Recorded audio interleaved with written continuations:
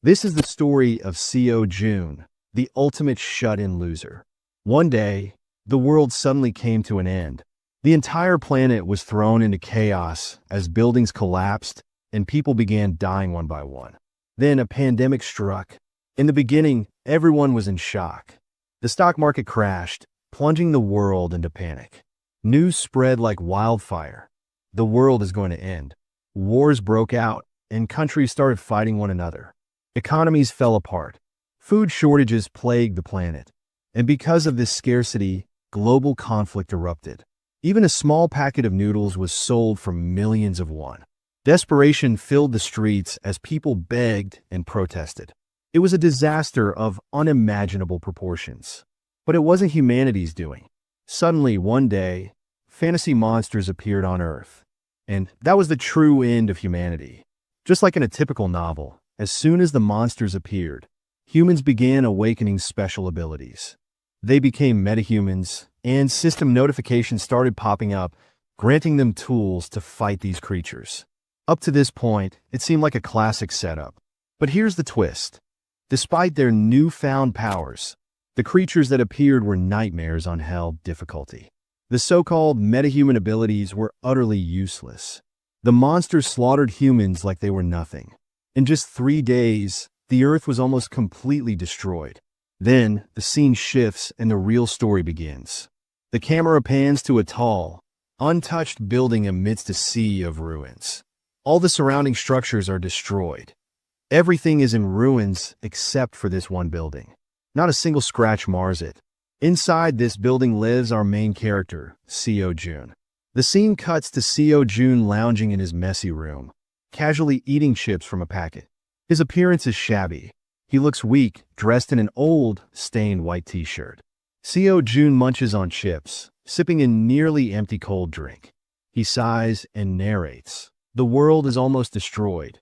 But here I am, chilling like nothing happened. We see the room in detail. Piles of empty ramen packets, crumpled tissues, and trash bags are stacked in the corners, likely filled with food waste. The place is chaotic. Seo Jun continues with a hint of sadness. In this 100 square meter apartment, I'm alone. My mom, dad, grandpa, and grandma, they're all outside. Seo Jun reveals his backstory. His father had bought this apartment, spending 200 million won borrowed from the bank and another 200 million won from his life savings. The plan was for someone to live here for 2 years to get the tax benefits of owning property in this luxury building. That's why Seo Jun, despite not being wealthy, ended up here. But now, with the sudden apocalypse, Seo Jun is trapped in this building alone. Does Seo Jun care? Not at all. Seo Jun is the ultimate shut-in. He prefers to stay home. However, he has one major complaint. No internet. Seo Jun exclaims, "This is hell. The apocalypse outside is bad enough. But for me, no internet is an even bigger nightmare." Staring at his phone with a depressed look, Seo Jun thinks, what do I even do now? No internet? How am I supposed to survive this? Suddenly, Seo Jun freezes. He hears a loud scream from outside. Startled, he jumps. Slowly, he creeps to the window and peeks through. A gigantic creature with terrifying wings is flying straight toward his apartment. Seo Jun's eyes widen in shock as he stares at the approaching monster. In seconds, the enormous beast slams into the window, stopping just outside. The creature is hideous, with a humongous, slimy, tentacle-like mouth. When it opens its mouth, 3 more mouths emerge, each lined with rows of sharp, glinting teeth. The sight is beyond disgusting. Seo Jun thinks the creature is about to devour him. With a deafening thud, the monster's body slams into the window. Seo Jun shrieks and stumbles backward, falling hard onto the floor. His heart races as terror grips him. But then, something strange happens. The monster can't enter. It tries again and again to break through the invisible barrier of the apartment. Seo Jun slowly opened his eyes, his breathing still heavy with fear. A system notification popped up before him. A subject not permitted to enter has attempted to breach the room. Entry has been prevented by the system. Seo Jun stared at the notification, his fear gradually turning into confusion. What was this system? Why couldn't the monster enter? Slowly, realization dawned on him. Whatever this system was, it was protecting him. Moments later, a blue-colored barrier formed in front of Sayo Jun's window. Curious and desperate, he tried to open the door to his house, but found it completely stuck. Frustrated, he kicked the door in anger. After half an hour of struggling, the door still wouldn't budge. Exhausted, Sayo Jun slumped to the floor, then slowly approached his window and stared outside, his face filled with frustration. Narrating his plight, Sayo Jun explained that this was the third day of the apocalypse. While his ability had kept him safe, it had also completely trapped him in his house. The dark truth about his ability began to sink in. Sitting in the darkness of his room, Sayo Jun observed the world outside falling apart. 3 days into the apocalypse, there was no light in his home. He was completely engulfed in darkness. His food supply was running dangerously low, and within a day or two, he would have nothing left to eat. The realization that all the doors in his house were locked only deepened his misery. Forced to use plastic bags for his basic needs, Sayo Jun couldn't help but curse his so-called ultimate shut-in house ability. While it protected him from external threats, it had effectively imprisoned him in his own home. Sayo Jun shouted in frustration, "Because of this weird-ass ability, I'm stuck in here. I can't do anything. Maybe I'll starve to death in this house alone." Holding his head in his hands, Sayo Jun muttered that while he was safe, his real problem was food. His supplies were almost gone, the power to his fridge had been cut, and his remaining food was beginning to spoil. All he had left were a few packets of ramen. Desperation gripped him as he chewed on his fingers, completely lost on what to do next. Out of nowhere, the system chimed in with a notification. Sayo Jun has hunted a level 23 Calic. You have gained a significant amount of experience points, and your skills have leveled up. Sayo Jun sat in complete shock, his eyes wide as he thought, "How did I hunt something? I haven't even left this room." He stared at the system notification, struggling to make sense of what had just happened. Then something clicked. Sayo Jun sprang to his feet, rushed to the balcony, and looked down. His eyes widened in shock. The lifeless body of the massive, winged creature that had crashed into his window earlier lay on the ground below. Its gigantic body was surrounded by armed goblins. Sayo Jun thought, "Did I somehow hunt the thing just because it crashed into my window?" As Sayo Jun pieced things together, the system notified him again. "You have obtained a new skill. Nearby loot has met the requirements, and the system is calculating the loot." Before Sayo Jun could fully process this, the goblins below began acting strangely. They became aggressive, letting out loud, piercing screams toward the sky. Sayo Jun stared down in confusion, unable to understand what was happening. All of a sudden, the behavior of the goblins shifted further. Some clutched their heads in agony, while others ferociously tore apart the huge, flying beast with their bare hands and nails. Then, the system announced, "Loot calculation complete. Sayo Jun has gained 2.2 million won, an amount equivalent to $1,500. This amount has been deposited into Sayo Jun's ultimate shut-in wallet." Sayo Jun was stunned to see such a large sum of money at once, but his surprise didn't end there. Suddenly, the lights in his room flickered on. Sayo Jun realized that not only were the lights working, but all the fans and other electrical appliances in his house were now functioning as well. The system notified him once again. The ultimate shut-in system has been upgraded. A new passive skill, House Declaration Level 3, has been activated. Sayo Jun was absolutely shocked, but as the realization of restored electricity sank in, his shock turned to happiness. He clenched his fists tightly and rushed to the fridge. Excitedly, he opened its door and saw that it was working properly again. Not stopping there, Sayo Jun hurried to his bathroom, turned on the water tap, and saw water flowing freely once more. Testing further, he switched on his induction cooktop, and it powered on without issue. Overwhelmed with joy, Sayo Jun collapsed to the floor. Tears streamed down his face as he whispered, "Everything is working again, just like before." He had truly believed he would die alone in this room, without electricity or water. But now it seemed fate had given him a chance. After calming down, an idea struck him. Slowly, he glanced at his phone, hopeful. Could the internet have come back too? But his hope was quickly crushed when he saw the screen still displaying no internet. Seo Jun grabbed his head in despair and slumped to the floor, sad and defeated. After a while, his hand accidentally hit something. Looking down, he noticed a pen drive lying next to the garbage bin. Curiously, Seo Jun picked it up and inserted it into his computer. The pen drive contained old photos of Seo Jun. As the pictures flashed on the screen, he saw his mother feeding him when he was a baby. Another photo showed a younger Seo Jun, ready for kindergarten, holding his mother's hand as she walked him to school. The slideshow continued with a teenage Seo Jun smiling with his happy parents. Finally, a photo appeared of Seo Jun at age 20, standing proudly with his mom and dad, both beaming with joy. Seeing these family photos filled Seo Jun with mixed emotions. Irritation and anger welled up inside him as he gritted his teeth. With a deadly serious look in his eyes, Seo Jun muttered, "I need to bring my family into this safe house. No matter what, I will get out of this room and save them." This became Seo Jun's goal. He stood up with renewed determination and walked back to his balcony. As he approached it, he thought about how he could escape his house. Seo Jun decided to check all his abilities, hoping for a clue to break free. While examining his skills, Seo Jun noticed something new: the ultimate shut-in store, level 1. The system explained that through this store, he could buy any items he listed, and they would be available at their original market price. Seo Jun was puzzled. He didn't fully understand how the store worked or how to use it. Then, the store notified him to list an item as his first purchase. His total balance of 2.2 million won was displayed, and the system prompted, "Will Seo Jun list his first item?"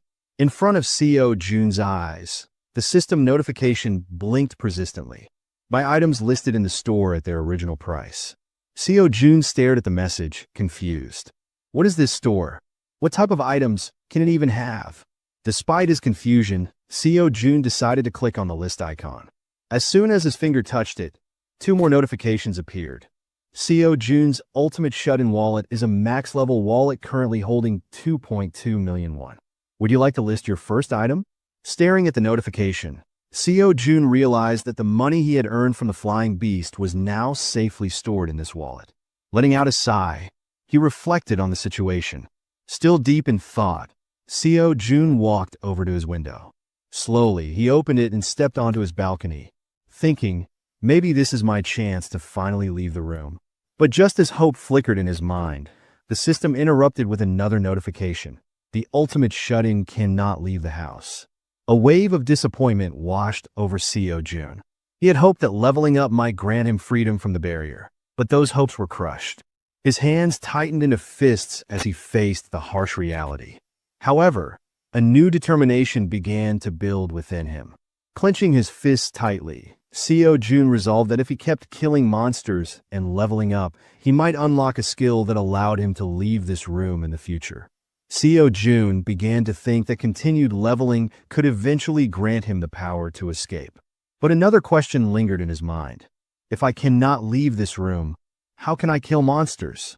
Seo Jun started pacing back and forth, realizing that the flying beast hitting his window had been a 1 in a million chance. An extremely rare occurrence unlikely to happen again. Determined, he decided he must find a way to kill monsters while staying confined to his room. After spending 5 to 10 minutes brainstorming, Seo Jun noticed something unusual below. The goblins were busy tearing chunks of meat from the flying beast's corpse. He studied them closely, observing that they didn't seem particularly powerful. A thought crossed his mind. Could it be possible to kill them from here? Without wasting any more time, Seo Jun rushed back into his room. He grabbed a water bottle, held it tightly in his hand, and stretched his arm back.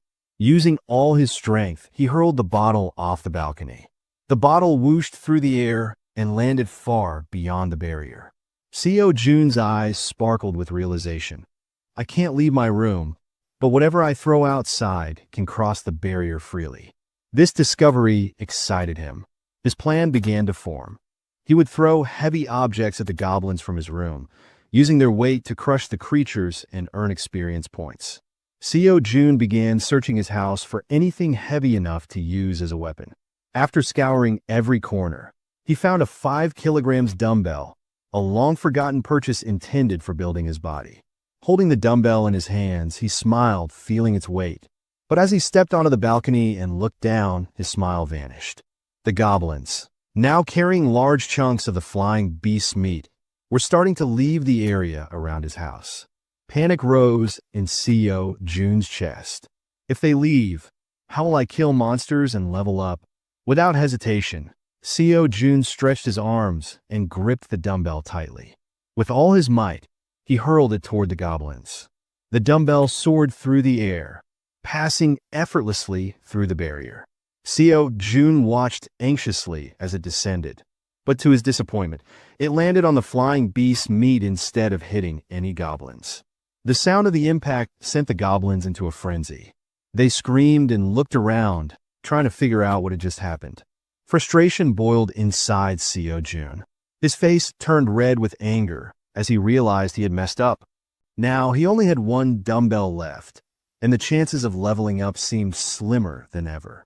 Seo Jun stood frozen, holding the remaining dumbbell tightly. His thoughts spiraled. What if I miss again? If the second dumbbell doesn't hit, I'll have no weapons left to defend myself. His grip tightened, and his eyes narrowed with determination. He couldn't afford another mistake. Standing in one spot for a long time, Seo Jun's mind raced. No matter how much he searched his house, there was nothing heavy enough to handle all the goblins. TVs, computers, even the fridge, Seo Jun just wasn't strong enough to throw them. Suddenly, a loud noise startled him. The goblins' chaotic screams echoed from outside. Seo Jun's heart skipped a beat as he rushed to the balcony and looked down. To his shock, hundreds of goblins had gathered in front of his building. At the center of the horde stood their leader, a goblin with hair shaped like a chicken's beak and dangerous-looking six-pack abs. In the leader's hand was Seo Jun's dumbbell. The leader pointed at Seo Jun with a menacing glare and began yelling in a strange language, clearly hurling abuse at him. Behind him, the other goblins joined in, screaming and making wild gestures. Seo Jun took a step back, his body tense. Even though he knew the goblins couldn't enter his house, the sight of hundreds of them standing outside, all screaming at him, sent chills down his spine. Then, in the blink of an eye, all the goblins charged toward his building, weapons raised and screaming like maniacs. But instead of panicking, Seo Jun's expression changed. A thought crossed his mind. This isn't a scary situation. In fact, this might be a good thing.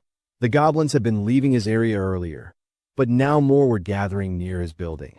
The only problem was that Seo Jun needed to find items to throw at them, and fast. As he racked his brain, an idea suddenly clicked. Seo Jun immediately opened his system notification and activated the ultimate shut-in store. Without hesitation, he clicked on the list item icon. The system prompted Seo Jun to confirm if he wanted to list his first item. Seo Jun hesitated for a moment, unsure if this was a good idea. Slowly, he picked up his last remaining dumbbell and deliberated on what to do. He knew that throwing this single dumbbell might not kill many goblins. Worse, if his aim failed, he might miss entirely. Yet, something deep inside told him that this store could be the solution to his problems. Without further delay, Seo Jun issued the command to place the dumbbell into the ultimate shut-in store. Suddenly, a holographic light flashed over his hand, scanning the dumbbell. For a moment, Seo Jun panicked, thinking the system might take the dumbbell away. But as the light faded, he realized he was still holding it. The system had only scanned the item. The system notified Seo Jun that his classic non-slip 3 kilograms dumbbell had been successfully listed in the store. Seo Jun quickly checked the store menu and saw the dumbbell listed with a price of $16.99. He was stunned. It was the exact same price he had paid for it in the market. This realization was revolutionary. Anything Seo Jun listed in the store could be purchased again at its original market value. This discovery changed everything. As long as he had enough money, Seo Jun could buy an unlimited number of items. To test this, Seo Jun commanded the system to create 2 more dumbbells. The moment he confirmed the purchase, a white light shone from the store. Right before his eyes, 2 new dumbbells materialized in the air, as if they were being 3D printed.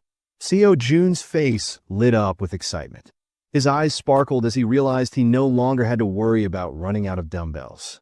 Without wasting another second, Seo Jun carefully aimed and, with a loud whoosh, threw a dumbbell toward the goblins. This time things were different. The goblins were standing much closer to his building, all grouped together in one spot. As the dumbbell descended, it struck one goblin squarely on the head. Crack! The goblin's skull burst open, blood splattering everywhere. The creature collapsed to the ground, dead on the spot. Almost immediately, the system notified Seo Jun that he had successfully hunted a level 7 goblin. He had earned 33.451 experience points, which were deposited directly into his ultimate shut-in wallet. Seo Jun's heart raced with excitement. His plan was working, and leveling up now seemed possible. However, a quick realization tempered his enthusiasm. Each dumbbell cost 16.99, while he earned only 3.1 per goblin kill. It was a terrible trade-off. Seo Jun frowned, thinking, this is a massive loss, spending so much for so little return.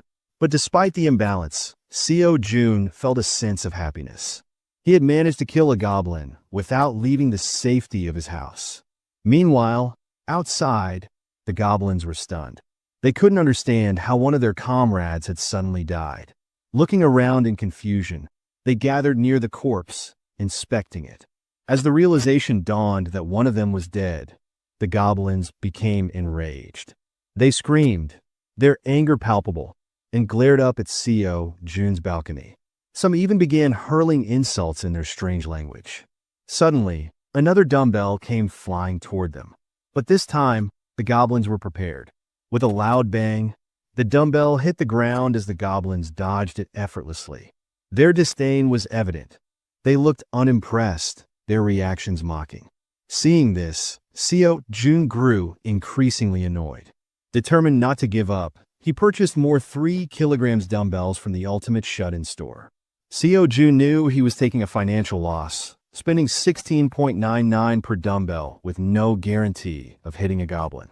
Even when he did succeed, the payout of 3.1 was just a fraction of the cost. But money wasn't Seo Jun's goal. Leveling up was all that mattered to him now.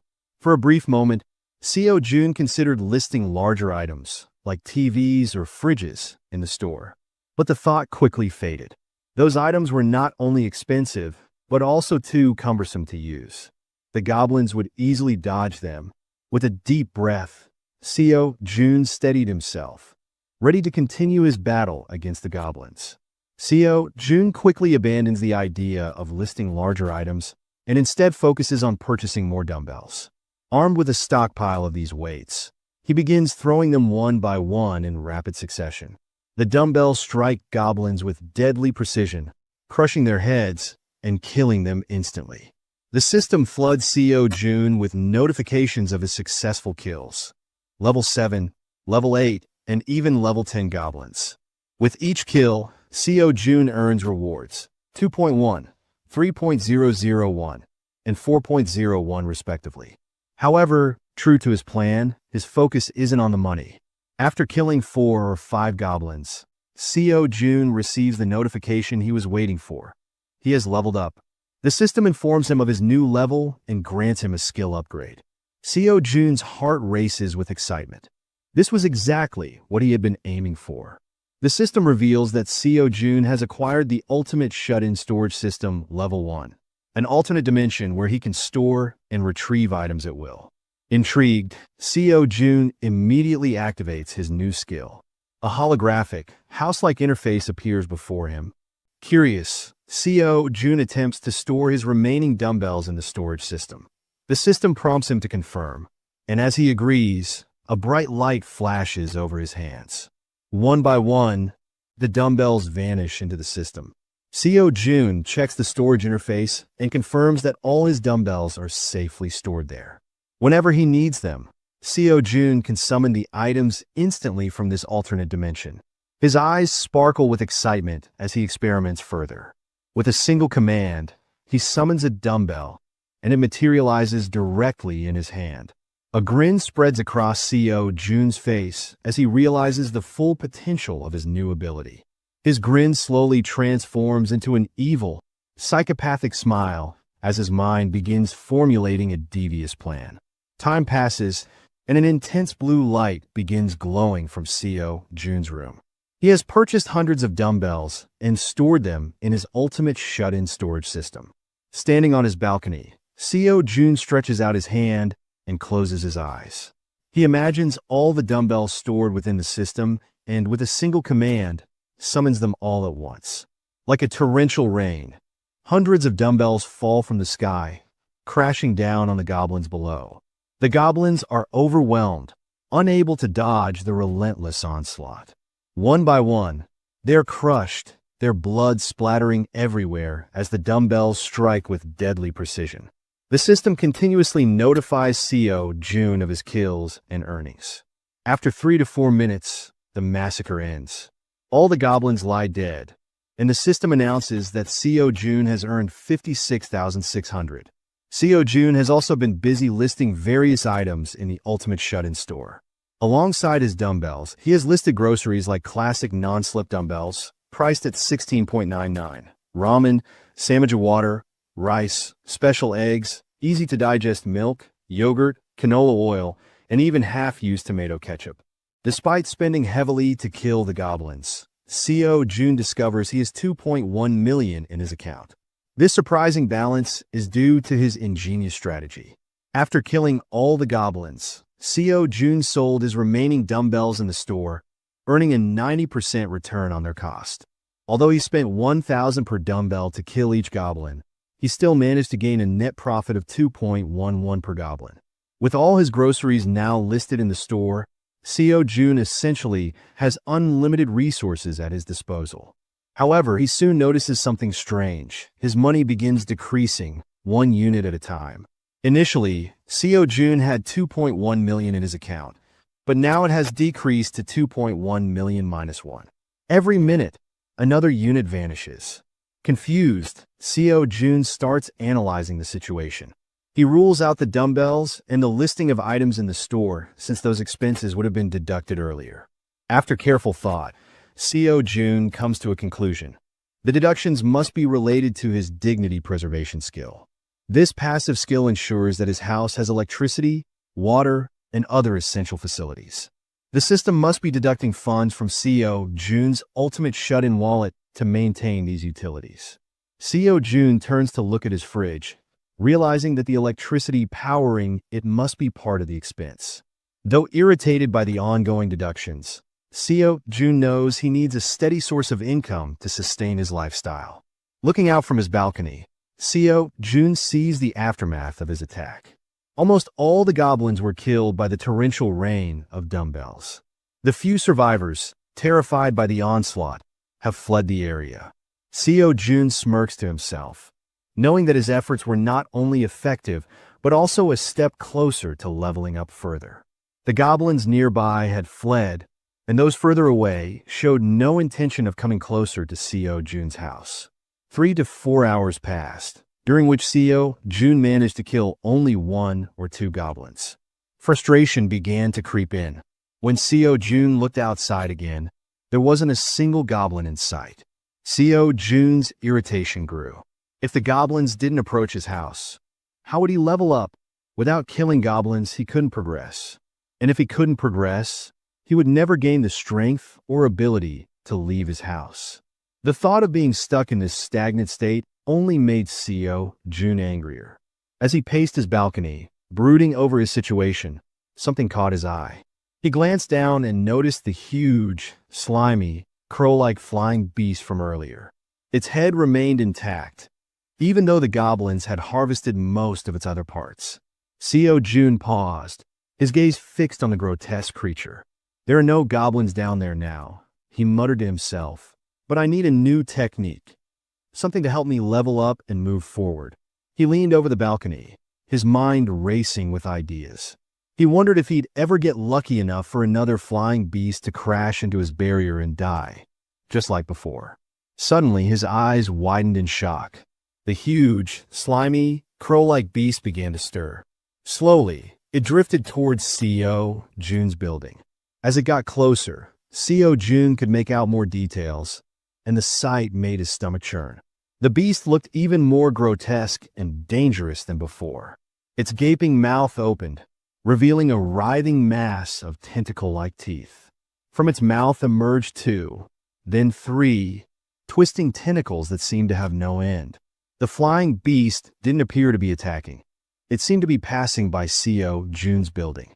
But its mere presence was enough to leave Sayo Jun stunned. Without wasting another second, Sayo Jun ran back into his house, an idea flashing in his mind. A brilliant one. Thank God, Sayo Jun muttered. Luck hasn't abandoned me yet. He remembered something. This flying beast resembled a crow, and crows were known to be attracted to reflective objects. Sayo Jun decided to use this to his advantage. He rushed around his house, found a ladder, and tied a small mirror to it. He secured the mirror tightly, ensuring it wouldn't come loose. With the ladder in hand, Sayo Jun returned to his balcony. Carefully, he lowered it, positioning the reflective surface where the flying beast could see it. His plan banked on the idea that, like ordinary crows, this crow-like beast would be drawn to the shiny object. And it worked. As soon as the beast caught sight of the mirror, all its attention fixated on Sayo Jun. The creature let out a disgusting roar, opened its gaping mouth, and flew straight toward him. Seeing the beast's reaction, Sayo Jun smiled. His plan had worked, but his smile quickly faded. He had hoped the beast would be as dumb as a regular crow and crash into his barrier, killing itself on impact. But this beast was smarter. The creature stopped just short of Sayo Jun's window. It didn't crash. Instead, it hovered there, glaring at him through the barrier. Then, to Sayo Jun's utter shock, the beast began speaking in its own language. The crow-like beast looked hungry, its piercing eyes sizing Sayo Jun up as though calculating how to devour him. Sayo Jun's heart raced. If the beast didn't kill itself on the barrier, how would he defeat it? Before Sayo Jun could react, the beast began flapping its massive wings. A powerful gust of wind surged toward him, creating immense pressure. Sayo Jun gritted his teeth, gathering all his strength to stand firm against the force. The wind was so strong he could barely keep his eyes open.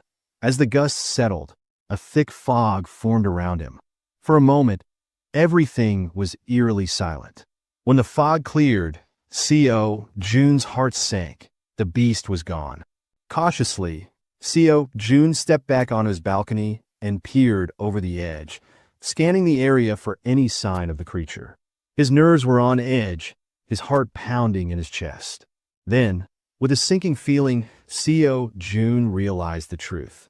The crow-like beast hadn't left. It was still there, perched silently just above his balcony, waiting, lurking, watching him with an unsettling patience. The moment Sayo Jun steps out far enough, the crow-like beast plans to strike. It opens its grotesque mouth, saliva dripping, as it inches closer to devouring Sayo Jun. A wave of fear washes over him. Sure, the barrier will protect him, but the sight of such a disgusting creature up close would terrify anyone. The beast lifts its head and slams it against the barrier, attempting to reach Sayo Jun. The system immediately notifies him. An unauthorized entity is attempting to enter the barrier. Stop the unauthorized entity from breaching. But the crow-type beast does not give up. It slams into the barrier again and again, each attempt more ferocious than the last. Though still scared, Sayo Jun knows the barrier is strong and will hold. But the thought, what if it breaks, sends chills through him.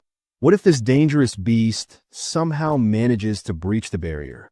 Determined not to waste any more time, Sayo Jun opens his ultimate shut-in store. He recalls how his loot calculation skill works.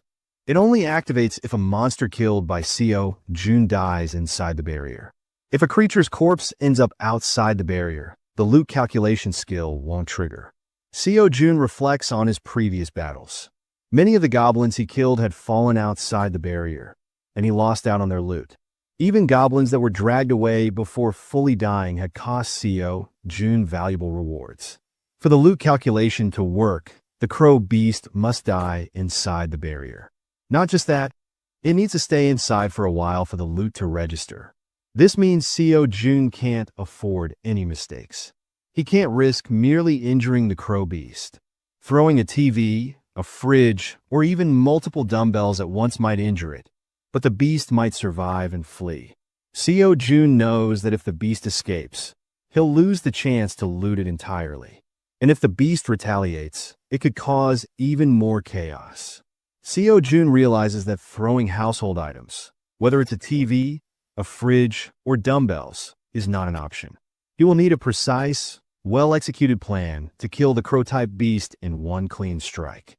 Seo Jun grows increasingly irritated as the crow beast continues to attack the barrier, again and again, without stopping. Time is ticking. He needs to come up with a new idea, and fast. At the same time, Seo Jun's eyes glance at the list of items in his ultimate shut-in store. One of the listed items, canola oil, catches his attention. With a click, an idea sparks in his mind. Seo Jun quickly purchases 20 bottles of canola oil. As soon as he confirms the purchase, the bottles begin materializing before him, appearing as if they're being created by a 3D printer. Every time an item appears, Seo Jun watches in awe. No matter how many times he sees it, the process never fails to surprise him. Once all the bottles of canola oil have been generated, Seo Jun quickly gathers them into his lap and rushes to the kitchen. He wastes no time grabbing a saucepan and pouring the canola oil into it to heat. While the oil heats up, Seo Jun grabs a stick and ties a white t-shirt to it, twisting it tightly. He dips the shirt into the heating oil, allowing it to soak up the liquid completely. Once the t-shirt is thoroughly soaked, Seo Jun carefully sets it aside. He takes the remaining bottles of canola oil and stores them back in his ultimate shut-in store. Now ready, Seo Jun pulls out a lighter and ignites the oil-soaked t-shirt. In an instant, it transforms into a flaming torch. With the torch in hand, Seo Jun runs toward his balcony. As he reaches the balcony, he notices the crow beast still waiting, its disgusting mouth slightly open and drooling in anticipation. It's waiting for Seo Jun to step out so it can attack. Seo Jun grips the torch tightly, his mind racing with determination. He closes his eyes, focuses intensely, and imagines the boiling hot canola oil splashing directly onto the crow beast's head. With a sharp command, the oil is summoned. In a loud splash, the boiling oil pours down onto the crow beast's body. The effect is immediate. The crow beast screams in agony as its body begins to burn from the intense heat. The oil is so hot that the creature's entire body starts catching fire. But Seo Jun isn't done yet. With a swift motion, he throws the flaming torch directly onto the burning crow beast. The moment the torch comes into contact with the hot oil, it ignites the creature even further. In mere seconds, the beast is engulfed in flames, its entire body burning rapidly. The crow beast lets out a final deafening roar before its wings catch fire. It struggles to move, but it's too late. With a loud bang, the burning beast collapses to the ground, still aflame. Seo Jun watches from his balcony as the beast burns slowly. The smell is horrific, and Seo Jun's face twists in disgust as the stench fills his nose. After 5 to 10 minutes, the beast finally dies. The system immediately notifies Seo Jun. Seo Jun has defeated a level 27 Kalkan beast. Seo Jun has gained a massive amount of experience points as a result. Seo Jun levels up 3 to 4 times, and his skills improve significantly. Not only that, Seo Jun also unlocks a new skill. The system completes the loot calculation, notifying Seo Jun that he has earned 9.3 million won, which has been deposited directly into his ultimate shut-in wallet. Seo Jun's face reflects a mix of disbelief and awe. He has never seen so much money in his life. But the system isn't done. It informs Seo Jun that he has fulfilled all the requirements, and the house territory expansion will now begin. Before Seo Jun can process this, the building starts to shake violently. Seo Jun struggles to keep his balance, unsure of what's happening. His vision begins to blur, and his chest tightens as intense pain spreads through his body. Seo Jun feels his senses heighten dramatically. His vision turns black and white, and suddenly, he becomes acutely aware of everything around him, even sensing the movement of an ant nearby. Information floods Seo Jun's mind at an overwhelming speed.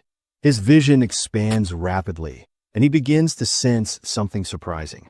Seo Jun realizes there's a family nearby, a father, a mother, and 2 children, all huddled together in a dark room. Confused, Seo Jun wonders who these people are. After thinking for a moment, he realizes they are his neighbors. The scene shifts, and we see Seo Jun still standing in the same spot, holding his head.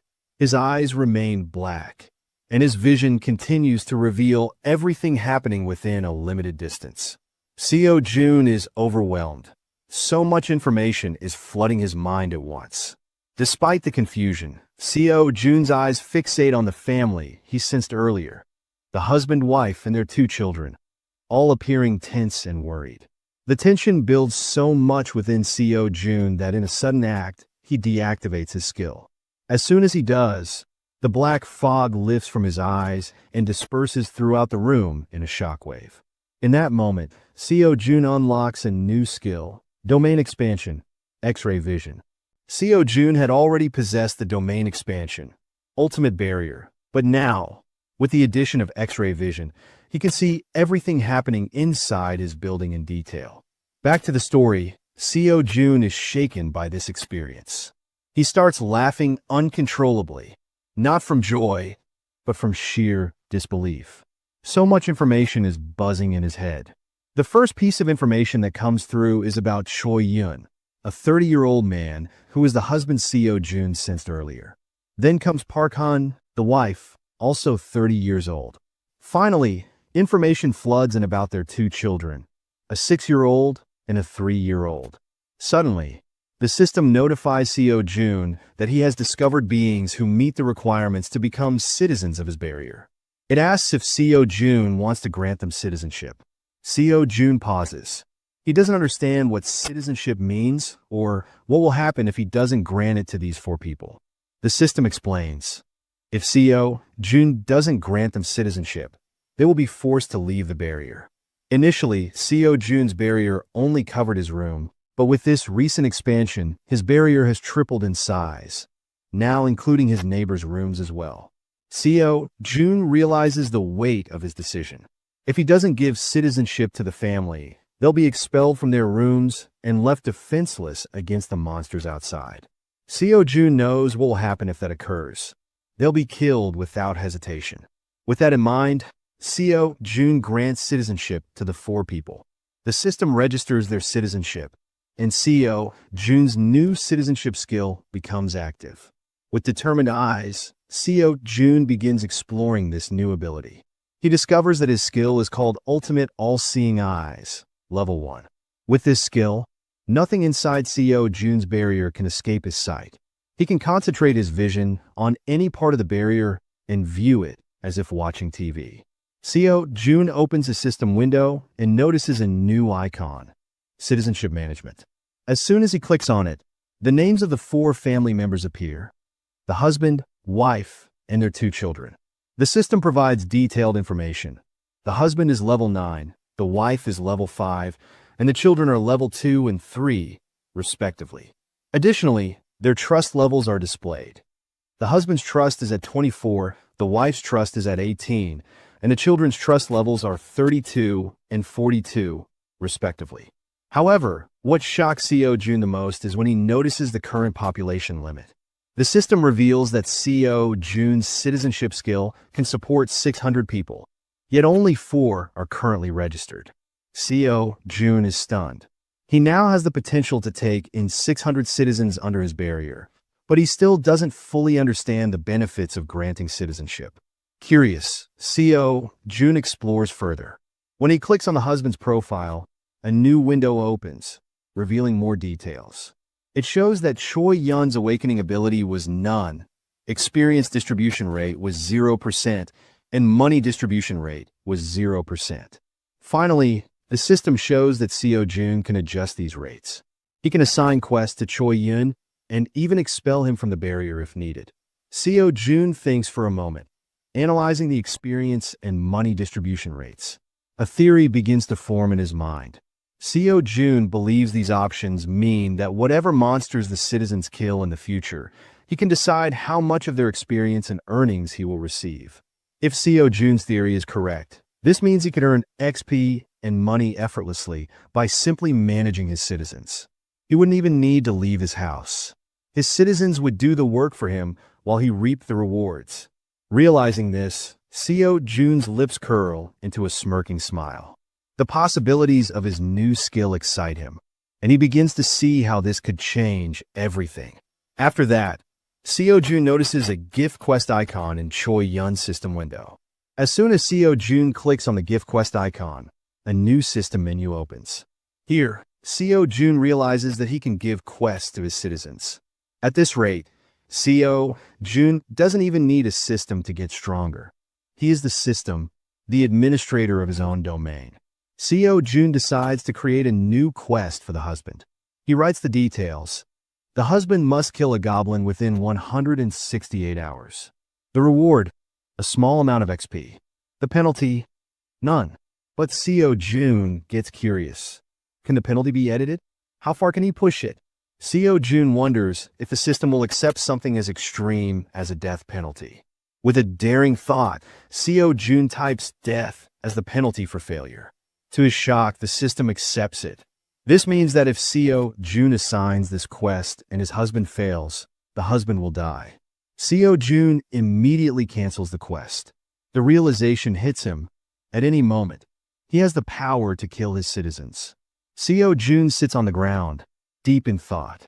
With this insane ability, what could he accomplish? How could he use it to his advantage? Seo Jun sits for a long time, eyes closed, contemplating his next move. Then he decides to use his domain expansion, all-seeing perception eyes, to observe the family. He wants to know what they're doing, what they need, and what's going through their minds. Seo Jun activates his skill again, his eyes turning black with intense concentration. Through his vision, he starts peeking into the family's room. The scene shifts to the family. Fatty's wife, distressed, asks him what they should do. They're running out of food, out of water, and without electricity. How will we survive? She pleads. Fatty appears conflicted as he looks toward his wife. They are running out of food and water, and without electricity, survival seems impossible. His youngest daughter weakly tugs at her mother's sleeve, her parched lips trembling as she whispers about being thirsty.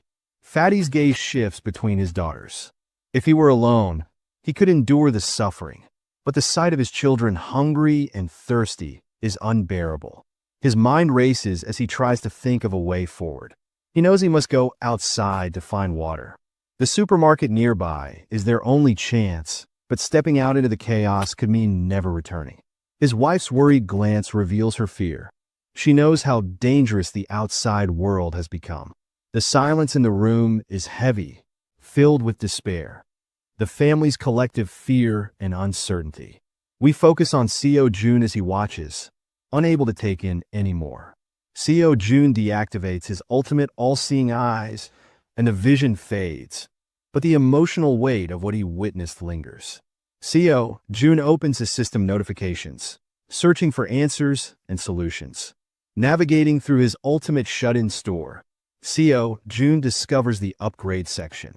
He notices that he has 3 upgrade points to distribute among storage, dignity preservation, and ultimate shut-in store. Without hesitation, Seo Jun upgrades his ultimate shut-in store to level 2.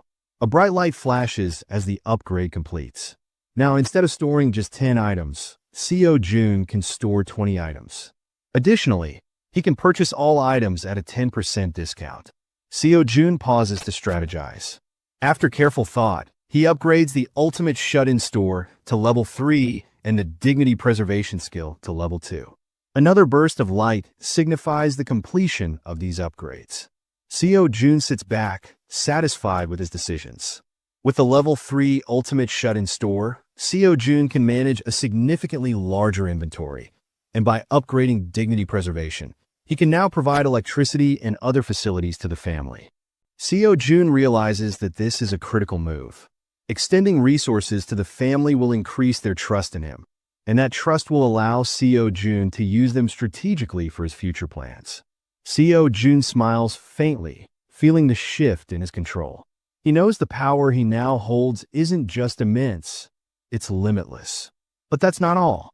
Upon reaching level 3, Seo Jun unlocks a new ability that allows him to restore any destroyed items stored in the ultimate shut-in store. Upon seeing this new ability, Seo Jun closes his eyes for a moment, then opens them and begins laughing. This skill is genuinely dangerous. Seo Jun chuckles, realizing it was absolutely worth it to upgrade the ultimate shut-in store to level 3. Seo Jun thinks about the leftover food and damaged items scattered around his house. If he stores these items in the ultimate shut-in store, the system will restore them to their original state. This realization fills Seo Jun with excitement. Without hesitation, Seo Jun opens the ultimate shut-in store and begins buying large amounts of food and water. Afterward, Seo Jun upgrades his dignity preservation skill to level 2. The system immediately notifies him that he has unlocked a new ability, the ability to register vessels. Confused, Seo Jun tries to understand what vessels are, but the system doesn't provide further information. Seo Jun decides to figure it out later. Right now, his priority is to check on the family. The scene shifts, and we see Fatty packing his bag to go out and fetch water. His wife and 2 daughters are visibly upset, their expressions filled with fear and sadness. Fatty kneels down beside his daughters, placing his hands gently on their heads. He tells them to be good girls and to listen to their mother while he's away. The 2 girls, trying to be brave, tell their father to be careful and to come back safely. Fatty pats their heads softly and reassures them, promising that he will return. But deep inside, he knows the truth. Going outside might mean he'll never come back. Fatty's youngest daughter begins crying, recalling the monsters outside. The scene flashes back to 3 days ago. It was a golden morning, the sun shining brightly as Fatty's 2 daughters played in the park. Everything seemed peaceful, until suddenly, a horde of goblins attacked. The goblins wreaked havoc, devouring other children in the park. Without hesitation, Fatty, acting like a hero, grabbed his daughters and raced back home. The memory lingers in the children's minds, filling them with dread. Back in the present, the daughters cry, fearing that the monsters will kill their father if he goes outside. Fatty's wife tries to comfort them, hiding her own fear. Fatty stands firm, his resolve unwavering. He knows the dangers but insists he must go. Deep down, though, he feels this might be the last time he'll see his wife and daughters. Suddenly, a knock echoes through the room, startling everyone. Fatty's wife and daughters freeze in fear.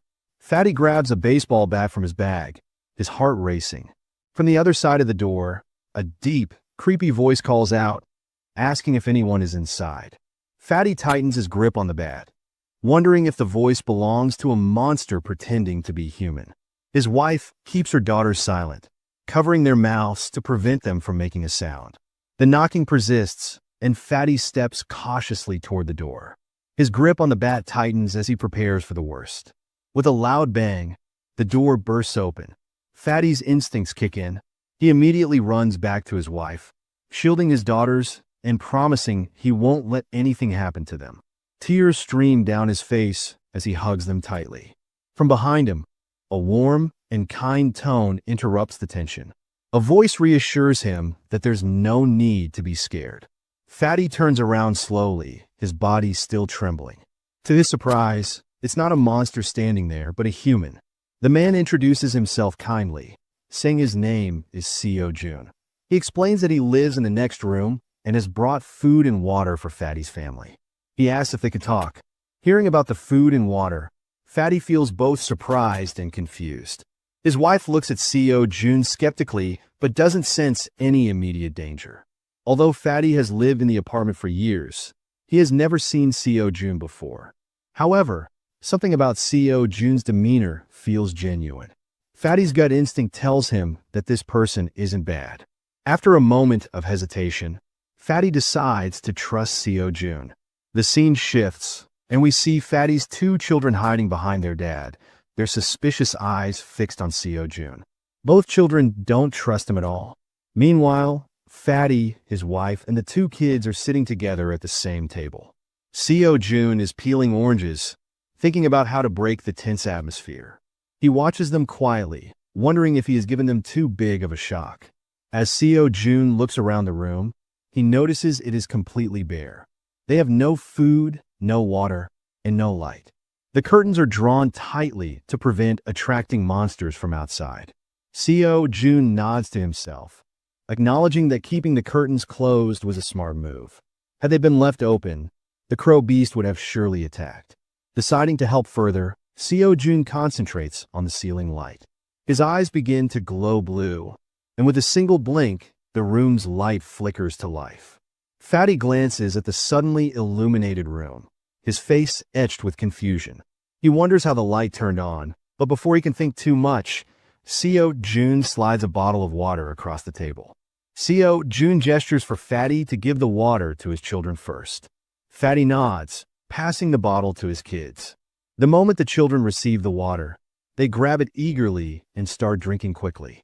The children drink deeply, savoring every drop. To them, the water tastes unusually sweet and refreshing. Seo Jun observes them closely, a faint smile on his face. The youngest child, Seohan, drinks so much water in one go that she nearly chokes. Noticing this, Seo Jun quickly offers her an orange. Seohan, still wary, hesitates but eventually reaches out, taking the orange cautiously. As soon as Seohan peels the orange slightly, the sweet, tangy aroma fills the air. The smell is so delightful that her mouth begins to water. Seohan carries the orange to her mom and quietly asks her to peel it. Her mom peels a piece of the orange and feeds it to her gently. The moment Seohan eats it, her eyes sparkle with delight. The orange is so sweet and juicy that it melts in her mouth. Her joy is evident, and the tension in the room begins to ease. Seeing her sister enjoy the orange, Nahin, the older child, starts drooling and asks their mom for a piece as well. Fatty's wife obliges, peeling another piece of orange and feeding it to Nahin. As Nahin eats, she too finds the orange delicious beyond words. The children's laughter begins to fill the room, transforming the previously tense atmosphere into one of happiness. As Seo Jun observes the family's newfound joy, a system notification appears before his eyes. Fatty's wife and husband's trust in Seo Jun has increased significantly. Fatty's youngest child's trust has exceeded 50. Seohan's trust level has now reached 57, qualifying her to become a vessel. Seo Jun is shocked to see this notification. Though he still doesn't fully understand what a vessel is, he is certain of one thing. He does not want to make a 3-year-old child his vessel. Thinking about it further, Seo Jun considers Fatty's trust level. If Fatty's trust surpasses 50, then maybe Seo Jun will be able to make Fatty his vessel. However, Seo Jun quickly recalls another limitation. At his current level, he can only have 10 vessels at a time. This means he will have to choose his vessels wisely. Seo Jun sits back, his thoughts racing. His newfound ability has opened doors to endless possibilities, but with power comes decisions. And Seo Jun knows he will need to be careful moving forward. He thinks hard about how he can increase Fatty's trust to 50 or more, since Fatty's current trust level is only 31. Seo Jun is deeply lost in thought when Fatty suddenly clears his throat and calls out to him. Fatty begins by thanking Seo Jun earnestly. He explains that Seo Jun can't even imagine how happy and relieved he feels after receiving just a little food and water for his family. Fatty then asks how he could possibly repay Seo Jun's kindness. Seo Jun responds calmly, suggesting they step outside to discuss things further. The scene shifts, and now we see Fatty and Seo Jun standing in the corridor. Seo Jun starts by asking Fatty if he received a system notification, specifically a citizenship notification. Fatty nods, explaining that not only he, but his entire family received the notification about 30 minutes ago. Seo Jun presses further, asking if Fatty noticed anything strange when the notification appeared. Fatty explains that for a brief moment, none of them could move. They were frozen in place, which scared them deeply. But after a while, they regained their ability to move. Hearing this, Seo Jun realizes something critical. If he hadn't granted citizenship to Fatty and his family in time, they would have been teleported out of the building. This realization makes Seo Jun's demeanor serious and focused.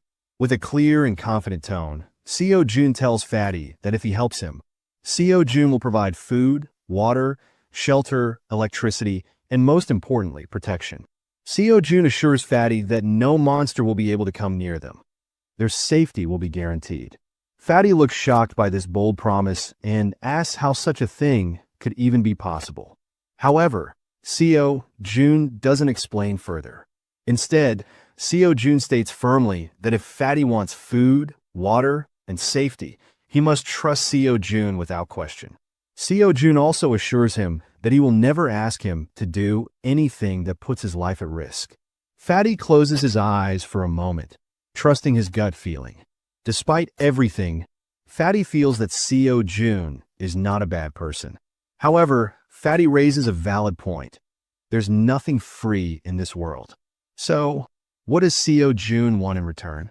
Seo Jun replies calmly that he doesn't want anything material. He only wants Fatty to do something small for him. Fatty, who initially feared that Seo Jun might demand something dangerous, feels relieved by this response. His trust in Seo Jun increases significantly. With a warm tone, Fatty even calls Seo Jun his brother. Seo Jun smiles slightly, acknowledging Fatty's words. Then, shifting the conversation, Seo Jun points to the golf club Fatty had earlier and asks what its price was. Fatty looks confused, wondering why Seo Jun would ask about the price of a golf club. Seo Jun pauses, appearing startled when Fatty mentions the high value of the golf club. Seo Jun realizes it would be too expensive to list in his store. Changing the subject, Seo Jun tells Fatty they can discuss the golf club later. Seo Jun then asks Fatty if he remembers when the apocalypse began. Fatty recalls that it was a weekend when he took his kids out to play. That's when a horde of goblins suddenly attacked. Fatty recounts how terrifying the experience was and confirms that the apocalypse began on that day. Seo Jun pieces together the timeline, remembering that on that day, he was chilling in his room like a true shut-in. He deduces that those who stayed home that day might have been spared from the initial wave of destruction. Seo Jun reflects on the nature of the goblins. Individually, they're not very dangerous, but in large groups, they become a serious threat. Seo Jun thinks about his citizenship ability and concludes that it will be crucial for survival in the apocalypse. Finally, Seo Jun gives Fatty a clear and decisive command: find survivors and bring them to this building. After that, the scene shifts, and we see Seo Jun lying comfortably on his sofa. His gaze is fixed on the system notification, observing how slowly but surely Fatty's trust is increasing. Fatty's trust level has reached 40, but Seo Jun is eager for it to hit 50 soon.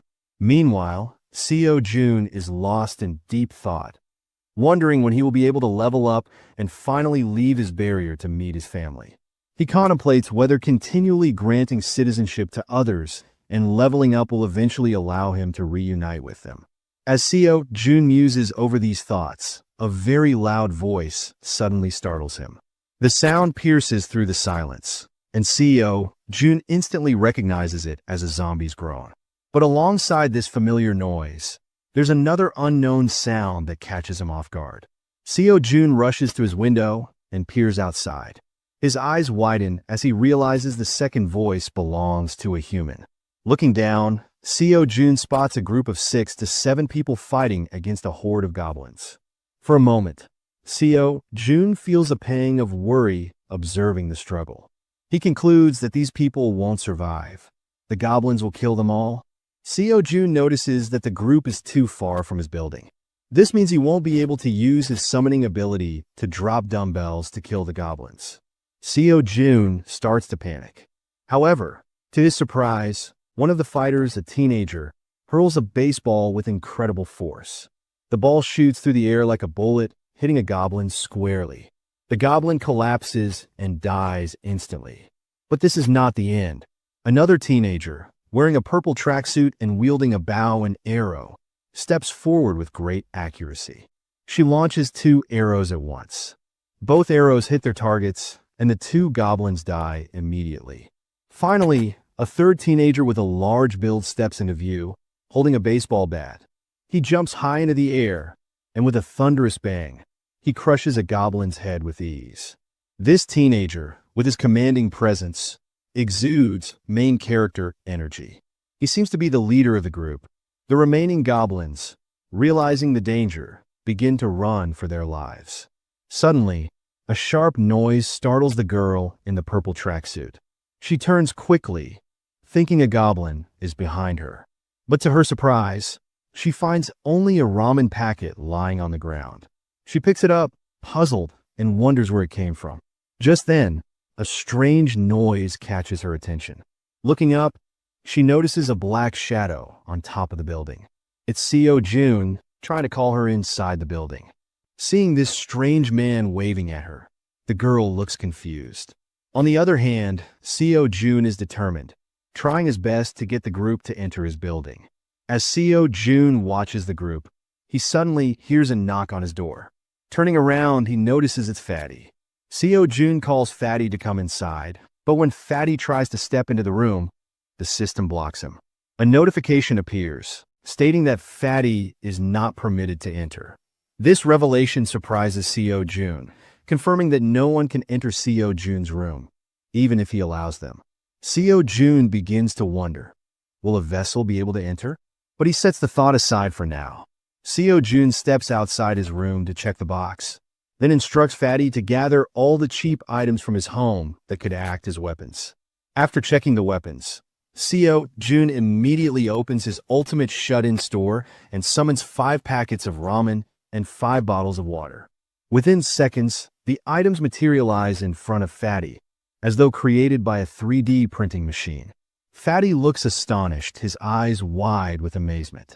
For the first time, he witnesses Sayo Jun's powers in action. Sayo Jun calmly gathers the packets and bottles, places them into a box, and hands it to Fatty. He then tells Fatty to deliver the box outside the building as his next mission. Fatty's expression turns concerned. He reminds Sayo Jun of the many goblins lurking outside. Sayo Jun reassures him confidently, claiming that he has already killed all the goblins nearby. Fatty hesitates, but ultimately believes in Sayo Jun's words. Sayo Jun adds that food has become an invaluable resource in the outside world. Even a small packet of noodles is now sold for millions of won. He explains his grand plan. By giving food to the awakened hunters outside, they will see him as their king and follow him without question. Sayo Jun smirks internally, knowing he is following Lil's slavery technique. According to this method, if Sayo Jun provides food and water, those who receive it will inevitably become his slaves. Fatty trusts Sayo Jun completely and agrees to deliver the box. Sayo Jun then creates a new quest for Fatty. The quest requires Fatty to drop off the food and water outside the building. As a reward, Fatty will receive a small amount of experience points. Unbeknownst to Fatty, all the quests and rewards in the system notifications are created by Sayo Jun himself. However, Fatty feels thrilled at the idea of gaining XP for such a simple task. Fatty heads downstairs carrying the box. Though nervous, he trusts Sayo Jun completely. He holds a golf club as his weapon, gripping it tightly. Finally, Fatty steps out of the building. The fear hits him instantly, and his mind is filled with one thought: drop the box quickly and run back. As Fatty bends down to place the box, he hears footsteps approaching. Fatty freezes, his body trembling. Out of the corner of his eye, he spots a black shadow standing to his left. Panic consumes him. Fatty imagines it's a bloodthirsty goblin ready to tear him apart. Heart pounding, Fatty tries to retreat toward the building, but he slips. The box of food and water crashes to the ground, scattering its contents. Fatty lies there, paralyzed with fear. His face turns red, and his breaths grow erratic. The footsteps grow louder, closing in on him, tears welling in his eyes. Fatty begs for mercy, pleading with the imagined goblins not to kill him, summoning the courage to open his eyes. Fatty is shocked to discover that there are no goblins. Instead, standing before him is a group of teenagers and students, all staring at him in surprise. But why the hell does this baseball bad guy look like Toy? After that, the scene shifts, and the system notifies Sayo Jun that a subject who has not been permitted to enter is trying to gain access. Seeing this, Sayo Jun immediately understands that the 6 or 7 people he saw earlier outside the building are now attempting to enter. Sayo Jun closes his eyes and activates his ultimate all-seeing pervy eyes. Through his vision, he observes the teenagers standing in front of the building's door. Among them, a girl in a purple tracksuit turns to her friends and remarks that this is the same apartment from which a weird boy threw ramen. One of the boys, holding a baseball bat, comments that if someone is casually throwing away ramen like that, it must mean they have a lot of food. For simplicity, Sayo Jun decides to refer to this boy as Toy. Sayo Jun deactivates his ultimate all-seeing eyes and attempts to add them as citizens. However, the system interrupts him with a notification. Beings that meet the requirement for citizenship are approaching. Will Sayo Jun propose citizenship to them? Hearing the word propose, Sayo Jun pauses, confused. He realizes that a proposal means the teenagers can reject it. The thought troubles him. If they refuse, it will hinder Sayo Jun's plans to expand his citizen population. Sayo Jun, feeling a bit upset, knows he must devise a plan to ensure the teenagers accept his proposal. At the same time, Sayo Jun receives a call from Fatty through the building's CCTV system. Hearing Fatty's voice, Sayo Jun suddenly gets a brilliant idea. He instructs Fatty to wait and quickly updates Fatty's quest. He assigns Fatty a new mission: feed the teenagers, give them warm clothes, and let them bathe in hot water. Essentially, Fatty is to provide them with VIP treatment. Fatty immediately accepts the quest. He approaches the teenagers standing outside the barrier and informs them that if they accept Sayo Jun's proposal, they will receive free food and water. Hearing the offer of food and water, the teenagers quickly agree. Sayo Jun sends them the proposal, and as soon as they accept it, the barrier opens, allowing them to enter the apartment. Once inside, the system notifies Sayo Jun. Sayo Jun's citizen count has increased by 10%. The XP and money earned by Sayo Jun citizens will also increase by 10%. This buff is significant. It means Sayo Jun citizens will now gain 10% more experience points and 10% more gold for every monster they kill. Sayo Jun carefully observes the teenagers and reviews their profiles one by one. The highest level teenager among them is named Han Dong. Sayo Jun immediately recognizes him as the same boy who had thrown a baseball and killed a goblin earlier. Curious, Sayo Jun opens Han Dong's status window and confirms his details. Han Dong's awakening ability is called Baseball Throw. It is a D-rank ability, but its potential is deadly. With this skill, Han Dong's strength increases exponentially, enabling him to throw objects with 10 times the force. Sayo Jun realizes that this ability is incredibly dangerous. At high speeds, a baseball thrown by Han Dong would act like a cannonball.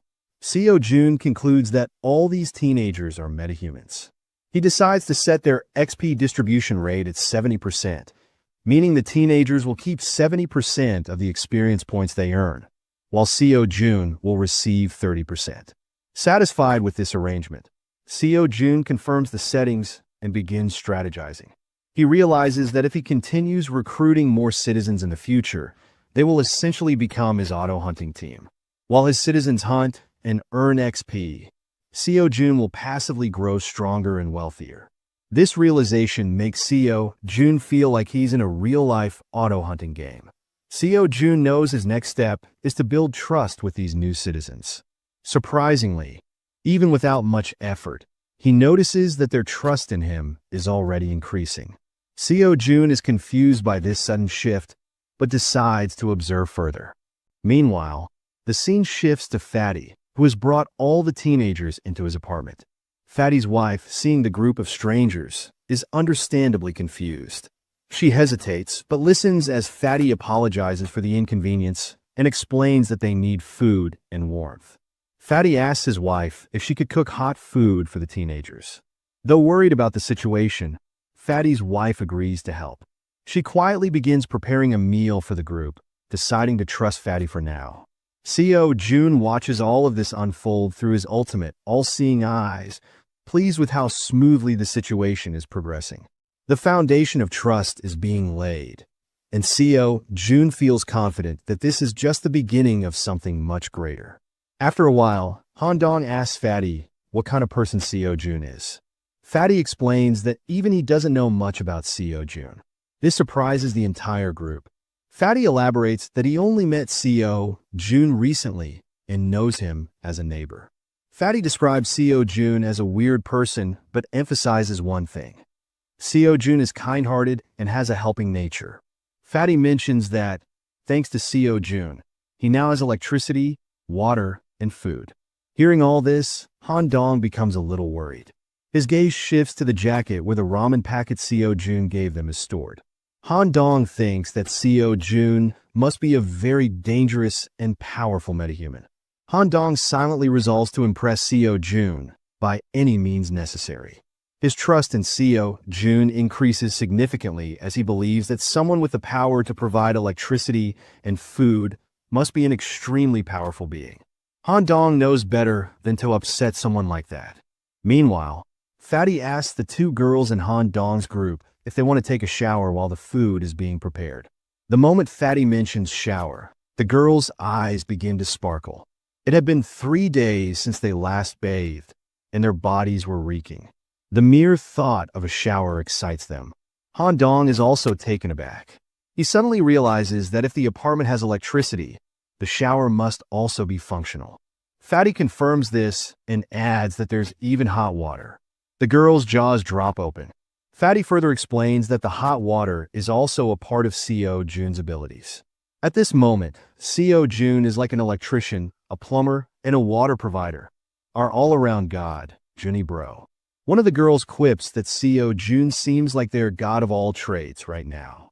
While the group discusses this, a teenager wearing glasses approaches Handong and smugly asks if he thinks he is more powerful than Sayo Jun. Handong admits that, based on Sayo Jun's abilities, it seems impossible for anyone in their group to surpass him. Suddenly, Toy grabs Handong by the shoulder and suggests that they should team up and beat Sayo Jun together. His twisted reasoning is that if they overpower Sayo Jun, he'll surrender all his food to them. Hearing this, Handong becomes visibly irritated. He calls Toy a lunatic and tells him that, instead of attacking Sayo Jun, they should focus on improving his impression of them. Handong pleads with Toy and firmly asks him not to do anything foolish. The group eventually agrees that their best course of action is to impress Sayo Jun.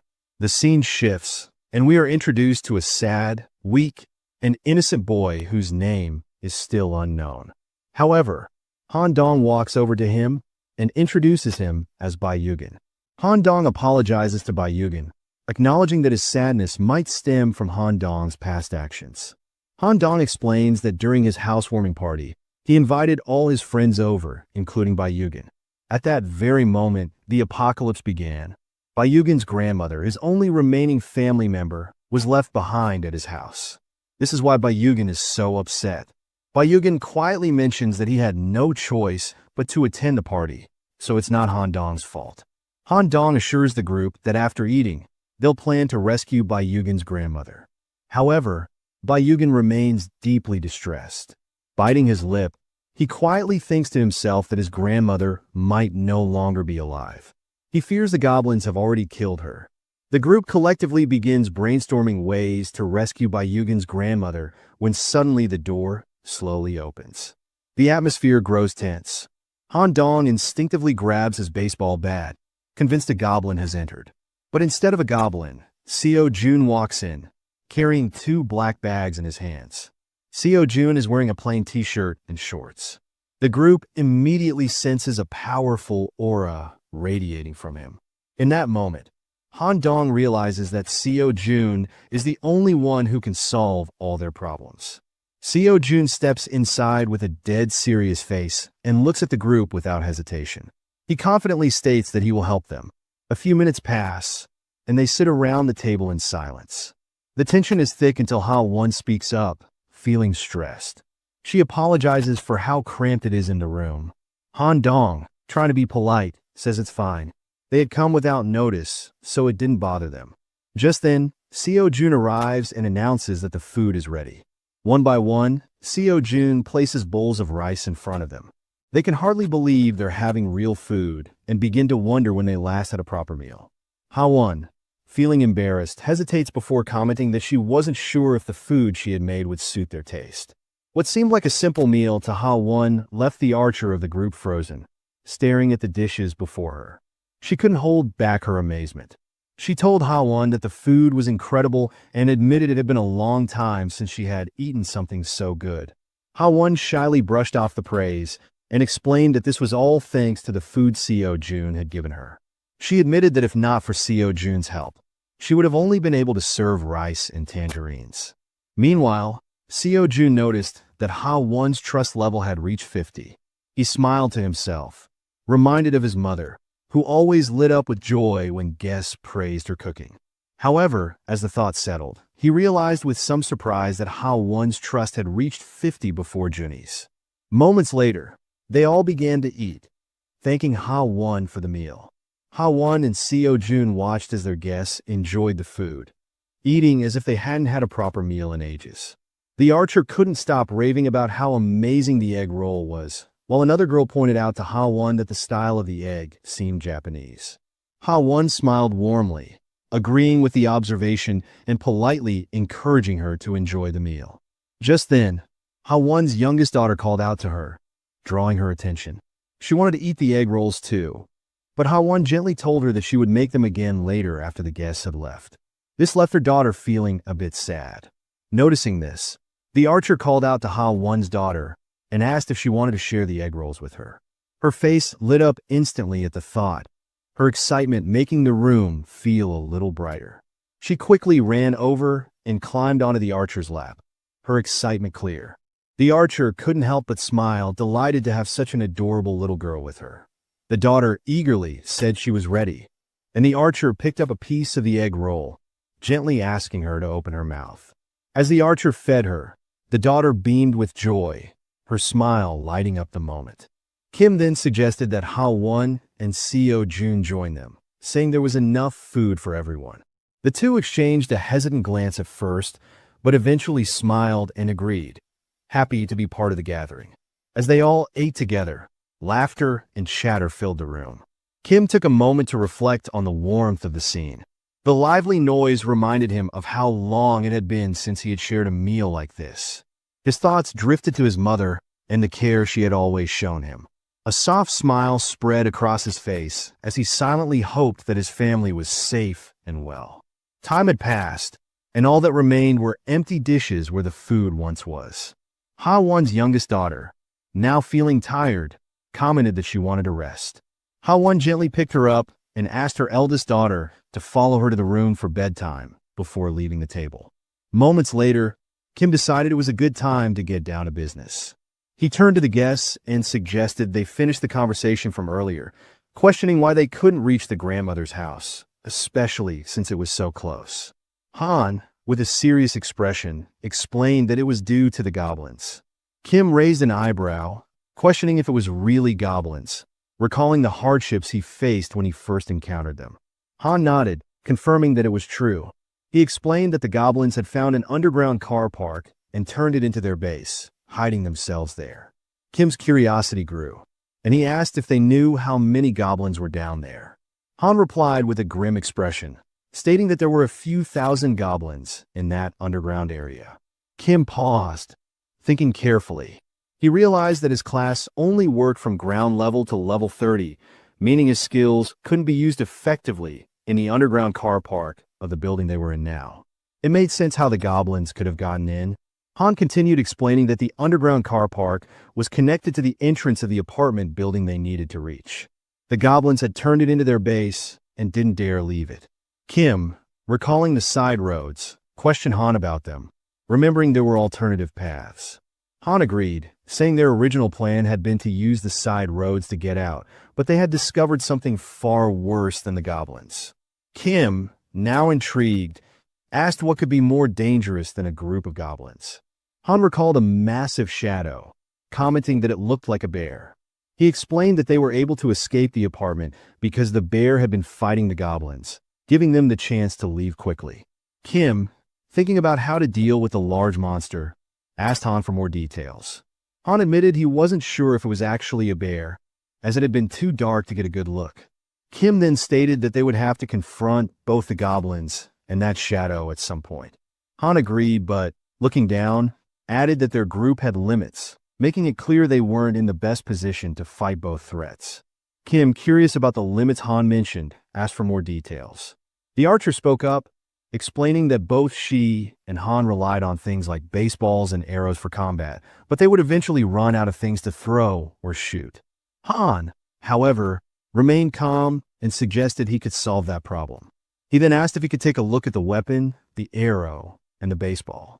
Without hesitation, Han handed them over. The system then questioned if Kim intended to list the new items, to which he agreed. The system began scanning the items, and moments later, it displayed the cost for listing both. The system asked if Kim was sure, and he confirmed, holding the archer's weapon. Kim looked around at everyone at the table and questioned if they could all use the archer's weapon. Everyone nodded silently, but none of them spoke up, knowing there was only one available. Taking their silence as a yes, Kim turned to the system and stated that he wanted to acquire 5 sets of the archer's weapon and arrows. The system then placed the items Kim had bought onto the table.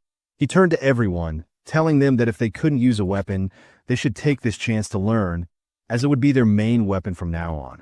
As the items appeared, the system notified Kim that a few of Han's group members had shown an increase in trust.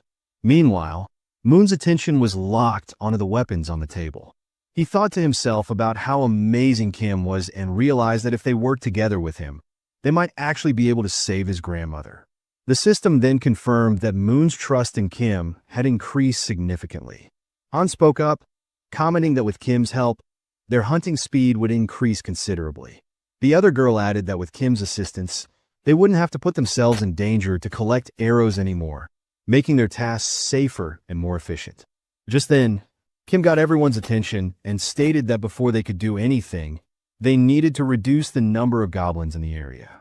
Han agreed, asking when they would start hunting them. Kim firmly replied that they would begin the hunt tomorrow. Han questioned why they needed to start so soon, but Kim explained that the faster they moved, the better. Han agreed, though he still seemed unconvinced. Kim, determined, stated that they were definitely going to save Moon's grandmother tomorrow.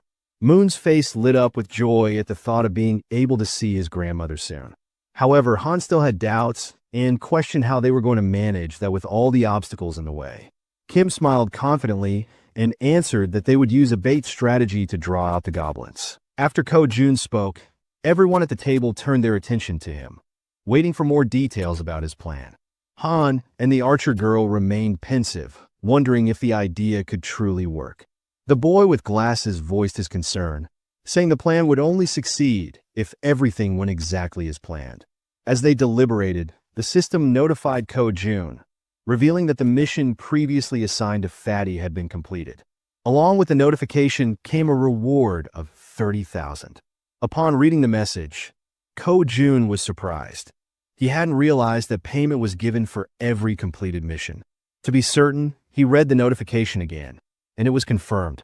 Ko Jun quickly realized that with money, he could assign missions to his citizens, allowing them to level up. In other words, the more money he had, the more power he could accumulate.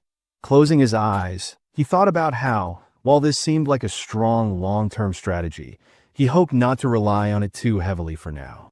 The system also informed Ko Jun that Jun's trust had increased to a total of 50 points, unlocking a new status, loyalty. Since loyalty surpassed 30 points, meeting the minimum requirements, Fatty transitioned from being a simple resident to becoming a vassal. The system displayed Jun's updated stats and attributes. He was now at level 9, with a trust level of 51 points and loyalty at 62. However, He had no awakened skills and 0% shared XP or money. After carefully analyzing the information, Ko-jun decided to register Fatty as his first vassal. As a result, a blue aura began to emanate from Jun, who started feeling sudden changes in his body and broke into a sweat. The system notified that the first vassal registration was successful, unlocking a new skill for Ko-jun called Summon Vassal. This skill allowed Ko-jun to summon the vassal within his house, though it came with a cooldown of 2 hours after use. The system updated Jun's stats again, revealing that he had reached level 20 and gained the title First Servant. Additionally, he awakened his first skill, Gorilla Strength, a Tier SE passive ability that granted him superhuman strength. The system further explained that, thanks to the First Servant title, all XP and gold earned by Fatty through hunting would be shared. Lastly, the system revealed that Ko-jun could use the Ultimate Eyes skill to summon the vassal within a 5-meter radius of his house. Ko-jun noticed a plus symbol beside Jun's level and wondered what it did. Upon pressing it, he discovered it was a feature to increase the vassal's level at the cost of 1 million. Shocked by the exorbitant cost, Ko-jun exclaimed that it was far too expensive for a single vassal skill. Seeing his expression, the woman at the table asked what was wrong. Ko-jun brushed it off, saying it was nothing, and turned his attention back to Jun, asking how he was feeling. The focus shifted to Jun, who stated that his strength was overflowing, his veins visibly pulsing. He asked if this transformation was Ko-jun's doing. Ko-jun confirmed with a nod. Jun, looking at his hands, remarked that it felt as though his body had become 10 years younger. Ko-jun smiled proudly and suggested that Fatty join the rescue mission team. Handing him a bow, Fatty looked confused by the gesture. Ko-jun explained that the mission was assigned because vassals earned double the rewards of regular citizens. In a commanding tone, Ko-jun instructed Fatty to defeat as many monsters as possible. Fatty nodded in agreement, prompting Ko-jun to smile and express his trust in him. Outside the house, on the first floor, the rescue team began their search for survivors. The boy holding a baseball bat questioned whether it was necessary to search the first floor, but Han reminded him that it was Ko-jun's order. The rescue team embarked on their first mission to locate all survivors in the building and lead them to the 30th floor. A crucial part of the mission was to draw out a large number of goblins for elimination while rescuing as many survivors as possible. The boy with the baseball bat acknowledged the plan, and the group pressed forward. Han, shouting to keep the team alert, emphasized that goblins could appear at any moment or from any direction. As they continued their search, they had yet to encounter any survivors or goblins. While guiding the team, Han noticed something unusual. Some members of the group couldn't believe their eyes. Several lifeless bodies were sprawled across the floor, victims of the goblins. The sight filled the team with sorrow and rage, intensifying their hatred for the goblins, but they couldn't afford to stop. Determined, they pushed on to the second floor. On the second floor, the situation was catastrophic. Lifeless bodies lay scattered across the ground, leaving the team horrified. Despite the grim scene, they continued to the third floor. Upon reaching the third floor, everything appeared calm.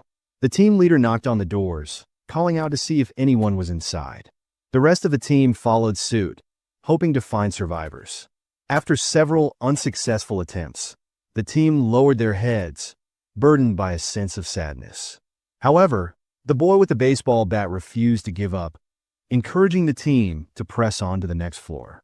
On the fourth floor, they resumed knocking on doors, announcing themselves as the rescue team. Suddenly, a door creaked open, revealing a man with a tired expression. He asked if they were truly part of the rescue team, mentioning that he was extremely thirsty and begging for water. Han quickly pulled out a bottle and handed it to him. The man, still skeptical, asked again if they were really from the rescue team. Han reassured him, confirming their purpose and explaining that, as a resident of the building, he was helping to lead all survivors to a safe location. The man seemed surprised to hear this. He closed the door momentarily, but reopened it shortly after, revealing 2 others inside the apartment. Introducing himself as Hong Yong-soo, he stated that he would rely on the team. Han introduced himself as well, expressing his hope for good cooperation between them. He then introduced the girls on the team and instructed them to escort Han Yong-soo and his group to the 30th floor before returning to continue the mission. Han Yong-soo hesitated, questioning the safety of the 30th floor and expressing his reluctance to leave. However, he admitted he had been hoping for a rescue and suggested there might even be a helicopter waiting for them. One of the girls clarified that there wasn't a helicopter, but assured them there was hot food and the chance to take a bath. Hearing this, Han Yong-soo's daughter became excited, marveling at the idea of taking a bath even in the midst of the apocalypse. The girl chuckled and confirmed it would be a warm bath. The daughter eagerly turned to her father, urging him to stop hesitating and go with them. Reluctantly, the man gave in to his children's wishes. Shortly afterward, the system notified Ko-jun that the total number of citizens had increased to 40. Along with this, their XP and gold had increased to 90%. Sometime later, it was shown that the mission was a success, and they managed to rescue several people. The elderly and children were taken to Fatty's house, where everyone seemed happy. The younger members stayed in the hallways. Han confidently confirmed that there were now a total of 40 people, with no one missing from the search. Ko-jun thanked everyone for their excellent work. Ko-jun then activated his skill, Absolute Eye, causing his eyes to turn black as he carefully observed every movement his citizens were making. He saw them carrying chairs, working with cables on the stairs, hauling ropes, and even climbing the stairs with a very heavy object. After ending the skill, his eyes returned to normal. Smiling, he told Han it was time to begin Phase 2 of the goblin hunting operation. Now in the hallway, Han, alongside the other team members, called for focus and explained the plan in detail. Everyone listened patiently as Han outlined how they would lure out the goblins hiding in the basement. The mission would begin on the first underground floor, B1. The group would divide into 2 teams with the goal of attracting and clearing out the goblins on B1. Afterward, they would proceed to B2 to eliminate all the goblins there as well. A boy with glasses raised his hand and asked a question. He wondered what they would do if more goblins appeared than anticipated. He also pointed out that if the goblins counterattack, the bodies on the floor might obstruct their escape. The archer and Han, both confident, assured him they could handle all the goblins on their own since they now had plenty of arrows, unlike before. The boy with glasses nodded in agreement and said he trusted them. Suddenly, they heard a strange noise.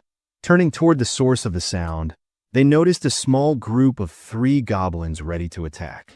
Without giving the goblins a chance to make the first move, the archer drew her bow and, with 2 quick shots, struck the heads of 2 goblins, leaving only one alive. Without hesitation, the man with the bat charged forward and, with a single blow, smashed the remaining goblin's head. The 3 goblins now lay lifeless on the ground.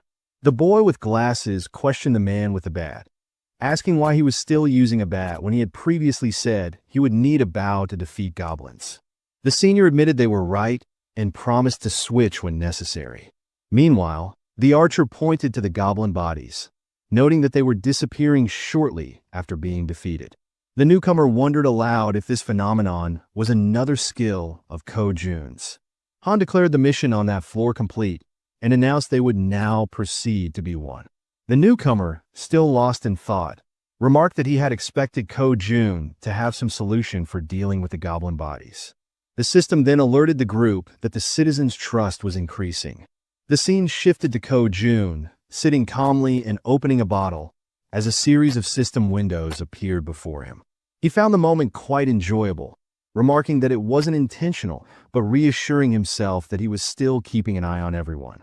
Another notification from the system showed that Moon's trust had reached 50, unlocking the loyalty stat.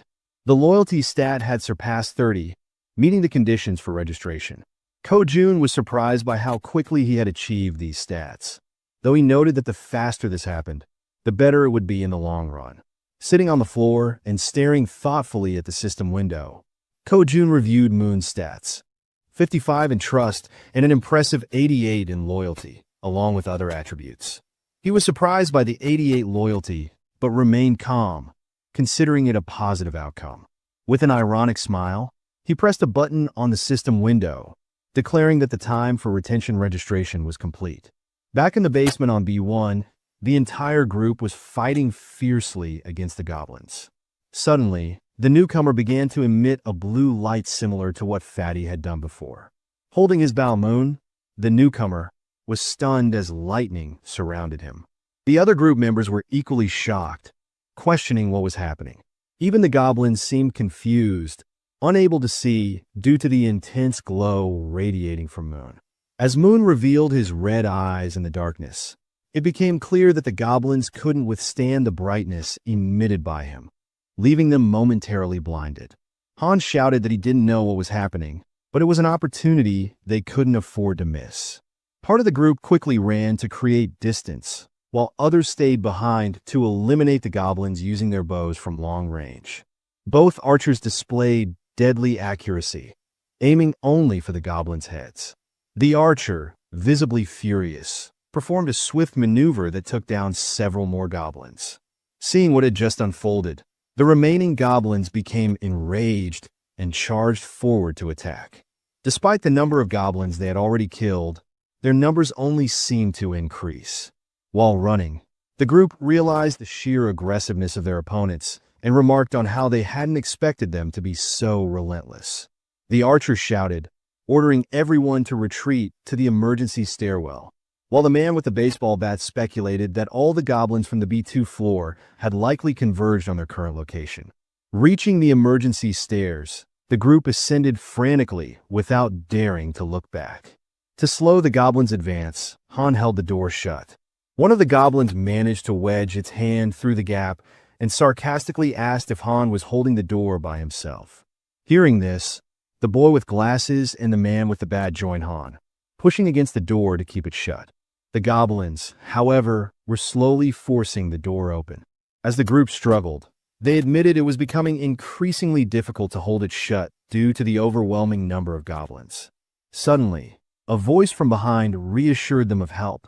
It was Fatty, using the gorilla strength ability Ko Jun had granted him earlier.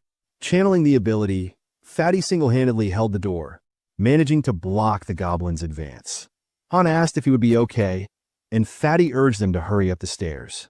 Despite his superhuman strength, Fatty was sweating and straining as he held the door with all his might. Focusing intensely, he declared that it was his duty, one he had to fulfill.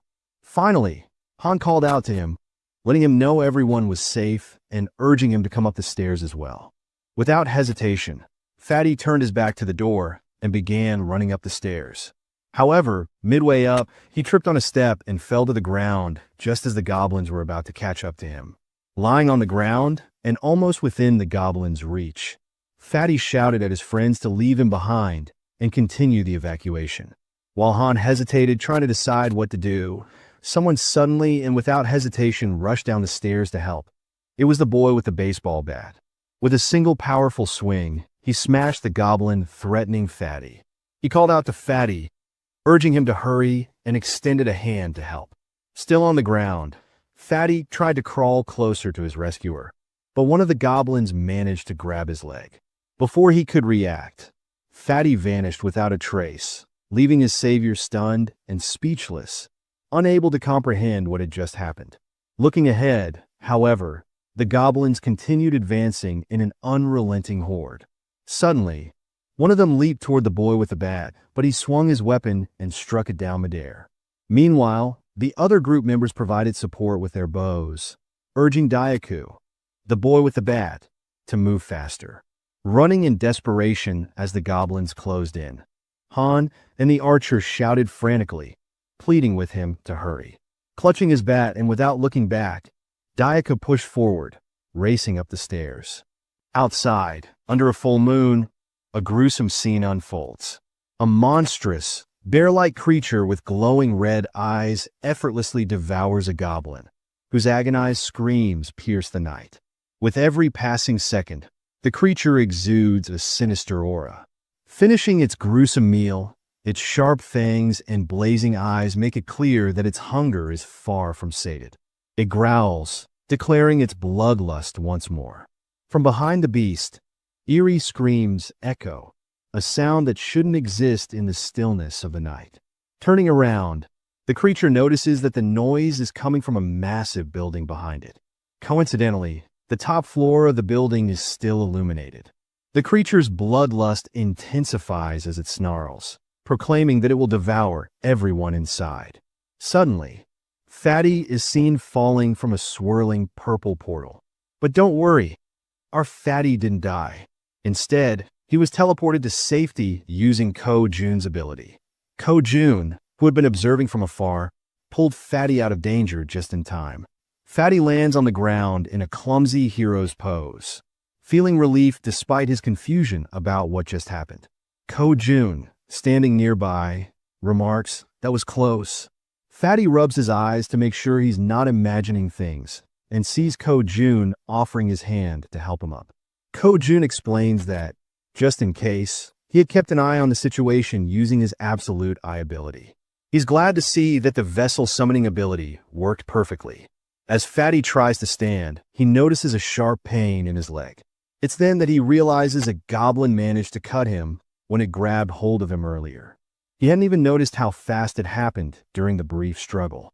Ko-jun immediately asks if Fatty is okay, but Fatty brushes off his concern, insisting that the wound will heal faster than he thinks.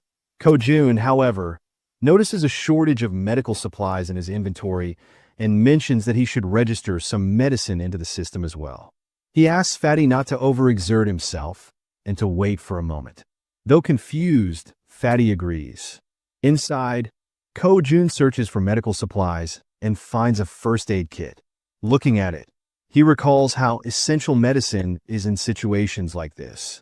The sight brings back memories of his childhood with his mother, leaving him momentarily deep in thought. Opening the kit, he discovers it contains far more than he expected. Sitting on the floor, he examines the items and mutters that his inventory has only 40 slots left, but there's still so much to register. After a brief moment, he has an idea. He decides to register the entire kit instead of the individual medicines. The system initiates the registration process, scanning the kit. A system notification pops up confirming that it's a standard first aid kit valued at 77,431.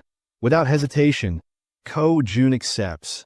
Back in the corridor, Ko-jun brings the first aid kit to Fatty, who notices Ko-jun's genuine concern for someone he barely knows.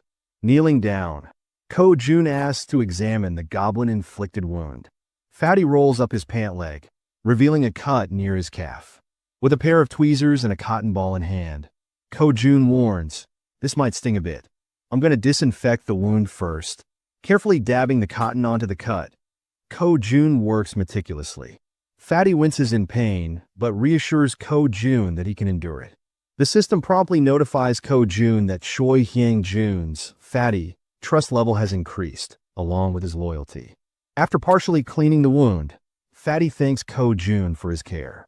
Ko-jun, while packing the first aid supplies back into the kit, expresses concern for the others. He stands and instructs Fatty to rest, explaining that he has something important to attend to. Fatty nods and agrees to follow his boss's orders. Ko-jun closes his eyes, focuses, and activates his ultimate eyes ability. His eyes darken as he scans the building, allowing him to see everything happening within. Back at the emergency stairs, Daiku, also known as Toy, the baseball bat wielder, is desperately fleeing from the relentless goblins. The archer, with her impeccable aim, provides support, taking out goblins with perfect headshots that would make anyone envious. Han and the guy with glasses try to help Daiku create distance from the goblins, but shout in frustration that they can only handle one goblin at a time, urging Daiku to run faster. Toy sprints as fast as he can, but the goblins remain undeterred, chasing him with tireless persistence. From behind an improvised barricade, the support team fires arrows dangerously close to Daiku, but every shot lands perfectly on the pursuing goblins. Daiku finally reaches the end of the staircase and, with a leap, crosses the barricade. However, in a moment of carelessness, two goblins manage to jump and lunge at his back, catching him off guard.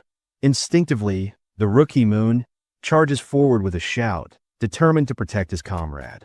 With a single powerful blow from his bow at close range, he takes down the two goblins that had pounced.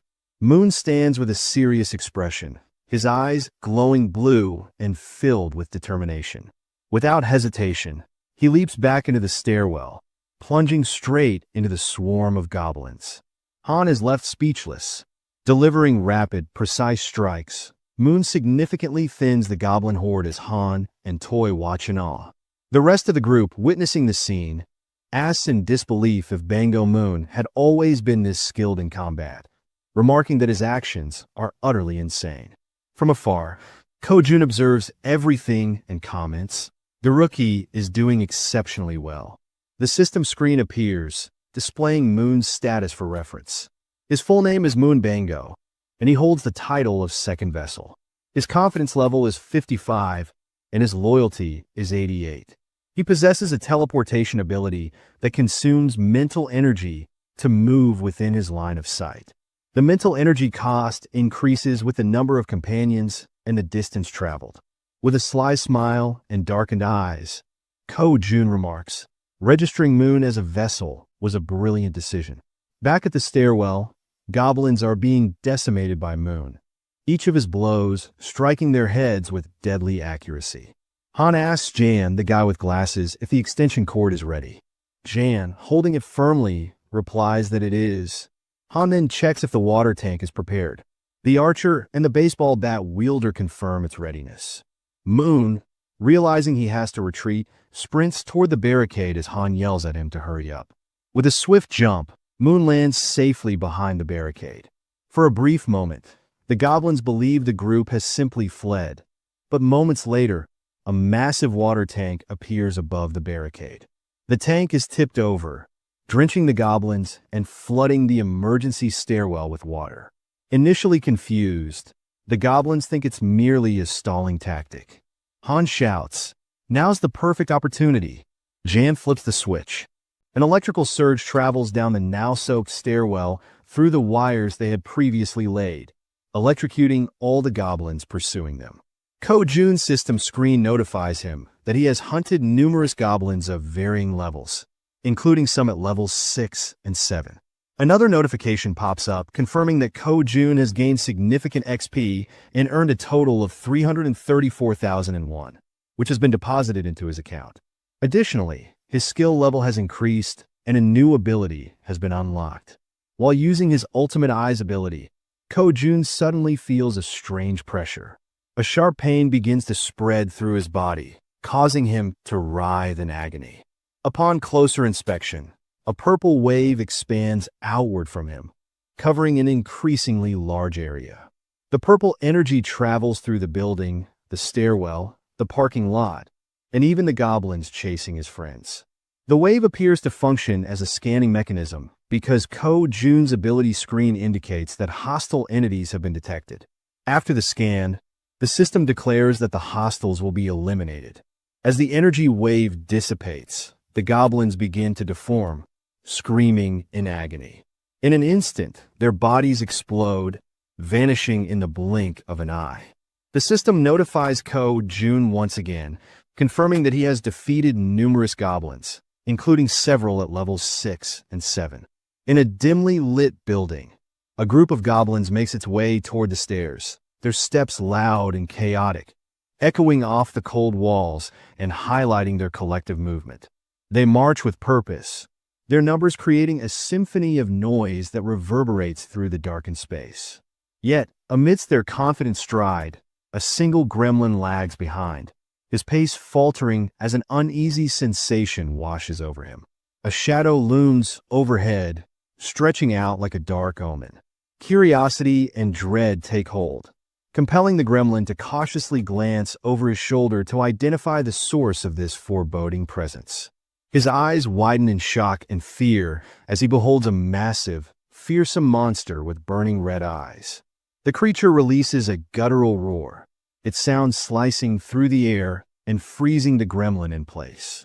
For a brief moment, disbelief renders him immobile, but the monster acts without hesitation, lunging forward and clamping its powerful jaws onto the gremlin's shoulder. Pain explodes through him, forcing a scream from deep within his chest. The agonizing cry reaches his companions at the front of the group, who spin around in alarm. They are horrified to see their comrade drenched in blood, struggling against the monstrous beast. The terror of the scene grips them, causing an eruption of screams. Yet the monster remains relentless, lashing out with its massive paw and scattering the goblins like leaves in a storm.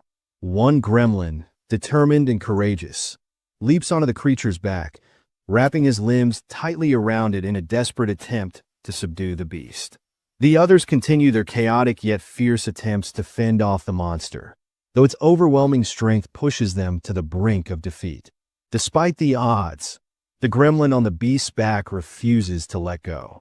Driven by sheer resolve, he sinks his teeth into the monster's flesh, drawing a feral howl as the creature's blood sprays into the air.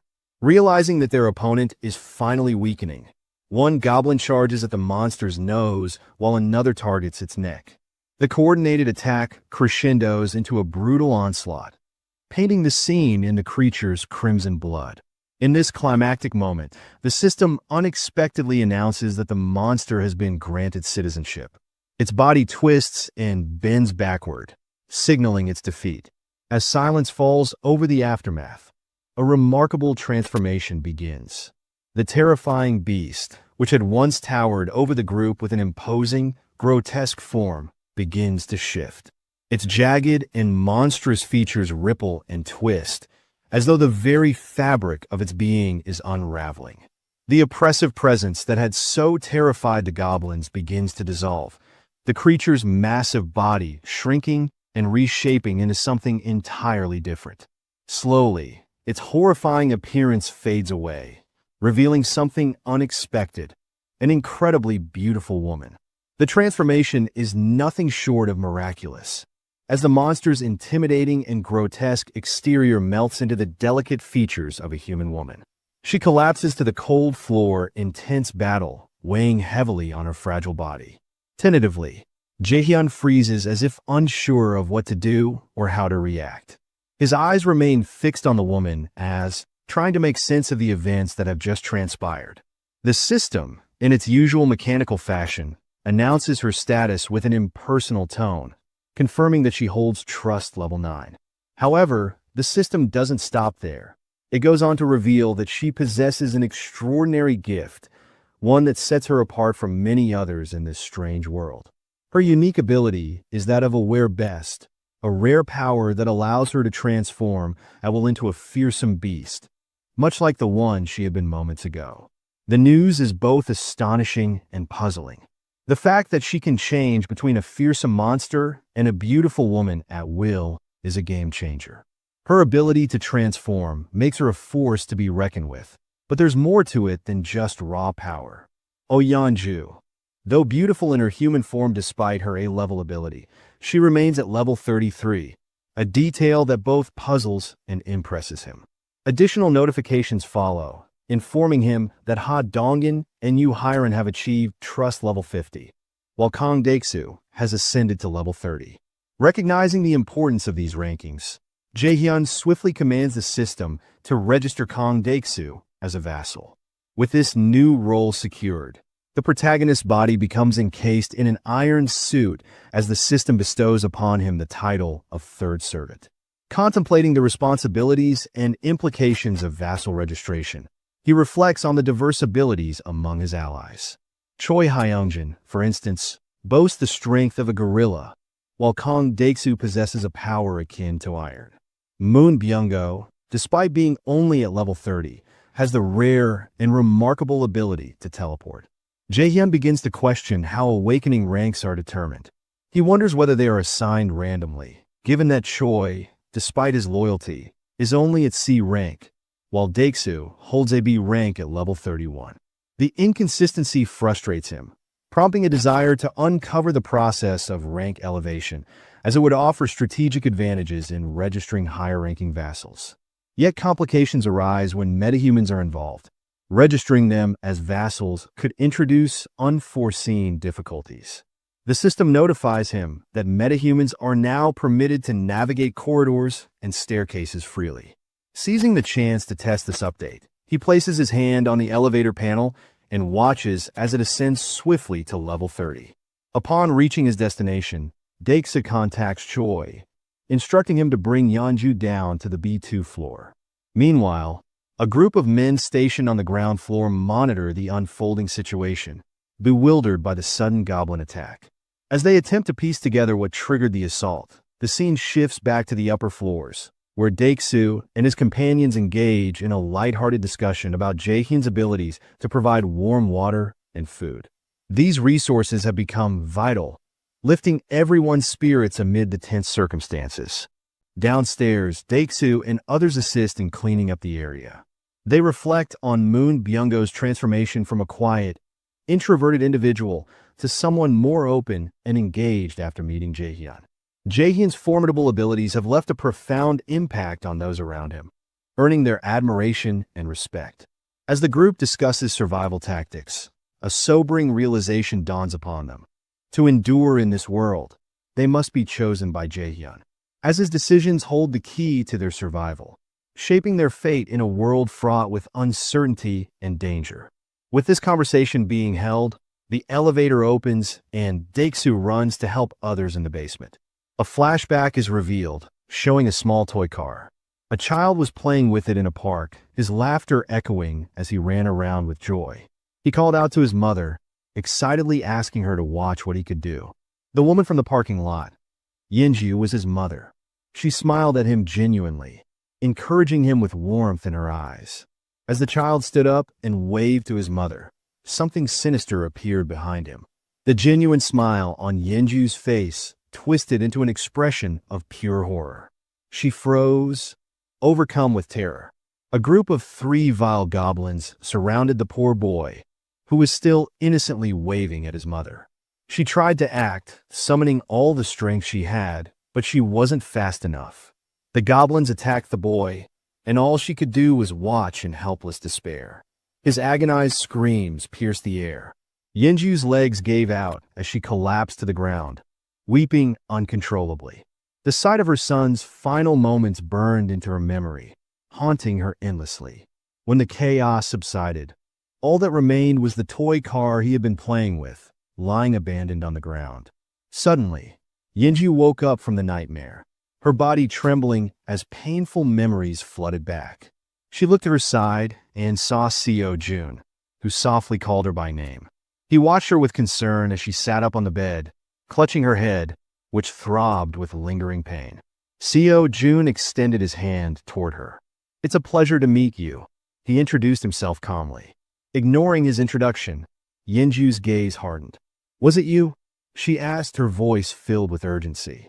Surprised, Seo Jun hesitated, unsure of what she meant. "What do you mean?"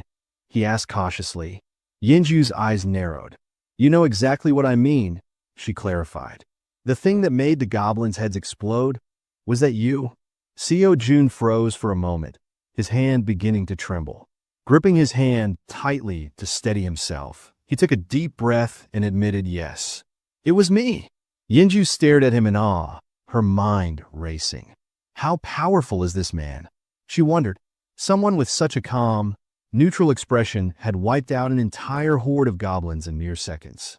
Fear mingled with hope in her heart. If he could do something so incredible, maybe... Her thoughts spiraled, and suddenly she began trembling.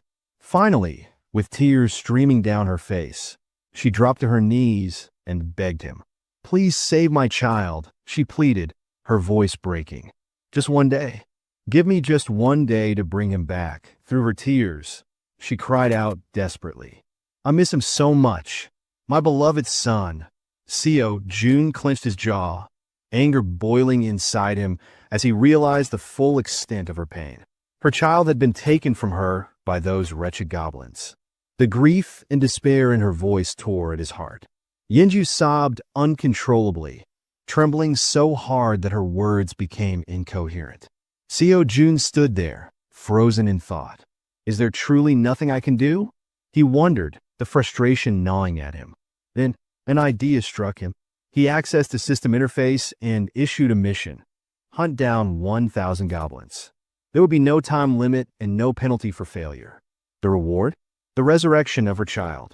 As the system processed his request, Seo Jun waited anxiously. But then a notification popped up. Mission cannot be issued. Insufficient resources for resurrection. His heart sank. Resurrection was beyond his current capabilities. Even with all his powers, he still wasn't strong enough. Another notification appeared, explaining that resurrection required an immense amount of power and resources. Furthermore, his current funds were insufficient to cover the mission's reward. Seo Jun's jaw dropped in disbelief. Funds, he muttered. Is resurrection truly possible if I have enough money? Overwhelmed with excitement, he shouted at the system, demanding confirmation. Are you telling me I could bring someone back to life if I have the funds? Returning to the room, he saw Yenju still crying, her face buried in her hands. He realized he had no idea how much it would cost to resurrect someone, nor could he even begin to guess. But knowing that the possibility existed, he decided to act. Yenju, he called out softly. She looked up, wiping her tear-filled eyes with trembling hands. I think I might be able to help you, Seo Jun said, his voice steady and serious. Her eyes widened with a glimmer of hope. Is that really true? She whispered, clutching the bed sheet tightly. You're not lying to me? This isn't some cruel joke. Seo Jun knelt before her, meeting her gaze. I would never joke about something so serious, he reassured her. But it's not something I can do right now. It will take time, I don't know how long. But there is definitely a way. Relief washed over Yenju's face, though tears still streamed down her cheeks. I'll do whatever it takes, she vowed. Tell me what I need to do to make it happen. Seo Jun considered the situation carefully. With Han's group, including Moon, Toy, and Fatty, they already have a strong team. Adding Yenju, a level 33 fighter, would make them even more formidable. After making his decision, he smiled at Yenju and extended his hand. Get up, he said gently. I'll introduce you to some people. Shortly after, Han introduced himself to Yenju. She returned the greeting politely. Looking at him closely, she asked, Are you the one who is throwing baseballs to hunt goblins? Han's eyes widened in surprise. How do you know that? He stammered. Turning to the archer, Yenju added, And you were shooting arrows at the goblins, weren't you? The archer blinked in shock. You recognize me? She asked nervously.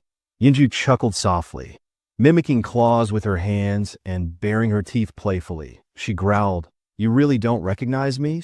Toy Han and the archer exchanged confused glances, unsure of what to make of her playful growling.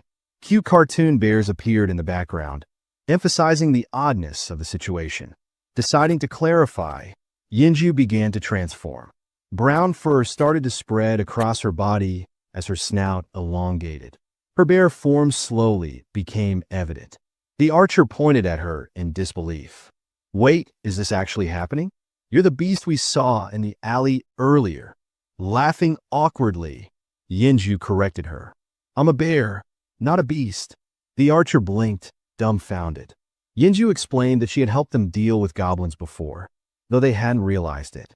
Looking at the giant bear standing before him, Han shook his head and chuckled. Our meeting wasn't a coincidence, after all, he remarked. Yenju nodded. Anyone who opposes the goblins is a friend of mine. At that moment, Seo Jun entered the room, interrupting the conversation. It's good that you're all acquainted already, he said with a serious expression. The group turned to him, sensing that he had something important to say. I've thought it through, Seo Jun began. We'll execute the plan to rescue Moon's grandmother tomorrow. The group listened intently as he explained. The number of goblins has drastically decreased, making this the perfect opportunity for the mission. Fatty will sit this one out due to his injuries. Oh, and Yenju will be joining us. Yenju nervously thanked him for the opportunity.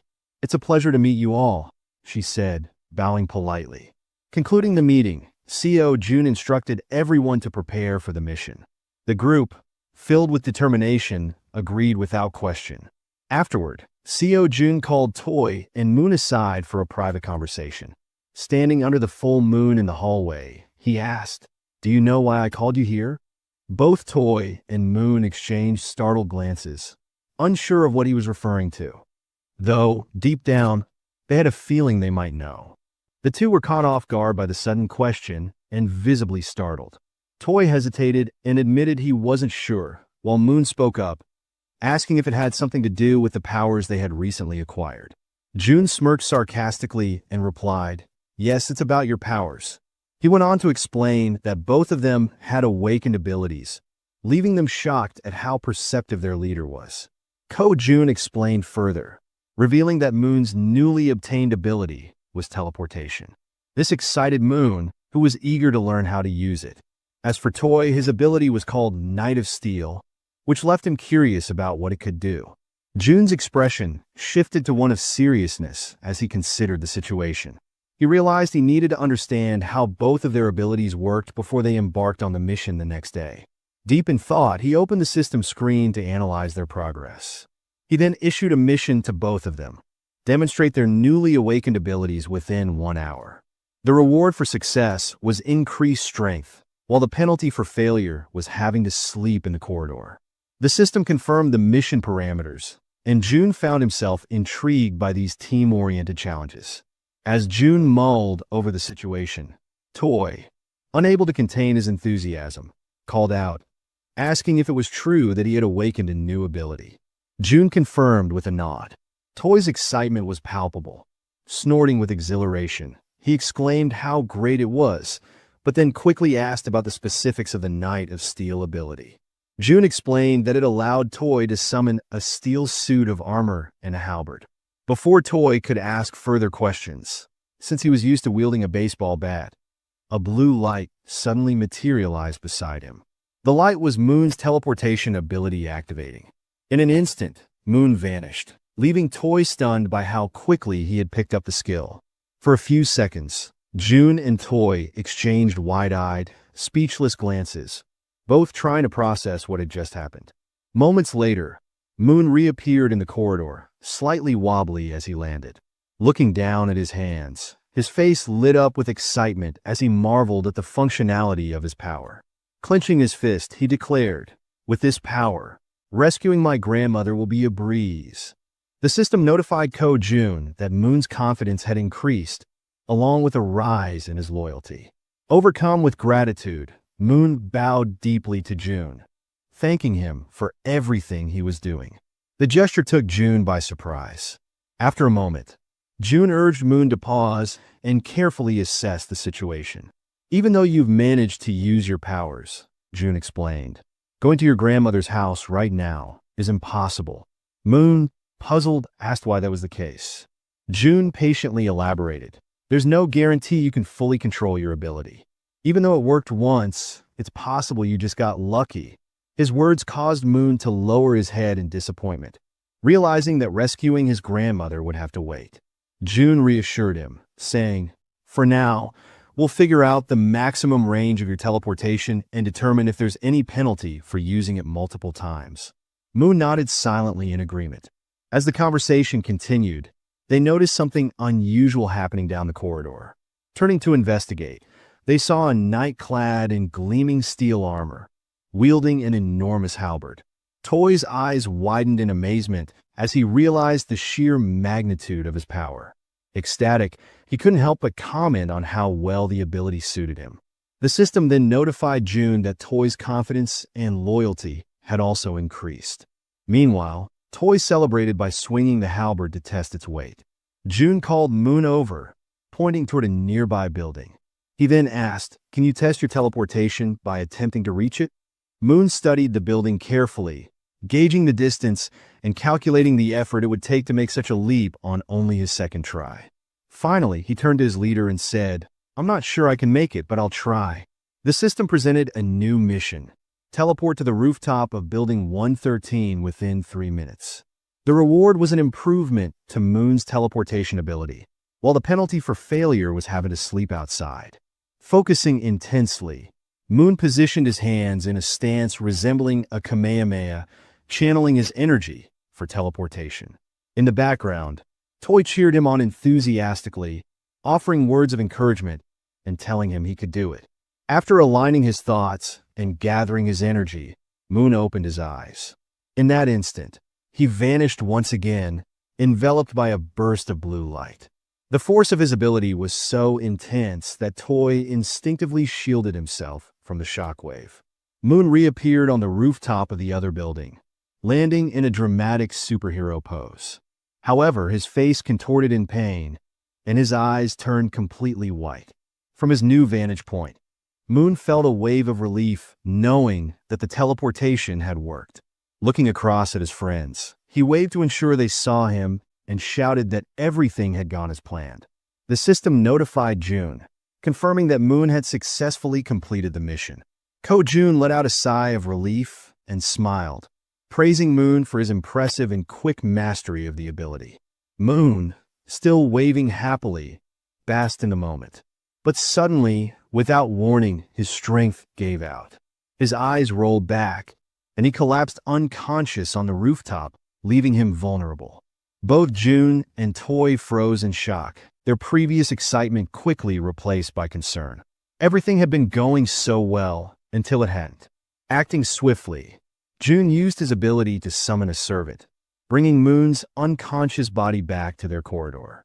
Moments later, they laid him down in one of the beds to let him recover. "Is he going to be okay?" Toy asked anxiously. June, studying the system's readout, reassured him.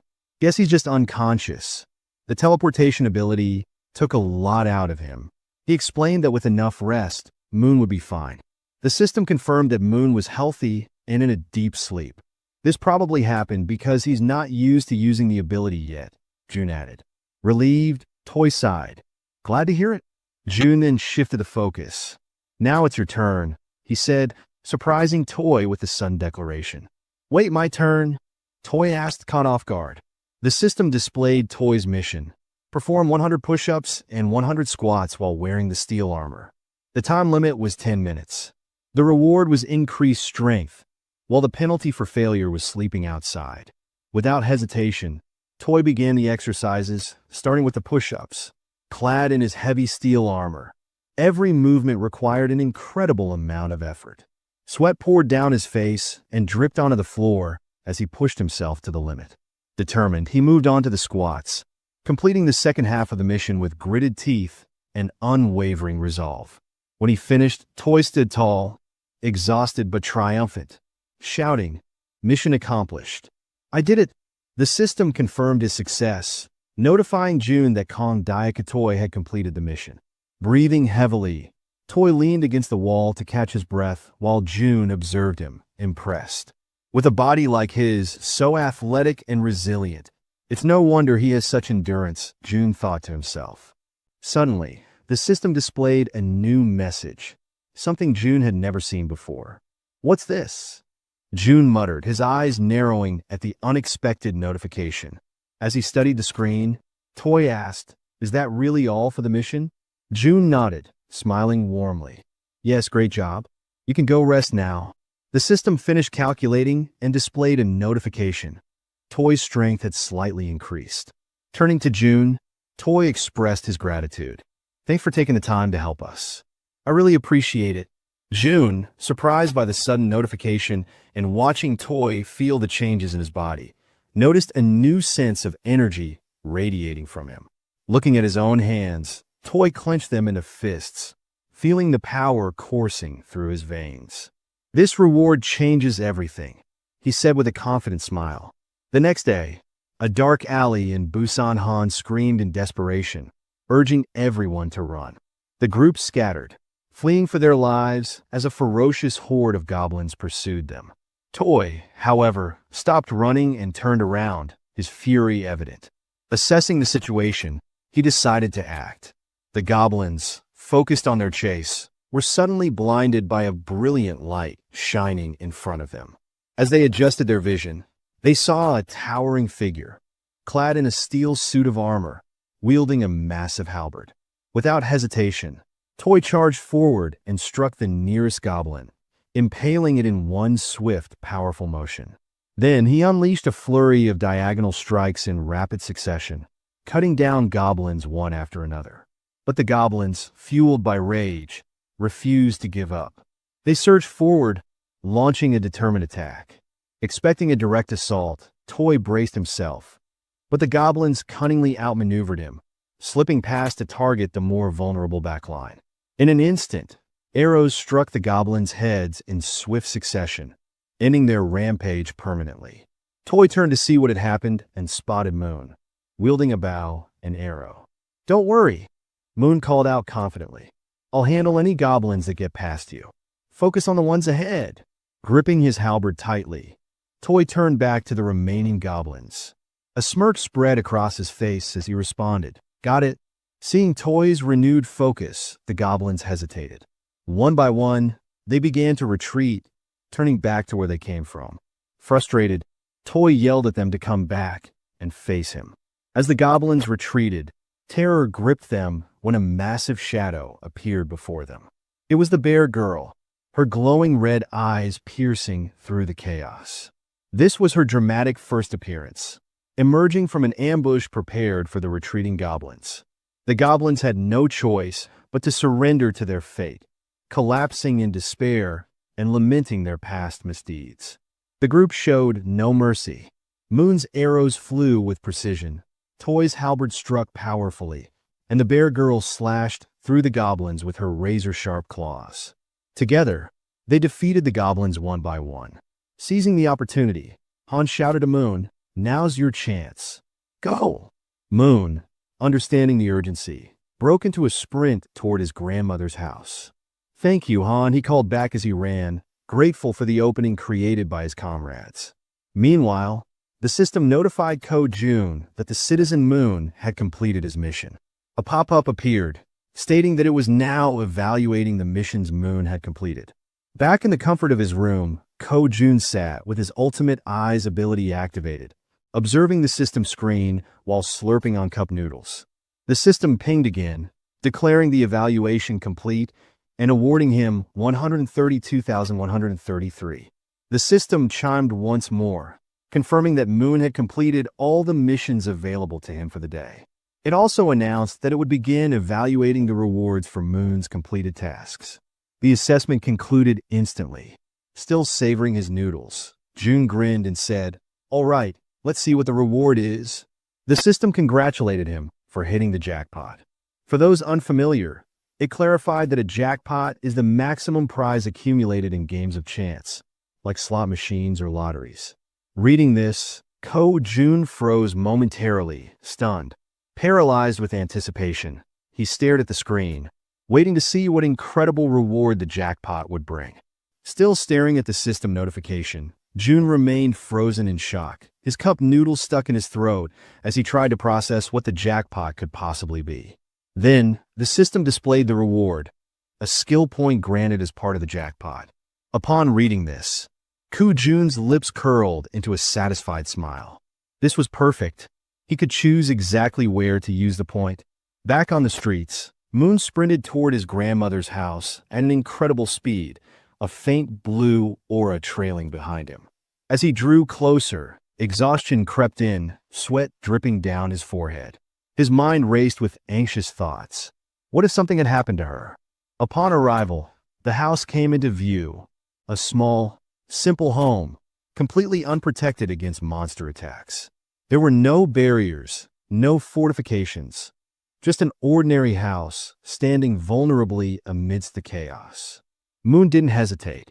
He rushed to the door and pushed it open, but a deep fear clawed at his chest. Frantically, he dashed through the house, checking every room as he called out, "Grandma, where are you?" Then, he reached the bedroom. His eyes widened in shock. There she was, lying on a futon mattress, peacefully asleep, far calmer than Moon had ever imagined she would be. Cautiously, he approached, gently placing a hand on her shoulder. "Grandma," he whispered, shaking her lightly, hoping for any sign of response. Slowly, her eyelids fluttered open. Her voice was faint and drowsy as she murmured, "Who is there?" She reached out, her frail fingers brushing against his hand. "Moon, is that you?" At that moment, a ninja must have been cutting onions nearby, because Moon's vision blurred as his chest tightened with overwhelming relief. Tears streamed down his face, his body trembling as he sobbed uncontrollably, overcome by the sheer joy that she was still alive. Unable to hold back, he threw his arms around her in a warm, desperate embrace, whispering apologies between his sobs. "I'm sorry, Grandma. I'm so sorry it took me so long to come back for you." Despite his tears, the old woman smiled kindly and patted his back. "You're such a brave and kind boy, Moon. I knew you would come for me." At that exact moment, a system notification appeared in front of Jun. Moon's loyalty has reached 100%. Moon was now officially registered as a vassal. Additionally, the number of available vassal slots had increased. Jun squinted at the system window in confusion. "Huh? What's this?"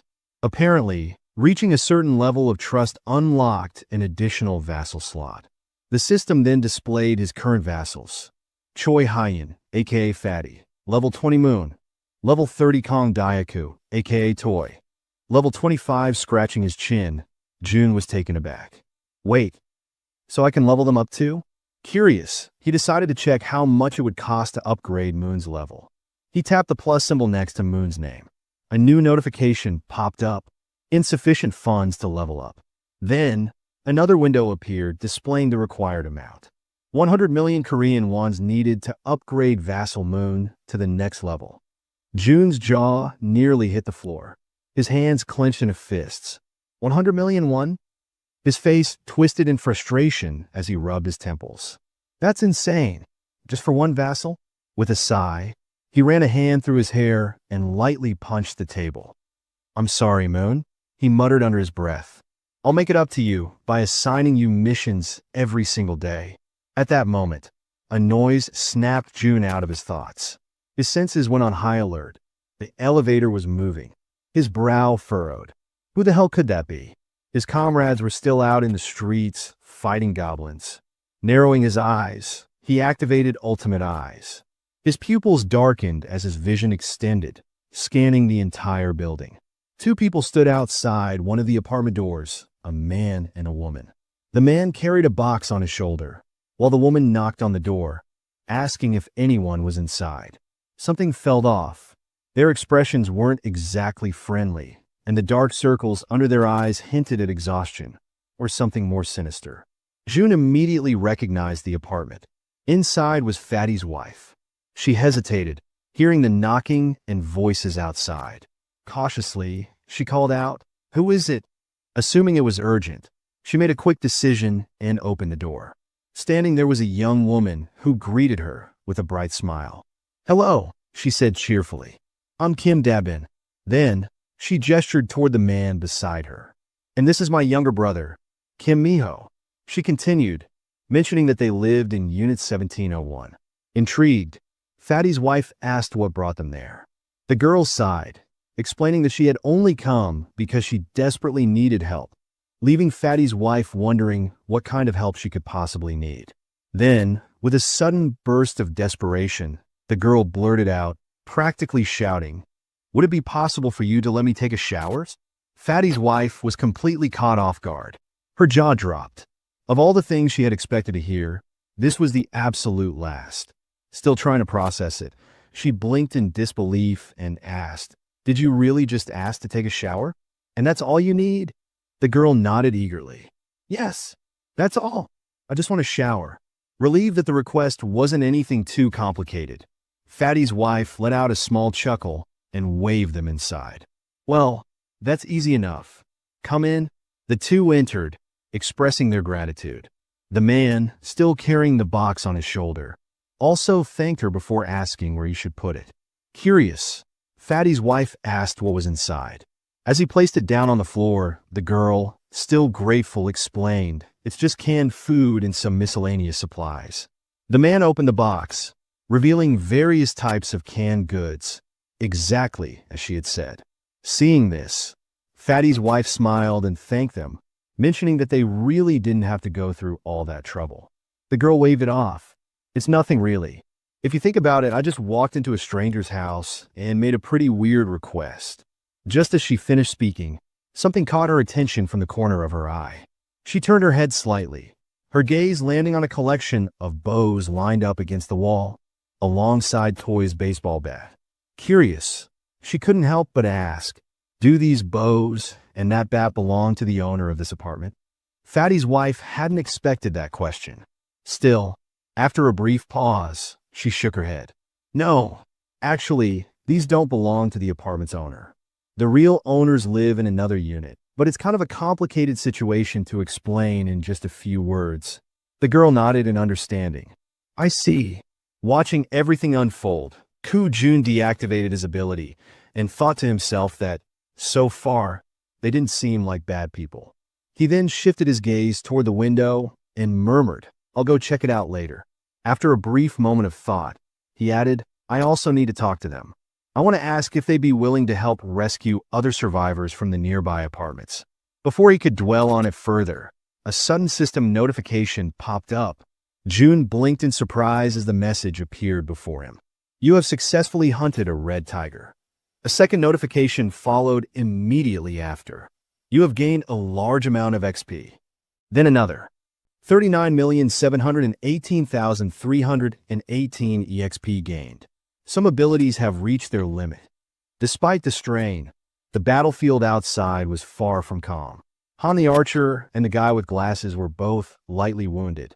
In front of them, the corpse of a massive red tiger lay motionless on the ground.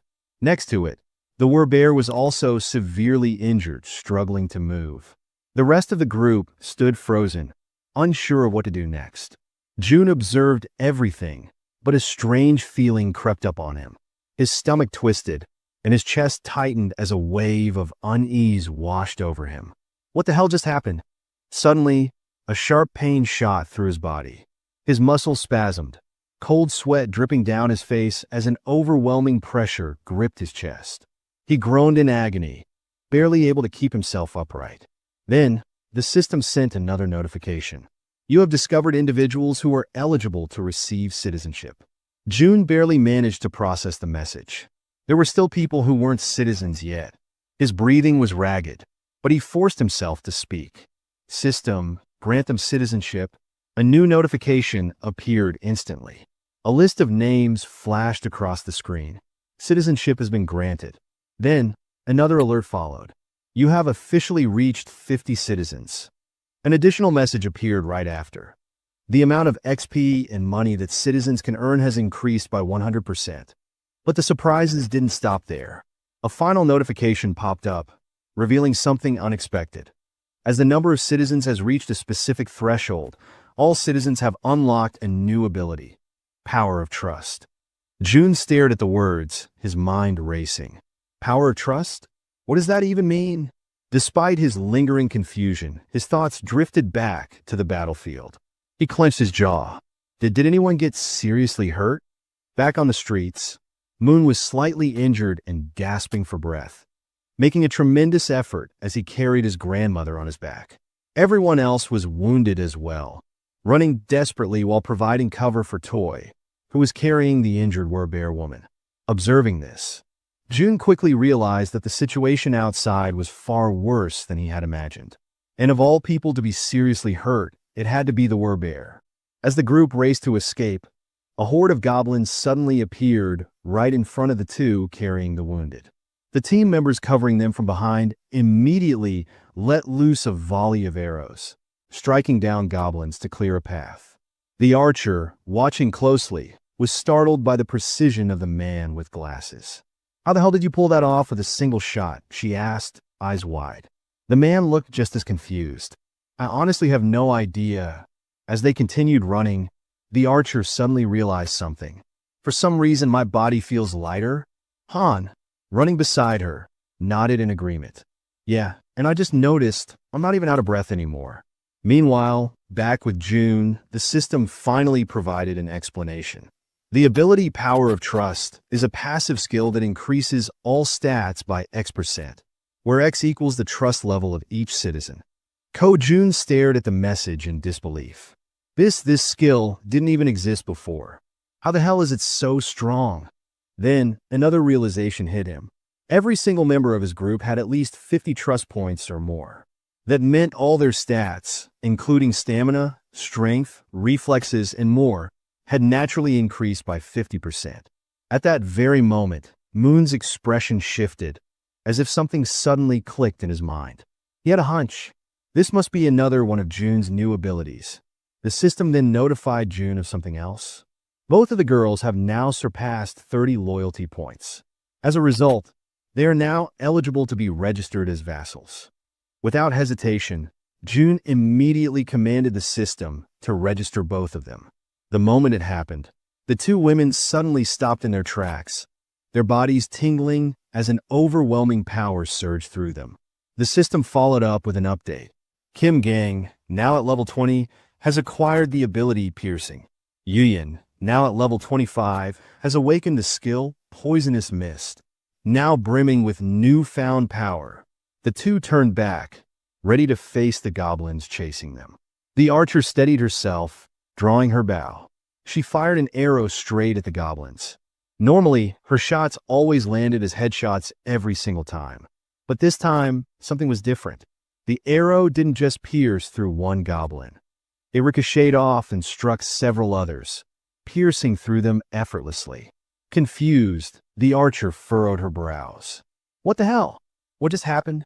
The system promptly provided an answer. The ability Piercing is a tier S skill that uses mental strength to fire a penetrating arrow. June, standing with his arms crossed, watched as the information unfolded before him. Now that he knew what the ability was, he immediately issued a command to the system. Create a mission. A new quest popped up. Mission. The archer must use Piercing to hunt 10 goblins within a 10-minute time limit. Reward. Increased Piercing proficiency. Penalty for failure. Fatigue. As he processed this, June shifted his attention to the other ability. Unlike Piercing, this one seemed far trickier.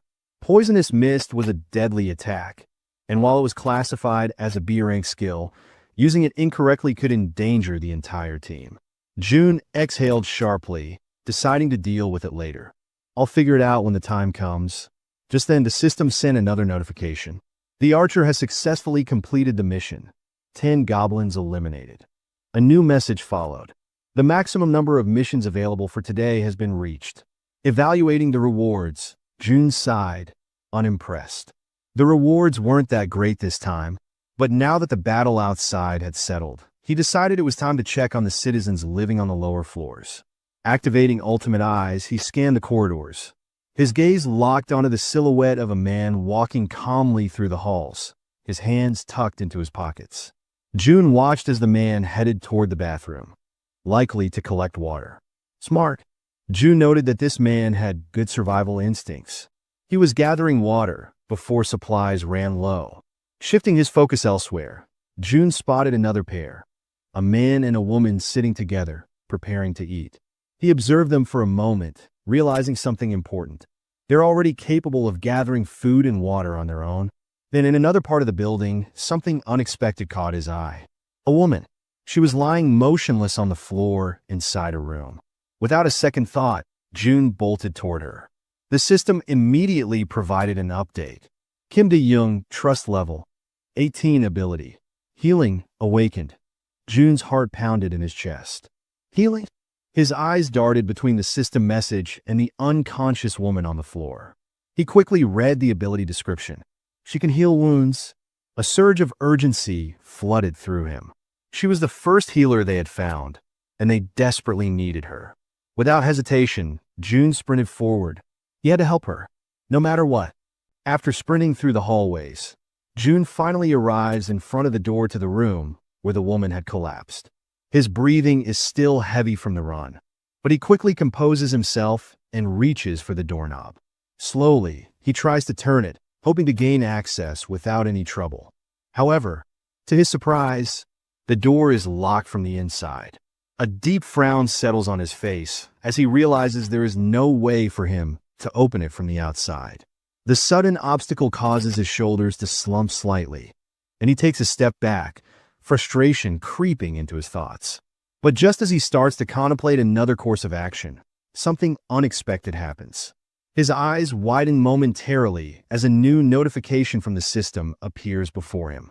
By sheer coincidence, or perhaps fate itself, he has just acquired a new skill. The system promptly displays its details. The ability is called Invisible Hand, and it is currently at level 1. According to the description, it allows him to summon and control an invisible hand at will. Reading the notification, a surge of newfound determination fills his chest. His grip tightens into fists as he mentally acknowledges the absurd yet undeniable reality of his newfound power. Silently, he expresses his gratitude for this sudden stroke of fortune. Closing his eyes for a brief moment, Jun focuses his thoughts entirely on the locked door before him. He visualizes himself breaking the lock, willing it to yield under his command. When he finally opens his eyes, he is met with an unexpected yet welcome sight. Right before him, materialized out of sheer energy, is a lock-breaking tool, a sturdy bolt cutter formed entirely of the same strange energy he has come to rely on. Without hesitation, he reaches forward, taking hold of the newly formed tool. The cold sensation of the manifested object in his grip confirms its existence. Without wasting another second, he positions it against the lock and applies pressure. A sharp snap echoes through the quiet hallway as the lock gives way effortlessly. With a swift motion, he pushes the door open and rushes inside. The moment he steps into the dimly lit room, his gaze immediately lands on the unmoving woman lying on the floor. Now that he is seeing her up close, the eerie stillness of her body makes the entire scene feel unsettling. Jun quickly kneels beside her, concern evident in his expression. Reaching out, he gently nudges her shoulder, his voice calm yet firm as he speaks. He asks if she can hear him, if she is all right, urging her to wake up. There is no response. A deep sense of unease washes over him as he carefully observes her condition, scanning for any visible injuries. But what he notices instead sends a wave of worry through him. Her face is unnaturally pale, her lips dry and cracked. Severe dehydration. His mind races. Dehydration this extreme could be dangerous. She needs help immediately. He quickly shifts his attention to the surroundings, searching for anything that might assist in stabilizing her condition. His eyes dart around the room, taking in every detail. Then, something catches his attention, something that makes him pause, confusion flickering across his face. There is water in the room, yet, despite its presence, she is still in this critical state. It makes no sense. The contradiction unsettles him, sending a cold shiver down his spine. Glancing back at the woman, he forces himself to push aside the troubling thoughts. Now is not the time to question the situation. The priority right now is saving her. A sudden idea forms in his mind. Without hesitation, he opens the system interface. There is a chance this might work. Jun quickly assigns her a mission, a simple yet crucial task. Mission objective: breathe. Reward: immediate recovery from dehydration. The system processes the command, deducting 10.1 as the cost for activating the mission. Almost instantly, a soft blue aura begins to envelop the woman's body. Jun watches intently, his pulse quickening as the energy works through her. Then, faint sounds escape her lips, a weak, breathy noise, but a clear sign that she is beginning to stir. Relief floods through him. It worked. Slowly, her eyelids flutter open, her gaze hazy and unfocused. A blurred silhouette of a figure stands before her, a voice reaching her ears, asking if she is awake. Her mind struggles to process the situation. Her voice, weak but laced with confusion, manages to form a question. Who is he, and why is he in her room? Jun straightens slightly, meeting her dazed gaze. He introduces himself, explaining that he lives in the unit just above hers in the building. She blinks, her expression still foggy with exhaustion. The information doesn't seem to register right away. Still lying on the floor, she questions him again, her voice laced with uncertainty. How did he get inside? Jun, seeing no reason to hide the truth, states it plainly. He tells her that he saw she was unwell and decided to enter by force, breaking the door open to reach her. A moment of silence lingers between them. Then, her breath hitches. Her expression shifts as realization dawns. Without warning, tears begin streaming down her face, and yet she does not say a word. She simply cries, as if the weight of everything she had been enduring had finally caught up with her. She raises her hands to her face, wiping away the tears in an attempt to hide her crying. Her shoulders tremble slightly as she struggles to compose herself. June, watching her closely, immediately senses that something is wrong. There is an uneasiness in the way she reacts, something beyond just exhaustion or confusion. Taking a deep breath, he calls her name, Kim De-young. His voice is firm yet gentle. As she slowly pushes herself up from the floor, still visibly shaken, he speaks again. He apologizes for being so abrupt, for barging into her life so suddenly. But he makes it clear he needs her help. There is urgency in his tone, something that makes her pause despite her lingering distress. Now sitting upright, her tear-filled eyes meet his. Though her expression remains guarded, her lips, still cracked from dehydration, barely part as she listens to him speak. June wastes no time in explaining. One of his allies is severely injured. The words seem to take a moment to register. De-young slowly turns her body toward him, staring as if trying to process what he just said. Silence stretches between them. She blinks, her mind racing, trying to make sense of his words. His ally? Someone severely injured? Why is he telling her this? She doesn't understand. She doesn't even know this man. Panic begins to rise in her chest. He wants her to save someone. Why her? Doubt and fear intertwine within her thoughts. Her hands tremble slightly as she lowers them to her lap. It seems impossible, an absurd request thrown at her out of nowhere.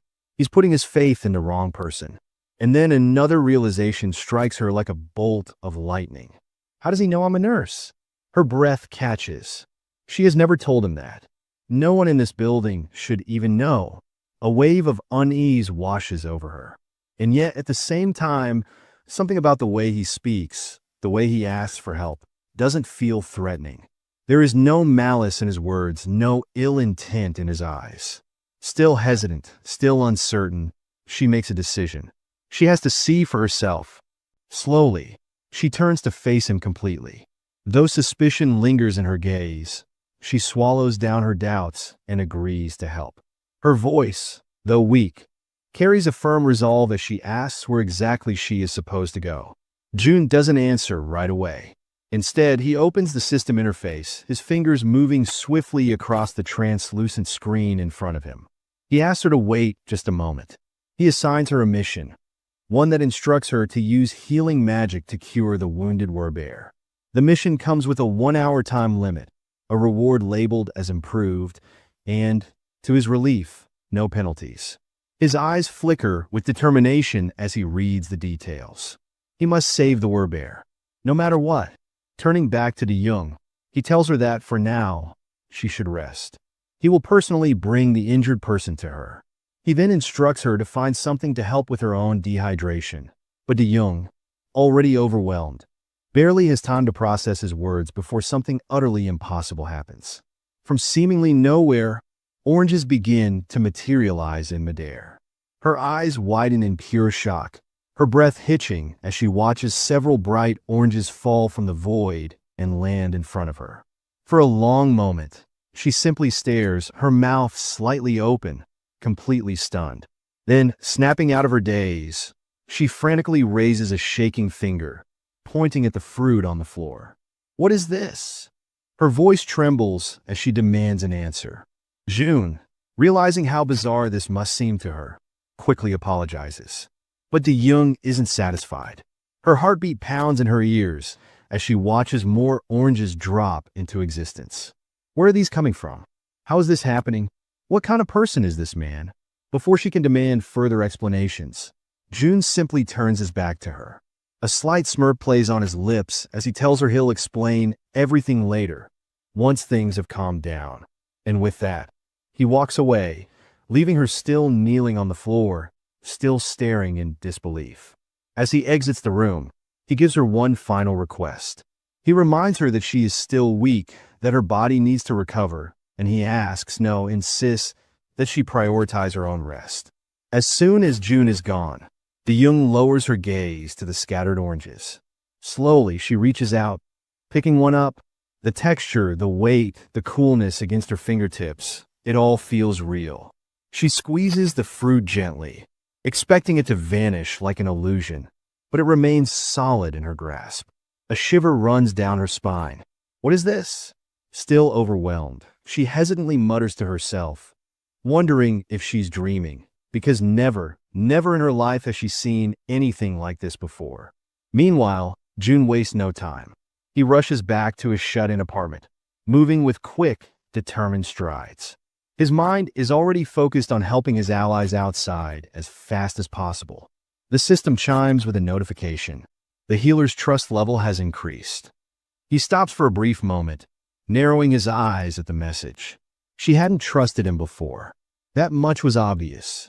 But now, it seems like her perception of him has changed, even if only slightly. Still, it isn't enough for him to let his guard down. Trust takes time, and honestly, he can't blame her. If someone broke into his home out of nowhere, he wouldn't trust them either. Shaking his head, he steps onto the balcony, his gaze drifting downward. His thoughts remain heavy, but as he looks out toward the streets below, something makes his entire body freeze. His blood runs cold. A massive, ferocious red tiger is charging through the streets. Its powerful limbs propel it forward with terrifying speed, and it's chasing his allies. June's breath catches as he sees his companions below, running for their lives. Desperation is evident in the way they scramble to escape, but the monstrous beast is closing in on them, its deadly fangs gleaming under the dim light. Then, as if things couldn't get any worse, its piercing eyes lock onto its targets, its muscular body moving in perfect synchrony as it hunts his team. A wave of panic washes over June. This isn't just a dangerous situation. This is a massacre waiting to happen. Jaehyun stands still, his eyes widening in shock as he realizes there is another red tiger. It is massive, with fiery red fur and piercing eyes, and it is fiercely chasing 3 people who are desperately running for their lives. Among them is a young woman named Hyren.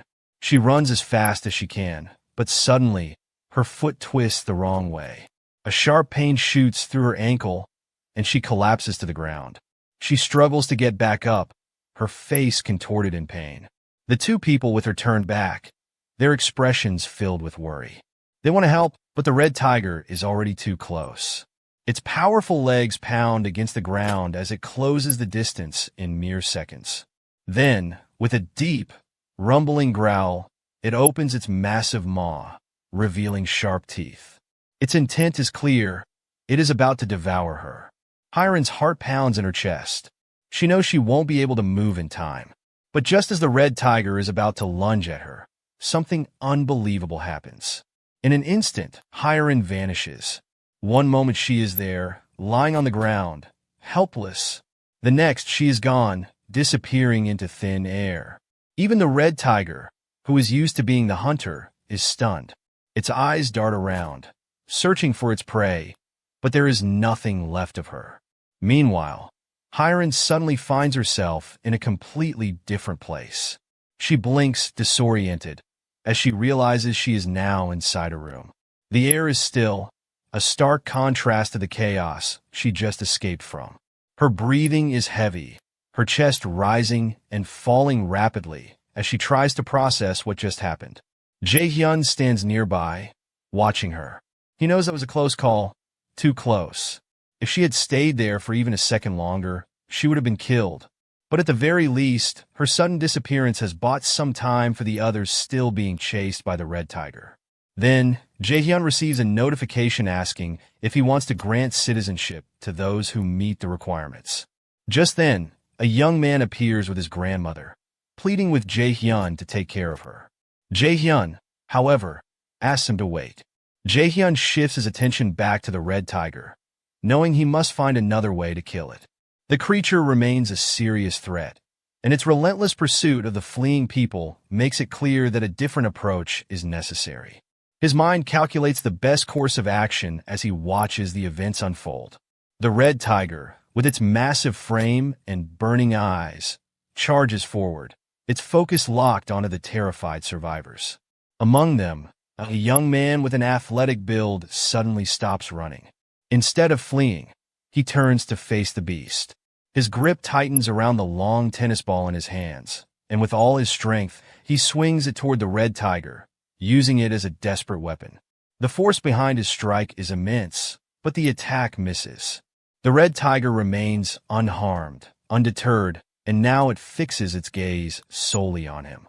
Realizing the danger, the young man immediately dashes toward a nearby building, attempting to lure the beast away from the others.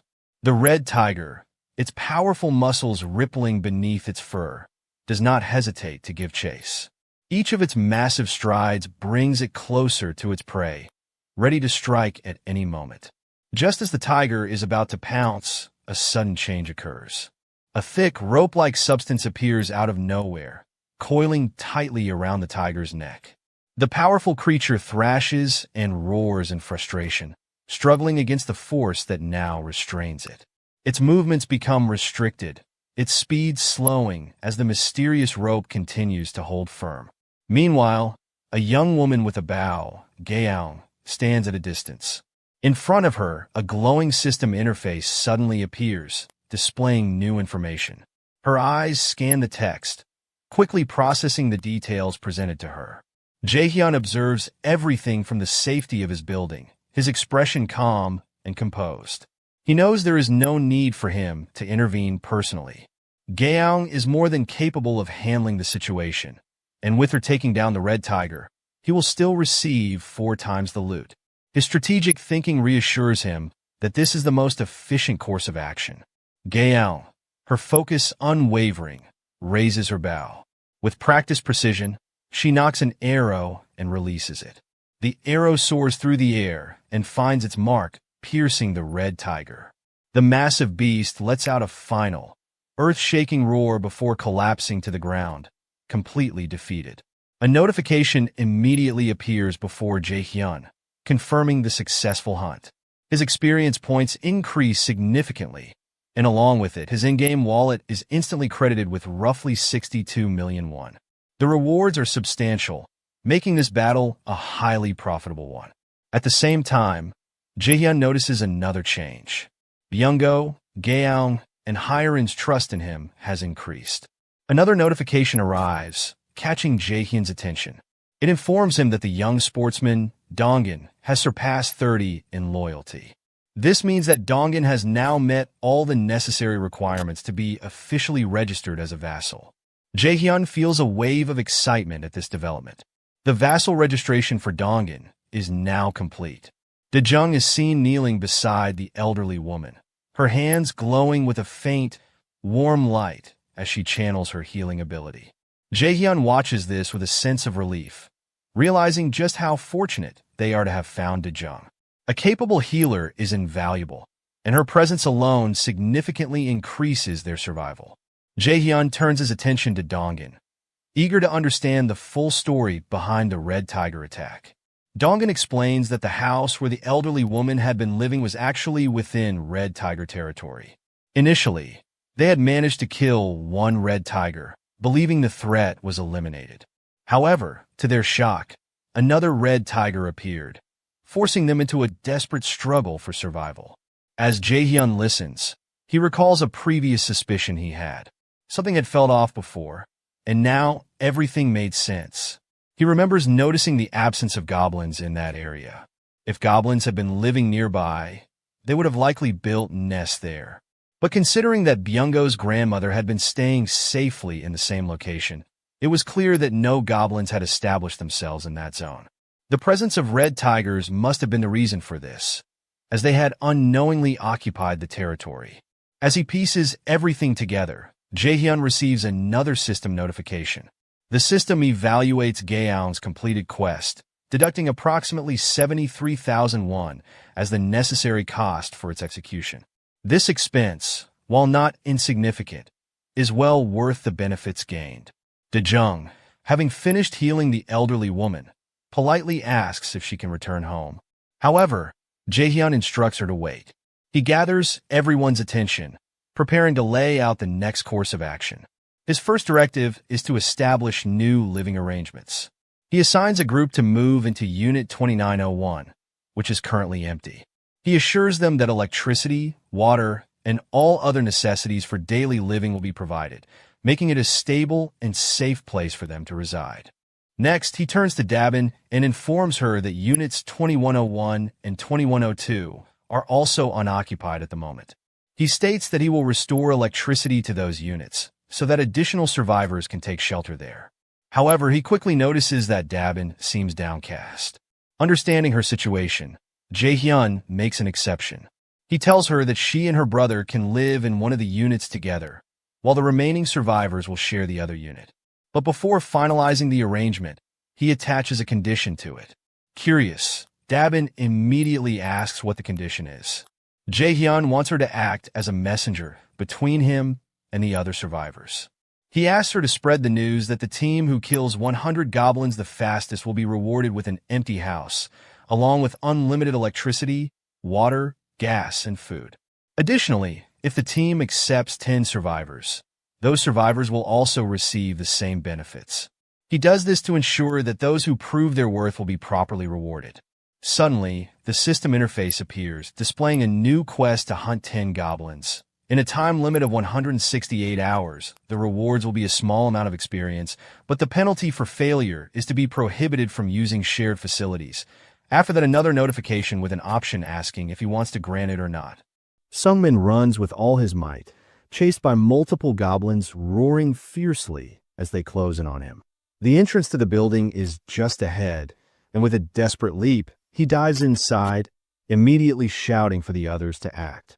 Inside, 3 men stand ready, each gripping an improvised spear. One of them acknowledges his effort with a smirk, while another comments on the overwhelming number of goblins he has brought with him. Without hesitation, they engage the charging creatures, weapons clashing in a fierce struggle. The goblins fight back relentlessly, but the group presses on, steadily cutting them down. As the battle continues, the goblins begin to weaken. The men recognize the shift and prepare for a final assault, but Sunjiob, exuding confidence, suggests showing them something interesting. With precise strength, he hurls his spear, the force of the throw instantly impaling the leading goblins. His display of skill leaves the others visibly impressed. Once the fight settles, Sunjiob casually inquires about their kill count. One claims to have taken down 22, while the other reports 23. He then points out that, together, they have slain over 100 goblins, leaving the others surprised by the sheer number. Meanwhile, Sungmin, still fuming, confronts Sunjiob over the misinformation he had given earlier. He had been assured there would only be a handful of goblins, yet the horde that chased him had been far larger. Sunjiob, however, remains indifferent, dismissing the concern by emphasizing that the outcome has been favorable. They are about to secure a new home. His nonchalant attitude only fuels Sungmin's frustration further, as he recalls how close he had come to death because of the misleading information. Sunjiob appears frustrated, his cold demeanor reflecting his irritation. He reminds the group that he was the one who devised this hunting method and formulated the plan, while the improvised spears were crafted by the twins. He also points out that it was Sungmin himself who had confidently claimed to be skilled at running, leaving Sungmin momentarily speechless, unable to form a response. Without hesitation, Sunjiob adds that if Sungmin is unhappy, he is free to leave the team, as his presence makes little difference at this point.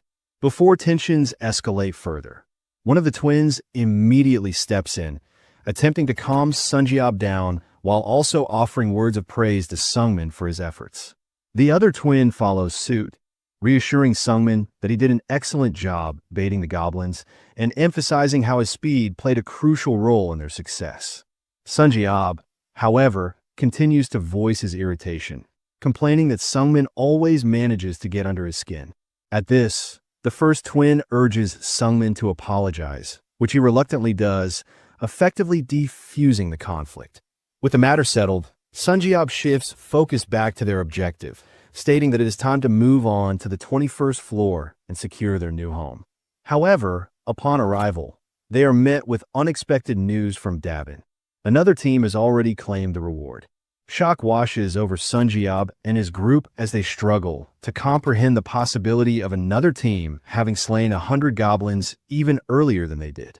Disbelief sets in, and Sunjiob briefly considers whether Dabin might be joking, but she quickly assures him that she is serious, even pointing out the group responsible for the feat.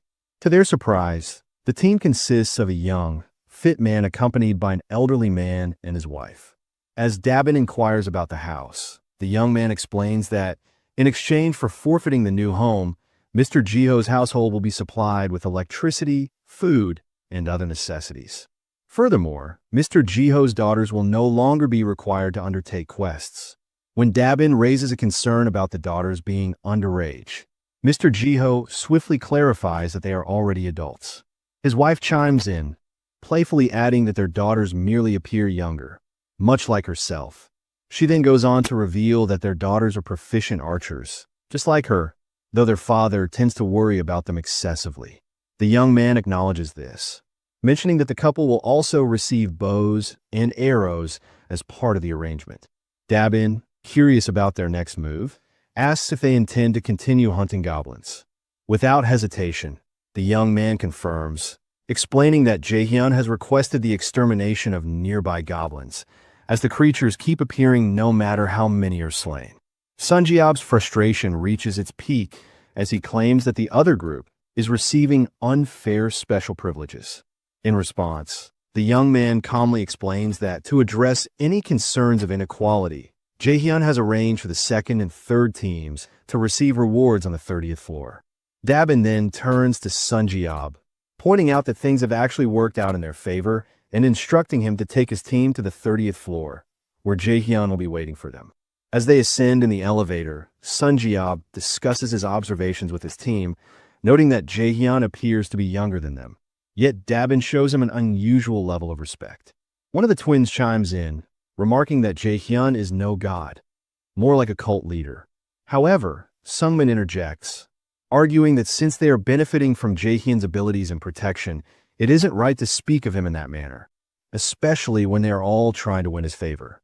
Sunjiab, clearly displeased, shoots him an icy glare, making it clear that the discussion isn't over. As the elevator doors open on the 30th floor, Sunjiab pointedly tells Sungmin that they will have a talk later. Upon arrival, Jaehyun approaches them, and the entire team is momentarily stunned by his presence. Sunjiab quickly composes himself and humbly introduces himself, only for Jaehyun to casually shake his hand and comment on how well they utilize the barrier, praising their strategy. Sunjiab, taken aback, immediately asks how Jaehyun knows about that, but Jaehyun offers no explanation, instead moving straight to the matter at hand. He announces that electricity, water, and gas will now be supplied to units 1301 and 1502. Sunjiab, unable to hide his skepticism, questions whether such a thing is even possible and how it will be done. Jaehyun responds matter-of-factly, stating that since they successfully hunted 100 goblins, they qualify for the benefits. Without missing a beat, he then coldly addresses the earlier comment about him being a cult leader, making it clear that he has no interest in becoming a god or playing such a role. The team, caught off guard by his words, is left in stunned silence. Jaehyun then shifts the conversation, informing them that he actually has a request to make. Sunjiab and his group sprint through the streets, chased by massive orcs, their heavy footsteps pounding against the ground. With every ounce of strength, they push forward, turning sharply into a narrow alley on the right. Sunjiab signals to Dongan, who acknowledges with a nod and steps forward, his lance already aimed at their pursuers. A system interface materializes, revealing Dongan's information. At level 33, his titles, Sixth Angel, Knight, and Lancer, define his combat prowess. His loyalty points stand at 70, while his faith points reach 78. His awakened skills, Throw and Thrust, activate in an instant. The Throw skill consumes mental energy to hurl an object with 5 times the attack power, while Thrust consumes health to deliver a devastating spear stab, generating a powerful energy wave upon impact. As a knight, his physical abilities increase proportionally to his loyalty, and the experience and loot gained from monsters hunted by his vassals are tripled. As a lancer, his mastery over the spear enhances his attack power, currently at an 11% proficiency. With a powerful motion, Dongan hurls his spear forward. It cuts through the air at terrifying speed, piercing one of the three orcs and sending it crashing to the ground. The second orc, unfazed, charges at him with its blade raised high, ready to strike. Before it can close in, an arrow shoots through its forehead, stopping it instantly, a well-placed shot from Dongan's partner. The third orc barely has a moment to react before Dongan pulls out another spear and finishes it off. The system interface flashes again, updating their progress. Experience points flood in, and a notification appears. 3,211,098 has been deposited into the Supreme of the Home's wallet. The mission status updates, confirming that the group has successfully completed their quest to hunt 100 orcs. A family of 3 stands frozen in fear, their expressions filled with terror for what had just occurred. Meanwhile, Dongan offers them a reassuring smile before leading them toward Jaehyun's building. As they approach, Jaehyun receives a system notification that an unauthorized object is attempting to enter and that an individual eligible for citizenship has arrived. The system prompts him, asking if he would like to offer citizenship. Jaehyun contemplates the situation. This time, there are 3 people, bringing the total number of citizens exactly to 200. Without hesitation, he instructs the system to grant them citizenship. A notification follows, confirming that the citizen count has reached 200, triggering the unlocking of a new skill, tax collection. The system details its effects, allowing him to collect 10% of the cash held by citizens without reducing their actual wealth. The skill, however, comes with a cooldown period of 30 days. Understanding the implications, Jaehyun recognizes that this system function allows him to recover a portion of the distributed funds. However, he also realizes that the returns are gradual, requiring 10 months to recover his initial capital. The urgency of his situation weighs heavily on him, as saving his parents cannot wait that long. He determines that Dongan's team must be deployed to Nam Bumindong as soon as possible. To accelerate progress, he decides to distribute 30% of the funds immediately, considering it an investment rather than an expense. Another system notification appears, indicating that the skill level has increased.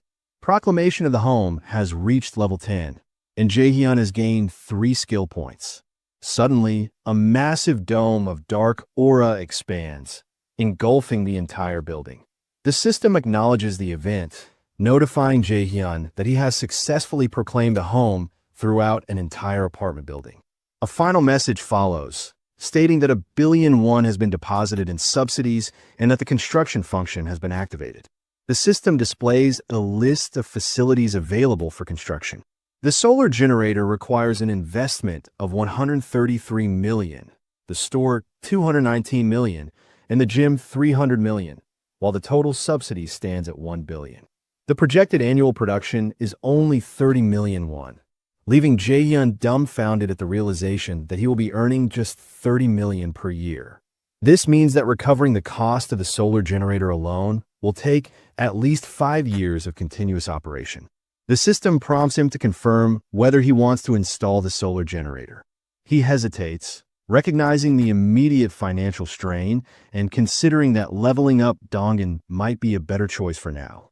However, his attention shifts to the 1 billion subsidy, which functions as a dedicated fund solely for construction.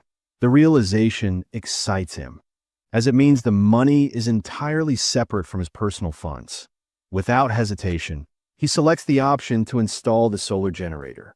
A countdown for the construction begins, displaying 24 hours remaining, and his remaining subsidy balance adjusts to 867 million. Considering the benefits, Jaehyun briefly entertains the idea of installing a second solar generator, only to receive a warning notification stating that only one can be installed per apartment building. Accepting the restriction, he turns his attention to the store facility, reviewing its description. The system details that the store connects directly to the home sovereign store skill, allowing him to sell registered items instantly. The most intriguing aspect is its automated functionality. It requires no separate cashier, and when a payment is made in front of a transparent item, the item materializes in real time. Jaehyun considers how, Up until now, preparing and distributing supplies has been a manual task. With the store, citizens will be able to purchase items themselves, and he will have control over pricing. This means he can adjust the fund distribution rate for everyone, creating a more efficient system. With this in mind, he decides to install the store. The system prompts him to choose a location, and he selects apartment 101. A countdown appears, showing 48 hours until the store is completed. Shifting his focus to the gym, he reviews its benefits. As a basic training center, it enhances citizens' strength and physical endurance, while boosting exercise efficiency by 200%. Excited by the possibilities, he realizes that combining the gym with mission rewards will significantly improve overall progress. Without hesitation, he designates the entire second floor for the gym.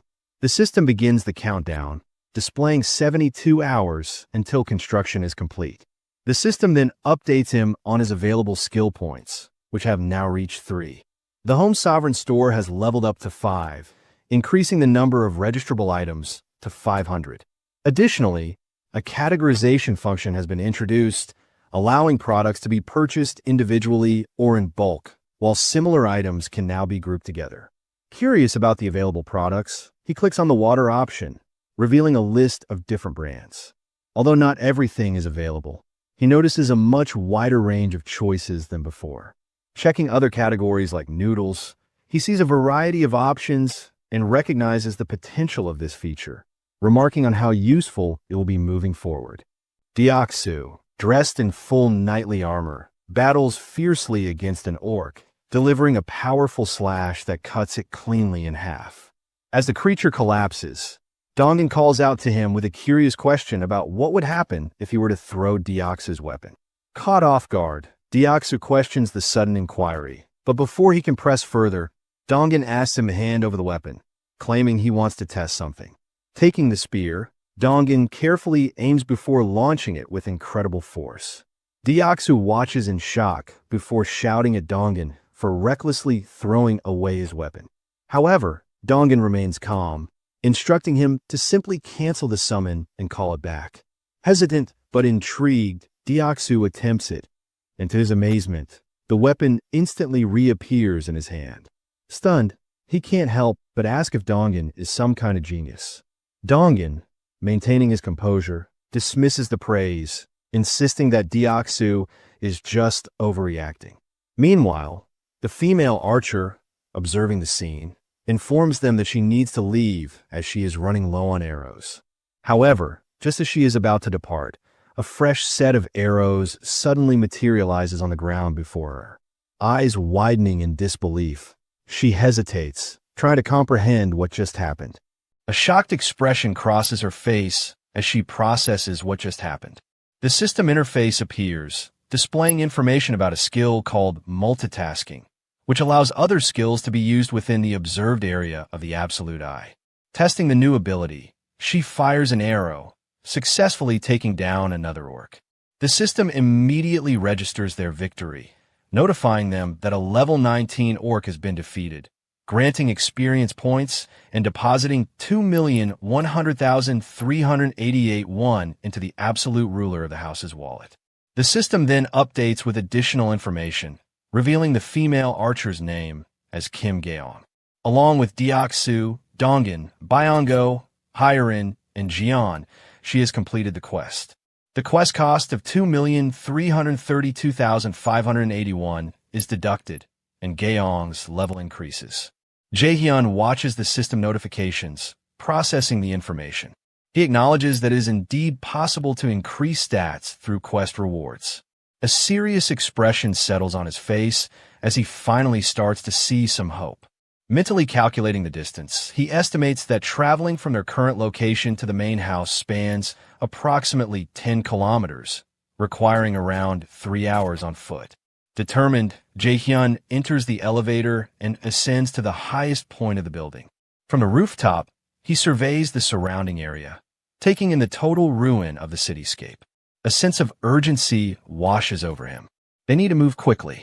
He considers prioritizing Dongan's party and checks the system interface for information on Kim Jian. Currently at level 22, Kim Jian holds the title's 7th bell and has 59 trust points and 33 loyalty points. His awakened ability, Crow Familiar, appears useful for reconnaissance. Next, Jaehyun reviews Oh Yeonju's information. At level 33, she has 51 trust points and 12 loyalty points. Her awakened ability, Bear, enhances her combat strength. Her experience distribution rate is 70%, while her settlement fund distribution rate is 30%. Lastly, he checks Kim Dejung, who stands at level 30 with the title 8th bell. She has 70 trust points and 63 loyalty points. Her awakened abilities include Heal, Bless, and Magic Armor. Her experience distribution rate is set to 100%.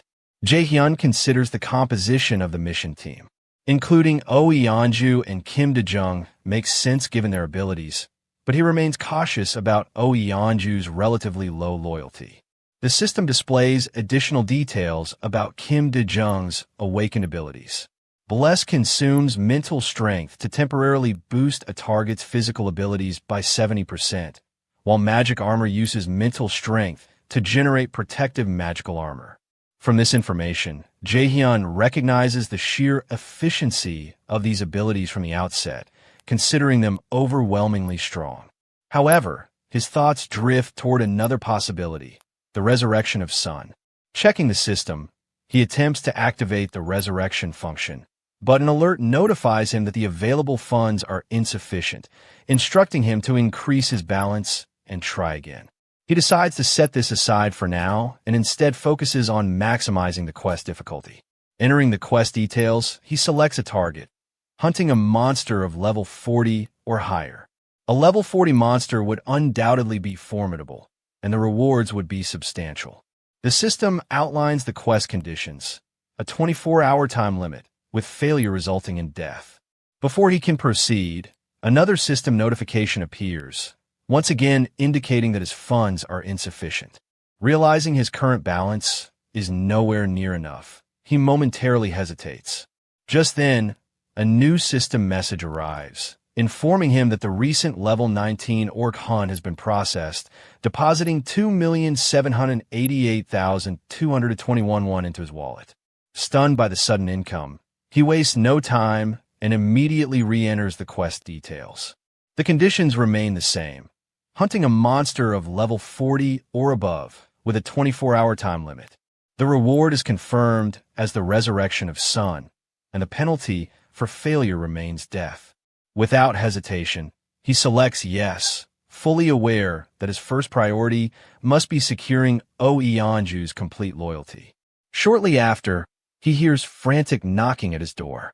When he opens it, Oh Yeonju stands before him, gasping for breath, having rushed over the moment she saw the quest. Desperation fills her expression as she struggles to find words. Jaehyun calmly reassures her, confirming that it is possible, though bound by a strict time limit. At his words, she collapses onto the floor, breaking down in raw emotion. Tears stream down her face as she thanks him repeatedly, claiming that even if only for a single day, as long as she can see them again, it will be enough. At that moment, the system issues another notification. Oh Yeonju's loyalty has surpassed 30, officially meeting the requirements for vassal registration. Jaehyun stands at the washing sink, watching the running faucet as water flows freely. The tap had opened on its own, but instead of being startled, he simply sighs in relief. He is starting to get used to this newfound control, the sensation almost making him feel like a wizard. A sense of satisfaction settles in as he acknowledges his growing command over 3 essential utilities: electricity, water, and gas. A system notification interrupts his thoughts, informing him that the daily sales of the store have been settled. A total of 320,981 won has been deposited into his wallet. He smiles, realizing that even with a mere 20% profit margin, today's store sales exceeded 1.5 million won. Through the eyes of the Absolute, he is able to oversee the store remotely without needing to be there physically, reinforcing his control over the operations. Meanwhile, elsewhere, a young man questions his companion about their savings goal. His partner responds, estimating that the bow he is eyeing costs 150,000 won and that they have managed to save around 10,000 won today. At this rate, it would take them about 2 weeks to afford it. The young man scoffs at the calculation, reminding his partner that they also need to budget for ramen and water during that time. Frustrated, the partner concedes, telling him to do the math himself if he thinks he is so smart. Jaehyun reflects on how drastically the atmosphere has shifted simply by distributing settlement funds. Ever since the mysterious space known as a convenience store appeared on the first floor of the apartment complex, even the smallest amounts of change obtained from hunting goblins have begun to stimulate people's drive. Residents have started venturing beyond the apartment complex to hunt, resulting in steady level-ups and a noticeable increase in participation. The system reveals the current population count, 789 out of a possible 11,000 slots. Observing this rapid growth, Jaehyun anticipates that the numbers will soon rise exponentially. Jaehyun receives another system notification. He has successfully hunted a level 18 orc, and 1,243,817 won has been deposited into his wallet. Meanwhile, Yeonju, fully transformed into her were-bear form, eliminates multiple goblins with ease. As she reverts to her human form, her teammates, Gaeong and Dejung, check on her, asking if she is alright. Yeonju reassures them that even if she gets a little injured, it's nothing to her. She then apologizes for taking most of the kills, explaining that she has her reasons. Gaeong, however, reassures her, saying that thanks to her, they can fight comfortably and safely, so it's not an issue. Observing their dynamic, Jaehyun confirms that bringing Yeonju and Dejung was the right decision. He checks Yeonju's updated stats. She has reached level 40 and has earned the title 9th bell. Her trust and loyalty points have both increased to 66. Her awakened abilities now include Were-Bear and Primordial Life Force, while her experience distribution rate has surged to 200%. Her skill set is formidable. The warrior skill enhances close combat attacks by 50%. Primordial Life Force, an A-rank ability, drastically accelerates regeneration the more injuries she sustains. Most alarming, however, is her S-rank skill, Berserk. When triggered by the sight of blood, her eyes turn red, and her physical abilities increase by an astounding 300%. Just as they process this information, a sharp cracking sound echoes through the battlefield. The three women snap their attention forward, their senses on high alert. Moments later, a massive goblin emerges from the shadows, its eerie aura sending a chill through the air. The three women suddenly feel a wave of shock as a massive orc appears before them. The creature lets out a deep, menacing growl, making Yeonju react without hesitation. Her body shifts instantly, muscles expanding, fur sprouting, and claws growing sharp as she transforms into a powerful were-bear. Without wasting a second, she calls out to Daejong before charging straight at the orc captain. Daejong and Gaeong watch in worry as Yeonju throws herself into battle. The were-bear lunges at the towering orc captain, claws slashing through the air. Taking advantage of the opening, Daejong quickly pulls back her bowstring and releases an arrow at an incredible speed, aiming straight for the enemy.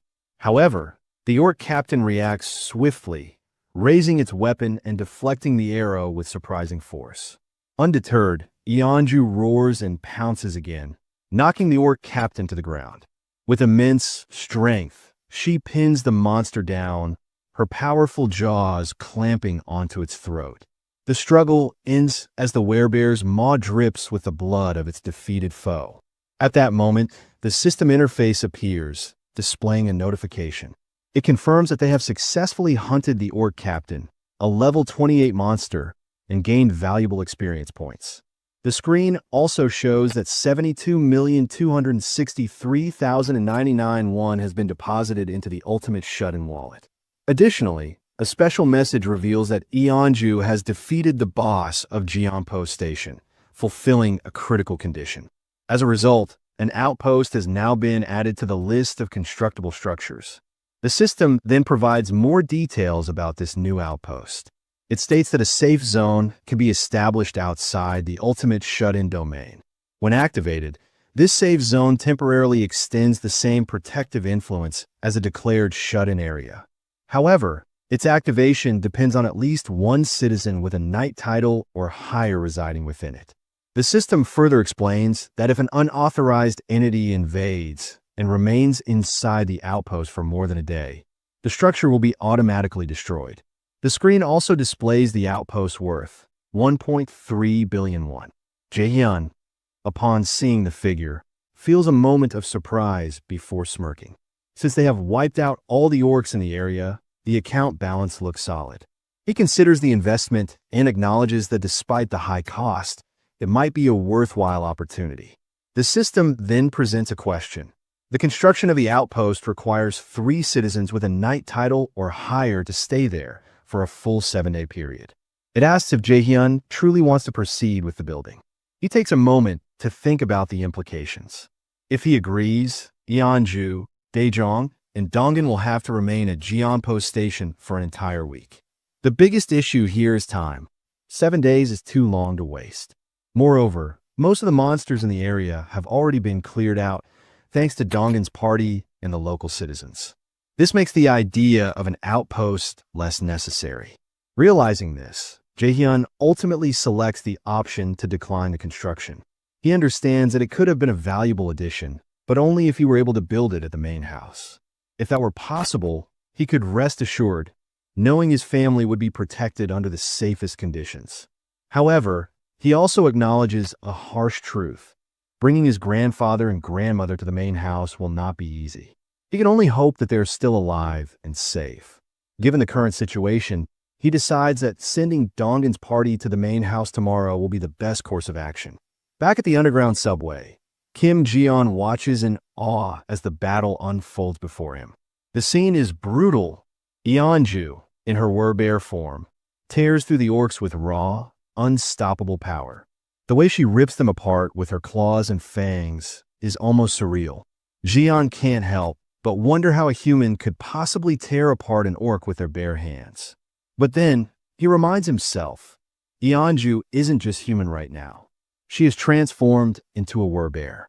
Even before receiving Jae-hyun's blessing, Yeonju was already strong, and now, she seems even more overwhelming. Ji-yeon finds himself questioning how Jae-hyun even managed to convince someone like her join him. Watching her fight, he notices something unusual. Yeonju seems completely obsessed with goblins. The way she targets them so aggressively makes him wonder if she has gained some kind of new ability related to them. At that moment, the system interface appears before him, displaying a notification. A party quest has been issued. Their objective is simple: return within the time limit of 1 hour. The reward is only a small amount of experience points, and there is no penalty for failure. It seems like a straightforward task, but Ji-yeon knows that anything can happen. Dongin's party soon arrives, and Dongin informs Ji-yeon that they are heading back. Acknowledging this, Ji-yeon raises his arm, calling for his familiar. A crow swiftly flies toward him and lands on his arm, its dark feathers gleaming under the dim light.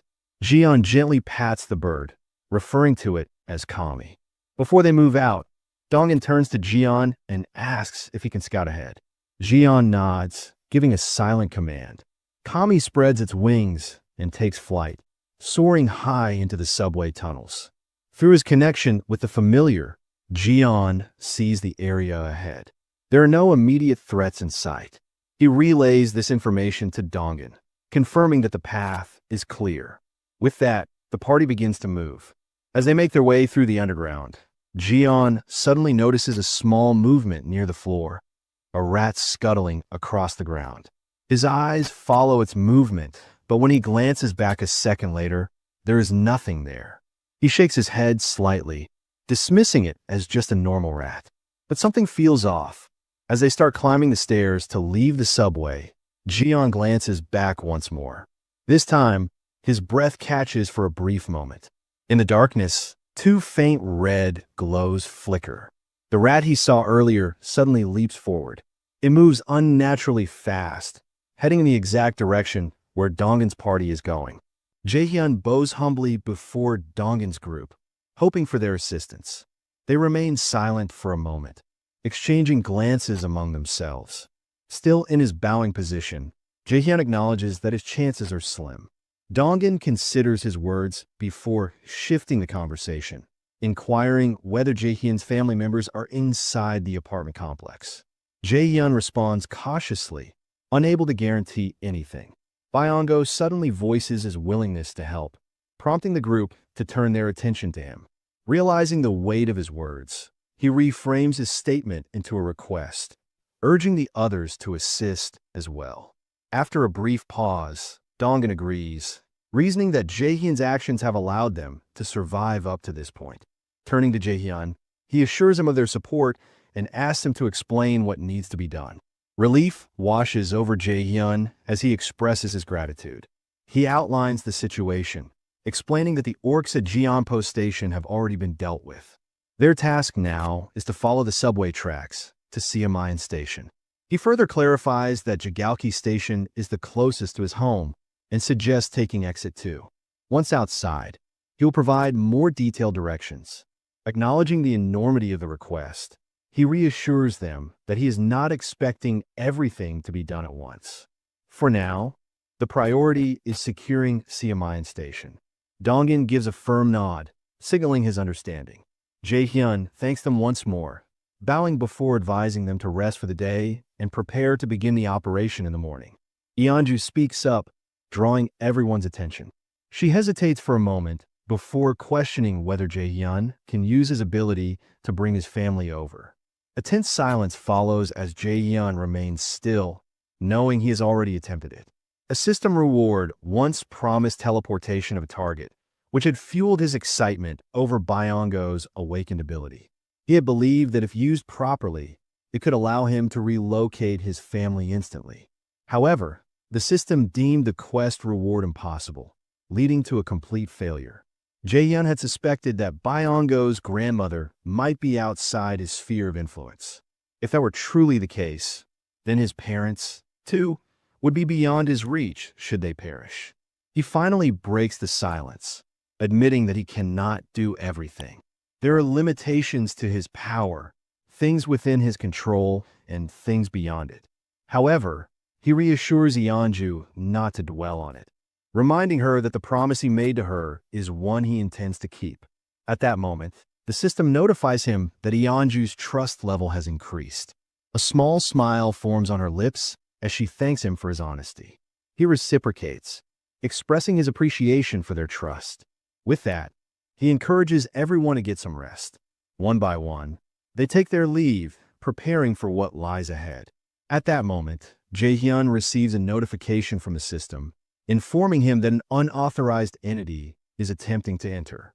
The system also alerts him that an entity meeting the conditions for citizenship has approached the house and asks if he would like to grant citizenship.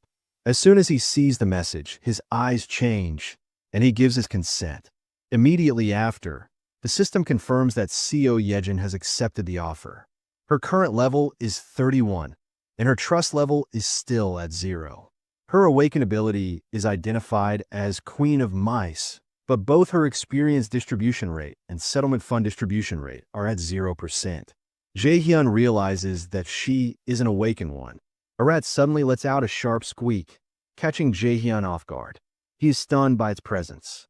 An hour earlier, a rat with an unusual presence moves through the ruins, appearing almost as if it is possessed. It watches from a distance, its small eyes focused on Donggin and the others. It wonders about their strength, intrigued by how they are able to slaughter orcs with ease. It questions whether they are all awakened, but finds the idea doubtful. However, sensing that they might be worth approaching, the rat decides to follow them. It reasons that taking care of everyone alone is becoming too difficult and that, with its ability, it might be possible to change things. As the rat continues tailing the group, it reaches a neighborhood and is immediately shocked by what it sees. Children are playing at a playground, their laughter echoing in the air. Even more surprising is the number of people gathered in a single building. It cannot help but wonder what kind of place this is. Driven by curiosity, it dashes forward to take a closer look. Managing to sneak into the area, it attempts to enter the building. However, as soon as it gets close, a blue shield materializes, blocking its way. The rat collides with the barrier, bouncing back with a small bump forming on its head. A system interface appears before the rat, denying it entry and asking if it would like to acquire citizenship. It eagerly squeaks multiple times, trying to say yes, but the system interface remains unchanged. Realizing that the system does not recognize its response, it begins to despair, thinking that it must be impossible as a rat. However, to its surprise, the interface suddenly updates, stating that citizenship has been granted. The rat, realizing that it worked, immediately dashes into the building. Upon entering, panic spreads throughout the area. People shout in alarm at the sight of the rat, their fear turning into an attempt to eliminate it. The rat scrambles to escape, barely dodging the stomping feet of the residents. It flees as fast as it can, making its way into another part of the building. The rat soon finds itself inside a gym, where the awakened group is gathered. They're intensely working out, their focus unwavering. Seeing this, the rat cannot help but be filled with confusion. The sight of so many strong individuals training in one place makes it wonder just what kind of place it has stumbled upon. Meanwhile, deep underground, a woman groans in pain, clutching her head. Moments later, her expression changes and a wild laugh escapes her lips. A newfound sense of hope fills her as she realizes that she has finally found a way to survive. She quickly shifts her focus to the problem ahead, reaching the building. She understands that getting to Jianpo Station is her only option. She contemplates using the subway tracks, but knows that Siamayan Station remains a dangerous obstacle due to the monsters lurking there. However, she begins to see the situation differently. Because of the monsters, there might actually be an opportunity. A confident determination fills her mind as she makes her decision. In the darkness behind her, multiple red glows flicker to life. A system interface appears, stating that Jaehyun has hunted a tamed level 2 mouse and has gained a small amount of experience, after which 1,416 won is deposited into his wallet. Information about the Queen of Mice, Grade A, also appears, stating that every mouse that meets her pledges loyalty and can never be used like one's limbs, even sharing senses with her. Jaehyun realizes that the Queen of Mice is controlling the mouse spirit, prompting him to activate the eyes of the Absolute One as he reflects on the thought that an A-grade awakener actually came on their own. He knows that he must accept them as a vassal no matter what. However, he wonders where they are. As he searches around with the eyes of the Absolute One, seeing that they are not nearby, he decides to summon them first by using quest granting. The system interface reveals the quest details. The Queen of Mice must visit the apartment within a time limit of 48 hours and will be rewarded with cola and a choco bar. There is no failure penalty. He recalls what Oh Yeonju told him earlier. She asked if he couldn't just bring his family over with his ability. He already tried several times, but failed, leading him to wonder if it is because they are outside his sphere of influence. Clearly, those who are granted citizenship fall under Jaehyun's influence. No matter how far they are, the corpses of monsters they hunt are still calculated accordingly, which proves his theory. He decides to modify the quest details, changing the time limit to 10 seconds and the failure penalty to summoning. It works, and Jaehyun is surprised. He didn't expect to be able to use even the failure penalty. Jaehyun decides to give it a try, even if it is just once, to see if he can summon someone who is not yet a citizen. If this works, then bringing his family over safely should also be possible. When an outpost is activated, it temporarily gains the same power as the main home territory. This means that after sending Dongan's party and establishing the outpost, Jaehyun can grant citizenship to all his family members. If they become citizens, he should be able to use the quest system to summon them. He strongly believes that this plan will work, but the main issue is how much it will cost. Despite his concerns, he decides to proceed and grant the modified quest. He hopes that the cost will not exceed 1 billion won as the system countdown of 10 seconds begins. As soon as the countdown ends, the system interface displays the quest results. It states that the Queen of Mice, Sayo Yejin, has failed the quest. The total cost for the quest is revealed to be 31,674,894 won. Jaehyun feels relieved that the amount is lower than he expected. The next moment, Sayo Yejin suddenly appears inside the apartment, looking extremely frightened and confused about her surroundings. Jaehyun looks at her, surprised that the summoning actually worked. Without hesitation, he greets her by name, as he already knows who she is. This catches Yejin off guard, and she stares at him in shock. She asks who he is and how he knows her. Jaehyun calmly explains that he is the one who granted her citizenship and brought her here. He tells her that she is now on the highest floor of the apartment building, the very same one she had previously seen through the eyes of the mouse spirit. He acknowledges that the sudden summoning must have startled her and sincerely apologizes for bringing her here without warning.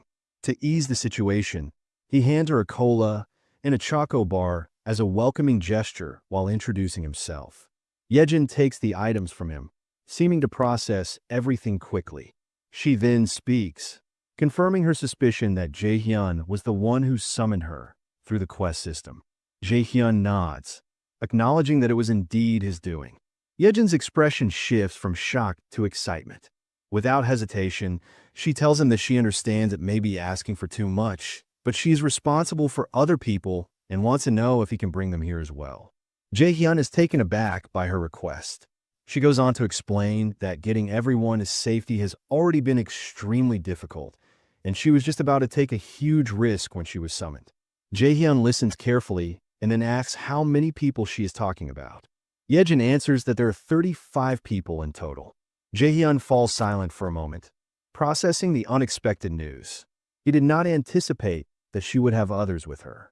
He eventually speaks, apologizing as he explains that bringing them over using his ability may be difficult. He is unsure if his power will work for such a large group. Yejin immediately explains that her mother and younger siblings are among the people she is responsible for. Desperate, she pleads with Jaehyun, saying that she is willing to do anything if he can help her save them. Hearing this, Jaehyun tells her to wait for a moment while he thinks about the situation carefully. As he considers his options, he recalls an important detail. Yejin never directly interacted with him before, yet he was still able to grant her citizenship. This suggests that the system recognizes the mouse spirit as an extension of Yejin herself. If that is the case, he wonders if he can use that connection in a different way to help her family. At that moment, the system interface appears, displaying Yejin's stats. He sees that she is at level 31, her trust level is at 37, and her awakened ability is Queen of Mice. Additionally, both her experience share and profit share are at 0%. Jaehyun notices that her trust level has already increased, but given the situation, it makes sense that she would be inclined to trust him more. He then turns to Yejin and asks if she truly means what she said, if she is really willing to do anything. Without hesitation, Yejin resolutely confirms that she is. Jaehyun tells her that there's exactly one way to save her family, but it requires her to fully trust him. He explains that if she can trust him completely, he will definitely find a way to help them. Without a second thought, Yejin declares that she trusts him completely and that she will do whatever it takes to protect her family. As soon as she says this, Jaehyun receives a system notification. It reveals that her trust level has risen significantly, now reaching 50, while her loyalty level has surpassed 30. Because of this, she has now met the conditions for vassal registration. Without hesitation, Jaehyun activates the vassal registration process. A blue aura surrounds Yejin, and she looks at herself in amazement. When the process is complete, her stats have changed significantly. She now holds the titles of 10th Seed, Knight, and Tamer. Her trust level has risen to 52, and her loyalty level has increased to 33. Jaehyun also sees new system information regarding tamed beings. Their stats increase based on the loyalty percentage, and their growth speed accelerates according to the trust percentage. Additionally, the system reveals that Yejin's evolution grade is now a plus, which means that tamed beings under her command will continue to grow stronger. Those who reach a certain level will even evolve into more powerful forms. Realizing that this could be the key to saving Yejin's family, Jaehyun immediately asks if any tame mice are near the place where her family is. When she does not respond right away, he firmly tells her to send one of her tame mice to her family immediately. Without hesitation, Yejin follows his instruction. At the same time, Jaehyun activates the eyes of the Absolute One, allowing him to see through the eyes of the tame mouse. As the small creature moves toward Yejin's family, Jaehyun carefully watches its surroundings. As soon as the mouse reaches the location, a system interface appears, and to the surprise of Yejin's family, food and drinks suddenly begin appearing before them. They are shocked and wonder if this is Yejin's doing. Meanwhile, Jaehyun sees another system notification. The trust level of Yejin has risen significantly once again, just as he expected. He realizes that her ability and the eyes of the Absolute One are a perfect combination. With her power, he now has control over tens of thousands of mice crawling through the sewers, allowing him to see and gather information from countless places at once. The realization fills him with excitement. He has just acquired the ultimate scouting ability. Yejin wants to confirm what Jaehyun means by near Songdo branch, so she asks if he is referring to Nambyumindong. Jaehyun confirms that he is. It just so happens that Yejin is very familiar with Nambyumindong because her family home is there. This gives her a big advantage over Dongin's party, even though they also know the area well. Unlike them, she does not need to go there in person. All she has to do is send a small mouse to scout the place. This simple fact makes it much easier for her to check on her family's safety and send relief supplies if needed. Because of this, she quickly tells Jaehyun that she will take care of it. At that moment, the system interface appears, showing that Yejin's trust and loyalty have increased. Jaehyun wants her to go immediately and tells her that if she does, it would be best if she follows the subway tracks. He has a plan to use that route for a rescue mission later. Hearing this, Yejin suddenly looks frightened. She explains that using the subway tracks is not a good idea because a dangerous monster is living in Siamine Station. Jaehyun still wants to gather information, so he asks her to send at least one mouse to check the area where the monster is. Not long after, a small mouse moves through the subway tunnels and soon comes across a terrifying scene. A massive snake-like monster is swallowing an ogre whole. The mouse is so scared that it freezes for a moment. Before the mouse can escape, the giant snake monster notices it. The snake moves quickly and tries to attack, but the mouse reacts just in time. It manages to dodge the attack and runs away as fast as it can. Jaehyun is watching everything through his special ability, Eyes of the Absolute. By observing the monster closely, he realizes just how massive it is. It is far stronger than he expected, and he starts to think that the snake monster could be over level 40. Yejin points out that Jaehyun must have seen the monster himself and understands why using Siamine Station is impossible. Instead of taking that route, she suggests skipping one station and heading to Byeonnagal Station instead. She has already observed the skills of Jaehyun's companions and knows how strong they are. With their abilities, she believes reaching Byeonnagal Station will not be a problem. Jaehyun realizes that Yejin is right and agrees with her suggestion. He then tells her that she can go to Unit 2701. Jaehyun informs her that starting today, she will be staying there, but she will have to do some cleaning first. Yejin is grateful for the arrangement and immediately thanks him before taking her leave. Meanwhile, Jaehyun reflects on the situation and concludes that if he had been in her position before they met, he probably would have come up with the same plan. Afterward, he makes a request to the system to install a solar generator. The system interface appears, displaying a countdown of 24 hours until completion. As the installation begins, solar panels appear on the rooftops of the buildings. Jaehyun observes them and acknowledges that they are quite efficient. However, he also realizes that the current setup is still not enough to support nearly 800 people. If they want to expand their facilities and improve living conditions, they will need more funding and manpower. To achieve this, he decides that they must establish a 3-shift work system for maintaining communal facilities. The same applies to gathering more resources. Ultimately, Jae-hyun concludes that they need to do more hunting. Elsewhere, Donggin's party is seen running through an area before stopping to confront a group of winged bat monsters. The archers in the group immediately take action, firing arrows at the creatures and successfully taking them down. Once the fight is over, one of the female archers checks on the group, asking if anyone is hurt. The others assure her that they are all fine. Her sister then brings up the snake monster Jae-hyun mentioned at Siamine Station, wondering if they truly have what it takes to hunt it themselves.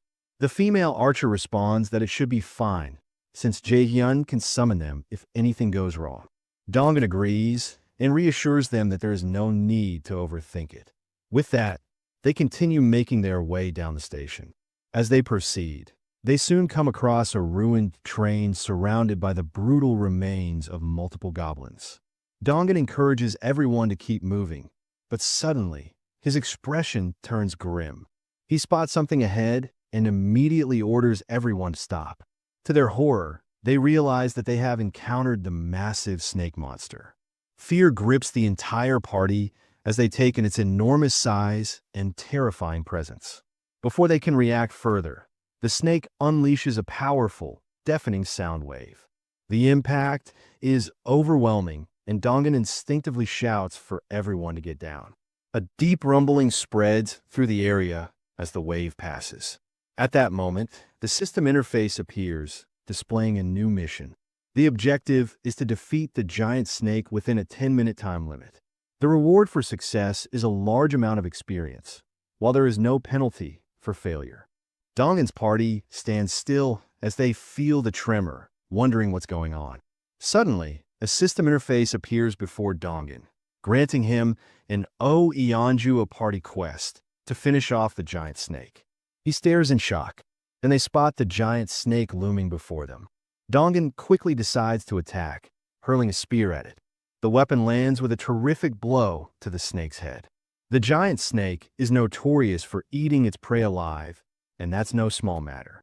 A living creature struggling inside its belly could pose serious danger, which is why the snake typically uses venom to paralyze its prey or strangles them until they suffocate before swallowing.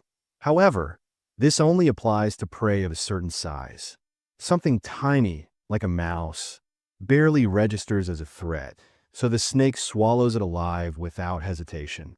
The snake swallows the mouse, unaware of the consequences that are about to unfold. At that moment, Jae-hyun activates the warehouse. There are two usable skills, warehouse and shop. He summons gas through the mouse inside the snake, filling the creature's insides. Then he summons flaming tissue, triggering a powerful combustion, a massive explosion from within the giant snake. Yejin is caught in the blast's aftershock. Jae-hyun quickly asks if she's okay. She smiles and assures him she's fine, just a little startled. He praises her for doing a great job, then turns his attention back to the situation unfolding at the subway station. Using his absolute eyes, he carefully observes the battlefield, reasoning that he shouldn't register the giant snake as his own kill. Instead, he wants the beast to be slain by vassals who have earned the knight title, Dongin and Yeonju.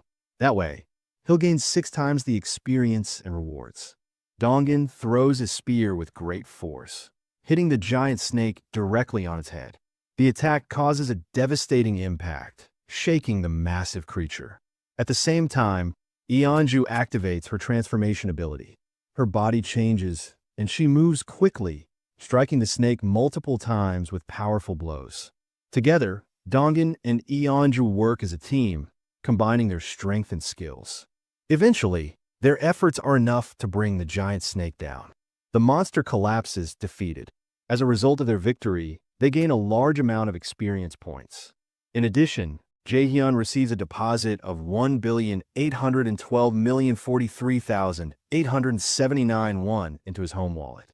Since Dongin and Yeonju have successfully defeated the boss monster of Siamine Station, Jae-hyun now has permission to build an outpost at that location. Their skill levels increase as well, and the level of the home domain declaration rises to level 15. Because of this, Jae-hyun earns 3 extra skill points. Suddenly, Jae-hyun feels a sharp pain in his chest. He holds it tightly as a large purple orb begins to appear around the entire estate. A system message appears, notifying him that a being who meets the requirements for citizenship has been discovered.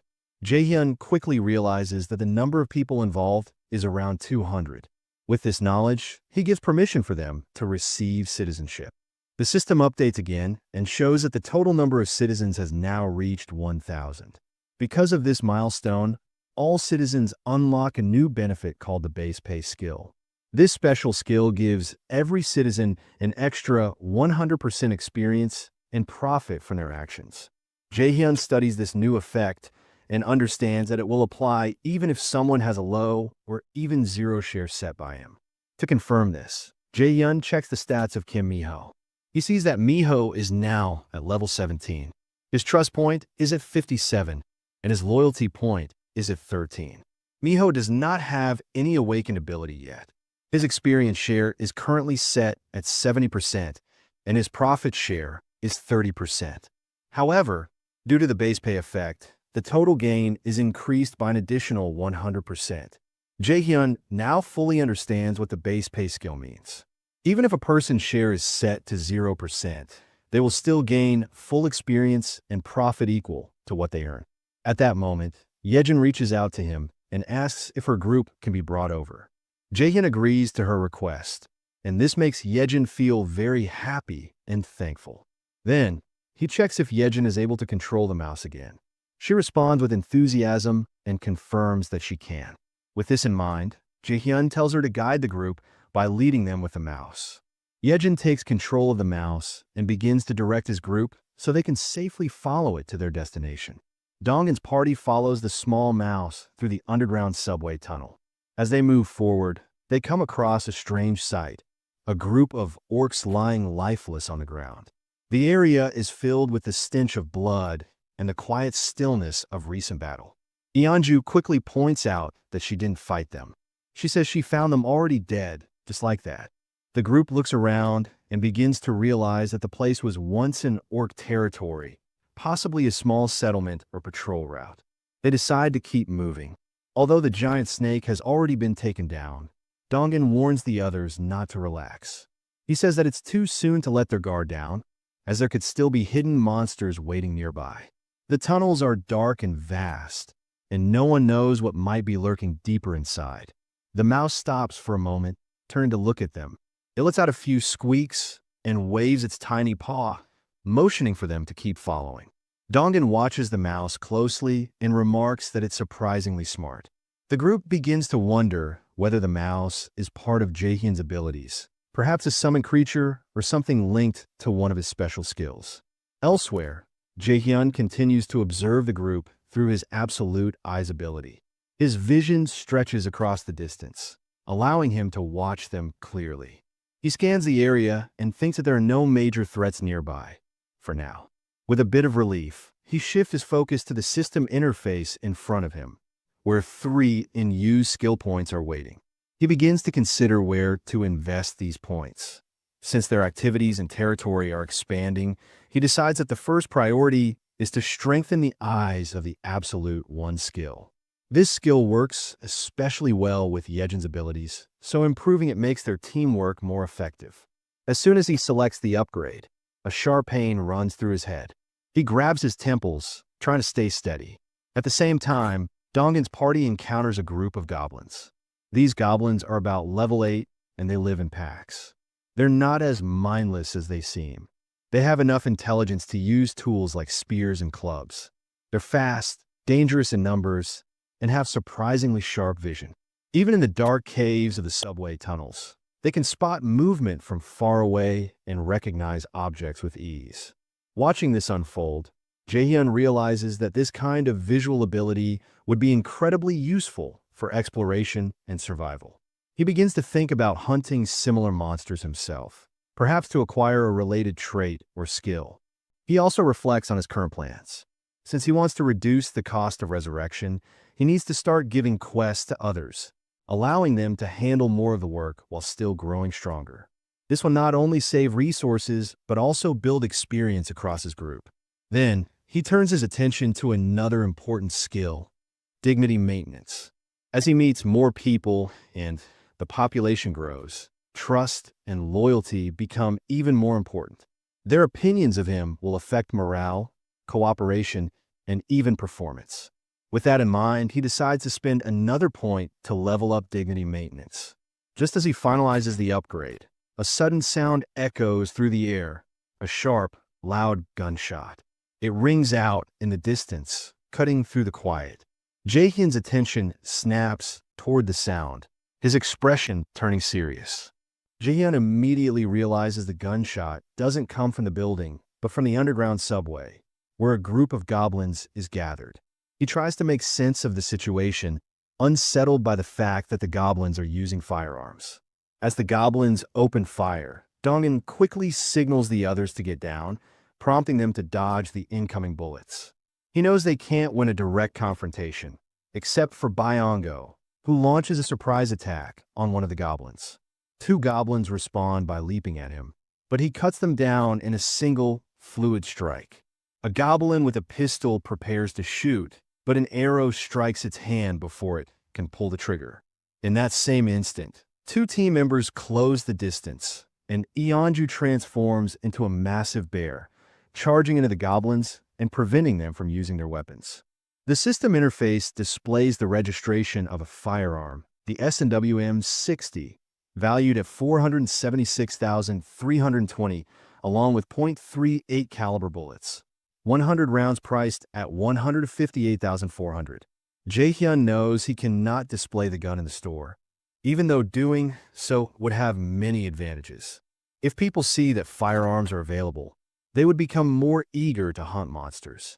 Even regular citizens who are below level 10 might begin hunting orcs more often. This would mean a huge increase in experience points gained and profits earned. However, Jaehyun understands that not everyone can be trusted.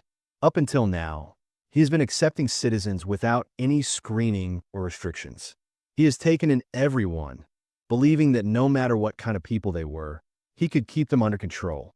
At first, this decision brings many benefits. A growing population means more people to fight monsters, gather resources, and help the city develop. But Jaehyun knows that everything will change once firearms are involved. Guns are different from swords or bows. They give power instantly, and that kind of power in the hands of the wrong person can be dangerous. Among so many people, it is impossible to be sure that no one is hiding bad intentions. Feelings like envy, grudges, and jealousy are common, and these emotions can lead to accidents. And in the worst situations, those accidents can end with someone losing their life.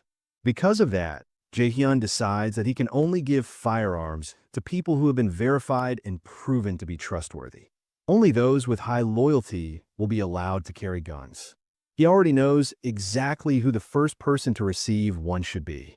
After the battle, many goblins lie motionless on the ground. Among the scattered bodies, Byongo stands still. A gun and a box suddenly appear in front of him, and he picks them up. Without saying a word, he quietly gives thanks to Jaehyun in his heart. Dongan's group continues their journey, with the mouse still guiding them through the underground area. After a while, they arrive at a door. Dongan steps forward, grabs the handle, and pulls it open. On the other side, they see a group of people huddled together, looking nervous and frightened. Jaehyun stands outside with Yejin, quietly enjoying the moment. He finds it nice that the walking trail is now part of the territory. As they continue strolling, Yejin expresses her gratitude for him taking the time to meet her. Jaehyun reflects that it has been quite a while since he last took a peaceful walk like this. While they walk, a notification suddenly appears from the system. It informs Jaehyun that an unauthorized entity is attempting to enter. Immediately after, another interface pops up, stating that a being who meets the requirement for citizenship is approaching Haven. The system asks if he wants to offer citizenship, and Jaehyun approves the request. Not long after, Yejin hears her name being called. She turns around and sees her mother and sister. Overwhelmed with emotion, they all rush into each other's arms for a warm embrace. Her mother scolds her gently, asking where she had gone without saying anything and expressing how worried she had been. Yejin apologizes sincerely. Meanwhile, Her sister playfully comments that Yejin smells nice and asks if she has showered. Yejin responds with a smile, saying that there's warm water available and her sister can shower too. Jaehyun watches the reunion from a short distance, a calm expression on his face. After a moment, he calls out to Yejin and informs her that Unit 2701 has been assigned to her. She is free to use it as she wishes, though he notes that it might feel a bit cramped if she plans to house more than 30 people. Yejin glances at the group behind her, clearly torn about how to handle the situation. She worries whether there will be enough space for everyone. Noticing her hesitation, Jaehyun steps in again. He tells her that he will give her 3 extra rooms because, in his eyes, she is worth that much. Deeply moved, Yejin thanks him with a grateful smile. Jaehyun then lists the additional units she can use: 2402, 2301, and 1902, all located in the same building. Hearing this, Yejin lights up with excitement and promises to do her best from now on. Jaehyun receives a new notification from the system interface. It informs him that Yejin's trust and loyalty have increased significantly. Along with her, the names Hong Daorei, Lee Sungjin, and Han Young-soo also appear, indicating that their bonds with Haven and with Jaehyun are growing stronger. He stares at the interface, his mind wandering to a feature he hasn't explored since leveling up: the Guardian Beast Management System. As he opens it, a strange feeling settles in his chest. A creeping sense of unease rises as he begins to realize something troubling hidden within the feature, something he hadn't considered before. Just as he starts to process this realization, someone calls out to him, breaking his train of thought. The voice is calm but direct, asking if he has a moment to talk. Jaehyun responds, telling the person to come in. The door opens to reveal a woman, Yoo Hyrin. She steps inside and politely states that she has something she wants to say. Jaehyun gestures for her to speak freely and make herself comfortable. Yoo Hyrin lowers her head respectfully and apologizes before calmly stating that she would like to leave the party. Her words catch Jaehyun off guard, and he feels a flicker of surprise at her sudden decision. Hyrin says she wants to leave the party, explaining that her ability and the fact that she doesn't even stand out make her feel like it might be fine if she isn't there. Jaehyun listens carefully and encourages her to be honest. After a brief hesitation, Hyrin admits that she is scared. She says the monsters are terrifying, especially the giant snake they fought today and the red tiger that chased her. She apologizes, saying that even though Jaehyun always saves them, she feels like she's just a useless person who is not living up to his expectations. Jaehyun already notices signs of this before, back when they go to rescue Byongo's grandmother and during the times they hunt orcs together. He knows that Hyrin doesn't have a strong impact during their missions, but he never blames her for it. He understands that the poison mist ability is tricky. If used incorrectly, it could end up hurting their own teammates, making it very hard for her to use it freely. He knows that she must be risking her life every time she fights. But even with that understanding, he knows that when results don't come easily, it still leaves a painful feeling. After a brief moment of silence, Jaehyun speaks. He says it is perfect timing because he is looking for someone to help him. He mentions a woman named Kim Dabin who works at the shared facility on the 21st floor. She's been trying to manage everything by herself, and it is clear that it has been very hard on her. Because of this, there are now plans to create and manage shared facilities on every floor, not just the 21st. Jaehyun explains that he needs someone trustworthy to take on an important role, and he believes that Hyrin is someone he can trust. He asks her if she can help with the task. He also says that he does not think anyone is useless as long as they are willing to move and do their best. He reminds her that her ability, controlling poison, is powerful, and he believes that one day it will shine even brighter. He says that if it is too hard for her to go out into the field right now, it is okay for her to work inside for a while. And when the day comes that they need her strength again, he will count on her. After finishing his words, Jaehyun bows deeply to her, surprising Hyrin. At that moment, the system notifies that Hyrin's loyalty has increased and has reached 100, hitting the retainer limit. Feeling emotional, Hyrin wipes away her tears. She apologizes for showing a weak side of herself and promises that she will do her best from now on. Jae-hyun tells her that she has worked hard until now and that he will keep counting on her going forward too. Shortly after, the system interface shows a new option. It reveals that summoning a guardian beast costs 1 billion won. Jae-hyun thinks about it and decides to give it a try. As soon as he agrees to the option, a golden magic circle appears, crackling with lightning.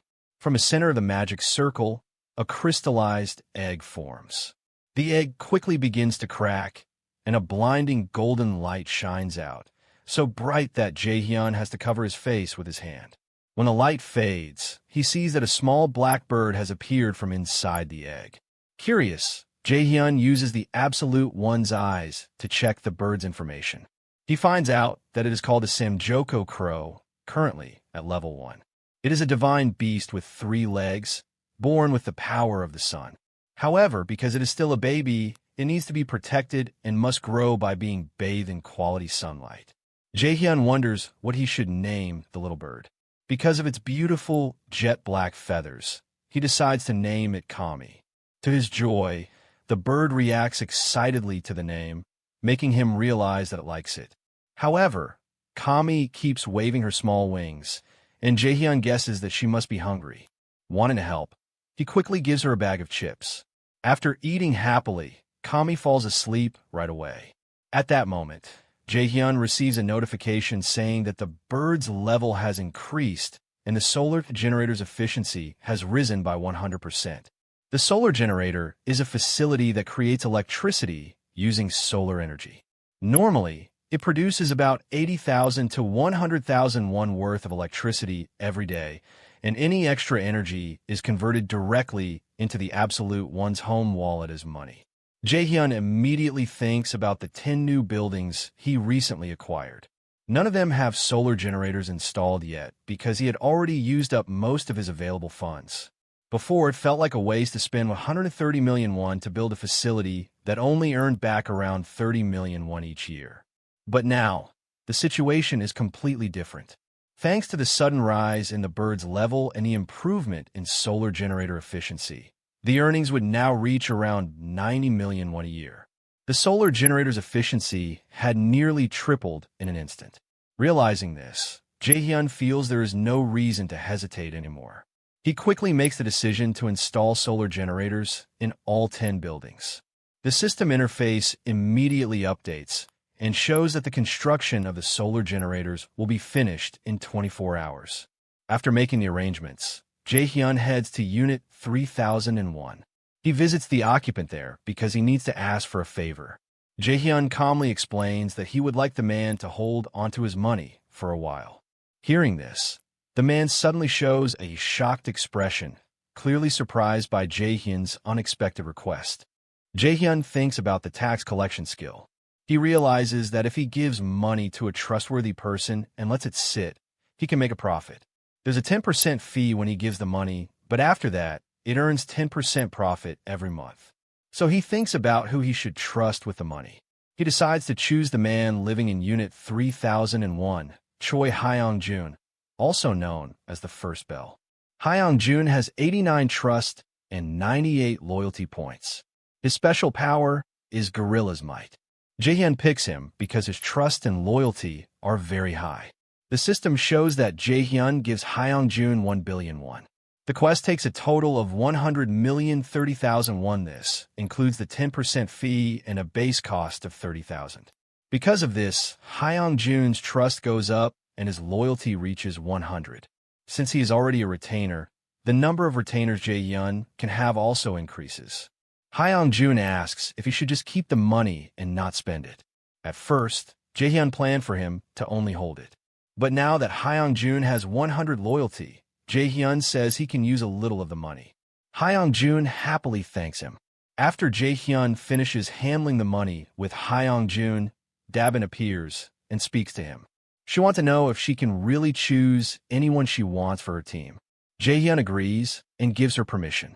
He also tells her that she can include Hyun. Since Dabin is the leader of the team, he decides to pay her double the usual wage. Hearing this makes Dabin very happy. Her loyalty goes up, and she becomes excited and full of energy. She thanks Jaehyun with enthusiasm and quickly takes Hyun with her to start building the team. Once they leave, Jaehyun feels that now is the right time to have a serious and difficult conversation. He goes to Unit 2109, where Donggin's group is staying. He meets the party and tells them about the current situation. Because of the powerful monster at Siamayan Station, the area nearby has become safe for now. There are no monsters in the surrounding streets or in the subway tracks near the station. From Biamnagal to Biamil Station, the monster presence is very low. This situation creates a temporary opportunity. Jaehyun believes that before another monster shows up and takes control of the area, they must act quickly and take it first. While talking to Donggin's team, Jaehyun remembers something important. He thinks back to when Hyun cried and begged him with tears. That moment helped him realize something deep. The people standing in front of him are not just following orders, they are putting their lives on the line because of what he asked them to do. They are risking everything for his decisions. Thanks to Yejin, who recently joined the group, they were able to spot the monster at Siamayan much earlier than they would have without her. If they hadn't noticed it in time, it could have become extremely dangerous and possibly deadly. This early discovery gives them an advantage. Jaehyun knows that in this harsh world, where anyone can die at any moment, wanting to protect only his loved ones can be seen as selfish. But even if it is selfish, he cannot ignore it. He wants to save the people he cares about. That desire will not go away, no matter what. With all of this in his heart, Jaehyun tells the group that tomorrow, he wants them to head straight to Jigaoki Station. Later, Jaehyun is in his room when the system interface appears in front of him. It shows a message saying the solar generator's efficiency has increased by 100%. It also reports that Samjoko's level has gone up. Because of this, Samjoko is now unlocking a part of the sun's power. Along with that, it awakens basic elemental fire magic. Jaehyun feels surprised by the news. He decides to try it out. He lifts one finger, and in the next moment, a small flame appears. The feeling is a little familiar, similar to when he uses the dignity maintenance skill. This makes him think about something deeper. Later, he goes outside to an open area. He checks carefully to make sure no one is around. Once he is alone, he closes his eyes and imagines a giant flame, one strong enough to burn everything in the area. He focuses on the feeling and stretches out his hand. But when he opens his eyes, he sees only a small flame appear. He looks at it and wonders if this is still the limit of his current power. Even though the flame is small, he starts to think. He remembers the special gas created by the dignity maintenance skill. If he combines that gas with the flame, the result could be dangerous. It might not look strong now, but he realizes it has serious potential. It may be a small fire for now, but the power can grow over time. What matters is that the base is there, and the future possibilities are huge.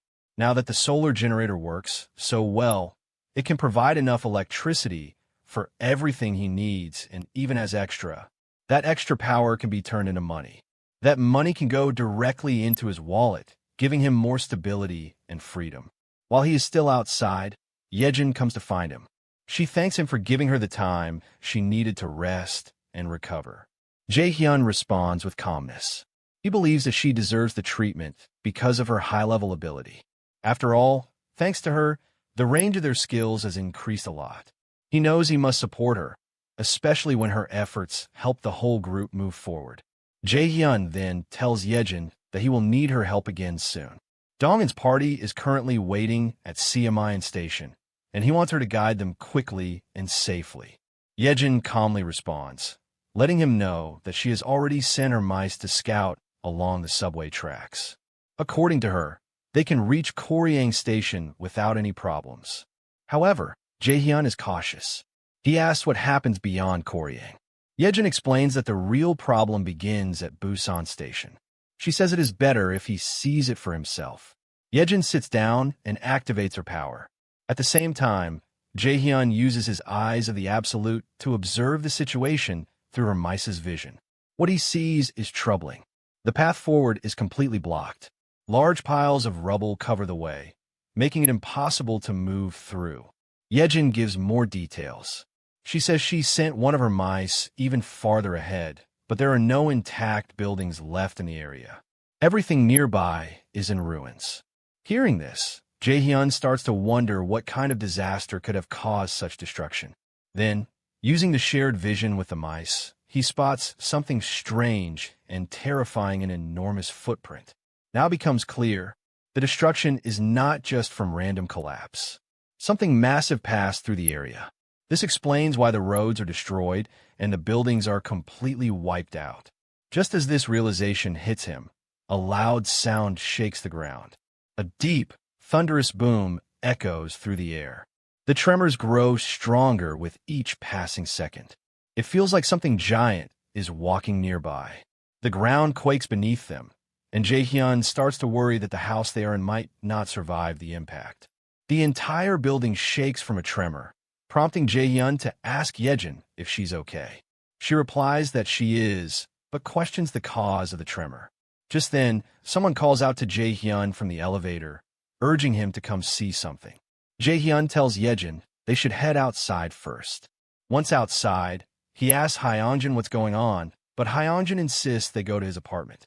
Jae-hyun and Yejin rush over, and as they approach, Jae-hyun senses something ominous. From Hyeonjin's apartment window, they see the entire Siamine station area, the source of the loud boom earlier, and it becomes clear why the situation is urgent. Jae-hyun fears the worst. When Hyeonjin points outside, Jae-hyun sees a massive cyclops wreaking havoc, tearing through buildings with ease and rapidly approaching their location. Overwhelmed, Jae-hyun mutters that his bad feelings always come true. He watches in horror as the creature devastates the area with just the swipe of its claws. Without hesitation, he summons his retainers. Dongin and the others appear, witnessing the chaos. Hyeonjin, terrified, warns that the giant is heading straight for them. Jae-hyun declares they have to stop it, though doubt creeps in. He isn't sure if even his power can withstand such a monster. At that moment, Oh Yeonju stands with a very serious expression on her face and shows Jae-hyun that she wants a chance. Her eyes are filled with determination as she looks at the giant monster ahead. Jae-hyun sees the fire in her eyes, and although he feels anxious, he takes a deep breath to calm himself. He watches her closely and sees that she is not afraid. She is full of strong resolve, ready to face the monster no matter what. Jae-hyun can tell that she is truly serious about it and believes she will make it happen. Just then, the system interface appears in front of them. It states that a quest has been granted. The goal is to hunt and defeat the Cyclops within a time limit of 24 hours. If they succeed, the reward will be 1 full day of Sun's resurrection. However, if they fail, the punishment will be to suffer extreme pain for an entire day.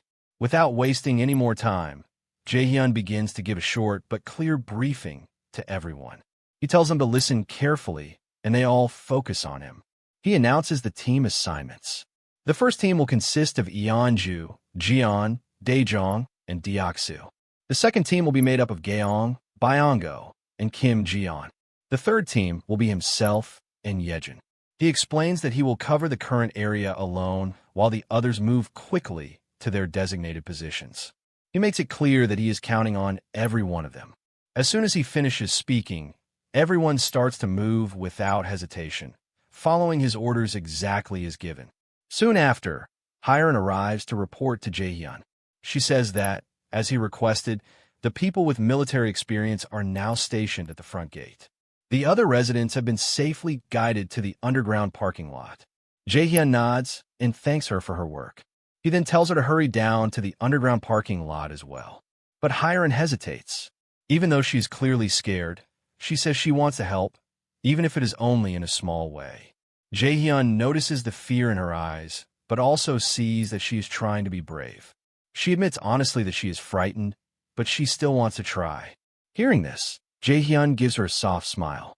Then he tells Hyeon and Yejin to head toward the main gate together. At the main gate, Jae-hyun carefully counts every single person who is gathered in front of him. After finishing his count, he realizes that there are exactly 101 individuals present. As he processes this number, a heavy thought crosses his mind. Out of the more than 1,200 residents in the shelter, Only 101 people have stepped forward to fight. He finds a number shockingly small, almost absurd, considering the threat they all face. The realization weighs on him. In a situation where survival depends on unity and courage, so many have chosen to hide rather than stand their ground. As Jaehyun stands in silence, one of the gathered individuals, a man wearing a red jacket, steps forward and nervously asks Jaehyun what they are supposed to do next. Jaehyun doesn't answer right away. Instead, he calmly asks about Baek Sunjiap and the twin brothers who are also supposed to be here. The man in the red jacket avoids his gaze and looks away, his silence giving Jaehyun all the answer he needs. In that moment, Jaehyun understands that Baek Sunjiap and the twins have run away. They must have pretended not to hear the call to arms and fled with the rest to the underground parking lot.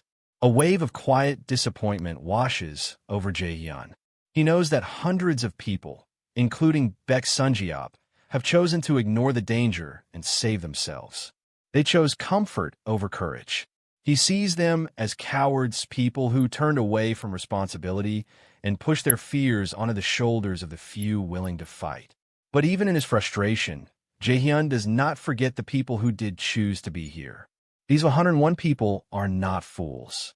They did not come to the front gate out of ignorance or recklessness. They came because they understood the truth. If no one fights, then everyone dies. They came to protect their families, their friends, and their own lives. They came because they knew that running and hiding would not keep them safe forever. Jaehyun thinks back to a saying he once heard: courage is not the absence of fear, but the decision to act in spite of it. That idea settles deeply in his heart. In this world filled with terror and uncertainty, people who can rise above their fear are the ones who help others survive. And right now, standing before him are 101 such people. He silently thanks them for choosing to be brave when it matters the most. Without delay, Jaehyun opens the system interface and uses his resources to purchase 101 handguns along with enough ammunition for each one. Then, as a gesture of recognition and reward, he increases the experience and profit share of every single person standing here by 100%. They had made their choice to face fear, not run from it, and he would honor that decision. In the blink of an eye, multiple firearms and stacks of ammunition materialize on the ground in front of the group. Jaehyun gestures for everyone to step forward and take one.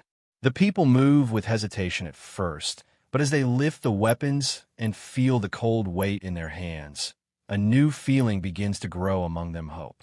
The guns are real, the bullets are real, and with them, a real chance at survival seems possible. The fear is still there, but now it stands beside determination. Jaehyun watches them carefully.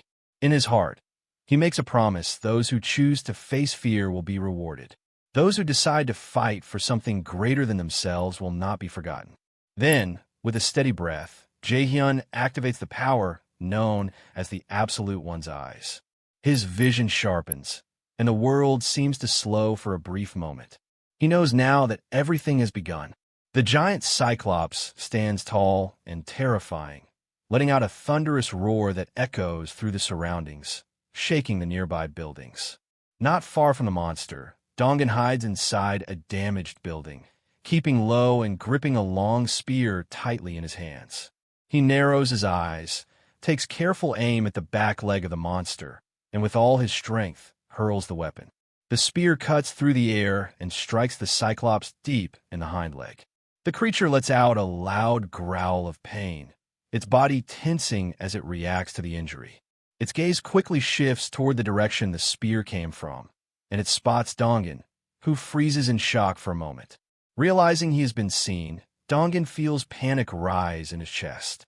The Cyclops begins to move toward him, dragging its injured leg but still advancing with heavy, thunderous steps.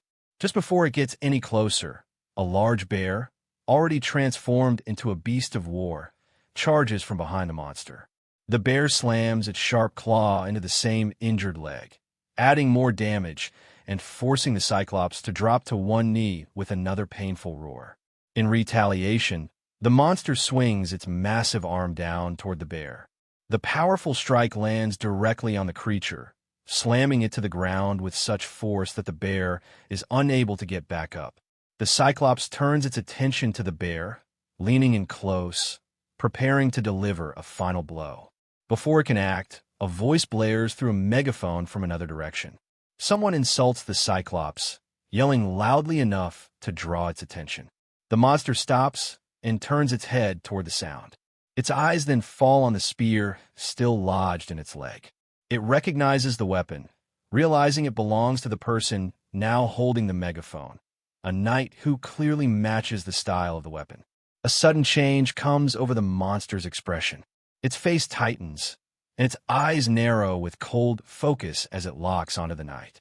Without hesitation, the Cyclops begins marching directly toward him, now entirely set on reaching the one who insulted and injured it. The knight, upon seeing this, becomes filled with terror. He understands instantly that the monster's full attention is now on him, and without wasting a moment, he turns and runs with every ounce of energy he has. From a distance, Jaehyun watches everything unfold through his special ability that allows him to see clearly in battle. He notices the monsters shift in direction and speed. He realizes the Cyclops is now heading their way. Calmly but urgently, he calls out to those around him, telling them to prepare quickly because the monster will arrive very soon. The knight runs with everything he has, pushing his legs to their limit as he races toward the defensive barrier. Behind him, the giant Cyclops follows, its steps heavy and slow but relentless, each one shaking the ground as it closes the distance between them. The knight barely makes it past the threshold of the barrier, stumbling inside while catching his breath, just as the monster approaches the outer edge. As the towering creature draws closer, Jaehyun stands firmly and gives a clear signal. In response, a black crow suddenly takes flight, cutting through the air and heading straight for the Cyclops. The bird flutters wildly around the monster's face, pecking and tampering near its eyes, causing the creature to shut them tightly in irritation. At that moment, the female archer, already positioned and waiting, lifts her bow with steady hands. She focuses, aims precisely, and releases her arrow. The monster, sensing danger, raises its large palm in an attempt to block the attack. However, the arrow pierces through the palm with force, continues its path, and sinks into one of the Cyclops' closed eyes. A loud growl of pain bursts from the monster's throat as it reels back in agony. In the midst of the chaos, Jian appears in the air above the monster, suspended for a moment before tossing several rats downward. The small creatures dive straight into the Cyclops' open mouth. While the monster is distracted, Jian calls out to Jaehyun, who watches intently from a distance. Everything is unfolding just as they planned, step by step, with no major disruption so far. As the next phase begins, Jaehyun focuses his power and summons a strange gas. It materializes inside the monster's body, spreading through its system. He then stretches out his hand toward the creature, his eyes calm but determined. In his mind, there is no hesitation. He believes firmly that when the chance to bring down an enemy like this presents itself, it must be taken without delay. There is no time for doubt-only action. Jaehyun channels his energy and activates the most fundamental form of a tribute magic fire. The power builds instantly, and in the next moment, a massive explosion erupts at the heart of the monster.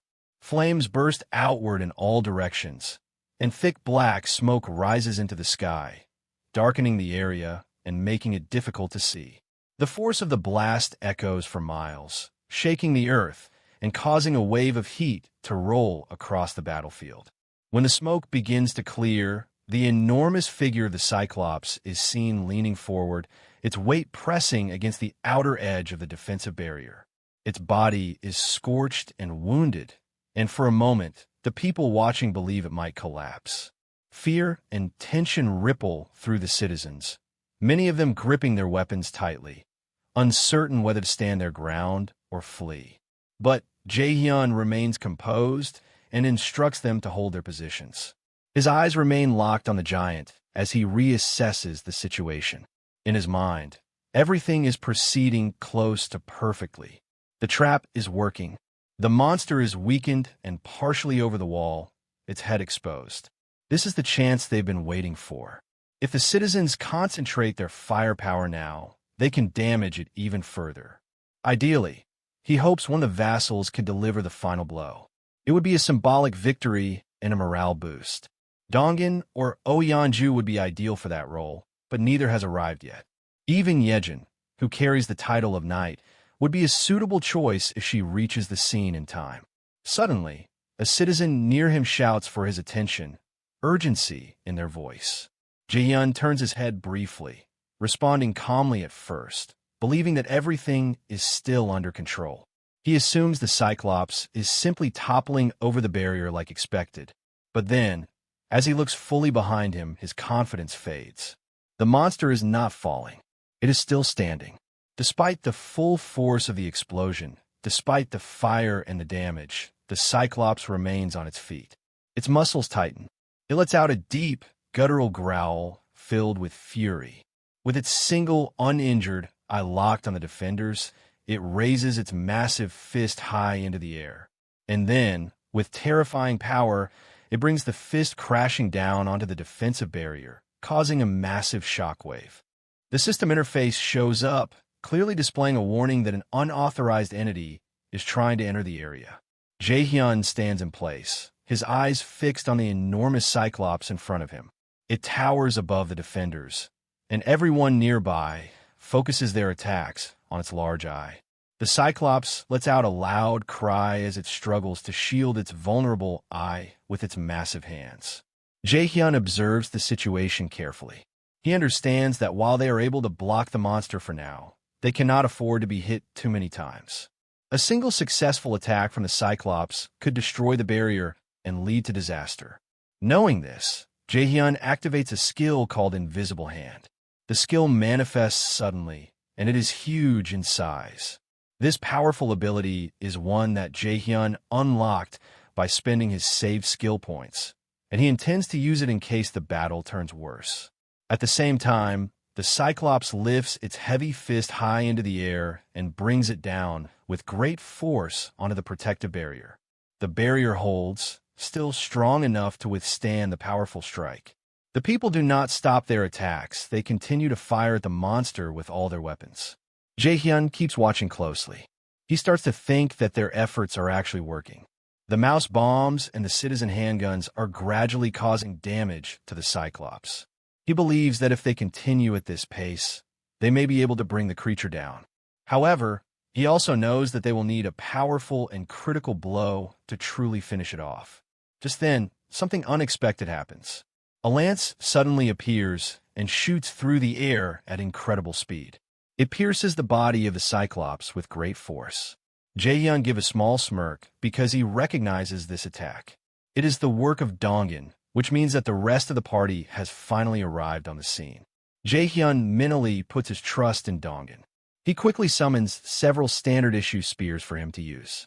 Dongan grabs the spears and hurls them at the Cyclops one after another. The Cyclops, now aware of the threat, tries to protect itself by crossing its arms over its body. At the same time, the female archer joins the fight and gives support from a distance.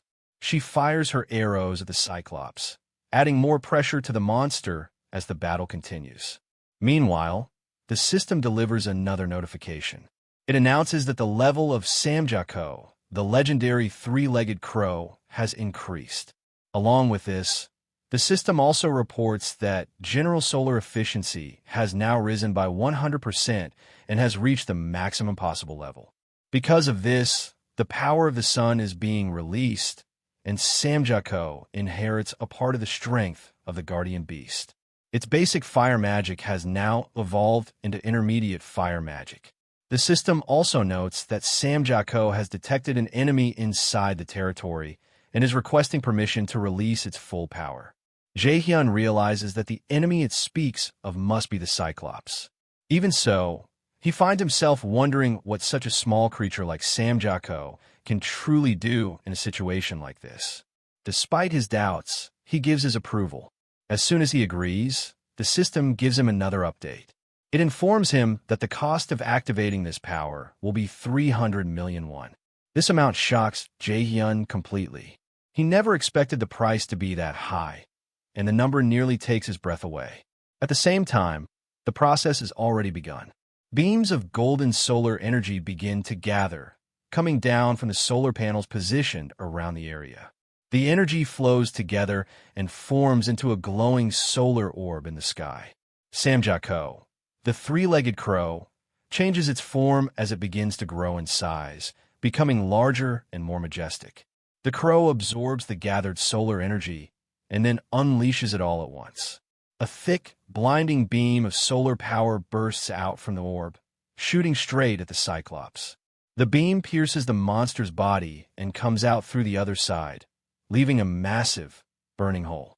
The Cyclops staggers, terribly wounded and unable to recover. Dongan stands still, watching the scene unfold in complete silence, his face frozen with shock at the crow's overwhelming power. Not long after, Oh Eonju appears in her transformed state as a Berbere large, powerful beast. She charges forward without hesitation and slams into the Cyclops, delivering the final blow. The enormous creature collapses and finally goes still.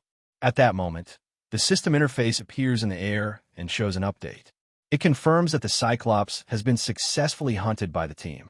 As a result, a huge amount of experience points has been awarded.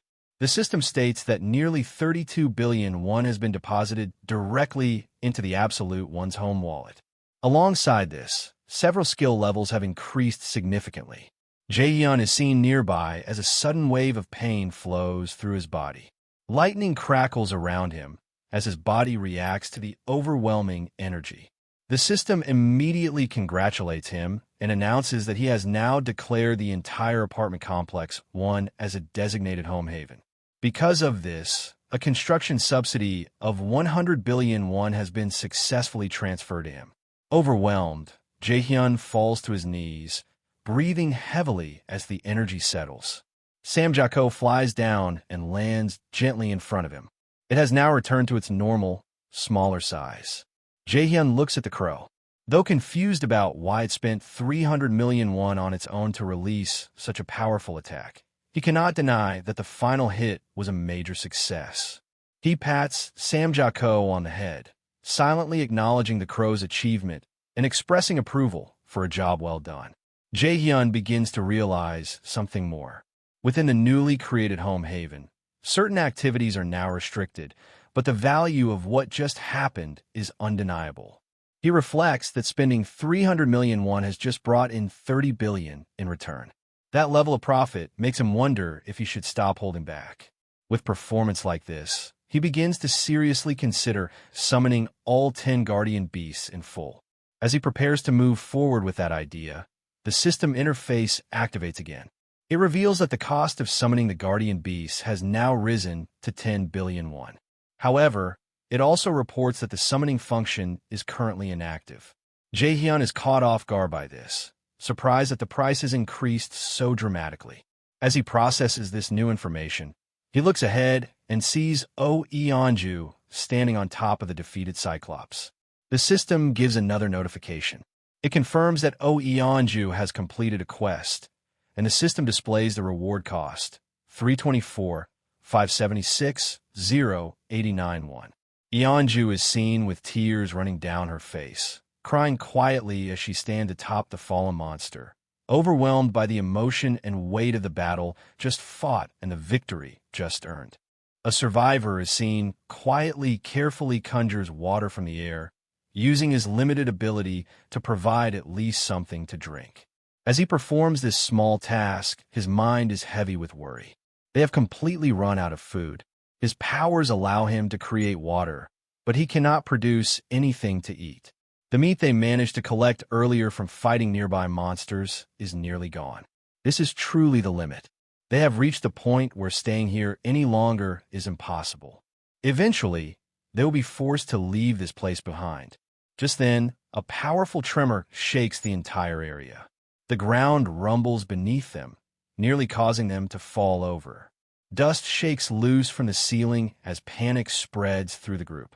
The man conjuring water looks up, confused and alarmed, trying to understand what is happening. Before he can gather his thoughts, one of the others urgently calls out to him, urging him to come to the rooftop right away. Jun-hyuk rushes toward the top of the building, followed closely by the one who called him. As he reaches the rooftop and looks out, his face changes instantly. His eyes widen in horror. In the distance, a massive cyclops stands tall, a monstrous figure that dwarfs the buildings around it. The sight fills Jun-hyuk with fear.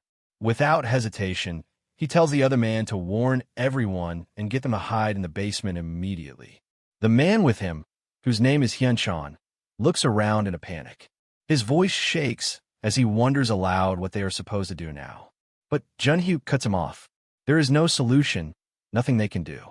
All they can do is hope and pray that the Cyclops doesn't come toward their location. However, before they can even finish processing the danger, their eyes catch a sudden explosion. A massive blast of energy engulfs the Cyclops, lighting up the area with destructive power. The shockwave shakes the rooftop beneath them. Jun-hyuk stands frozen, knowing exactly what this means. He realizes that what they just witnessed was not the work of ordinary people. It is the power of an awakened someone far stronger than he is. Someone on an entirely different level. Jun-hyuk quickly tells Hyun-chan to gather everyone together. He doesn't know who this person is, but in a world that has fallen into ruin, where monsters roam freely and safety is a rare luxury, they need to stay close to someone like that if they want to live. Hyun-chan hesitates for a moment, unsure if following a stranger is really the right move. But Jun-hyuk stands firm. They are out of food, out of options, and out of time. They can only rely on instinct and luck now. Others in the group quietly agree.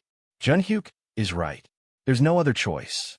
Soon, the group arrives at a place called Sayo LH Complex 2. They move carefully through the ruined streets, with Hyun-chan leading the way. As he reaches the front of the complex, he is stunned by what he sees. Despite the chaos of the outside world, this building looks untouched, is clean, orderly, and stands tall like a beacon of safety.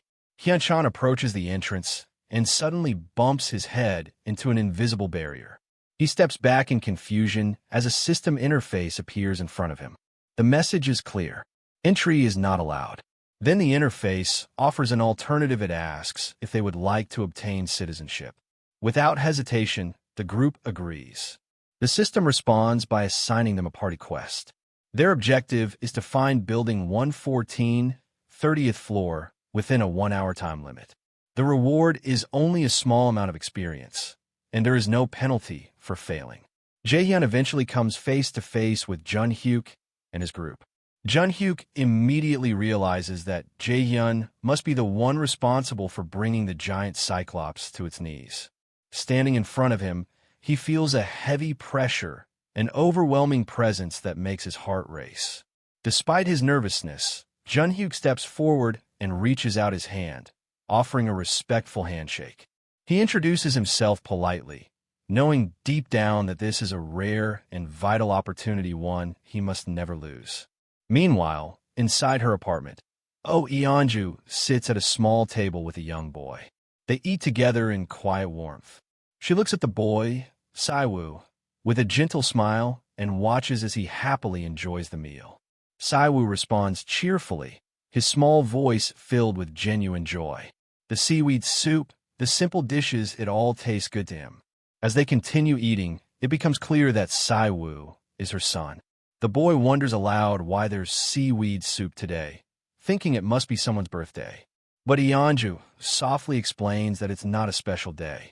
She simply made it because Sayo likes it. She pulls him into an embrace, her eyes reflecting a deep, quiet affection that goes beyond words. Around that time, Jaehyun steps into the apartment. Eonju greets him and gently asks about the newcomers. Jaehyun nods and explains that everything went well. The new people have been given a place to stay, along with some food.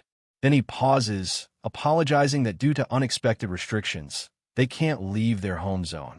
It's not something he intended, but Eonju doesn't seem upset. She replies with calm assurance. For her, just being together like this with her son, in peace is enough. Her face is full of contentment. At that moment, Jaehyun receives a system notification. It says that Yeonju's loyalty as a retainer has reached its maximum value, 100. Still, he already knew. Even without the system telling him, he could feel it through her every expression, every word. Her loyalty, her trust, they're already complete. Later, the apartment is filled with quiet laughter. Yeonju and Sayo play together, their joyful energy bringing life to the space. Jaehyun sits alone on the sofa, watching them. A gentle ache grows in his chest as he begins to think about his own family. He wonders if they are safe, if they're managing to survive in this harsh world, or if something bad may have happened. But he doesn't allow the worry to take over. He reminds himself that it has only been one day. He knows how hard Yeonju has worked to make this one peaceful day possible for herself and for Sayo. He also knows that Yejin's mouse is currently on its way to his family's house, carrying essential supplies. When it arrives, it will deliver everything they need. And so, Jaehyun decides to stay still. Just for today, he won't rush forward. He chooses to protect this moment, to quietly witness the simple happiness unfolding in front of him. This is the one and only dream Yeonju holds dear in today. That dream is shining.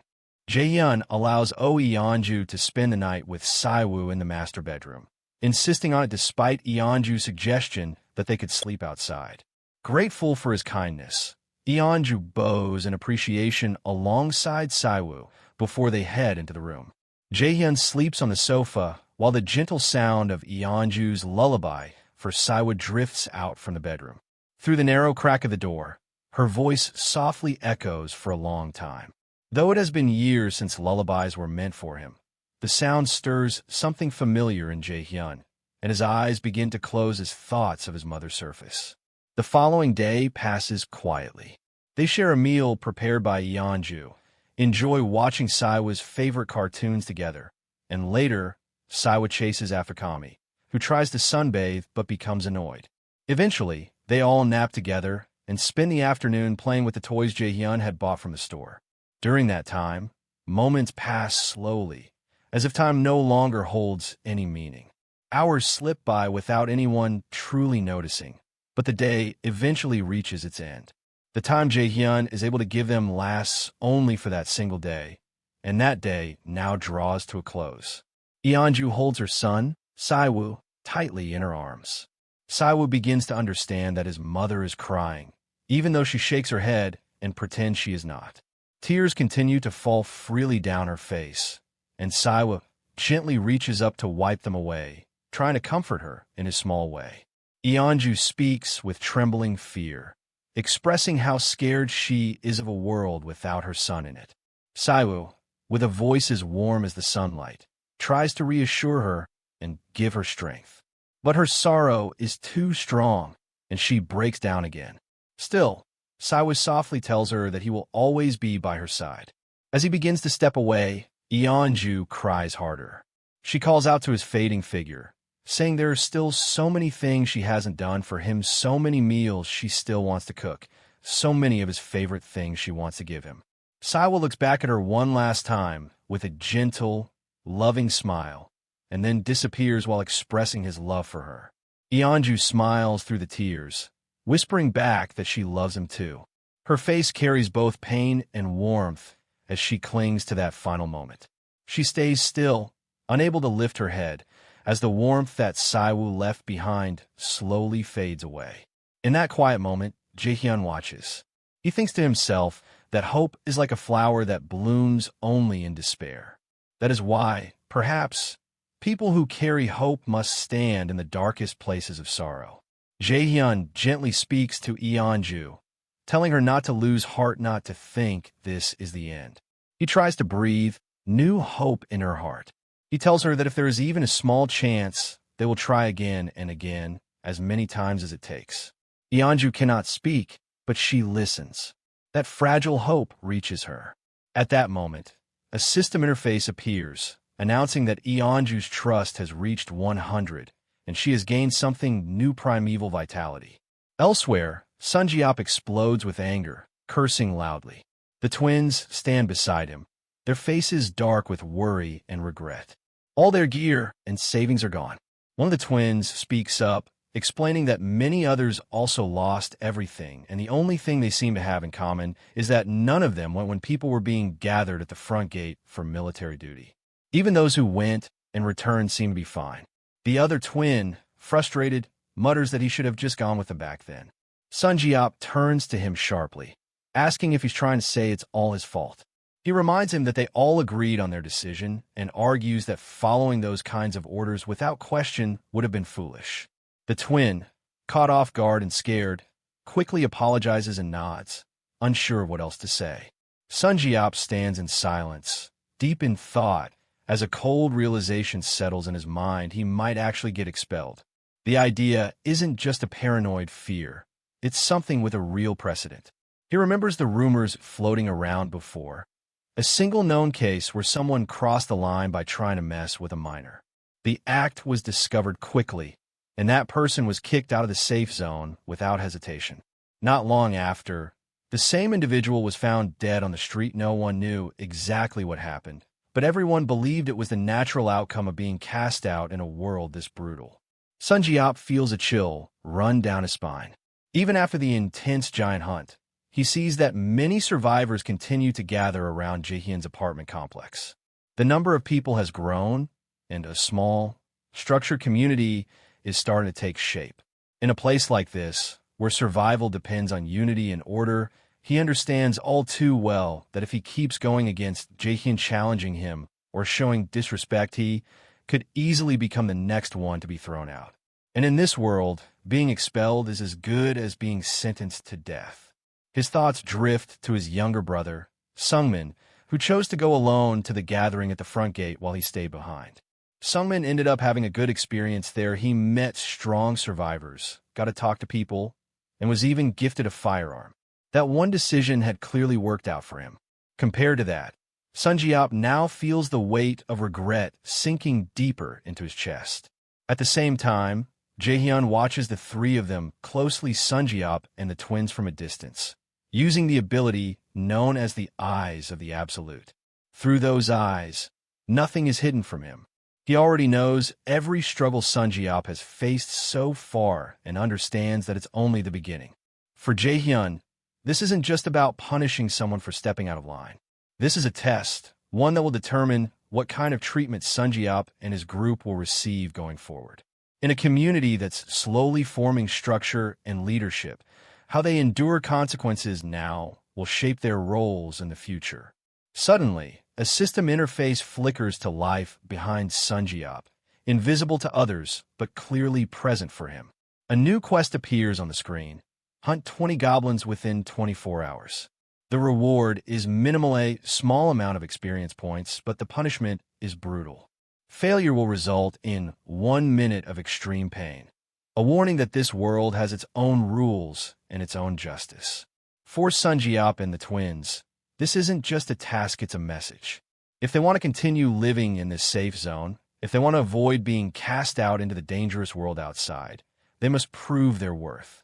Primeval Vitality, one of the rare rank skills, is now part of Jaehyun's arsenal, acquired as a reward when Eonju's trust reached 100. The skill dramatically boosts regeneration based on the severity of injury, allowing someone to recover far more quickly the more serious the wound. Jaehyun hadn't expected such a reward. He thought perhaps he'd receive a small stat bonus or minor support item, not one of the target's actual skills. It catches him off guard. Still, despite how powerful it is, he doesn't see it being immediately useful. After all, he's not a frontline fighter, nor does he plan to leave the safety of the haven anytime soon. As long as he remains within its protective boundaries, there's little risk of getting hurt. However, the real takeaway isn't the immediate utility, it's the potential. The fact that a person's skill can be gained as a reward when their trust hits 100 is an important discovery. His thoughts shift to Moon Byongo, whose trust level is nearing 100 as well. Jaehyun knows that Byongo's awakened ability is Teleport, a movement skill that allows instant travel to any visible location. If he manages to obtain that ability, Jaehyun wonders if he could use it in conjunction with his eyes of the absolute, which let him observe vast areas with perfect clarity. In theory, as long as his mental strength is high enough to sustain the ability strain, he could move across a wide battlefield in an instant, or reach critical areas in the blink of an eye. That leads him to another system revelation, the forward base. The system interface outlines that it's a safe zone that can be established outside the haven, temporarily offering the same protective authority. However, it only becomes active if someone ranked knight or higher stays there. It can be destroyed if left unprotected and occupied by unauthorized parties for more than a day. Jaehyun concludes that he could, in theory, teleport to a forward base if it's within sight, meaning if his eyes can see it, he can go there. But the feasibility depends entirely on whether his mind can handle the pressure. Mental strength becomes the bottleneck. So he resolves to change his approach. Instead of offering skill proficiency as quest rewards going forward, he will now prioritize mental strength enhancement. If he's going to unlock the full potential of his evolving abilities and system powers, he needs the mental resilience to support it. Later, Yeonju approaches him, her voice calm but determined. She calls out to Jaehyun, asking him to let her go, saying she will personally bring his family back. Her words surprise him. Before he can respond, she continues, explaining that the mission should have started the day before, but was delayed because of her. She expresses deep gratitude that he gave up his time, valuable and irreplaceable in a world like this, just to support her emotionally. Because of that, she says she wants to repay him not out of obligation, but because she wants to. Her resolve is clear. She will not sit idly by when there's something she can do to return the kindness that saved her heart. Jaehyun notices the clarity in Yeonju's eyes, the way they seem to reflect his unspoken thoughts with perfect accuracy. It's as if she has read directly into his heart. She understands the emotions he can't put into words. Though he tries to brush it off with a light comment, asking if he appears that impatient, he still feels a bit self-conscious. He is grateful, truly, but also slightly embarrassed to have been so transparent. Yeonju, however, answers with calm sincerity. She assures him that he doesn't seem impatient at all. If anything, she says were she in his position, she would feel the exact same. After all, family is everything, something precious and irreplaceable. She fully understands what it means for someone to give up even a single day in times like these. The time Jaehyun gave her, even just one extra day with Sayo, is something she treasures deeply, and she expresses her gratitude again, her words full of genuine warmth. As Jaehyun looks at her, he notices that her gaze no longer burns with rage or despair. Perhaps because of Sayo, even though their reunion was brief and incomplete, her heart seems steadier now. There's a quiet strength in her. Her eyes are calm, clear, and filled with trust. Jaehyun offers her his thanks for her understanding and instructs her to head to Unit 2901 to wait with Dongan's party. He says he'll join them shortly. Yeonju gives a respectful bow and acknowledgement before taking her leave. But there is a reason Jaehyun hasn't sent anyone directly to see a mine station just yet. The area is no longer stable. When the giant Cyclops emerged during the previous incident, it caused severe destruction. The Siamine subway tracks had collapsed, and much of the station's underground structure was reduced to rubble. Reaching it now requires a completely new route to be carved out.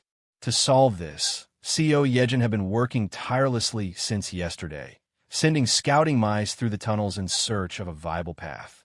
Using the eyes of the absolute, Jaehyun observes their progress. What catches his attention is unexpected. One of the scouting mice has undergone a transformation. It's no longer ordinary. The mouse has evolved into a tamed giant mouse, now at level 7, and moves with surprising agility and intelligence. Jaehyun is momentarily surprised. He suspects that this might be the result of Sayo Yejin's new abilities after she was officially registered as a retainer. But his interest quickly turns to concern when he sees the giant mouse is not alone. A pack of zombies is chasing it, surrounding it from all sides. Jaehyun considers using a gas explosion to wipe out the zombies if the mouse seems doomed, but just as he's about to act, something unexpected happens. The mouse begins weaving through the zombies, using its newfound speed and small size to slip through gaps they can't block. Its movement is sharp and precise, almost intelligent. Jae-hyun feels a rare sense of elation watching the tiny creature's desperate sprint. It's so close to the exit. If it can just hold out a little longer, it will reach safety. But just as the mouse nears the exit, the ground shakes. A massive presence emerges from the earth. A land shark, level 23, bursts from below and, with a swift, merciless motion, devours the tamed mouse whole. Jae-hyun's expression turns grim. The reality of the world outside the haven hits hard again. No matter how promising something seems, survival is never guaranteed. Then he realizes something else. The mouse was just reaching the edge of Nampo Station, a location only a few kilometers away from their base from home. That monster, or others like it, could be much closer than anyone realizes. The thought sends a sharp wave of urgency through him. He can't afford to wait. Jae-hyun approaches a woman he refers to as Team Leader Kim and expresses his gratitude for all the effort she has been putting in. She responds casually, saying that it doesn't really count as hard work when they're being paid for it. But as she looks at him more closely, she notices something different. Jae-hyun seems hesitant, as if weighing his next words carefully. She senses that whatever he wants to say must be serious, given how unusual it is for him to hesitate like this. He remains quiet for a moment, then finally tells her that he wants to borrow Yahello for a while. The statement catches Team Leader Kim off guard. Her eyes widen slightly as she quickly realizes the implication Jae-hyun is asking her to handle everything alone while Hyun is away. There's a brief pause before Jae-hyun adds with a faint smile that he's leaving things in her care for the next 2 days. Team Leader Kim takes a moment to absorb this, then calmly brings up the topic of compensation. Jae-hyun responds by saying he will pay her double. At the mention of double pay, her demeanor shifts completely. The earlier tension disappears, and she becomes visibly pleased. She accepts the task with quiet enthusiasm, her mood lifted by the unexpected bonus. A green mist swirls around Hyun. Jae-hyun stands in a room with the awakened members as he begins the operation briefing. He explains that ever since the appearance of the giant, passing through Siamayan Station has become difficult. However, abandoning the entire subway line would be a waste. Yejin adds that the path from Siamayan to Byumnagal and Koryang Station remains safe, as there are no monsters in that stretch. It serves as a free passage. Jae-hyun outlines their first objective, to secure the route to Byumnagal Station. He recommends moving along the main road and shows the route. One member compliments Yejin's skill in map drawing, and she quietly acknowledges it. Jae-hyun points out the area that needs caution before reaching Jeonpo and Byumnagal. Orcs are active near a large supermarket in that zone, with their numbers estimated to be at least 500. Dongan expresses concern about whether they must confront the orcs. Yejin explains that confrontation isn't necessary. Their goal is only to reach Byumnagal Station and use its subway line. She reassures the team that she has already scouted the area using rats, and they found a route free of orcs. The team only needs to deal with a few scattered monsters along the way and move into the station quickly. Jae-hyun reflects on how, before the giant subjugation mission began, he invested a significant amount of money into strengthening Dongan's party. He focused on leveling them up as much as possible. As a result, most members of the group are now at level 30. Among them, only Choi Hyungjin and Hyun remain below that threshold. With their current strength, goblins should no longer pose any real threat to Dongan's party. Yejin continues the briefing by explaining that once the team enters the subway line, they can reach Koryang Station without facing any serious obstacles. However, the real problem begins at the next stop, Busan Station. She reveals that the issue is not another giant, but the condition of the tracks between Koryang and Busan. That stretch is completely overrun by a massive horde of zombies packed tightly into the tunnel. Unless someone possesses a skill that can eliminate monsters efficiently in such narrow, enclosed spaces, proceeding through this route would become a serious challenge and possibly slow down mission. Everyone in the room instinctively turns to look at Hiren, who appears startled by the attention. After a moment, she speaks up, believing that her ability might actually be useful in this situation. Just then, a system notification appears in front of her, alerting her that she has exceeded the weight limit for the poison mist stored in her ability storage. She quietly steps back into the other room to address the issue. Jaehyun notices her effort and praises her internally for her performance so far. He also checks in on her well-being. Hiren assures that she is completely fine, though she admits that at first it was extremely exhausting. However, after pushing through the fatigue, she suddenly experienced a surge of energy, and now she feels much stronger. Jaehyun had already noticed how drained she looked earlier. Wanting to support her, he had quietly opened the vassal management system in the middle of the briefing and used it to level her up. It came at a significant cost, but considering how much she has contributed so far, earning billions through her poison mist ability, he believes it was absolutely the right decision. Afterwards, Hiren expresses some hesitation about not going with the team in person, but Jaehyun reassures her that staying behind and continuing to produce poison mist will be more than enough. With everything in place, he officially announces the start of the operation and activates his Eyes of the Absolute to begin. At the subway tracks, a massive horde of zombies fills the dark tunnel. A level 3 tamed rat races forward toward them. Jaehyun opens the storage system, triggering the rat to release Hiren's poison mist directly into the crowd of undead.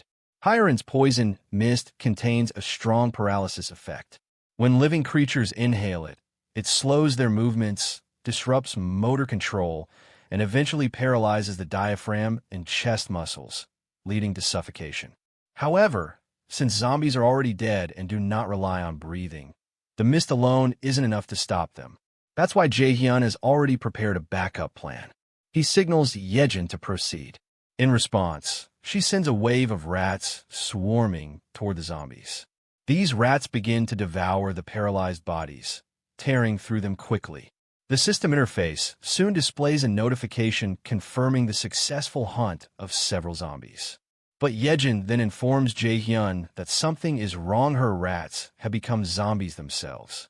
Despite the concern, Jaehyun feels a sense of relief. If the rats are the ones getting infected, it means that teammates like Oh Yeonju are safe from potential bites or claw attacks that might carry the infection. In that sense, they've narrowly avoided a worst-case scenario. He asks Yejin if the mutated rats still respond to commands. She confirms that they do, though their behavior has grown more aggressive. Jaehyun is relieved to hear that everything is still under control. As the mission progresses, he becomes hopeful. If they can make it to Jigalki Station safely, there's a real chance he might finally reunite with his family. Suddenly, the system sends him a notification. An unidentified subject is trying to access his base without permission. At the same time, the system informs him that 157 people near his base now meet the requirements for citizenship. He accepts their entry, and a new message reveals that the total citizen population has now reached 3,000. With this milestone, Jaehyun unlocks a new skill, Economic Activity Subsidy. Seeing this, he smirks slightly, thinking that this new development could turn out to be quite beneficial. The system interface now shows that the Economic Activity Support Fund works by giving citizens job titles and paying them daily wages. These wages are separate from the household overlord's wallet. Employees receive 100,000 won per day. Assistant managers get 150,000 won. Managers get 200,000 won. Deputy general managers get 250,000 won. And general managers get 300,000 won. Jaehyun thinks this setup is perfect for Kim Dabin and the public facility management team. The weekly wage he planned 700,000 won matches the employee's daily rate when multiplied by 7. So now he doesn't have to lose money to fees anymore. He realizes that this system allows him to give out money to citizens for free, and even the employee-level wage is not small. With this in mind, he sees the need to quickly expand the public facility management staff.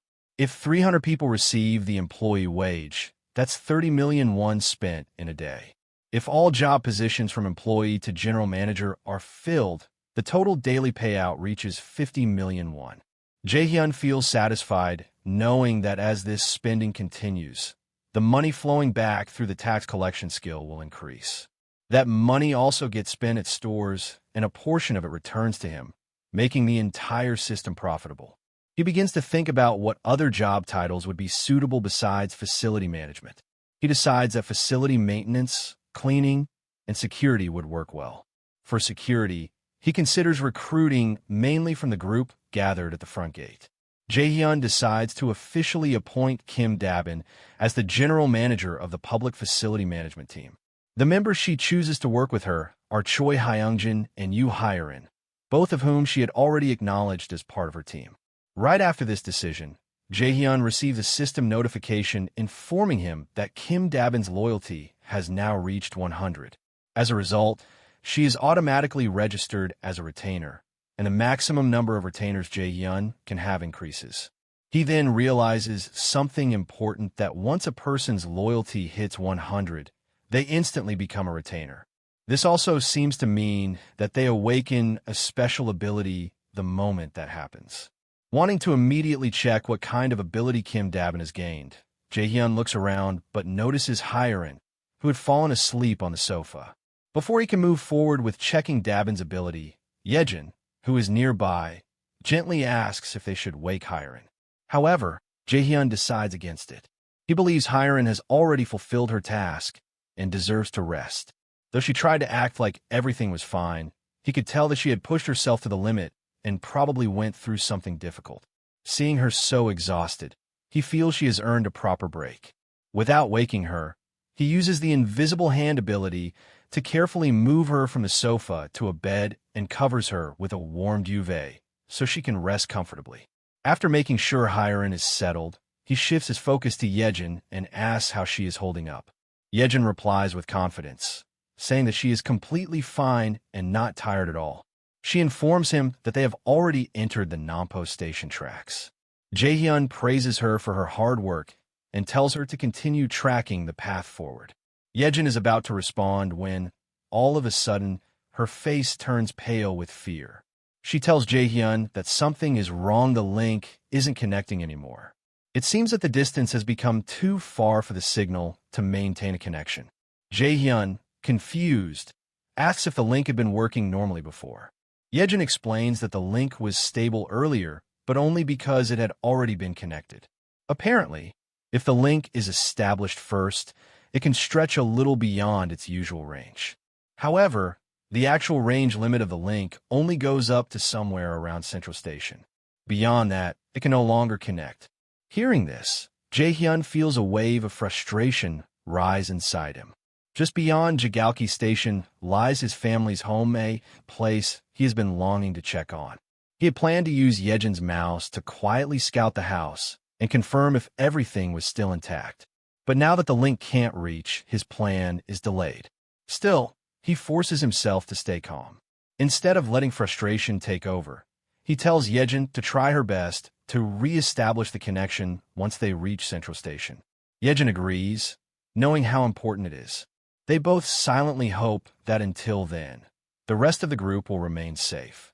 At present, Yejin's mouse is stationed at Central Station, while Dongin's party has reached Koryang Station. As they emerge from the subway tunnels, they are met with the aftermath of destruction left behind by the rampaging giant Cyclops. The entire area lies in ruins, with large footprints marking the trail of devastation. The damage is so severe that it looks like no living creature has dared to stay behind. Jian immediately sends out his familiar to scout ahead for any threats. After a short while, he informs the others that no monsters are detected in the area. One of the party members notes that even the goblins seem to have disappeared from Koryang Station, suggesting that the giant's rampage may have scared everything away. They assume it should be easy to move forward without resistance. Jian agrees, stating that it makes sense no sensible creature would remain in a place so heavily damaged. Still, one of the women in the group expresses concern. She wonders if it might be safer to wait until morning before proceeding, especially since nightfall is approaching. However, Eonju reassures her, pointing out that based on their past encounters, Goblins usually retreat and hide once night falls, making nighttime movement actually safer. Dongan then decides they should keep going. He adds that if anything dangerous happens, Jaehyun will be able to summon them immediately. Around that time, they spot Yejin's mouse, which had caught up to them. Seeing it gives them confidence, and they decide to follow it further along the path. Eventually, they arrive at Busan Station. One of the team members looks around and is struck by the sight what used to be the station now resembles a lake. The group begins to wonder how the station ended up in such a state. Someone suggests it might be the giant again, but Yeonju offers another theory that the collapse of surrounding buildings into the ground could have created this space, forming the large body of water they now see. As they walk past the lake, a sudden movement stirs the water. Jian halts, sensing something unusual. He listens closely and says he just heard something. Looking more carefully into the water, he catches sight of a figure just below the surface. Only the lower half is visible at first. Then, without warning, the figure lets out a piercing cry. The sound is so intense that everyone has to quickly cover their ears. In that moment, they realize what it is. A siren has emerged from the lake. Everyone struggles against the cry of the siren, covering their ears in pain. Despite their efforts, Yeonju and Deoksu's bodies move against their will, and they leap into the sea. Yeonju flails in the water and sees Deoksu sinking deeper. She tries to swim to the surface, but a group of monstrous fish begin chasing her. Meanwhile, one of the others, still resisting the siren's influence, activates her magic armor. The armor spreads to protect the others as well, forming a shield that eases the overwhelming sound. With the protection in place, the cry becomes more bearable. She quietly states to herself that she must reach Yeonju and Deoksu quickly. Her fear grows suddenly as she sees several monstrous fish rise from the depths of the sea, swimming aggressively toward them. The group immediately gets into position, gripping their weapons tightly. Dongan quickly alerts everyone to prepare for a fight. Without delay, one of the fish monsters lunges at him. Dongan responds with a swift and powerful strike, taking it down. But more of the monsters come crashing out of the waves, targeting the others. As the battle intensifies, Gaeong shouts in frustration that the swarm seems endless. They soon find themselves surrounded from all sides, caught in a tight encirclement. Dongan's face darkens as he realizes the situation is delaying him. He knows he doesn't have the luxury of time. He has to reach Yeonju and Deoksu quickly. Then, unexpectedly, a large bear charges out of the water. In its arms is Deoksu. The group quickly realizes that Yeonju must have activated her ability, and the bear is her summoned creature. Deoksu coughs and spits out water, gasping for breath. He looks exhausted and shaken, mentioning that he truly believed he was going to die. The group rushes to their side, relieved and overjoyed that both Yeonju and Deoksu are safe. Deoksu expresses his gratitude to Yeonju, saying it was because of her that he survived. Yeonju smiles softly and tells him it's all right, she owed him more than a few favors anyway. Suddenly, the monstrous fish let out a loud, piercing screech that echoes through the battlefield. In response, Deoksu activates his ability. The whole group, now regrouped and ready, begins launching fierce and coordinated attacks against the fish monsters. Yeonju strikes one with incredible force, sending it flying through the air until it crashes against a tall wooden cross. The cross breaks and falls to the ground. As the dust clears, the group realizes that a goblin had been tied to the pole. They all look upward and notice, with a growing sense of unease, that there are many more wooden poles in the distance, each holding lifeless goblin bodies. Dongan stares at the scene with a grim expression. He mutters that he had been so focused on the battle below, he hadn't noticed what loomed above. The weight of the scene settles on him as he wonders how many lives both people and monsters have been lost here. Then something shifts. Gaeong's eyes widen in horror as her crossbow slips from her hands and falls to the ground. Her whole body trembles as she mutters a single word. Dad. She seems to have seen someone or something that leaves her frozen. But just then, one of the fish monsters sneaks up behind her, ready to strike. Dongan notices it at the last moment and yells out to her in panic, his voice filled with urgency. At that critical moment, a pistol shot rings out, striking the fish monster just before it reaches Gaeong. The creature collapses instantly. The shot came from Byongo, who had acted quickly to protect her. He calls out to check if Gaeong is all right. Dongan, still alert from the battle, gives a nod of approval and praises Byongo for the well-timed shot. However, he notices Gaeong's shaken state and starts to suspect that something deeper is troubling her. Meanwhile, Jian calls out to Dongan, drawing his attention. He explains that he might have found a solution to their current problem. Jian had been observing the battlefield through the eyes of his familiar, a crow perched quietly on one of the tall cross poles. The crow's gaze has remained fixed on the siren throughout the fight, suggesting that it is the key figure behind the attack. Jian shares his observation. Every time the siren moves its mouth, the fish monsters respond with synchronized movements. Although he can't understand what the siren is saying, the pattern is clear. He concludes that the siren is likely commanding the creatures. So, if they eliminate the siren, the fish monsters might lose direction and retreat. Dongan considers this carefully. He agrees that it's a plan worth trying, but he points out the challenge: they'll have a hard time getting close to the siren with the monsters constantly attacking them. The battlefield is too chaotic, and the creatures won't easily allow them to make a move toward their leader. Then, Deoxys steps forward with resolve. He asks for confirmation that the goal is simply to destroy the siren. Once that's confirmed, he declares that he'll be the one to do it. He says he already has a plan in mind and is ready to act. The siren begins to whisper in a strange tone, and immediately, the fish monsters grow more aggressive. Their movement shifts, forming a tighter, more organized formation. Jian observes the change and points out that the siren must have sensed they are targeting it. The monsters now seem more focused on defense, making it harder to get through. Dongan, growing uneasy, turns to Deoxys and asks if he can really rely on him for this mission. Deoxys, full of confidence, tells him to trust him completely.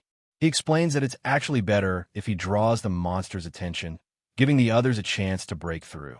All they need to do is open a path for him. The lady steps forward and says she'll stay back to protect Gaeong, who still hasn't recovered from her earlier shock. The rest of the team charges into the swarm of fish monsters, attacking with everything they have to force a gap in their formation. Dongan shouts to Deoxys, giving him the signal to go. Deoxys takes position, gripping his lance tightly as energy gathers and swirls around it. He sets his aim on the siren and throws the weapon with full force. The glowing lance slices through the air like a bolt of lightning, heading straight for the siren's face. But at the last moment, the siren tilts its head slightly. The lance misses, barely grazing through its long flowing hair with terrifying speed. The group watches the failed attack in stunned silence. Their expressions are a mix of disbelief and frustration.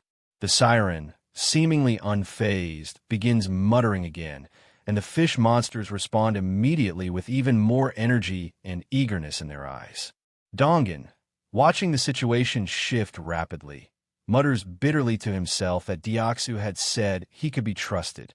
Deoxys remains composed even after the lance misses, turning toward Dongan with a calm expression. His presence alone carries a sense of confidence as he reminds Dongan of something important, something Dongan suddenly remembers, his eyes widening with understanding. Deoxys then continues, remarking quietly on the nature of fish, as if the outcome had always been part of the plan. At that moment, the mist lance, still infused with energy, is seen returning at a terrifying speed. It curves through the air with precision, and without warning, pierces straight through the siren's back. The creature jolts violently as the weapon tears through it, silencing its cry.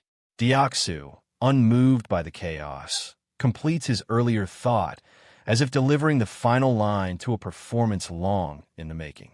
A shimmering system interface appears in the air before them. It displays a message announcing the successful hunt of a siren, identified as level 33, along with an experience gain. Immediately after, another message appears, indicating that a sum of 350,376,203 has been transferred into the wallet registered under the title Absolute Ruler of the House. With the siren slain, a visible shift occurs on the battlefield. The once aggressive fish monsters suddenly halt in place, confusion and fear rippling through their ranks. With no commands to guide them, they panic and flee, diving back into the sea in a chaotic retreat. The tension breaks, and relief washes over the group. Many lower their weapons, some slump to the ground in exhaustion, their bodies still trembling from the strain. Dongan quickly moves toward Gaeong, who remains frozen and silent. As he approaches, she slowly lifts her head and directs her gaze upward. Her voice comes out weakly as she identifies one of the lifeless bodies hanging from the cross poles above. It is her father. Following her gaze, Dongan looks up. His eyes land on the figure, and the realization crashes over him. The sight drains the color from his face. His body goes numb, and he sinks to his knees, overcome with a heavy mixture of shock and grief. A system notification appeared. Quest failure notification. Quest, revival of father. Subject, Hot Dongjian. Cause, a being cannot be revived outside the domain of the Absolute. Upon failure, contracted is automatically returned to the original site. An alarm wails. Red lights flash violently, warning of failure and loss. Jaehyun shoots up from his seat, panic surging through his body. His eyes lock onto the screen in disbelief. A voice calls out to him, but he doesn't respond. His thoughts are spinning. He had trusted Ha Dongjian's team. They were reliable. If things had really gone wrong, they would have used the summon function. That was the plan. But then it hits him. They couldn't. They had no outpost. Summoning without one would mean resetting all progress, losing everything they built. That's why Dongjian didn't call for help. And now it's too late. Jaehyun's fists tremble. His face contorts in frustration and guilt. He sees it clearly now. Dongjian had no way out. He pictures the scene again. People being dragged into the water, armed fishermen storming in. The realization crashes down. If that's not life-threatening, then what is? He bites his lip, trying to hold back the anger boiling inside him. This isn't right. Then the deeper pain surfaces, the truth he never wanted to admit. I wanted to see my family again, but I wasn't the only one. Everyone in that party had someone they wanted to protect. Everyone had something they wanted to return to, but they gave up their chance for him. He's haunted by that guilt. He pretended not to know, because it was easier to lie to himself than to face the burden. As he's drowning in guilt, another system prompt appears. Give quest. Will you? Yes or no? Quest. Make a grave. Time limit, 10 minutes. Loss condition, time over. Failure penalty, none. The screen ticks down. Before Jaehyun can even react, someone else steps forward, Jian-yang. Without hesitation, she accepts the quest. A beam of light flashes. Jaehyun watches her silently, emotions swirling inside him. Damn it, he mutters, feeling completely powerless. The scene shifts. A small grave is being built. A tall wooden sign is placed carefully at the top. Jian-yang stands before it, solemn and quiet. One of the survivors asks gently, "Are you really okay with this?" She nods, her voice calm. This is the place Dad would have liked. She explains that her father, Kim Deok-hun, was a proud workaholic. He always used to joke that he wanted to be buried by the train tracks he worked on. She used to laugh it off, thinking it was nonsense. But now, standing in front of this handmade grave, it feels right. Like his final wish has come true. "I think this is enough," she says with a soft smile. Dad would be happy. Jae-hyun listens from behind, her words cutting deep into his chest. He swears to himself, this kind of pain, this sorrow, won't repeat itself. Not again. He will protect them. To do that, he needs stronger people. His gaze turns to someone with potential. Lee Jun-hyuk. Suddenly, water explodes across the field. A system message blinks to life. Locate Lord Vassal's update. New registration, 1. Conditions met. The registered has fulfilled the requirements for vassal registration. Name, Lee Junhyuk. Then, in bright blue letters, vassal registration, Lee Junhyuk. Everyone stares in shock. Junhyuk stands at the center of a swirling tide of mana. His body glows with radiant energy. He looks at his hands in awe. This is, he gasps. Another message flashes. Name, Lee Junhyuk, LV.44. Title, 12th Bell Night Mage. Trust, 59. Loyalty, 31. Awakened abilities. Create water, water bomb, control water. Then, quest bonus applied. Damage skill power plus 100%. Water bomb grade. Summons water compressed to high heat to explode. Power increases based on mana consumed. Control water grade S.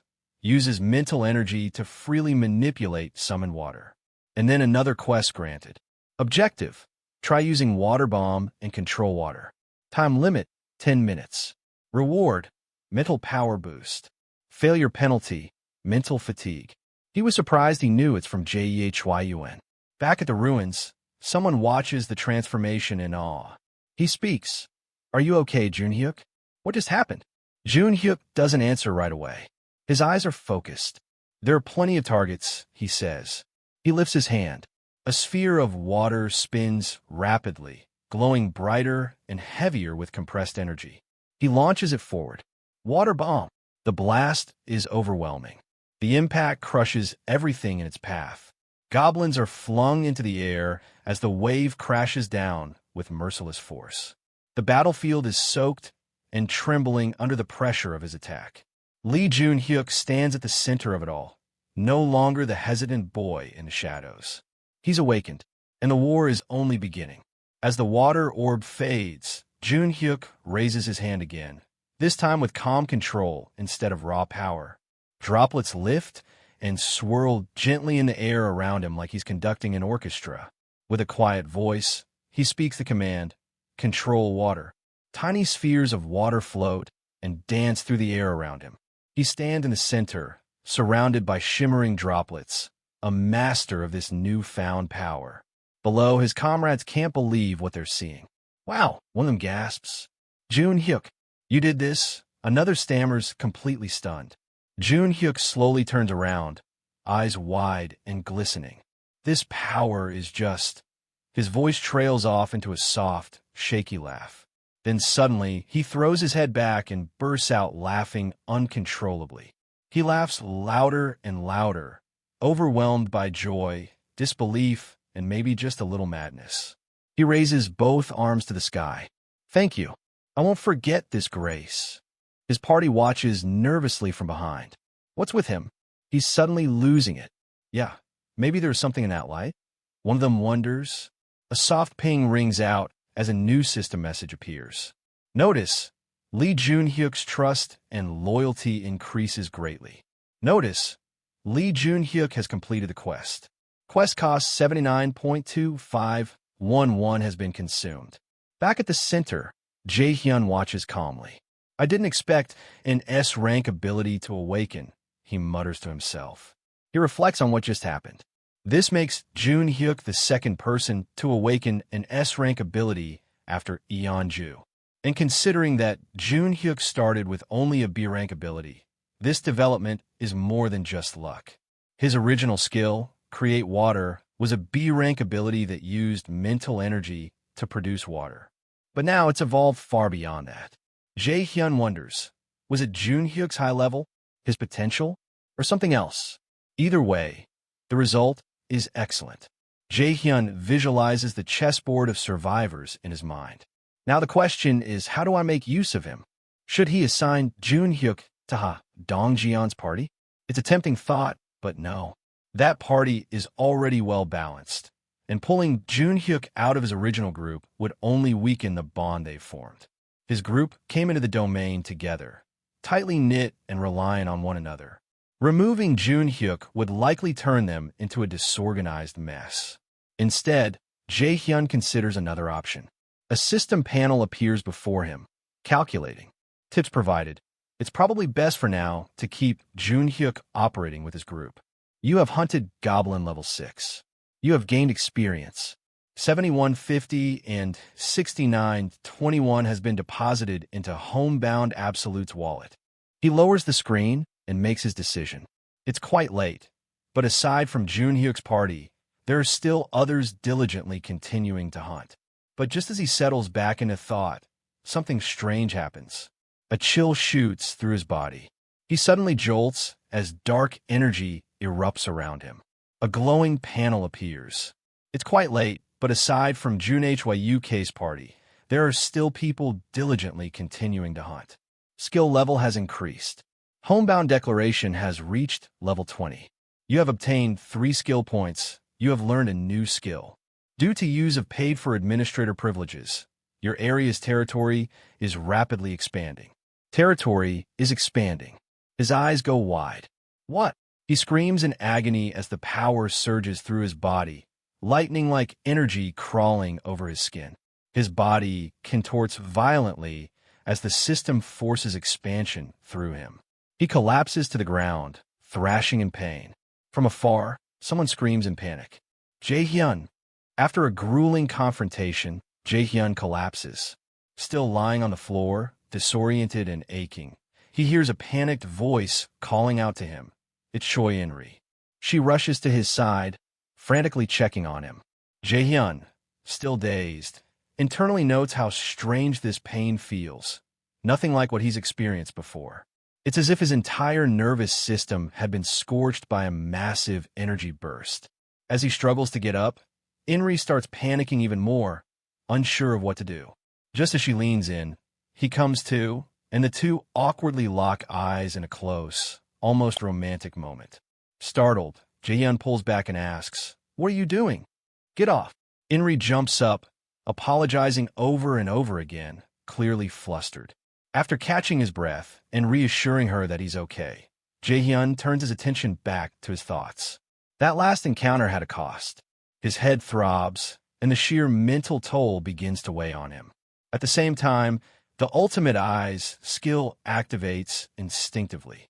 As the skill triggers, Jaehyun's mind expands to observe his surroundings. He notices the original area of deployment, plus the entire west and northern zones.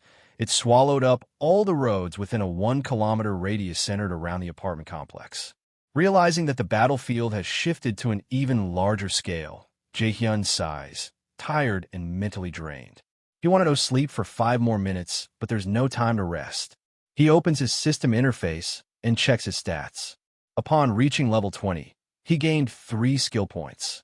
He already knows where to invest the first one, the most critical skill for survival in this situation, Ultimate Eyes. He upgrades it. Ding! The Ultimate Shut-In's Ultimate Eyes skill has reached LV.4. Multi-vision function has been added. A powerful new upgrade enhances Jaehyun's field of vision.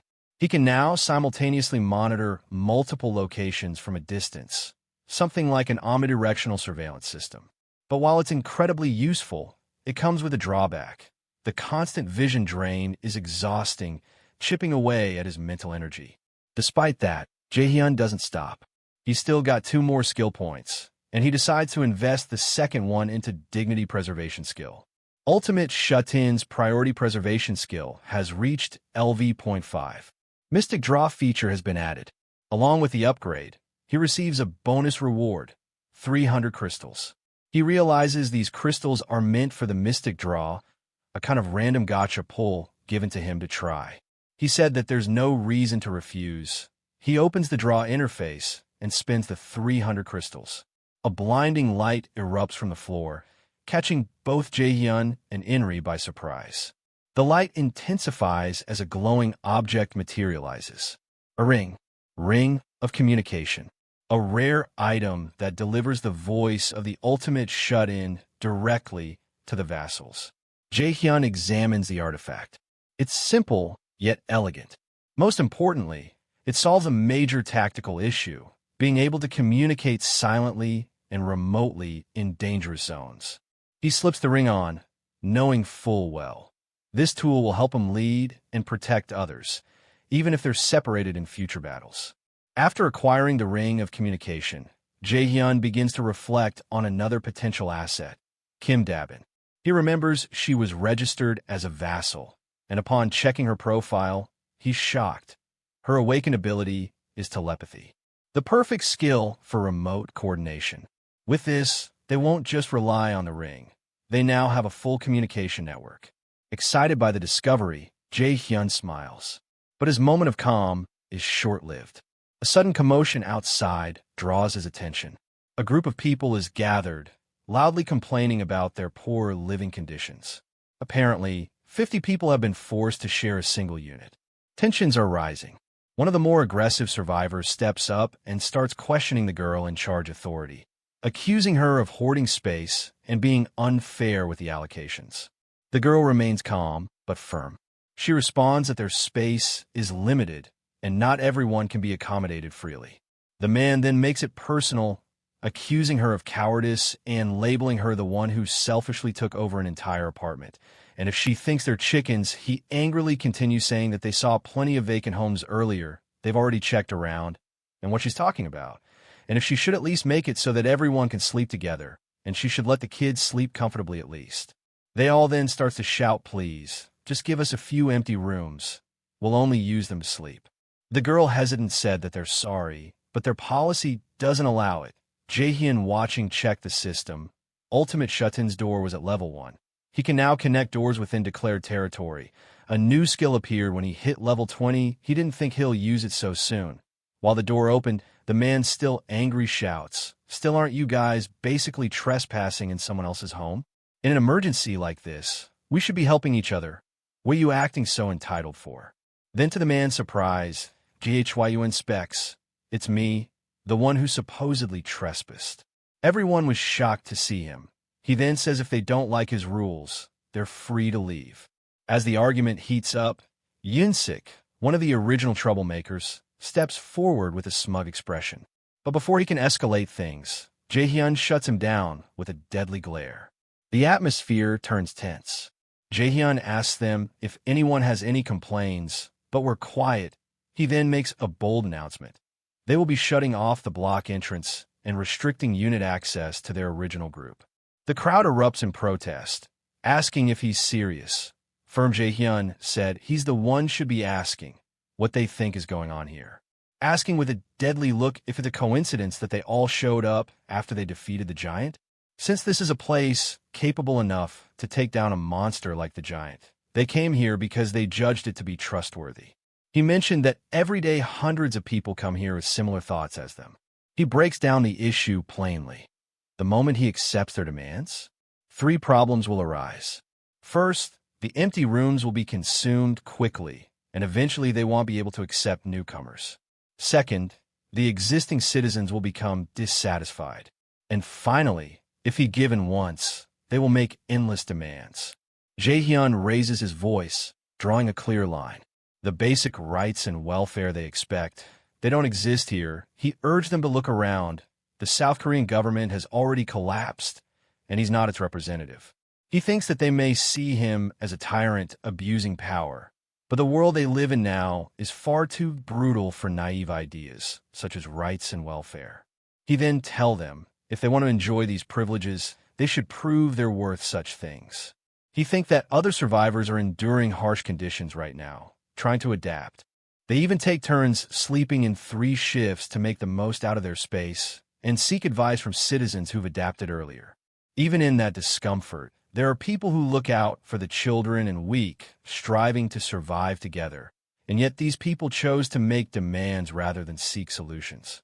He then addresses them to return to their assigned accommodations immediately. With threatening look he continue, unless you want more things taken away from you, thinking they became too comfortable. As Jae-hyun and Inri made their way through the hallway, whispers trailed softly behind them. Survivors parted like water to let them pass, watching with a mix of awe and curiosity. Inri turned her head slightly, offering Jae-hyun a warm smile. Thank you, Jae-hyun. You saved me, she said gently, her voice carrying gratitude that resonated deeply. Jae-hyun's gaze flickered down to the ring adorning Inri's finger, a stark reminder of her vassal contract. A thought crossed his mind. That ring is proof of her vassal contract. Should I test it now? Without hesitation, he sent a message telepathically. Startled, Inri gasped aloud. Huh. Jaehyun confirmed through their newfound mental link. I'm talking to you using telepathy. Her lips curved into another smile as understanding dawned on her. Ah yes, I think you might be better suited to something like this than I am. Internally, Jaehyun verified his suspicions. So it really is telepathy. That means I can now communicate over long distances in real time. He expressed his genuine appreciation. Thank you. You're more amazing than I thought. Their momentary connection was interrupted by the approach of Han Kyungjin, one of the protesters from earlier. His demeanor was visibly anxious, beads of sweat forming along his brow as he hesitated before speaking. Jaehyun, excuse me, Kyungjin began, bowing his head low in supplication. I know this is shameless of me, but about the person who was just kicked out, could you forgive him just this once? Jaehyun's expression hardened, his eyes cold as steel. Why should I do that? Kyungjin pressed forward despite the chill in the air. While Yunsik may have been the loudest, it was a collective opinion. Honestly, I was just grateful to have made it here safely. Well, except for any punishment. So please, just forgive him this once. Jaehyun considered the plea for a moment before responding. Actually, I have been thinking about when might be the right time to allow Sung Yunsik back. I can't take someone's life just to set an example. Fortunately, according to the system, Sung Yunsik hasn't left and has kept knocking at the door. He addressed Kyungjun directly. What's your name? Han Kyungjun. Then I will restore Sung Yunsik's citizenship. Additionally, I'll resume electricity and water supply to his unit, including gas. Jaehyun declared solemnly. I'm doing this out of respect for your heart. But in the meantime, others in the building will know this is a one-time exception. Kyungjun's eyes widened in disbelief. Really? Jaehyun nodded seriously. Yes. With heartfelt gratitude, Kyungjun bowed deeply before rushing off. As the notification appeared, Sung Yunsik has received citizenship. Han Kyungjun trust level has greatly increased. Jaehyun watched the retreating figure thoughtfully. I'd like to restore the gas too, for the sake of the children in his group, but then it wouldn't be a proper punishment. At the very least, they should experience the discomfort of cold showers and sleeping on cold floors. Jaehyun mused internally. Inri turned to him then, her tone sweet yet perceptive. Jaehyun, you seem like someone with a really warm heart. Caught off guard, Jaehyun blinked in surprise. Me? Yes, Inri affirmed confidently. Awkwardly accepting the compliment, Jaehyun shifted the subject toward practical matters. He began discussing plans to assign shared facilities across all 25 buildings, envisioning a stable operation led by Dabin and others. When asked how many members she commanded, Dabin revealed there were 15 in total, including Hyerin and Hyeongjin. Jaehyun smiled warmly at her enthusiasm. Could you expand to 100 members and run operations with them? I'll pay everyone 100,000 won per day. And at that scale, it should operate with stability. Dabin lit up at the proposition, eagerly agreeing to the challenge. Arriving at the 21st floor, Inri suggested modest accommodations for herself. Just let me use one of the deserted units. I'll manage things from there. Stepping out of the elevator, however, they encountered an unexpected visitor. A calm voice greeted them from the shadows. Hello.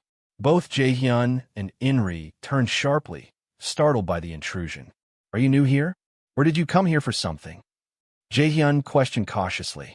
The man stepped forward, adjusting his glasses. That's right. He smiled gently, introducing himself clearly. I'm Dr. Lee Young-yeon, former professor of emergency medicine and trauma. Back inside, Jaehyun reflected on the fortuitous encounter. A doctor. This is perfect. I didn't plan for this, but it's good. His thoughts raced. 4 skilled personnel like this to come to me voluntarily.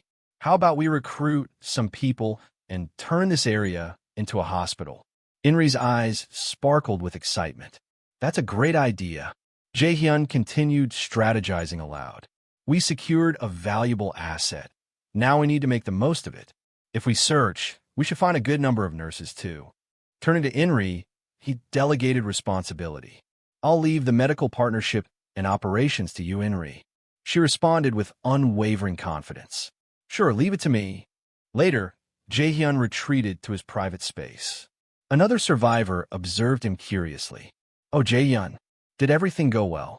He confirmed succinctly. Yes, there were no issues. Pulling up his system interface, Jaehyun reviewed his abilities. Activating Ultimate Eyes, he monitored the dungeon raid team returning without casualties. Satisfied, he realized they were en route to Jigalki Station without incident. With order restored, Jaehyun opened his skill menu. Now's the time to invest my final skill point. He selected Level Up, Ultimate Storage. A system notification flashed.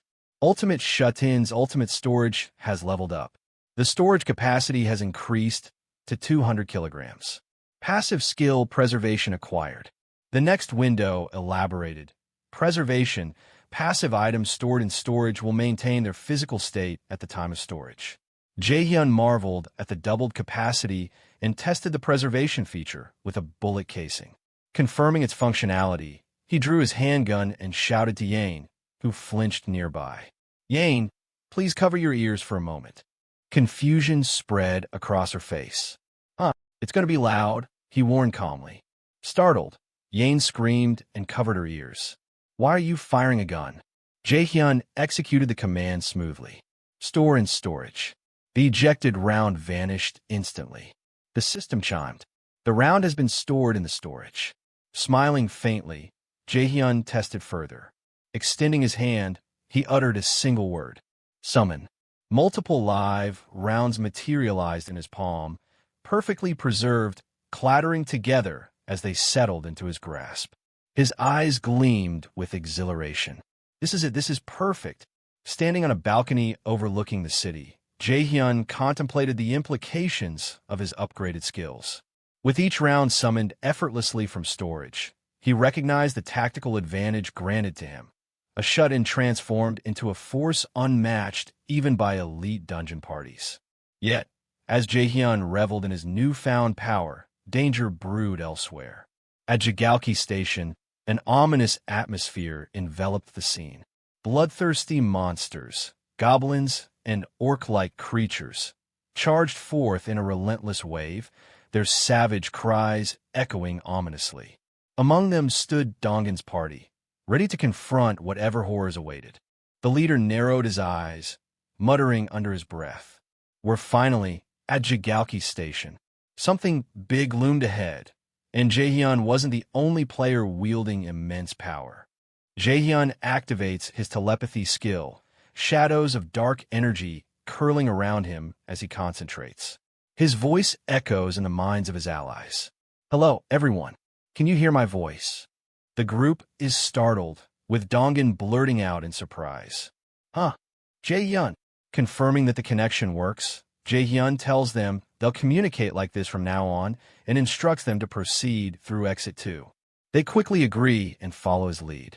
They step outside into the night, entering an unfamiliar zone.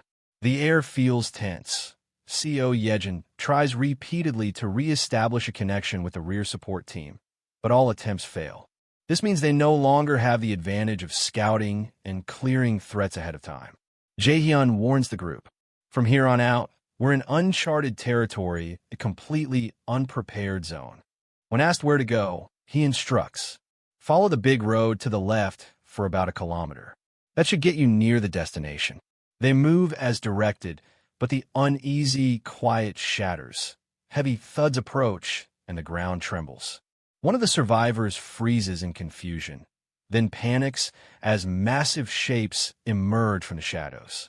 Suddenly, monstrous figures rush forward.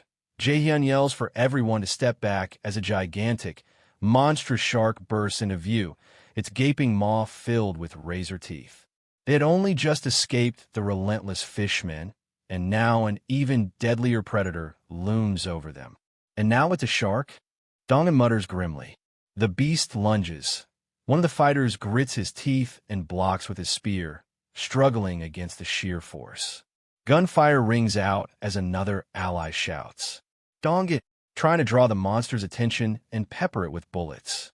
The group braces for a desperate battle, facing a foe unlike anything they've encountered so far. The fight with the giant shark escalates. One of the fighters lunges forward with a powerful strike, but the beast's speed and strength make it nearly impossible to land a killing blow. The shark thrashes violently, forcing the group to scatter. A sudden roar cuts through the chaos.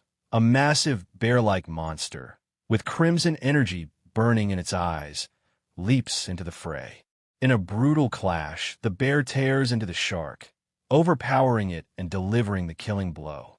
A system message flashes. You have hunted a shark, level 20. You have gained experience points. More than 13 million has been attributed to the ability of the ultimate shut-in. The bear glares at the group before fading back, its task complete. Dongan wastes no time, ordering, Kim Jian scout. Kim Jian charges ahead, his movements quick and tense. But his eyes widen. The streets are swarming with hostile creatures. He shouts back that the entire area is crawling with enemies. And worse, they're not alone on the ground. A warning comes from above. Massive winged beasts, sharp-eyed and glistening under the moonlight, swoop down. Their bodies are plated in jagged blue scales, their yellow eyes glowing with predatory hunger. "What the heck are those now?" someone exclaims. The flying monsters dive into the group's formation. Diaksu is called to hold the line as armored fighters intercept the midair, clashing in a fierce melee. Blades and claws collide, blue sparks flying with each impact. The battle in the skies intensifies as one of the massive winged beasts, a sky blue marlin, is taken down. A system notification announces the kill, awarding experience points and depositing 700,000 into the ultimate shut-in's account. On the ground, the defenders keep firing relentlessly. One fighter curses under their breath, realizing they can't keep picking off the flying enemies one by one. But before they can regroup, a piercing scream rings out. Dejung is in danger. She barely manages to hold her ground, telling the monster to stay back. Suddenly a message appeared, storage summon, live ground, bullets summoned in front of her shooting towards the flying beasts and teared them apart. A system window notified Jaehyun that he has hunted a sky blue marlin level 17 and gained some experience plus more than 200,000 deposited into the wallet of the ultimate shut-in. Jaehyun smirks. Sniping it directly yields a miserable payout. Comment on the impact of the live ground. Inside the base, he orders CEO Yejin to stop trying to link and instead shoot for him. At first confused, Yejin hesitates, asking where she should aim, but Jaehyun insists that anywhere will do. Flustered, she starts firing rapidly, while Jaehyun uses his ability to store the bullets she shoots and redeploy them mid-battle. The tactic works. Another sky blue marlin is slain, and more than 1 million flows into his account. But Yejin quickly runs out of ammo. Jaehyun urges her to reload and keep going, noting how efficient the strategy has become despite feeling a bit guilty for using her like this. Gunfire continues to ring out inside the base, confusing others who wonder why there's so many shots and why they aren't waking up from this strange situation. Outside, the chaos escalates. The crimson-eyed bear reappears, tearing viciously into a massive red monster. The sheer size and ferocity of the creature makes Dongan cry out in disbelief. We're supposed to defeat that thing, the red beast looming ominously, promising an even more brutal fight ahead. The colossal red monster charges again, shaking the ground with every step. The crimson-eyed bear intercepts, clashing with it head-on. Their blows create shockwaves, but even with its immense strength, the bear struggles to inflict lasting damage. Realizing the danger, someone shouts for Dejung to provide a buff. She quickly responds, flames igniting around her as she channels her power. Golden fire surges into the bear, amplifying its strength and speed. The beast roars, now blazing with fiery energy, and rams into the red monster with devastating force. Dongan called for Jaehyun. A spear appeared in his hand. He instantly directed it to the beast, piercing it in the head. Then the bear jumps in, finishing the attack. For a moment, it looks like they might turn the tide, but the enemy's defense proves overwhelming. Even after being slammed and ripped into, The red monster rises again, barely harmed. The group is stunned. What? It's unharmed. Jaehyun's allies fire relentlessly, but the creature's shell is impenetrable. Its defense is unlike anything they've faced. Its defense is insane. What do we do? Is there really no way to fight it? One member cries out in desperation. Inside, Jaehyun assesses calmly. His sharp eyes narrow as he mutters to himself. That's no ordinary shell. It looks like we'll need a certain level of impact, like the force of a hammer strike.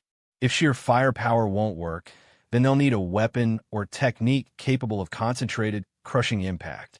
Jaehyun begins searching through his arsenal, convinced that he's seen the perfect tool for this situation before. His shadowy energy swirls as he digs deeper into his storage space, determined to find what he needs. Where is it? I'm sure I saw it here before. Jaehyun finally locates what he had been searching for in his storage. His eyes light up as he mutters. Found it. He calls out to Yeonju, instructing her to prepare for a coordinated strike. When he gives the signal, she is to leap onto the enemy crab's carapace. She acknowledges with determination, ready to act. Jaehyun summons the object he remembered, a barbell. It materializes before him in a glowing light. Though it seems like an ordinary training weight, he recalls how it could deliver the perfect type of crushing impact needed against the crab's hardened shell. He apologizes in his mind to Minjo, promising to replace the item later, and begins to maximize the barbell's kinetic energy through gravity manipulation before storing it in that state. With his ability, he can summon it later at full destructive force. With grim focus, he raises his hand and declares, "Summon barbell." A massive surge of power erupts as the object slams down onto the giant crab. At the same moment, Yeonju leaps into action, following his plan precisely. The crab shrieks in agony as its unbreakable defense finally shatters under the weight of the attack. The Crimson Bear seizes the opportunity, roaring ferociously as it tears into the wounded monster, ripping it apart piece by piece until it collapses. A system notification rings out. You have successfully hunted giant crab, level 50. Experience points are awarded, and more than 900 millions deposited into the wallet of the Ultimax shut-in. After the battle, Jaehyun reflects on their journey. The road back to his parents' house feels like wading through a seafood market. Countless fish monsters and oceanic beasts attacking at every turn. The group manages to push through, defeating all manner of creatures. But Jaehyun admits to himself that there were moments where, without his unique abilities, they would not have survived. As he looks ahead, sweat trickles down his face. I had a vague feeling all along.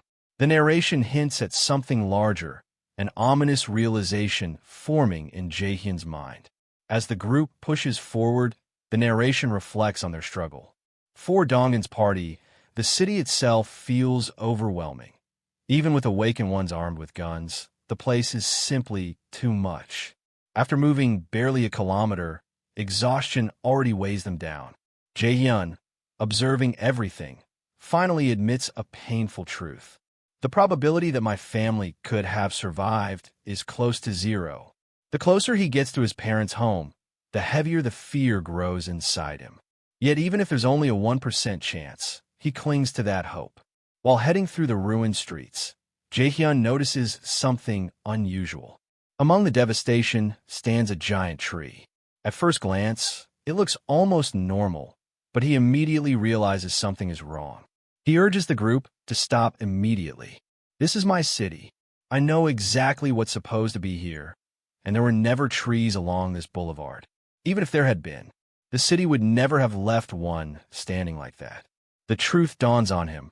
The tree is not natural. It's something that appeared after the world's collapse. A system message confirms his suspicion. Green giant oak level, 38-inch. He quickly warns the others. Everyone, do you see that enormous tree in front of you? They nod. That tree is a monster. Without hesitation, he orders an attack. The once still tree suddenly comes to life, its bark splitting open to reveal a terrifying red eye. With a monstrous roar, the massive oak begins to move, its branches stretching like claws, ready to strike. The battle against the monstrous tree creatures rages on. Yanju draws her bowstring and releases with unyielding focus. Her arrow arcs through the air, trailing a streak of luminous energy that slashes across the battlefield. The tree monster recoils as its bark splits open under her relentless assault. Yet instead of collapsing, it slams its colossal limbs into the ground, sending shockwaves rippling outward. Its glowing eyes blaze with pure hostility. From the flank, Dongan bursts forward, channeling raw power into a strike that punches through one of the creature's wooden defenses. For an instant, the tide seems to turn, but the monster's sheer size and endurance push back, unyielding, unstoppable. "Damn it," a survivor mutters, gripping his weapon so tightly his knuckles pale. Desperation creeps into his voice as the situation worsens. Gunfire cracks through the chaos. Another ally joins the fray, bullets shredding bark and sparking small bursts of flame. But even as the monster staggers, it does not fall. With a guttural roar, it swings a massive limb, forcing the group to scatter. Then, a blur. A hulking bear-like monster charges into the battlefield, eyes burning crimson. Its roar splits the air as it barrels forward, scattering allies like leaves before a storm. "Yanju!" A man shouts in panic as the beast's claws tear furrows into the earth, lunging straight for her. Yanju meets its strike head-on, blade clashing against monstrous strength. The impact shakes the ground, forcing her back as the beast presses down, its brute force threatening to crush her completely. "Yanju, fall back!" Another comrade yells, releasing a surge of blue energy. Violent arcs of light lash out across the battlefield, forcing space between them.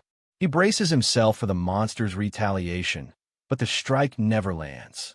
Instead, the creature freezes mid-swing. "Byungo now!" Dongan roars. Seizing the chance, Byungo retreats, narrowly escaping the deadly blow. Confused, Jaehyun narrows his eyes. The monster's sudden pause gnaws at him. "That wasn't random," he mutters. He replays the moment in his mind, the timing, the reaction. Something about the creature isn't as it seems. Jaehyun quickly issues orders. "Dongan, pull Yanju back. Everyone else, keep pressing forward. Yanju, stay with Gaeong and Dejung. Deoksu, take your group and advance." Deoksu hesitates. Can she handle it? Dongan cuts him off firmly. "Your defense is solid. You'll manage." Before anyone can react, the tree monster abruptly retreats, lumbering back to its original spot and falling still once more. Confusion spreads across the group. "That doesn't make sense," someone whispers. Jaehyun's sharp voice cuts through. He lays out his deduction. When Yanju transformed into her beast form, it targeted her immediately. Every strike has been directed only at her. It's not attacking humans, only beast forms. As if to prove him right, a shark-shaped monster erupts from behind the tree, lunging, not at the humans, but at Yanju. The truth crystallizes. Jaehyun steadies his tone. "Then we don't need to fight it. Ignore it. Advance." Reluctantly, the group obeys, moving cautiously past the looming creature. But Jaehyun halts, frozen mid-step. His face drains of color. "What's wrong?" Dongan presses. Jaehyun's voice trembles as recognition strikes. "This place. I know it." Dongan looks at him in shock. "Is that tree where your parents' house was?" Jaehyun's chest tightens. He wants to deny it, but the truth is undeniable. It is. Memories crash into him. His father's laughter, his mother's gentle voice, his grandparents' warm smiles. The home that once stood here, now replaced by a grotesque abomination. Rage floods his chest. He grits his teeth until they ache. The image of his family shatters like broken glass in his mind. That monster has no right. His voice breaks before turning into a roar. No right to be here. Dark purple energy bursts around him, crackling like a storm. His fury is absolute, his vow unshakable. He will obliterate the tree until nothing remains. "Fill it with gas," he snarls. "Blow it up. I won't rest until it's gone." But before he can unleash his wrath, A system notification flashes before his eyes. Detected presence of ultimate certs blood relative nearby. The words hit like ice water. Before anyone can react, lantern light flares in the dark. Villagers emerge from the shadows, armed with sticks and crude weapons, eyes burning with defiance. "Who's there?" one shouts. "You dare bully our little Poppy?" Old yet fierce, the villagers stand their ground. Their sudden appearance sends shockwaves through the group. The villagers panic after discovering a hole in the giant tree they call Poppy, worrying that it must have hurt and wondering if it's okay. They say the village chief would be heartbroken to hear about this. Suddenly, suspicions rise, and someone angrily asks if the Donjian's party was responsible. When confronted, he admits with a calm yes. Outraged, a man shouts, asking how he could harm a defenseless child. The atmosphere turns tense, but then attention shifts elsewhere.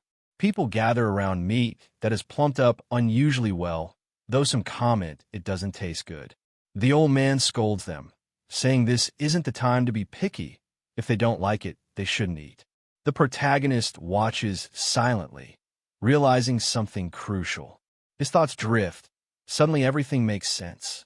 He remembers the strange tree monster that never attacked people and the giant tree that grew only at his house. He recalls his childhood. His home was always filled with plants, flowers changing with the seasons, fruit growing on the rooftop, and vegetables that often ended up on their dining table. Among these memories stands the enormous tree at their house. He connects the dots.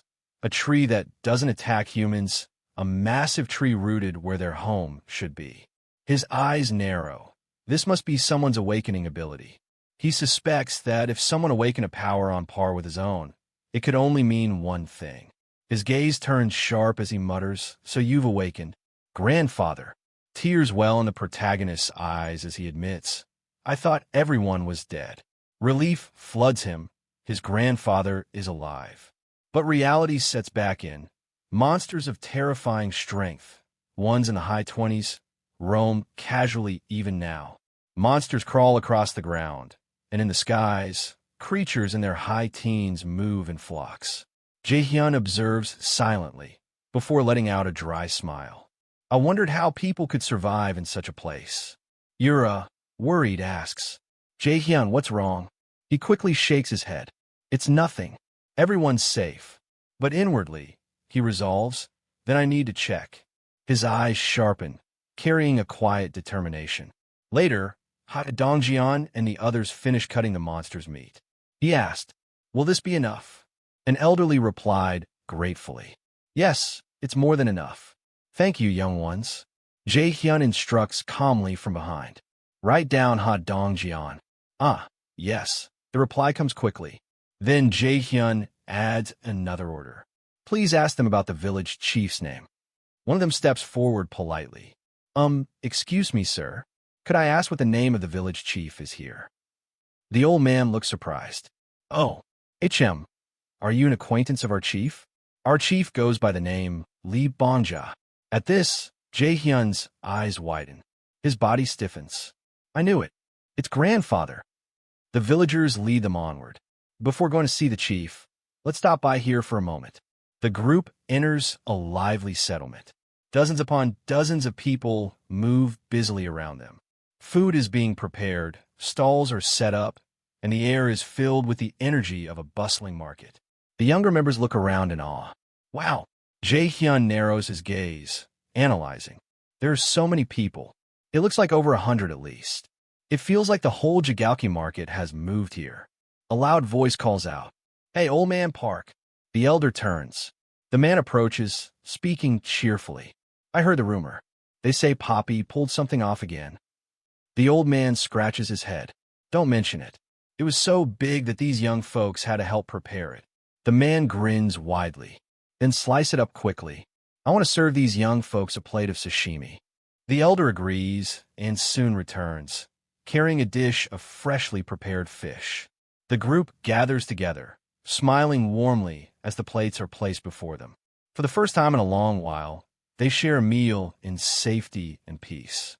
One of the group survivors, nervous but hopeful, leans forward and asks if there are any chopsticks. The burly cook scratches the back of his head and apologizes. There aren't any. They'll have to eat with their hands.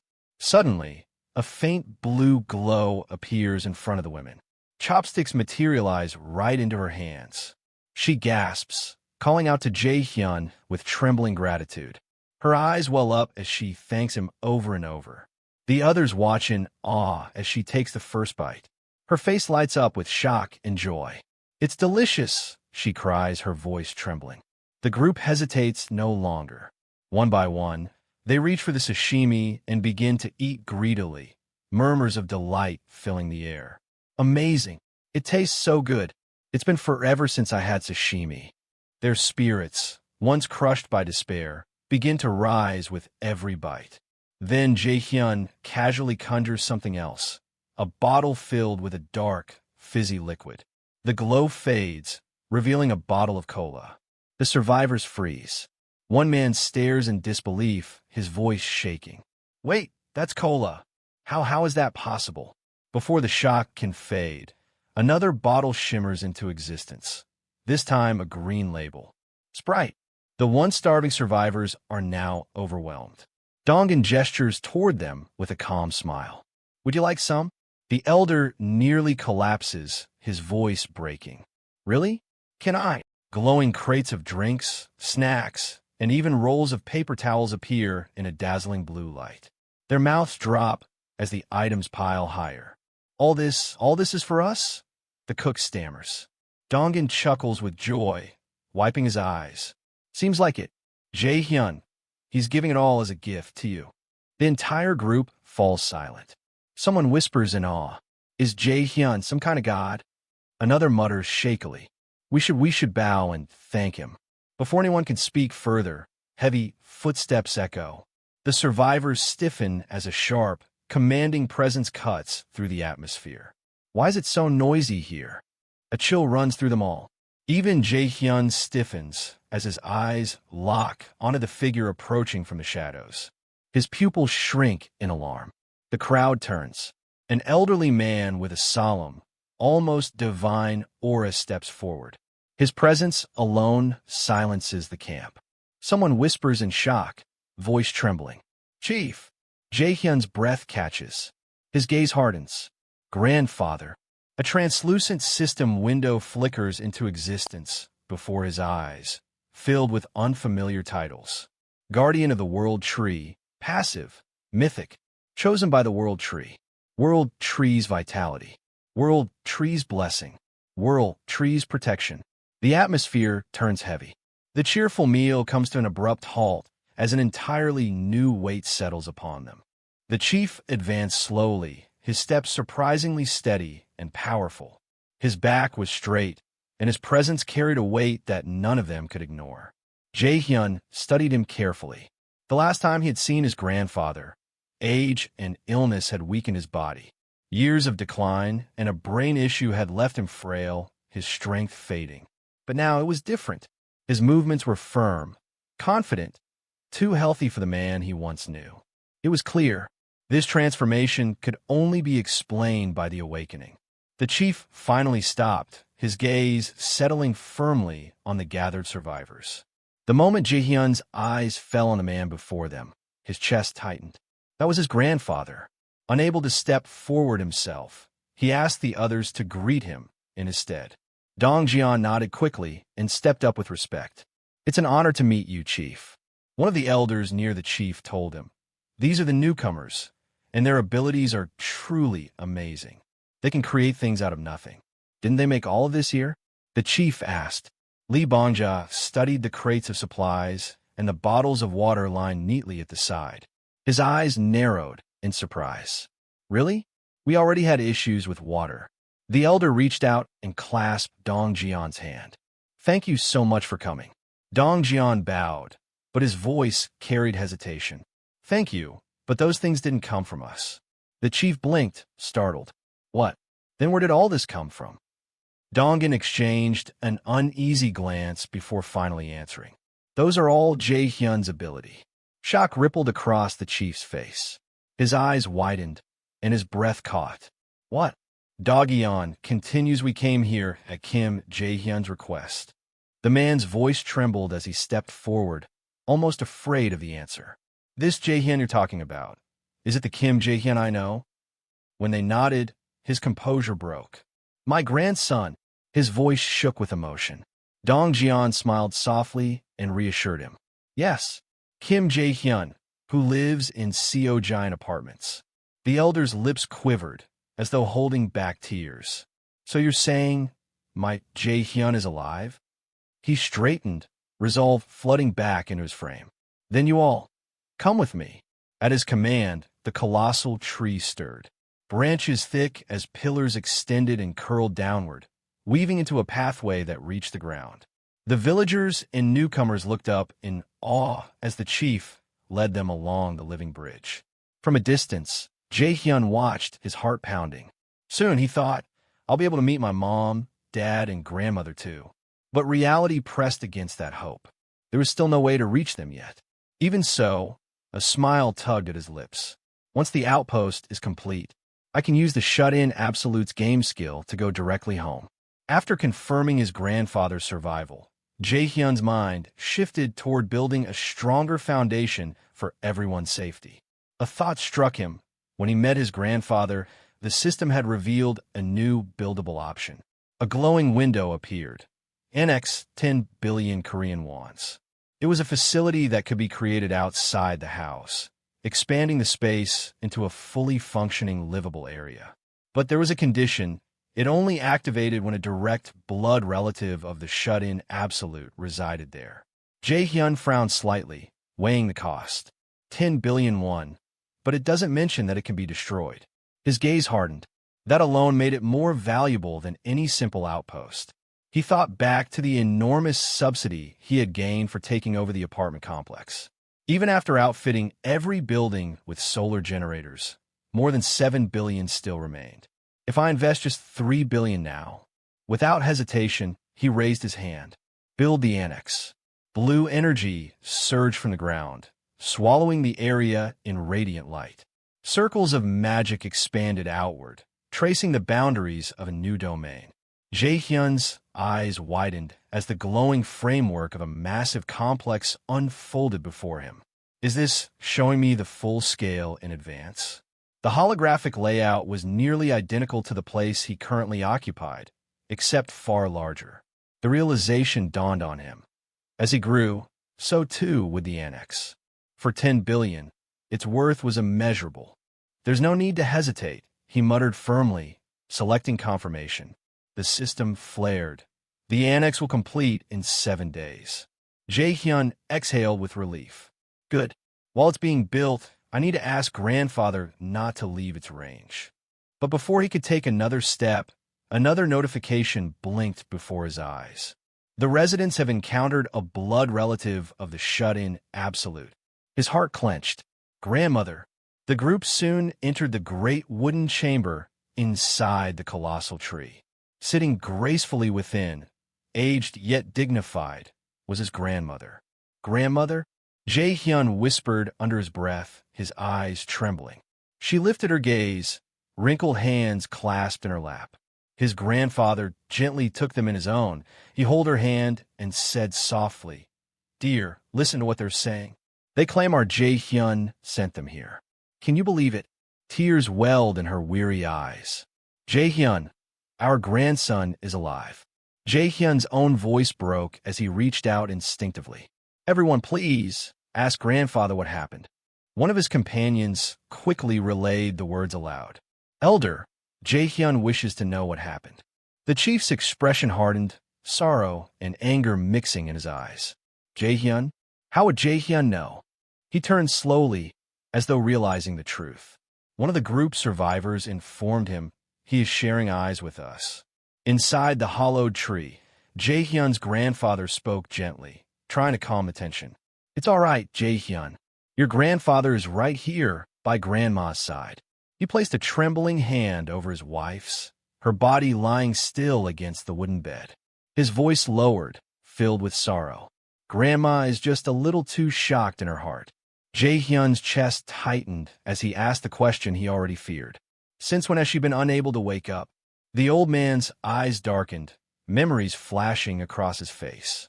Since that day, images of chaos tore through the chief's mind. Monsters spilling into the world, screams echoing, fire swallowing the sky. That day, the day everything changed. His grandmother had fallen into slumber then, and she had never opened her eyes since. For the first time, Jae-hyun saw his grandfather's expression break with raw grief. The sight stabbed at his chest, leaving him breathless. But he whispered to himself, holding back tears, "I'm just glad she's alive." He studied her resting form. Outwardly, she looked peaceful, as if merely asleep. Her skin was healthy, her breath steady. It was clear his grandfather's awakening ability had been keeping her alive all this time. Yet anger burned in him. If only I could assign quests, he thought. No matter the cost, I could have improved her condition. But the cruel system gave no quests to blood relatives. Clenching his fists, one of the group's survivors leaned close, whispering Jae-hyun's speech through gritted teeth. "I'm sorry, grandmother. Even with my ability, I can't reach you." His golden light flared across her hands, but it brought no change. And yet, something gnawed at him. The silence in the house. The absence of movement. He replayed the scene in his mind. 7 of them had barged in, loudly. Why had no one else come out to look? A chilling thought took root. Could it be? Breaking the silence, Jae-hyun asked through Eonju, "Please, ask grandfather about my parents. Where are they?" The old man stiffened. His eyes shifted with unspoken pain. "You said Jae-hyun is watching right now, yes?" Eonju nodded. "That's right." The grandfather inhaled deeply, then raised his head. "Then I'll speak as if I'm speaking directly to him." Turning his gaze toward the unseen boy, he whispered, "Jae-hyun, that day, your mom went to work. Your dad also went out to earn money. They're probably hiding somewhere safe. You know your father. He would never leave your mother alone." Jae-hyun's lips trembled. He understood the weight behind those words. His grandfather wasn't giving hope. He was trying to shield him from despair. It was his way of saying he didn't believe they were alive. And deep down, Jae-hyun knew it too. The weight of despair pressed down on Jae-hyun's chest. He knew the brutal truth. Unless his parents had awakened a transcendent ability like his grandfather, their survival was nearly impossible. The chance was close to zero. And yet, he clenched his fists. He couldn't give up. Even the faintest thread of hope was worth chasing. Gathering his companions, he declared firmly, "Everyone, our next target is Unhwang Nursing Hospital." His comrades looked at him in concern. "Jae-hyun," but his voice remained steady. "You've all worked hard today, and it's late. Rest at our house tonight. Tomorrow, we head out." His inner resolve burned like fire. "Even if it's just a handful of straw, I will grasp it." Just then, the system flared to life. Ding! The presence of a blood relative of the Skillin Absolute has been detected nearby. Jae-hyun's eyes widened. Breath caught in his throat. "Depart." Turning sharply, he barked orders. "Yi-jin, command the rats." Startled, Yi-jin nearly fumbled. "What should I tell him to do?" Jae-hyun, "Find every survivor nearby, no matter what." Right now, Yi-jin replies yes. The system signal didn't point toward Dongjian's group. No, it was closer. A blood relative was heading in their direction. Jae-hyun didn't need confirmation. His heart already knew. His voice cracked, trembling between disbelief and joy. "It's Mom and Dad." From the shadows, 2 familiar silhouettes emerged. A man and a woman, their presence undeniable. His parents. The workers in the village bustled about, carrying supplies and repairing structures. Wiping sweat from his brow, one of them muttered that the workload never seemed to end. Another, carrying lumber, sighed, but admitted that with the new outpost expanding, it was only natural. Suddenly, a strange sound rippled through the air. The men froze, looking up as shadows fell across the road. Their eyes widened in horror. From the sky, massive creatures emerged, grotesque, winged monsters that blotted out the moonlight as they descended. "What in the world is that?" One villager gasped, dropping the tools in his hands. The alarm bell rang frantically as another lookout shouted from the walls. "Monsters! Monsters are swarming in. Panic spread instantly. People rushed in all directions, scrambling to grab weapons and gather their families. The guards yelled over the chaos, ordering everyone to take everything to the seafood storage and lower the shutters. Village chief, this is bad, a man shouted breathlessly, bursting into the elder's quarters. You must come out immediately. The chief looked up sharply. What's going on? The monsters. The messenger stammered, his face pale with fear. There's a massive horde of monsters charging in. Outside, the earth shook as a massive horde surged forward, their monstrous roars echoing through the night. Dozens upon dozens, too many to count, swarmed toward the outpost. The gathered defenders turned as one toward the approaching threat. Their expressions hardened, their hands trembling as they prepared for battle. Dongan Socked asked if these are all monsters.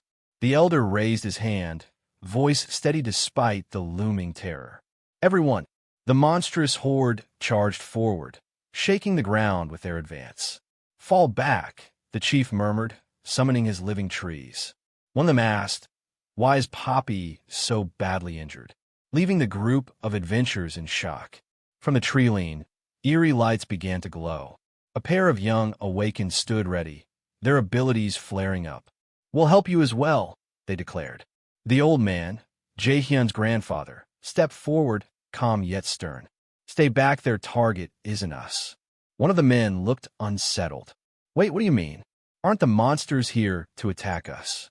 The elder's sharp gaze fixed on the battlefield. From my point of view, it doesn't look like they're attacking us. It looks more like they're running away from something. The group froze at his words. Monsters fleeing? He turned serious. With that being said, it doesn't look like they'll pass through without causing damage. We must be prepared. Heavy thuds echoed as something massive approached, the sound rattling even the bravest of them. One of the younger men paled. It's true, they're passing us by without attacking. However, the ones traveling over land are bound to collide with us. This presence, it isn't something ordinary. However strong the chief may be, even he couldn't last a couple of minutes against that. Dongan shouted, there's no way he can fight it on his own. We'll help too. But the elder raised his hand, stopping them. No need. Stay inside the building. You'll have a hard time on your own. Hey now, the chief shouted, using his power. The monstrous figure burst into view, clashing with the creatures that had been fleeing moments ago. The shockwave of the impact sent debris flying. The young men looked on in disbelief, terror spreading across their faces. What is that? The battlefield was chaos. Enormous monsters charged forward, shaking the ground with every step. In the midst of this, Jaehyun's grandfather stood tall, channeling his overwhelming energy. With one devastating stomp, he shattered the ground and wiped out hundreds of monsters instantly. System notifications appeared before Jaehyun. You have hunted a land shark, level 24. You have gained EXP. You have hunted a saw stingray, level 23. You have gained EXP. You have hunted a blue crab, level 29. You have gained EXP. New record achieved. Mass monster annihilation. Another system notification. Bloodline. All stats increase by. The trust points multiplied by 10. And experience gained from monsters hunted by one with the bloodline title increased tenfold and is shared evenly. However, settlement rewards are monopolized by the hunter. Jaehyun widened his eyes in disbelief. This is the standard of someone at level 55. At first, he thought his grandfather was being reckless, but witnessing the destruction, he realized the truth. With just one move, his grandfather had become a one-man army. Helping him? Bullshit. We should be glad if we don't get in the way.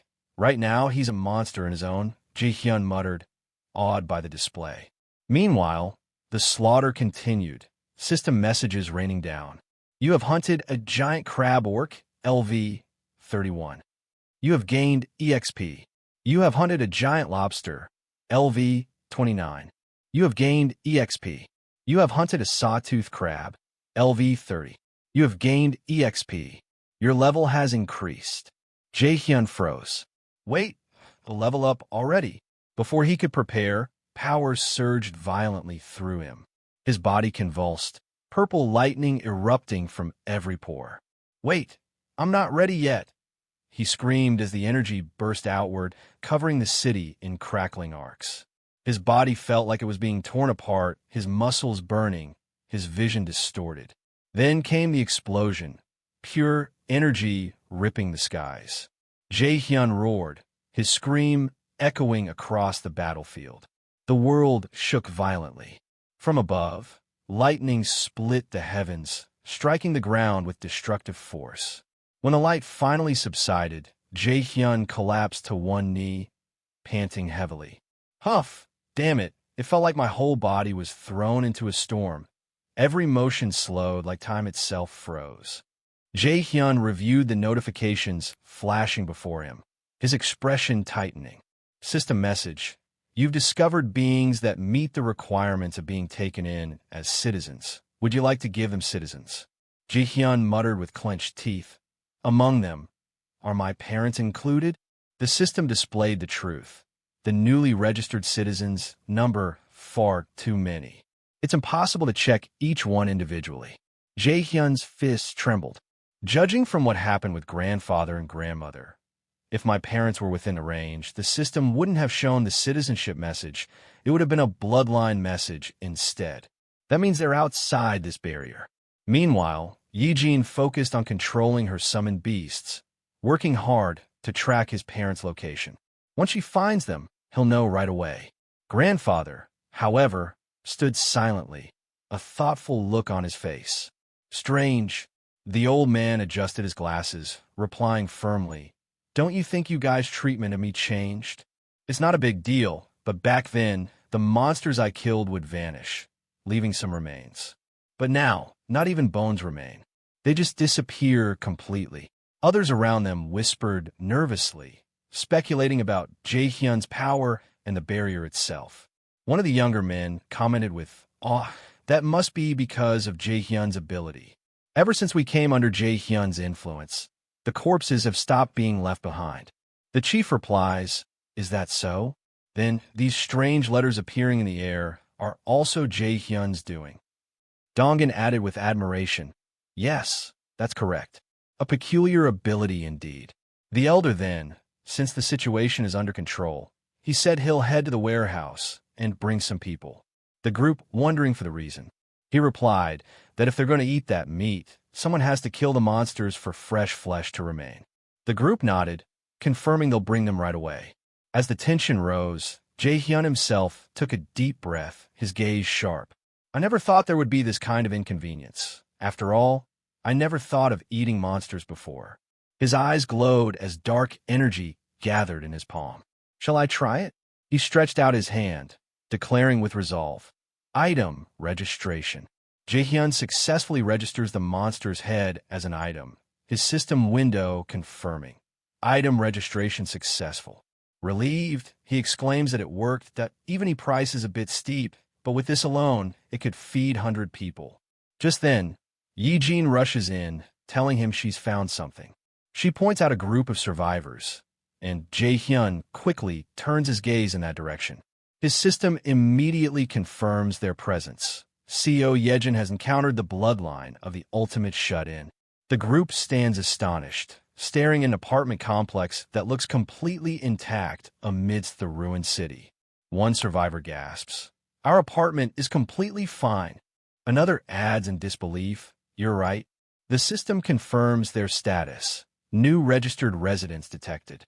Title: Resident of Seojin Apartments. One by one, the survivors' information is logged into the system as official residents. As Jaehyun's eyes widen, his heart pounds faster. Among the group, he spots familiar figures. His face lights up with pure emotion as he shouts, "It's really Mom and Dad." As the system notification appeared, it confirmed that citizenship had been granted to 23 people bound to blood relative Lee Ji-suk. Among them, Jaehyun's parents were right at the edge of the expanded area. Watching their movements, Jaehyun realized they would soon step inside the safe zone. Thankfully, with the bloodline area unlocked, the invisible wall would no longer block them. He steadied himself, heart pounding with anticipation. Moments later, the scene shifted. Standing at the threshold, Jae-hyun finally saw them, his parents, alive, walking toward him. His breath caught in his throat as tears welled in his eyes. "Mom! Dad!" he cried out with desperate joy, his voice breaking. From the other side, his parents froze in disbelief. His mother's eyes widened, trembling as she whispered, "Brother, is that really—" His father, equally shaken, muttered, "Am I dreaming right now?" The long-awaited reunion, once thought impossible, was now unfolding before their very eyes. Jae-hyun couldn't hold back his tears as he rushed forward, shouting that his parents were alive. Overcome with emotion, he cried out to them, declaring, "It's me, Mom, Dad." His parents recognized him instantly and ran to meet him. The long-awaited reunion finally happened as they embraced, calling out his name with trembling voices, unable to believe their son was truly standing before them. His mother held him tightly, asking if it was really him. With a warm smile, Jae-hyun reassured her, "Yes, Mom, it's really me." She frantically checked if he was hurt anywhere, but he comforted her, saying he was fine and had been doing well all this time. Tears of relief filled her eyes as she whispered that it was such a blessing.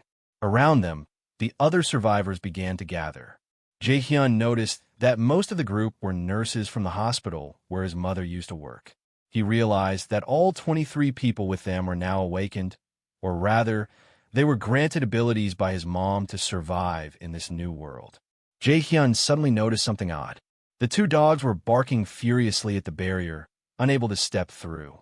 Confused, one of the survivors asked what was wrong with them. Jae-hyun immediately realized the issue. Unlike the others, the dogs hadn't been granted citizenship, so they couldn't enter. At that moment, he felt the activation of a summoning-like skill. Extending his hand, he invoked his authority, grant entry. The dogs passed through safely as a blue system window appeared. Contract of subordination can contract up to 100 people and awaken their abilities. Jae-hyun quickly understood. Just like the survivor registration, those who entered through this contract would awaken powers of their own. Considering how much awakening affects survival early on, he realizes that his mom's ability is ridiculously incredible. Among the crowd, his mother fell to her knees, overwhelmed with relief. She clasped her hands together, whispering prayers of gratitude, thanking God, Buddha, anyone who had given them the strength to survive. Watching her, Jae-hyun thought to himself that his mother's ability was far too incredible for ordinary circumstances. He then turned to his father, wondering if his powers had also come from this contract. Another system notification confirmed it. Protective Aura S rank. The description explained that while this skill was active, all of the user's physical abilities would be multiplied tenfold. And it consumes mental energy to create a defensive aura over the entire body. Jae-hyun's eyes widened. What makes this ability broken is that the skill description says 3 times. If it were simply 300%, he wouldn't think it was that insane. For example, if there are abilities that raise physical stats by 200% and 300%, when they stack up they add up to 500%. But if a triple skill stacks on a 200% boost, that 300% is tripled, meaning the final result is a 900% boost. So right now, Dad is, first, the citizen buff Power of Trust raises all stats by 93%. Then TE Bloodline Effect adds another 930% to all stats. That means he's already at 1,120% efficiency.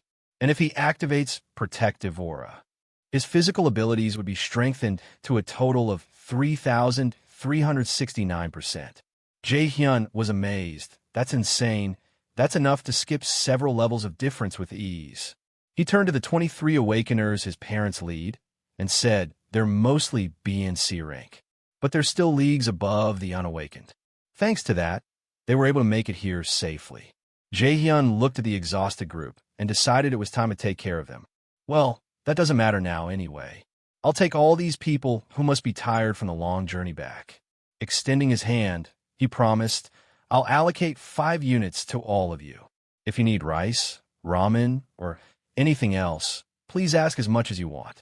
I'll provide it all." He then told them to rest properly, take a warm shower, and sleep comfortably in a heated room. His words made his parents tear up, though his mother grew worried, whispering, "Oh no, could the shock be so great that he can't tell before the apocalypse from now?" Jaehyun quickly reassured them with a calm smile. "That's not true, okay?" He then asked his mother, "Mom, you saw the lights on in our apartment, right?" She nodded, explaining how they noticed so many lights on when they arrived, thinking it was amazing. But Jaehyun raised his hand again and asked, "Why do you think there's electricity in a world with no power or water?"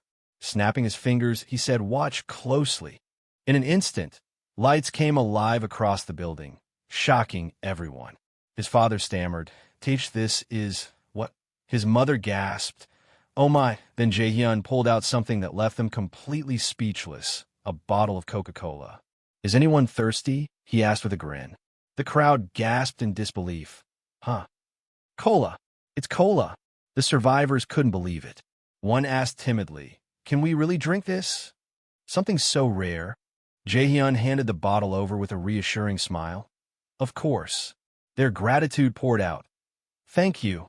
After giving everyone a taste, Jaehyun said, "Have a drink each, then follow me. I'll guide you to your homes."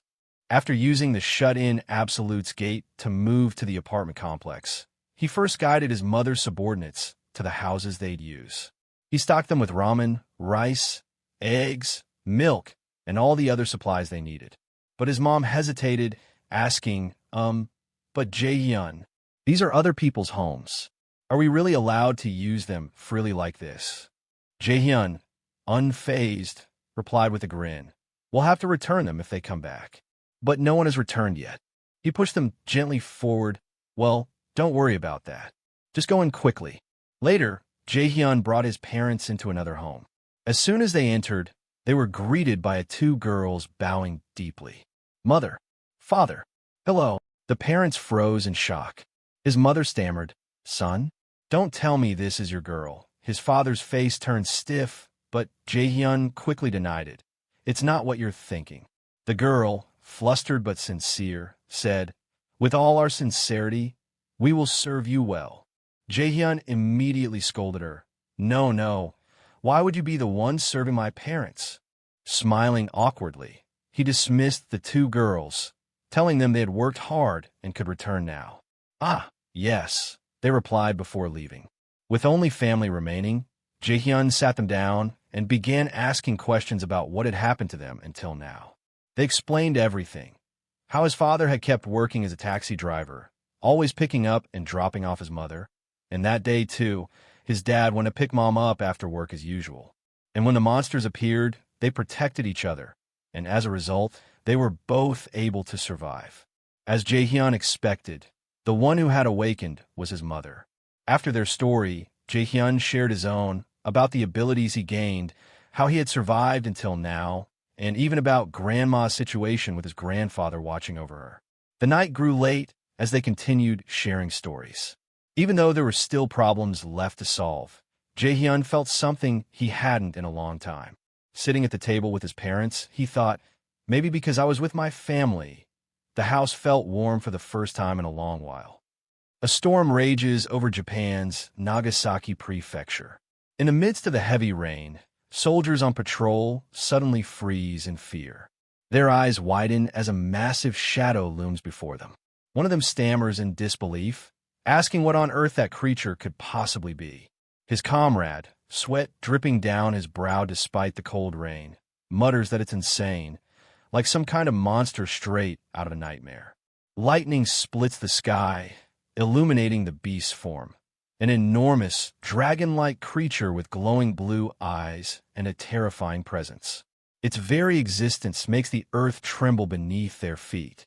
The men can only stare in awe and terror as the creature continues moving forward. Yet, instead of attacking, it simply passes by them, its colossal body outlined by flashes of lightning. One of the soldiers, panting heavily, realizes that it isn't here for them. He admits he can't even tell where the monster is heading, but one thing is certain. Wherever it goes, destruction and ruin are destined to follow. The scene shifts to the next morning. Jae-hyun, overjoyed, immediately calls his grandfather to share the miraculous news that his parents are alive. His voice trembles with excitement as he shouts, grandfather! On the other end of the call, his grandfather listens intently. When Jae-hyun tells him about finding his parents, the old man is overwhelmed. His eyes widen, and joy floods his tired expression. For a man who had endured endless despair, this moment feels like a miracle. He lets out a deep breath, visibly relieved, as Jae-hyun reassures him. Both of them are safe with me, so please don't worry. Jae-hyun's grandfather, who had been suffering alongside his grandmother, now feels an immense weight lifted from his chest. By his grandmother's side, he played the video call replay again and again, unable to contain his happiness at seeing his son and daughter-in-law alive. For the first time in what feels like an eternity, the family senses hope. Hope that had nearly been lost in the chaos of this ruined world. Jae-hyun's mother, still emotional, asked if they could see a video of her own mother. Jae-hyun nodded and quickly arranged for someone at the main house to record clip. Soon after, a short video arrived.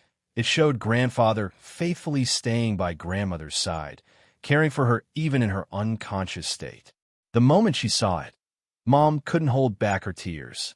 Overcome with emotion, she pressed the phone to her lips, sobbing quietly, while Jae-hyun gently reassured her that they would be able to meet them in person soon. Meanwhile, Jae-hyun, thinking that the annex is complete with the shut-in absolutes gate skill, they'll be able to go to the main house where grandfather is.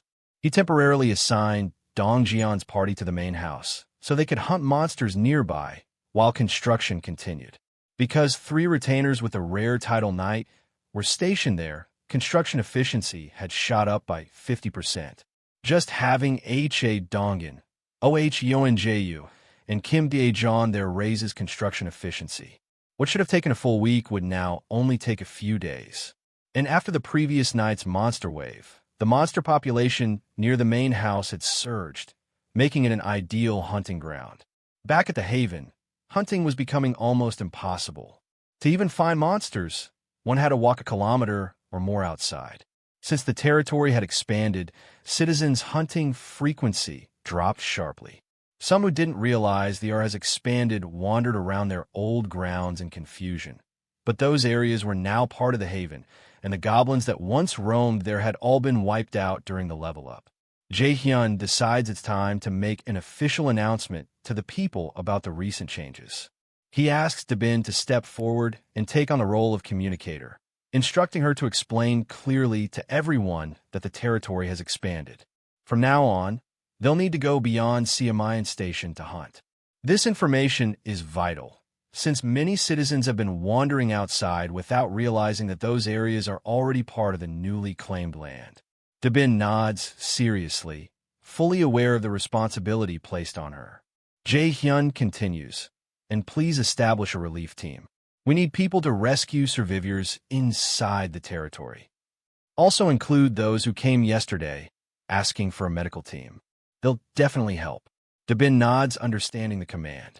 Jae-hyun deep in thoughts.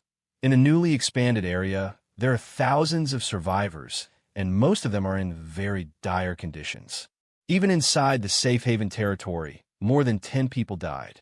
The biggest cause was, of course, lack of drinking water. It's because they couldn't go outside due to the monsters. Now, they're handing out relief supplies whenever they find people in danger, but it's not enough. Jae-hyun, with a serious look, he said he want to save as many people as possible. Save as many as he can, and, if needed, he'll use the shut-in absolutes gate to go directly to them, or find another way to heal them. Just then his mom interrupts him. What's wrong? Why that serious face? Hyun told her everything, and she then offers him her help. He was surprised at first. Among the people his mom brought were some with heal or care abilities. In the case of care, it was very effective against status conditions like dehydration, fainting, and poisoning. His mom thought that if she formed a contract of subordination with the relief team, they would awaken with similar abilities. Just as his mom thought, more than 80% awakened healing-related abilities. Most were D rank or C rank, so their overall level was low, but once the relief team started moving, the situation quickly calmed down. After the exhausting rescue efforts, Jae-hyun finally had a moment to breathe. He collapsed onto the floor, drained, and muttered that it was finally over. For 3 days and nights, he and his team had worked tirelessly, combing through every house in the territory and saving countless lives. Even though the burden was overwhelming, their efforts bore fruit. The system soon notified him. A being that met the conditions for citizenship had appeared, asking to join the haven. Without hesitation, Jae-hyun accepted. Since the territory had expanded, survivors had been streaming in steadily. Thanks to that, the population was already nearing 10,000. But as he rested, heavy rain poured outside, darker and heavier than usual. Jae-hyun looked out the window in confusion, asking why it was raining so much. Dabin approached him with urgent news.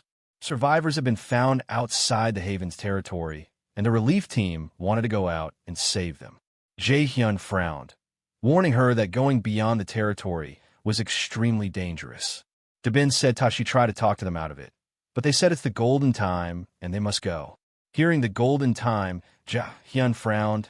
The world outside had changed. Goblin packs were no longer the only threat.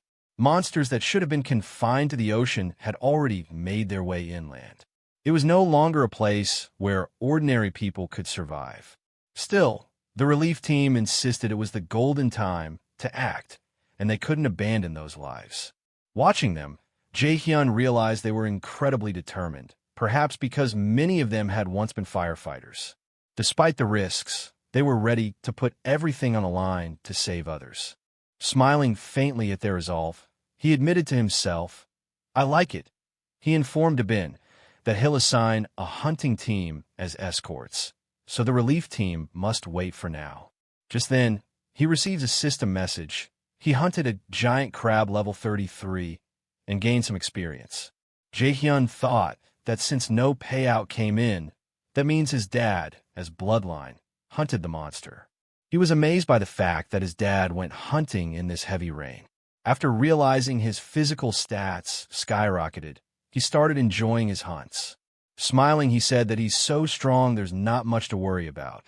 But then his eyes widened, his screen exploded with notifications, many messages popping up at once, each declaring another monster hunted, and he gained experience. His expression hardened when he realized the truth. Using the eyes of the Absolute, the one fighting outside in the heavy rain wasn't his father. It was his grandfather. Grandfather stood firm, wielding his power with overwhelming force. Black vines erupted from the ground, lashing out like living weapons, ensnaring and tearing apart the monsters that poured in with terrifying speed. The sheer scale of his strength left everyone speechless. Inside, panic spread. Jae-hyun asked Dongin, "What's happening?" Dong Jian's face darkened as he confirmed, "The monsters, they're swarming again." Jae-hyun clenched his fists, frustration flickering across his face. A monster wave again? Through the storm, countless beasts surged forward, far more than usual. The sight was suffocating, an endless tide of claws, teeth, and roars. Jae-hyun's sharp gaze tracked their numbers, and his mind raced. "If this continues," he muttered, "the rate of monster waves will only keep increasing."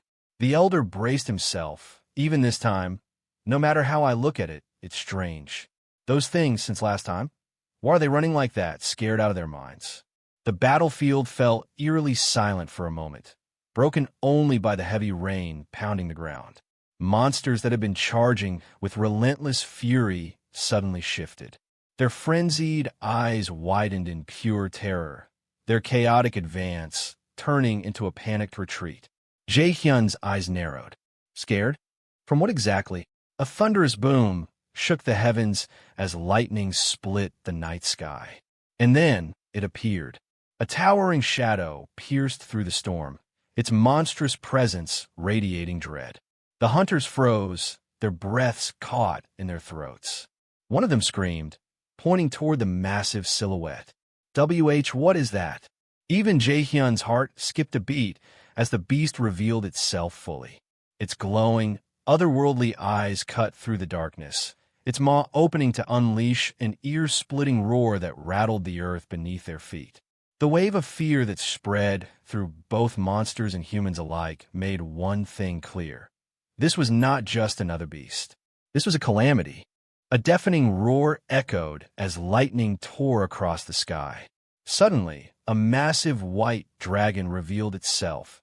White Dragon level 63, causing chaos among the survivors. The group froze in fear. Isn't that a dragon? The elder stammered as the beast loomed over them. Jaehyun clenched his fist, thinking to himself that he could intervene to save Dongjian's party. But the sheer presence of the dragon was overwhelming, and he knew stepping in recklessly might risk everything. Also, his grandfather, the guardian of the World Tree, can't leave the World Tree. That would leave him alone in danger, and he can't let that happen.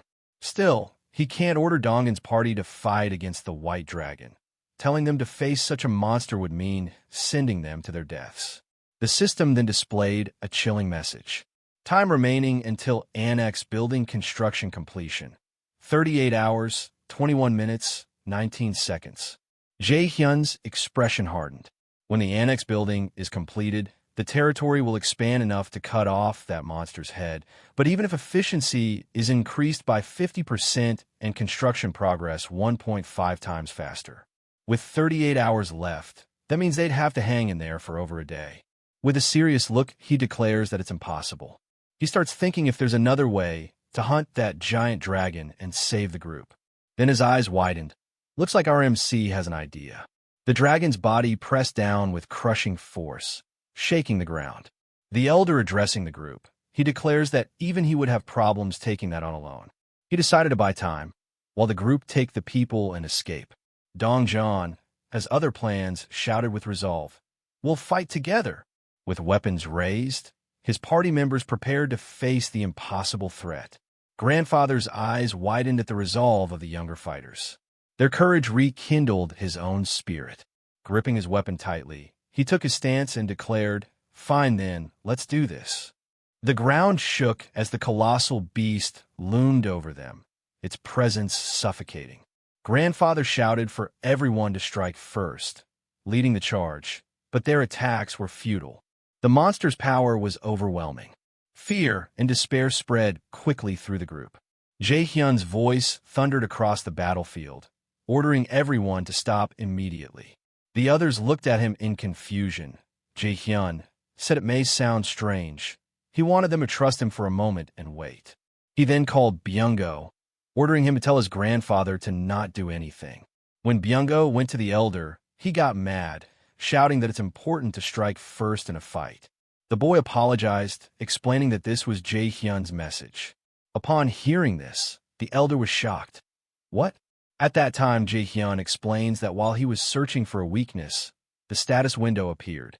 The White Dragon, a deep-sea monster that dwells in the ocean depths. Having just laid its eggs, it is in an extremely weakened state. The White Dragon's eggs can only hatch beneath the roots of the World Tree. The moment Jaehyun saw this, realized that maybe its purpose here isn't a fight. He continued with a calm voice. What if it only came because it needed the World Tree to hatch its eggs? The tension grew unbearable as the massive creature advanced. But then, an unexpected presence made itself known. A calm, yet commanding voice echoed inside their minds. It urged them not to fear, but instead to listen. Grandfather trembled, realizing the voice was speaking directly to him. The White Dragon was surprised. He didn't expect the World Tree to be this small, and said he must be careful. The elder, still in shock, asked him what he wants. The White Dragon wanted to make a contract with the World Tree.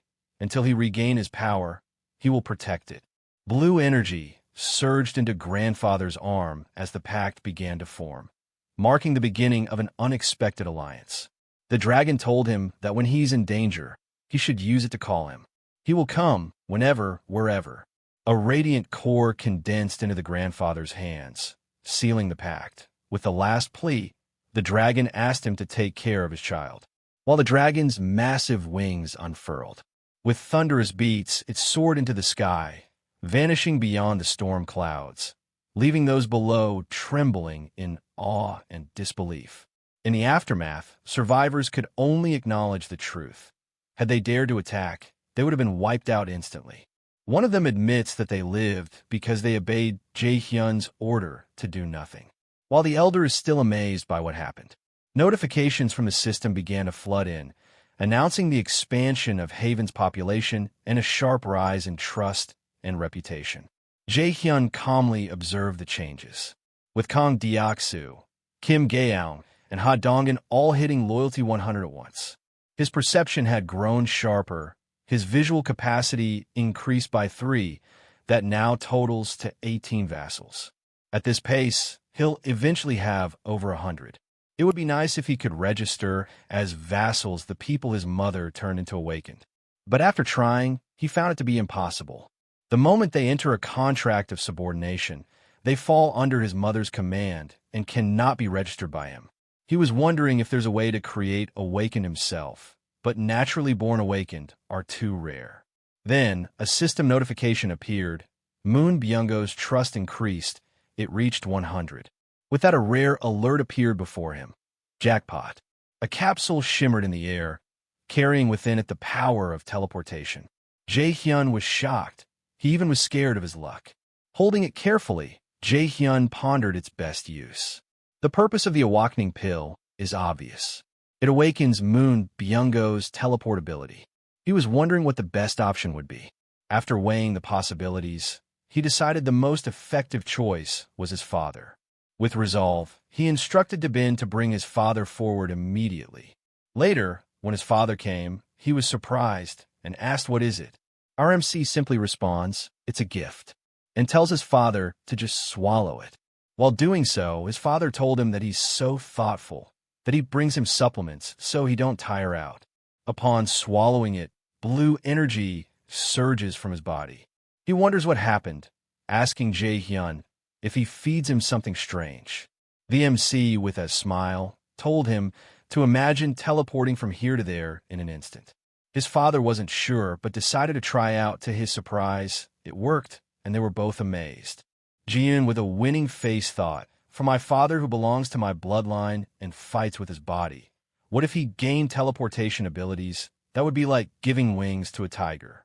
His father, still amazed, asked if this power was gained from the pill. Just then, system notification appeared. His father's trust has increased, reached 100. New skill acquired. Enhanced protection energy. Jae-hyun couldn't believe his eyes. Even blood relatives' abilities can be obtained when their trust hits 100. An idea struck him. If he raises his mother's trust to 100, he can obtain her ability as well. When he checks, she was at 97. Just 3 more, and he'll be able to get her ability too. He smiled viciously. It's fine. There's no need to rush, because he still have a secret method to raise trust quickly. The next morning, a brilliant surge of energy illuminated the sky as the system announced the completion of the new annex building. A massive dome of violet energy expanded outward, surrounding the entire territory as thunder roared above. At the same time, multiple alerts echoed through the system, confirming the elimination of the monsters that had threatened the area. Within this storm of energy, Jae-hyun's body tensed as his skills surged to new heights. Notifications flashed before his eyes. New structures, new summons, and the steady expansion of his territory. The power coursing through him became unbearable, forcing him to scream as lightning-like veins of purple light ran across his skin. Gasping for breath, he steadied himself, realizing he had leveled up the moment the day began. As the construction finished, the surrounding monsters had been automatically cleared, adding to his growing pool of experience. Though the individual rewards were small, the sheer number of kills caused his total accumulation to skyrocket. Moments later, another system window appeared. You've discovered beings that meet the requirements of being taken in as citizens, asking if you wish to grant them citizenship. Without hesitation, he approved it, officially increasing his citizen count to a new milestone, unlocking even more construction options. The system notification explains more. As the number F citizens has reached 10,000, they can now acquire professions. Condition fulfilled. Profession Research Lab. Category has been added to the list of constructible facilities. Jaehyun exhaled deeply. The string of notifications was important, but something else required his immediate attention. Rising from his seat, he called out to his mother, sensing she had something on her mind. When he entered, she asked if he had something he'd been wanting to tell her. Jaehyun smiled, gently telling her that she waited for a long time and extended his hand toward her, telling her that they should go visit Grandma and Grandpa together. He explained that there was now a way for them to reach them safely and asked her to get ready right away. Shocked yet hopeful, his mother's eyes widened as she asked if what he said was true. When he nodded, a purple portal opened before them, glowing brightly and filling the room with light.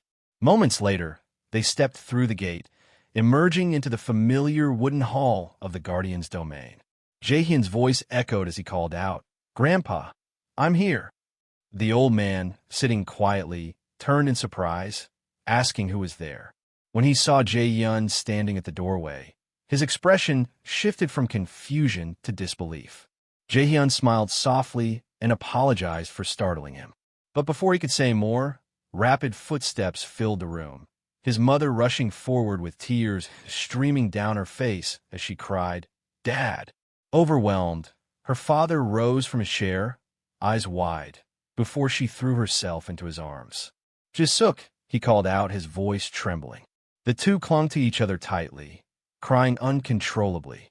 She apologized for being late, for not coming sooner, but he shook his head and told her she had already done more than enough, and she suffered so much he thanked her simply for surviving.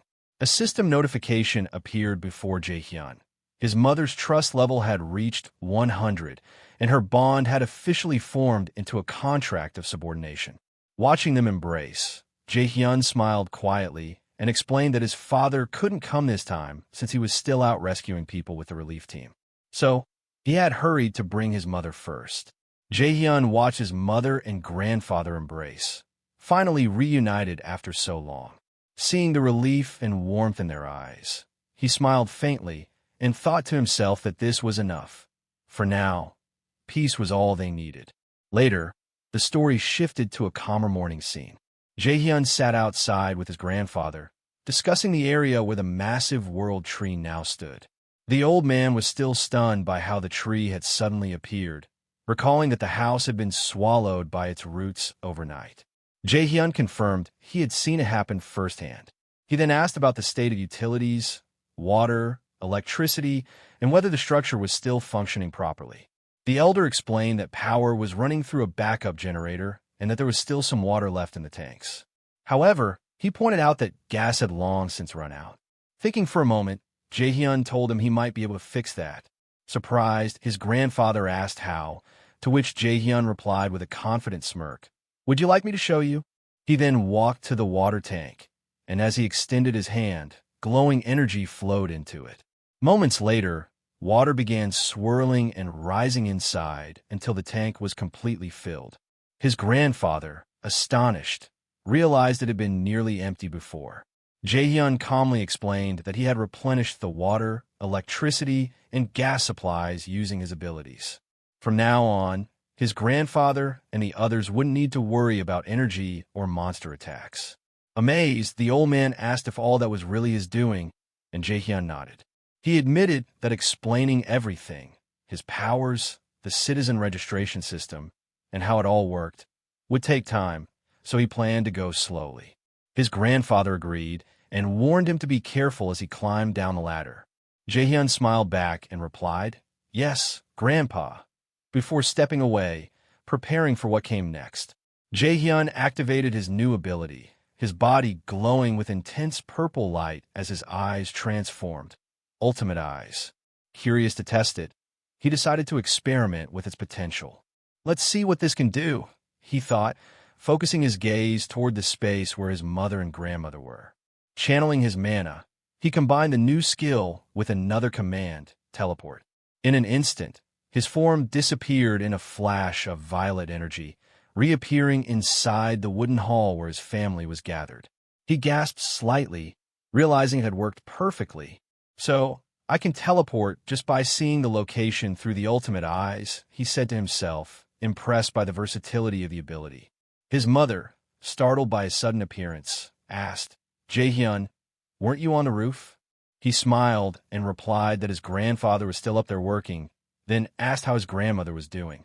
His mother sighed with relief, saying that while her complexion was still pale, she looked much better now. Satisfied, Jaehyun muttered, "That's a relief," when suddenly a bright blue system notification appeared. "Beast summon, 10 billions 1, activate." His eyes widened in surprise as the message confirmed the activation. "The 10 billion 1 summon button is active," he whispered in awe. Without hesitation, Jaehyun clenched his fist and smiled. After witnessing the terrifying power of the three-legged crow, he knew this was worth the cost.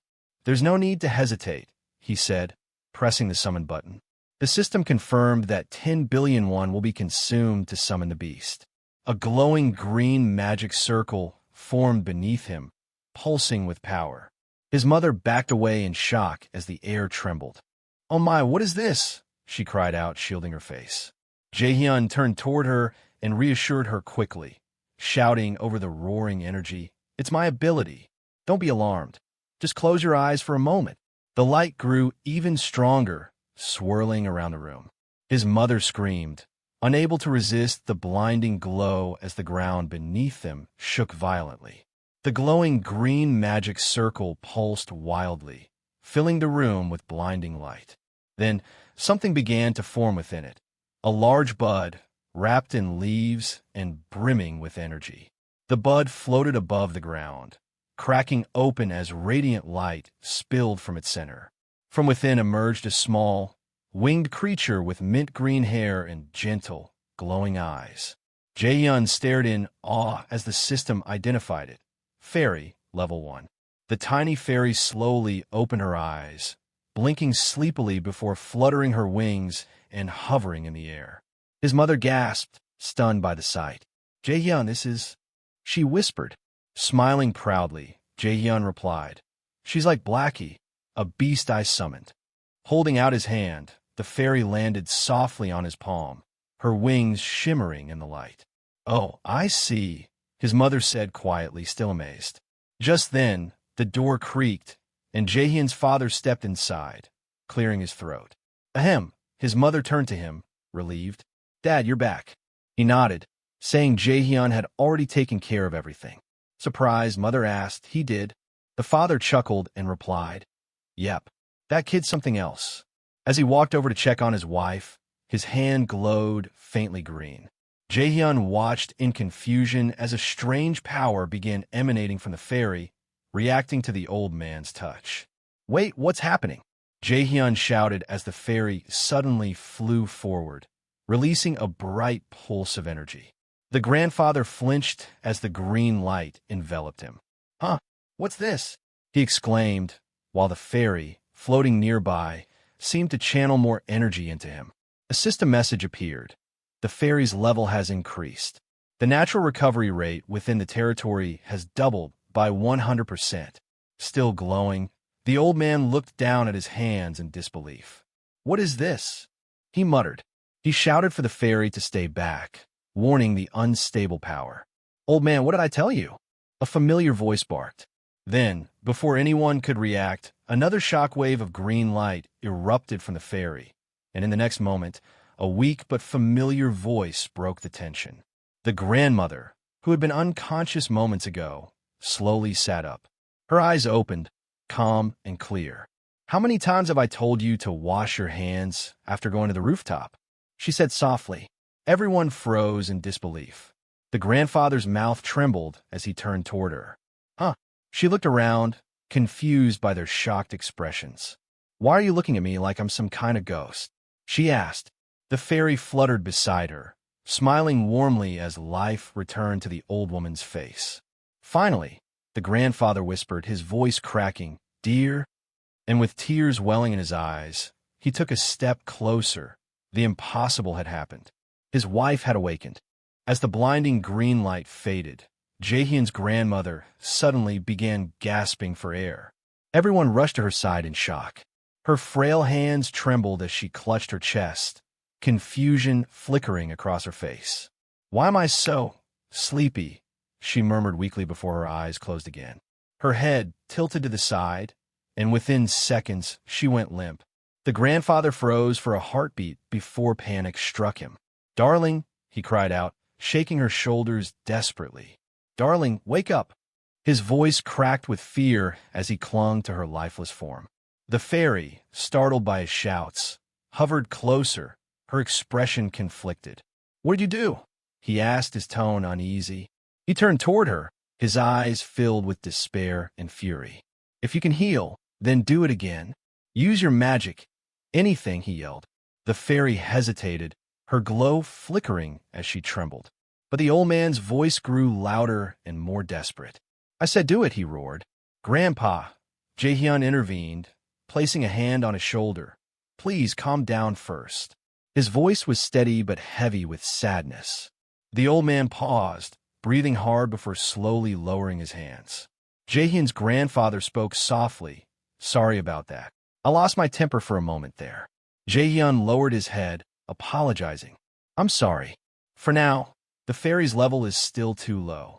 She can only maintain Grandma's consciousness temporarily," urging them to continue supplying her with life force regularly. He went on to explain that while she might awaken occasionally, her recovery would depend on how long the fairy remained active within the area. "The more she stays near the fairy, the longer she'll be able to wake up," he said quietly. His grandfather's eyes widened in disbelief. "Are you serious?" Jaehyun nodded firmly. "Yes, of course." Relief washed over the old man's face as he exhaled shakily. "Oh, thank goodness. That's all I needed to hear," he whispered, tears welling in his eyes. The fairy, now sitting on the bedside, yawned softly, exhausted from the strain. Jaehyun looked at her thoughtfully, realizing there was more to her existence than just another summoned creature. "It doesn't feel like she's a simple summon," he thought. "There's something about her connection to the world tree." Jaehyun pondered quietly, analyzing the situation. If his theory was right, the fairy he had just summoned wasn't an ordinary creature. It had a summoning condition directly linked to the world tree. If that's the case, he thought, maybe every summon has its own unique connection. He wasn't completely sure how this bond functioned, but he could sense a deeper resonance between the fairy and the environment itself. He wasn't sure what those conditions are, but he was satisfied that he found a way for his grandma to wake up. Still, there were more pressing matters. With a sigh, he decided to let the fairy rest for now. "Mom, Grandpa," he said softly, "I'm a bit tired. I'll head to my room first. I'll be right back." His grandpa nodded, telling him to take a short break and call if he needed help. As Jaehyun walked down the dim hallway, the air grew tense. Then, ding! A new system notification appeared before his eyes. "Critical situation detected. Citizen Shim Kyungtaek has died." He froze. "A citizen death message?" he muttered, eyes narrowing as the implications sank in.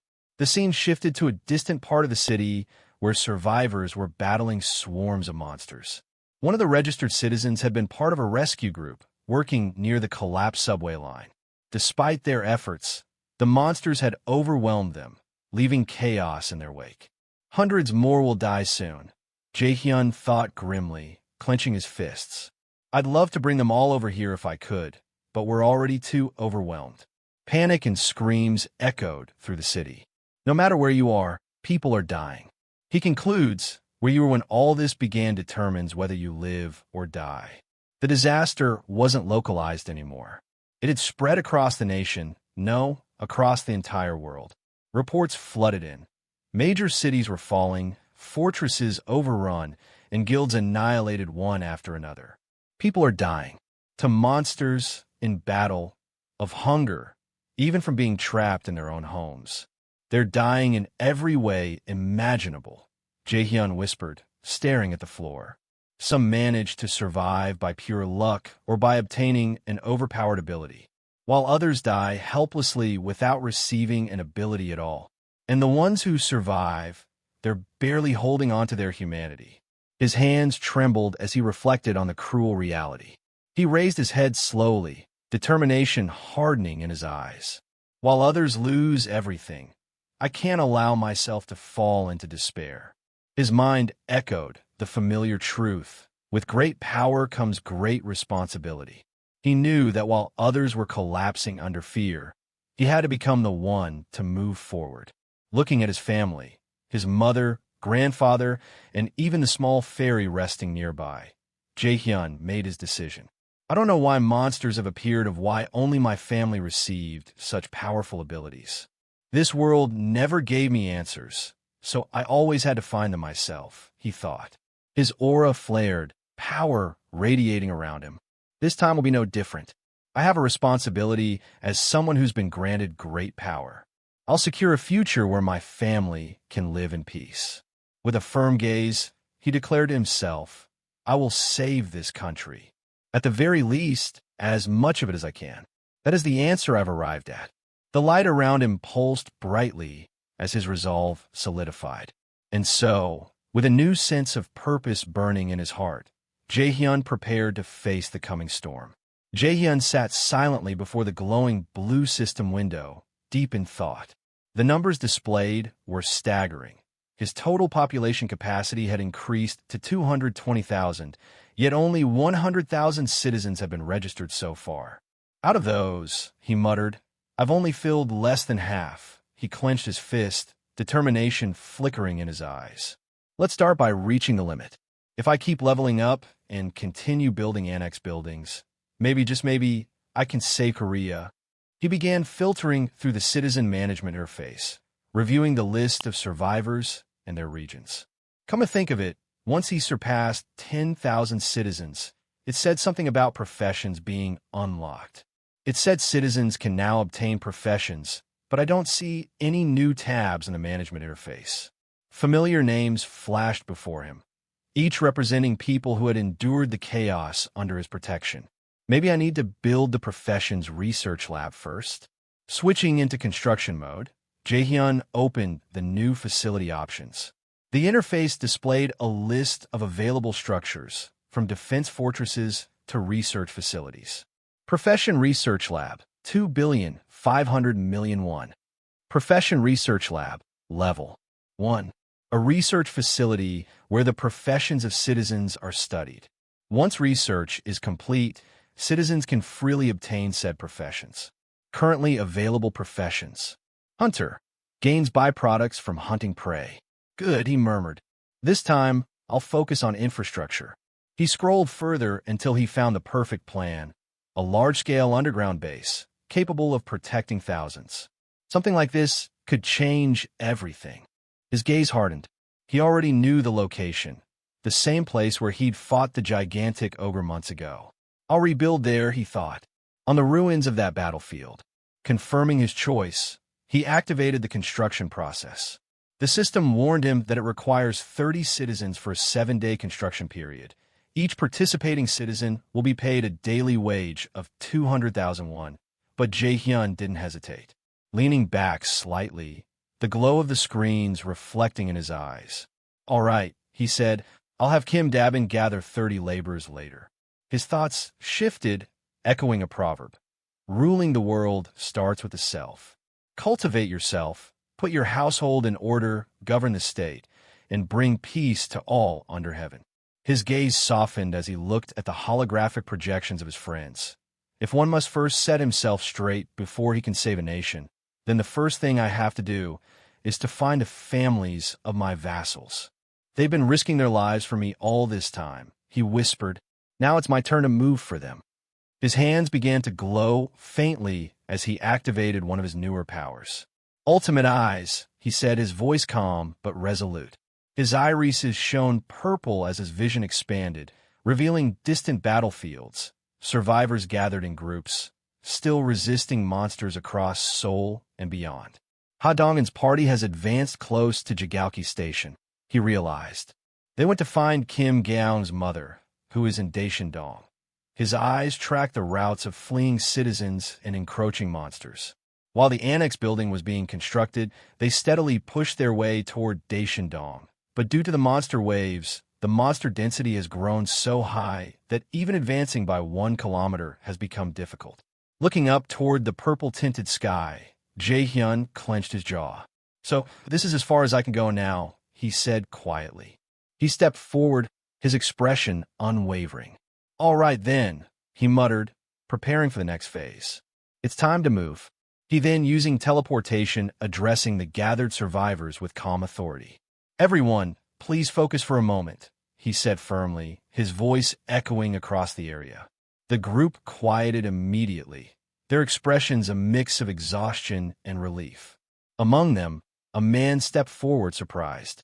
"Jae-hyun, we came as soon as we heard your call, but how did you get here?" Jae-hyun, smiling, said, "It's been a while since we last met in person, Byung-go." The man asked, "Are you the reason those monsters died all of a sudden?" Jae-hyun nodded, confirming, "Yes, that's right. Where are the others?" Byung-go said that they're on their way. They should be here soon.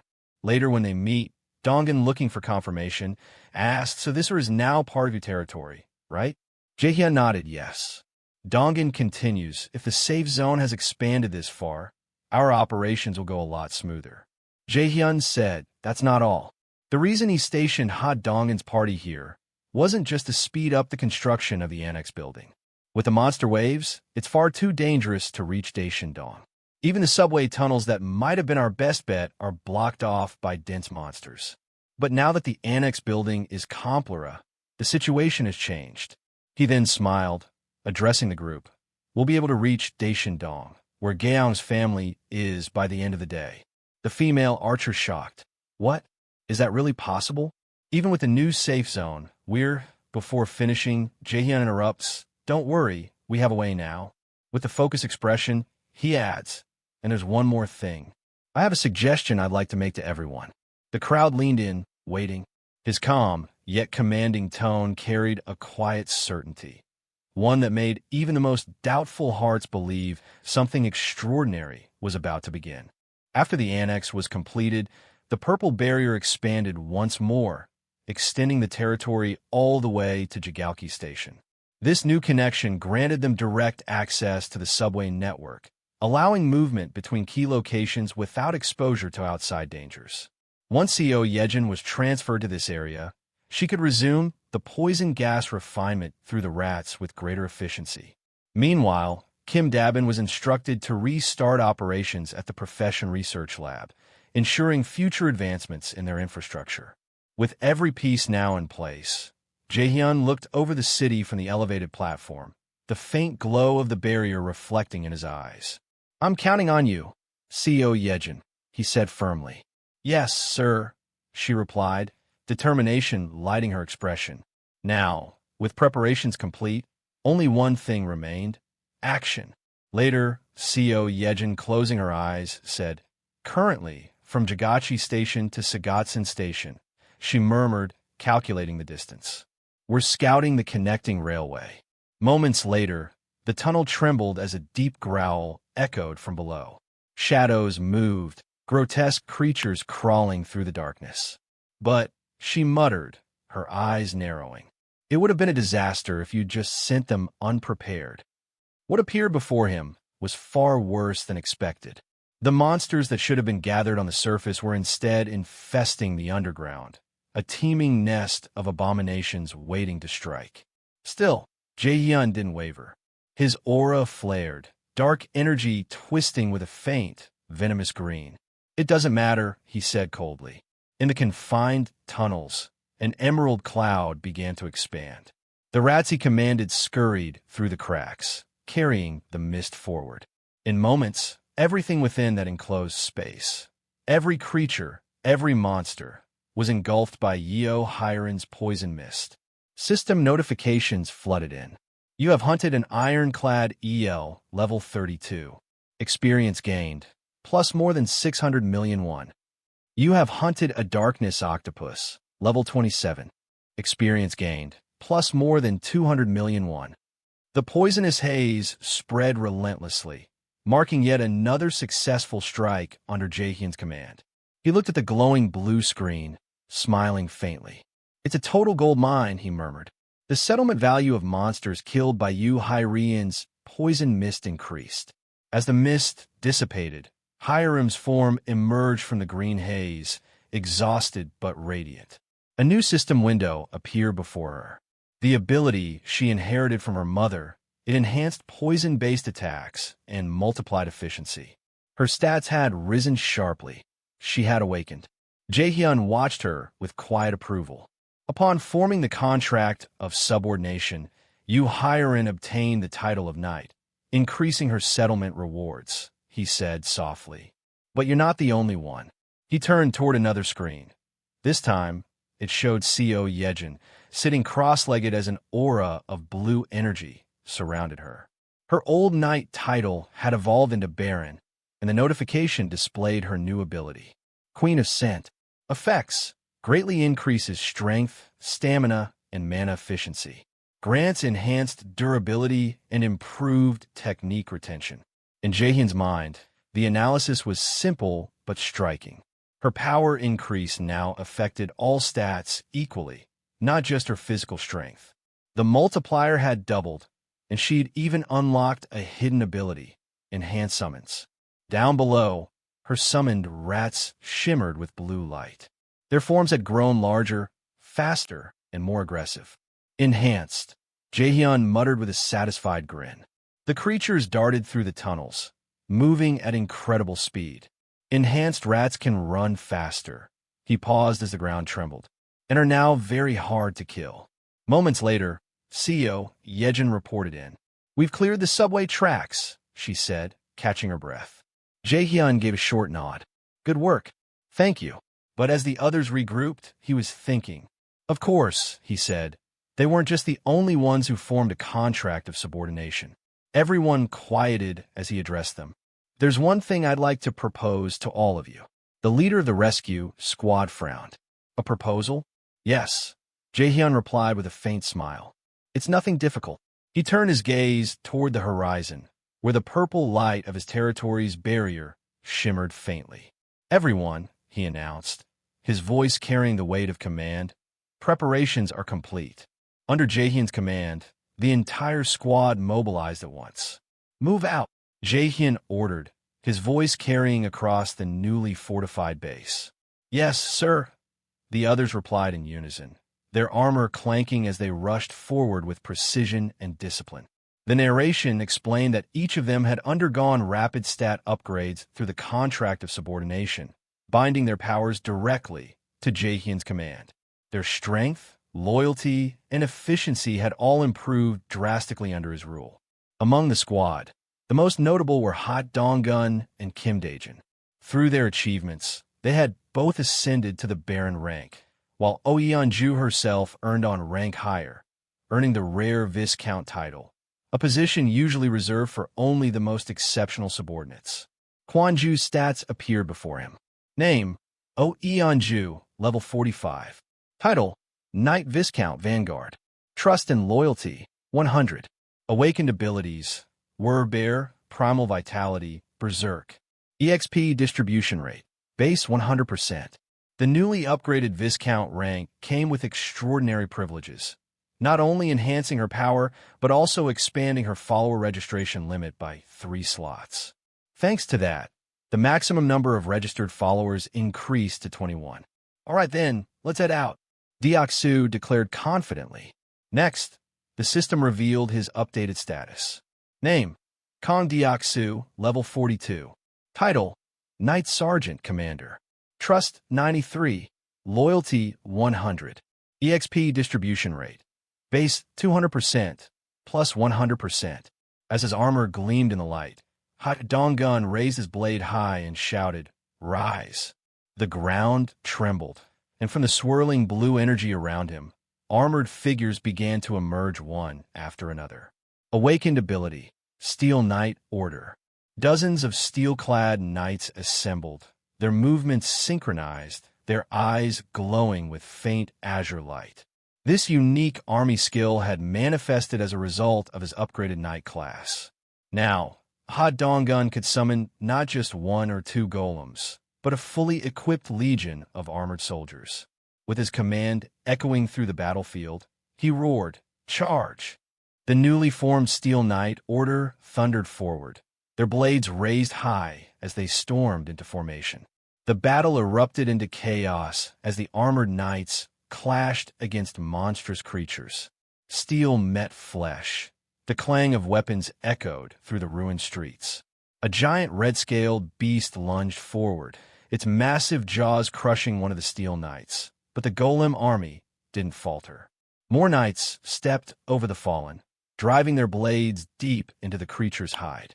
"Let's slip through while we can," shouted Deoxys, cutting through another monster with a precise swing. "Okay," replied the rest of the group. They pushed forward, carving a path through the chaos as their summoned army held the line behind them. Their teamwork was flawless, a perfect blend of strength and coordination. Within minutes, the monsters began to fall back, overwhelmed by the relentless assault. Moments later, they reached the open streets leading to Jigalki Station Exit 2. Ha Donggun's voice came through the communicator. "Mr. Jae-hyun, we've arrived at Jigalki Station." Jae-hyun's voice responded calmly through teleportation. "The path has been cleared. You can move straight to Seodaesan Station in one go." "Got it," Ha Donggun replied. The squad sprinted forward at full speed.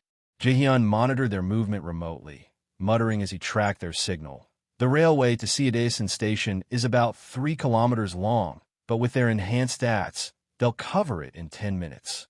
Jae-hyun smiling slightly, his eyes glowing faintly with purple energy. Their physical abilities now far surpass ordinary humans. Perfect. Meanwhile, the group kept running, their breaths visible in the cold air. Oh Kwon-ju wiped sweat from her brow, gasping. "We actually made it in a single day."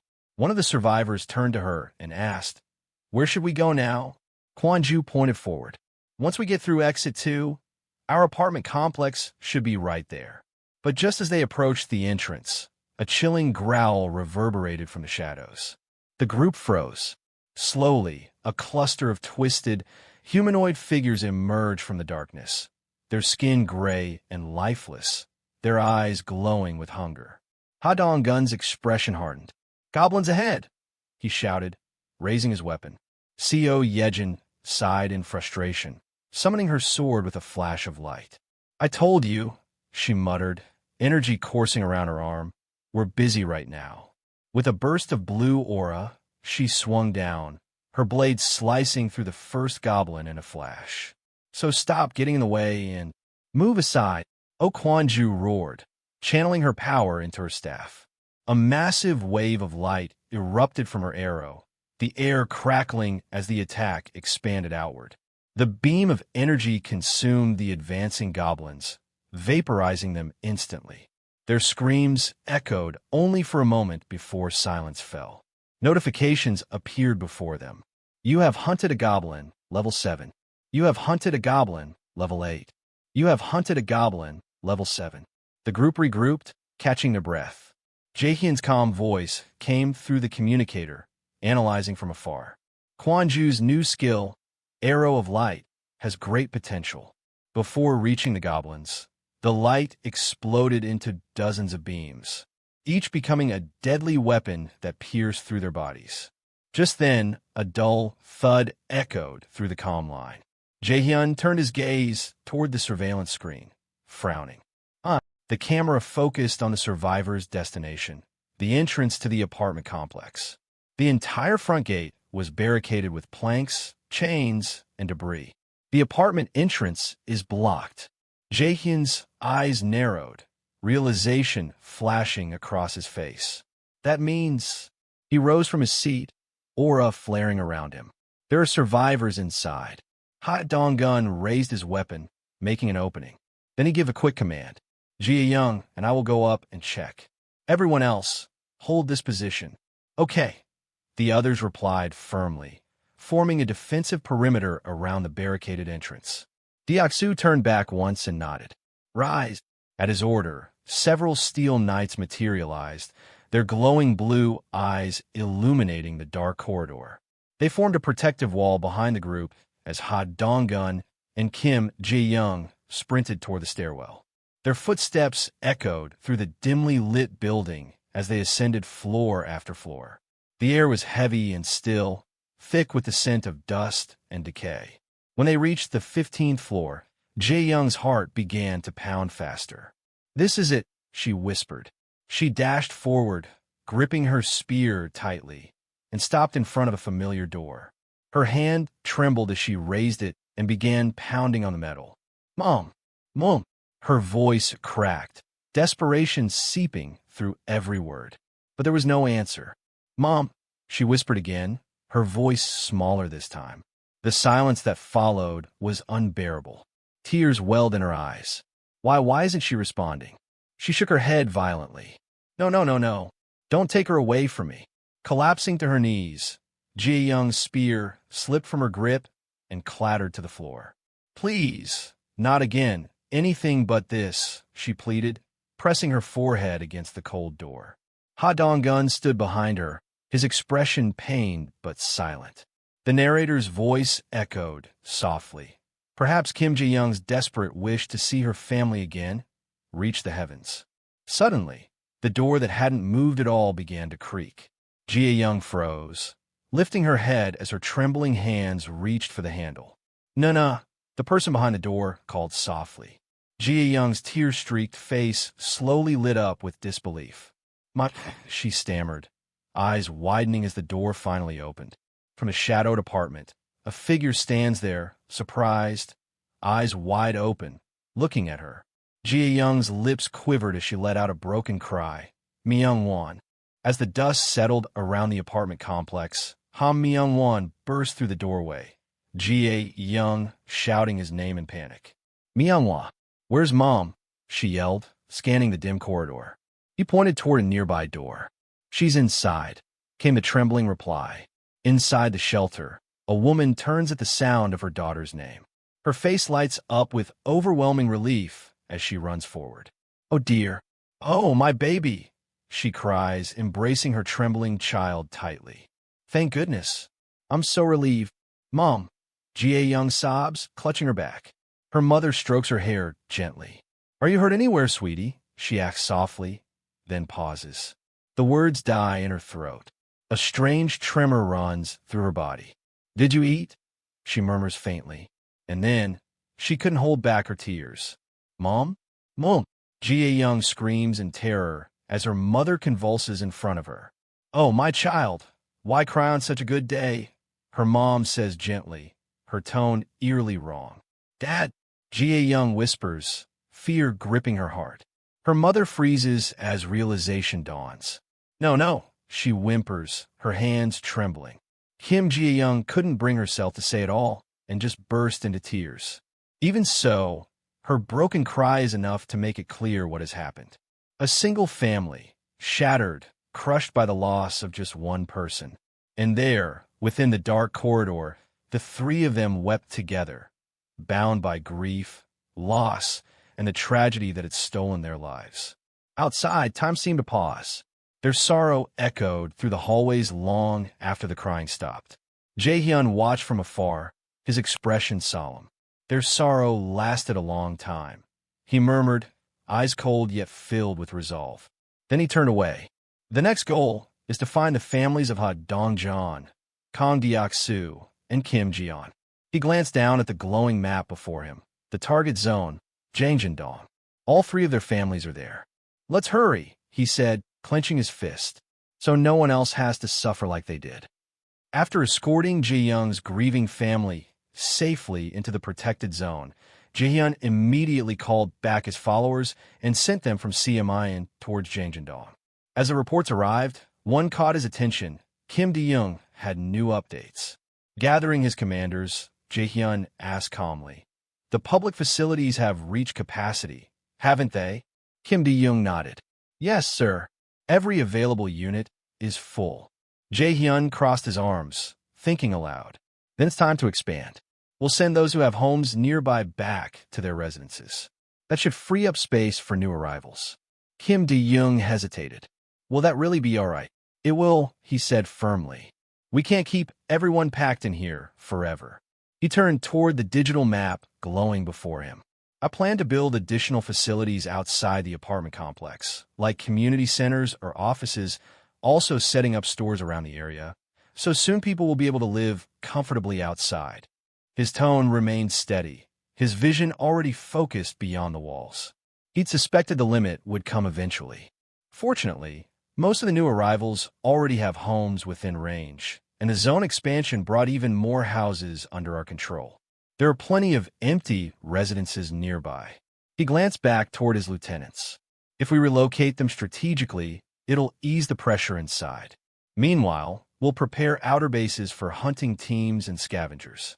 Those areas will act as defense posts too, and establish a few more shops centered around here. Jaehyun raised his hand, summoning a glowing interface. Dabin, please recruit some people. The goal is to staff the new outer bases. Yes, Mr. Jaehyun, Oh-min replied, tapping the holographic panel. Building new stores at points authorized basic utilities, electricity, water, gas. Authorize it, Jaehyun commanded. Once the order was confirmed, he exhaled slowly and turned toward the monitors again. Now, then, how far has Dongjian's party gone by now? The surveillance feed flickered to life, showing a group of armored fighters sprinting down an empty subway tunnel.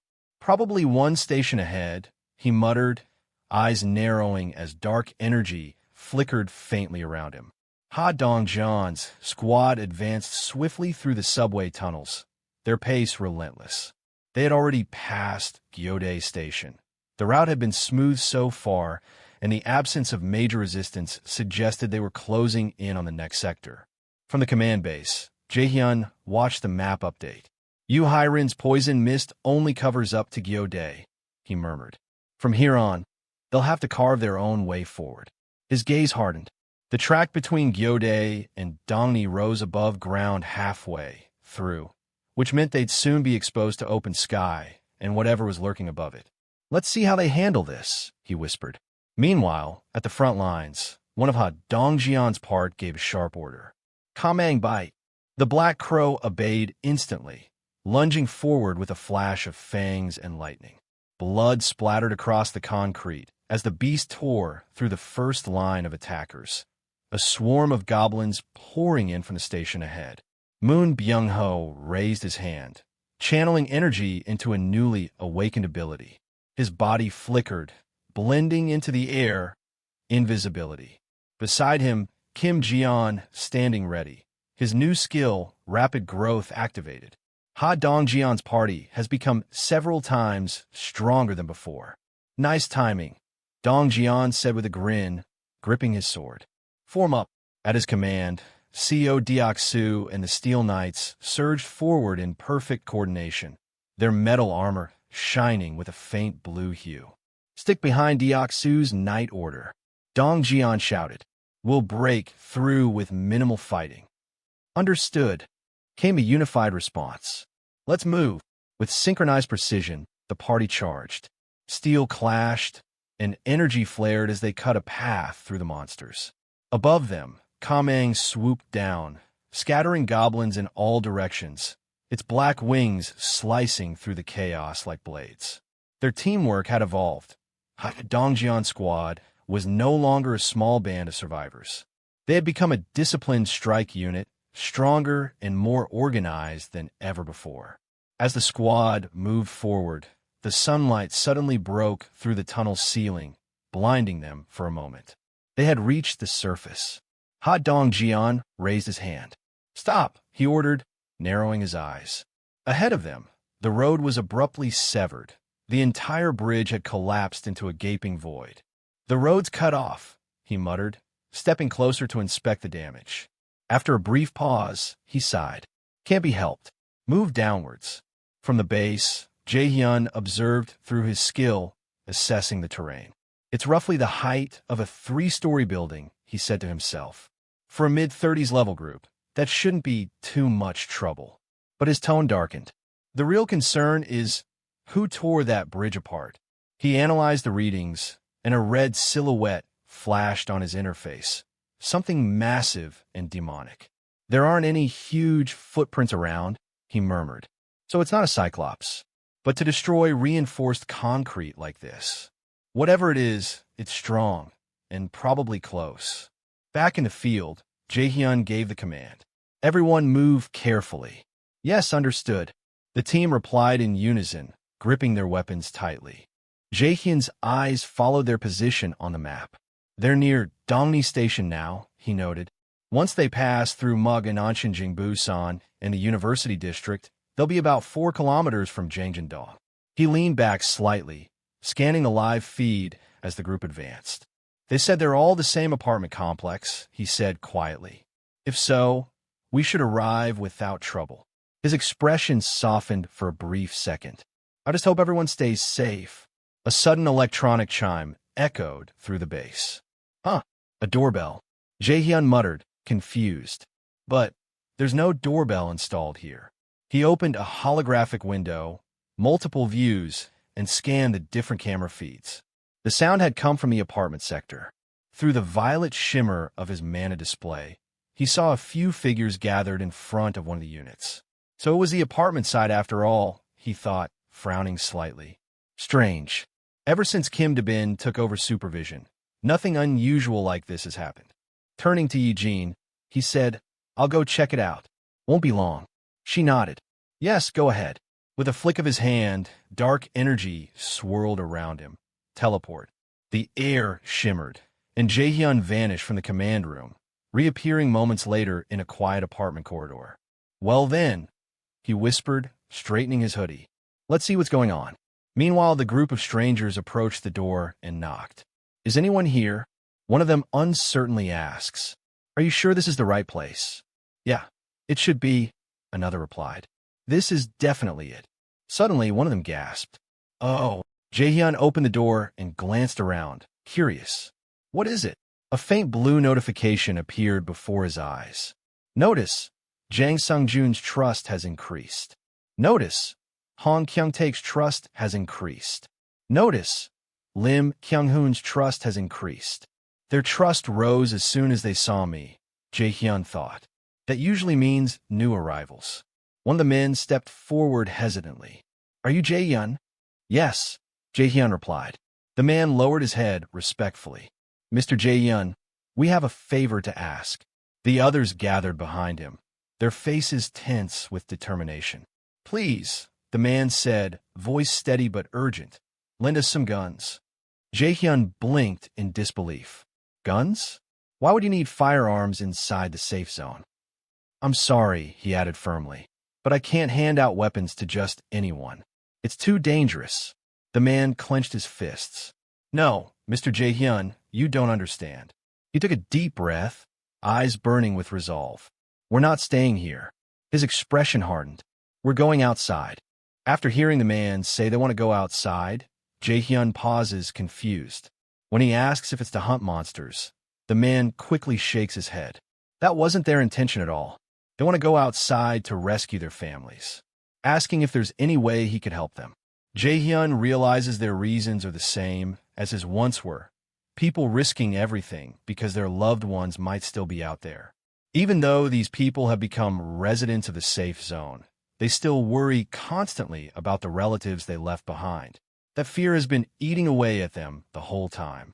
Still, Jaehyun can't fulfill every request. He tells them honestly that he can't help with everything.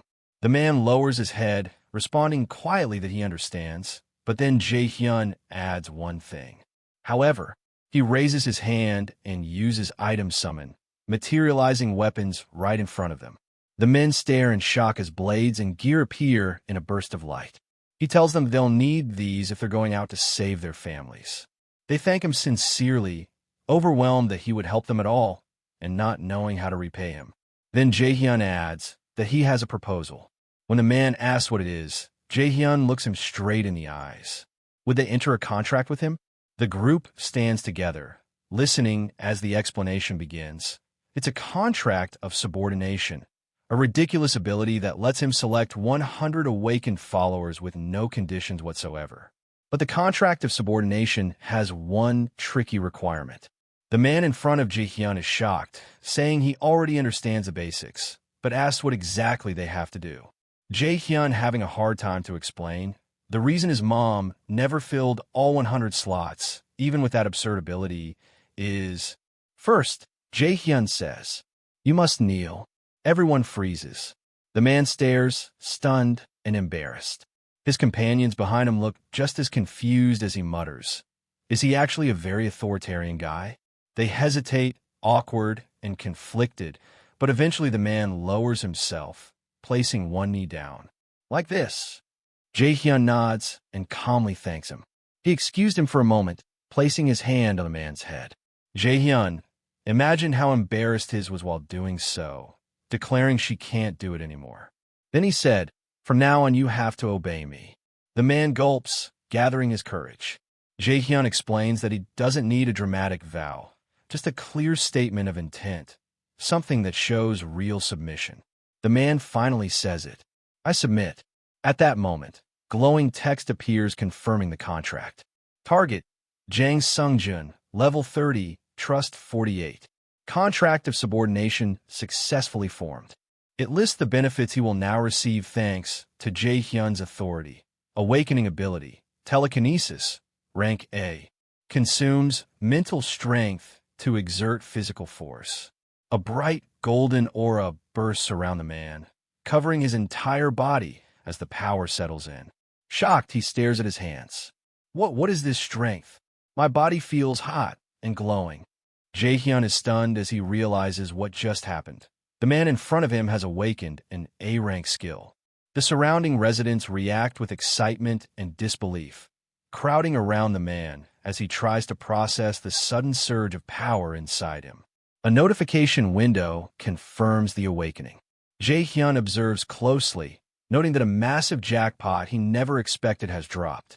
To test the man's awakened ability after the contract, Jae-hyun summons an item, Tangerine. Then he grants the man a quest. Lift the tangerine using telekinesis.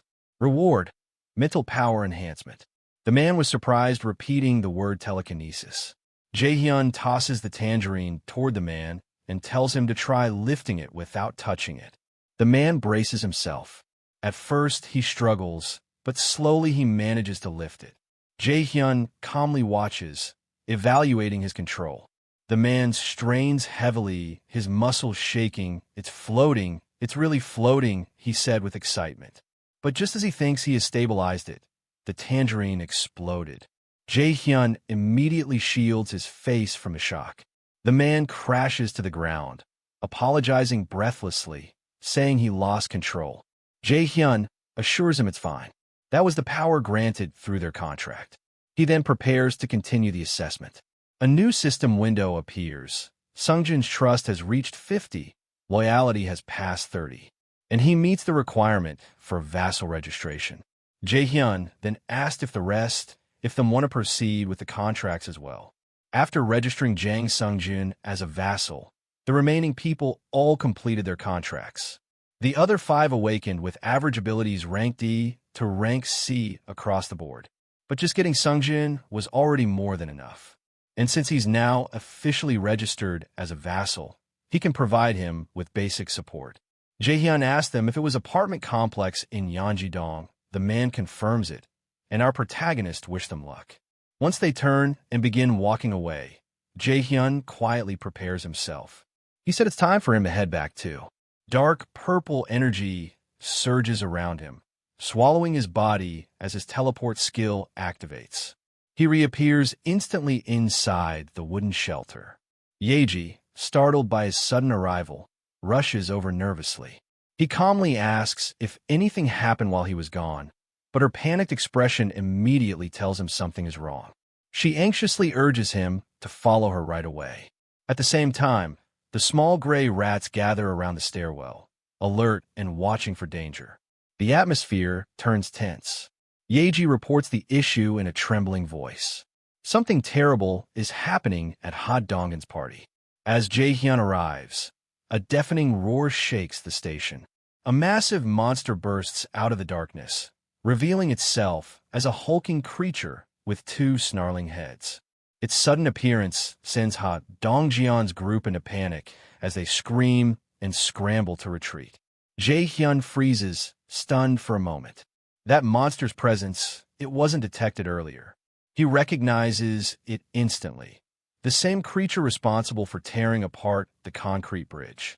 The monster charges, its claws ripping through the ground. Ha Dongjian's party tries to evade, but its overwhelming strength and speed make it difficult to maintain formation. A loud caw echoes through the air as Jaehyun's giant crow dives in from above, slamming into the monster's eye with spread wings to stall its advance. The impact sends shockwaves across the battlefield. The beast roars furiously, turning the two heads toward the bird. Its rage distorts the purple energy swirling around its body. One of the warriors focuses and casts teleport, vanishing in a flash of blue light and reappearing behind the creature. He quickly chains his next ability, invisibility, and his form flickers into complete transparency as he darts toward the monster's blind spot. With the gun in his hands, he shoots straight into the monster's face. The creature reels back, but roars even louder, its massive body shaking the ground as it charges again. Deoxys shout to his soldiers attack, rushing in from both sides. Weapons clash against the monster's feet, leaving gashes, but the monsters only grow more enraged. They swing wildly, smashing into the front line and sending several soldiers flying. Deoxys yells in panic. Damn it, they're not even flinching. Hot Dongjian grits his teeth, his hands trembling as he tightens his grip on his weapon.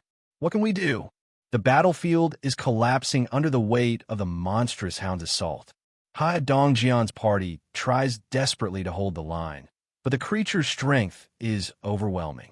Jaehyun observes the chaos and thinks that if they could just create a tiny opening, they could reverse the situation. He immediately activates. Summon. A bright column of blue light descends, and a massive barbell materializes in the air. It crashes down directly onto the giant monster's head, stunning it and creating the opening they needed. Everyone turns in shock. A familiar voice follows. Sorry, I'm late, everyone. Relief floods the group. Then Jaehyun steps forward, his eyes glowing with determination, golden energy swirling in his hand. From the darkness, his voice echoes. From here on out, he raises his hand, energy bursting around him. I'll support all of you. His allies shout his name, Jaehyun, and with that, he unleashes his power, ready to turn the tide of battle. The battle quiets for a moment as the dust settles. The knights cautiously lower their weapons, watching the monster's silhouette fade in the distance. Deoxys gulps and asks shakily if they manage to kill it. Dongan turns, still catching his breath, trying to reassure the others. But Jaehyun doesn't relax. He studies the remains of the attack carefully. The barbell had struck the monster dead on. Yet, the monster's death window never appeared. A chill runs through him as he checks his system screen. No kill notification. That means Jaehyun's eyes sharpen. Everyone, stay alert. Before the warning can fully leave his mouth, a massive roar erupts. The ground trembles violently, sending the front line stumbling. The monster bursts upward, fully alive, rage boiling in its glowing eyes. Its grotesque form surges forward, more vicious than before. It's not over yet. Jaehyun's mind races. That thing survived a direct hit. Still alive, still moving. The knights panic as its enormous shadow towers over them. At that moment, Oh Yeonju steps forward, transformed into her massive bear form. The monstrous twin-headed creature charges forward with terrifying force. Jaehyun urgently asks Oh Yeonju if it's possible to slow the monster's movements. Yeonju, still in her massive transformed beast form, hesitates, uncertain if she can do it, but agrees to try. At Jaehyun's plea, Yeonju roars and unleashes a freezing shockwave of icy power, trying to hinder the monster's speed. She immediately calls out to Dejong, requesting a buff. Dejong responds enthusiastically, channeling glowing golden energy and amplifying Yeonju's abilities. The empowered beast leaps in, slamming into the monster with increased strength. Meanwhile, Jaehyun extends his hand, dark energy swirling around him as he activates Item Summon. A glowing grid appears, and he materializes a new item, Bullet. The summoned bullet shoots forward at incredible speed, striking the monster repeatedly. The impact makes the heads shriek in pain, their bodies shaking violently under the barrage. Yeonju roars again, charging with overwhelming force and smashing the monster backward. The creature crashes into the ground, screaming as Yeonju continues her assault. But even with both the bullet strikes and Yeonju's full strength, the monster is still viciously resisting, its twin heads thrashing wildly.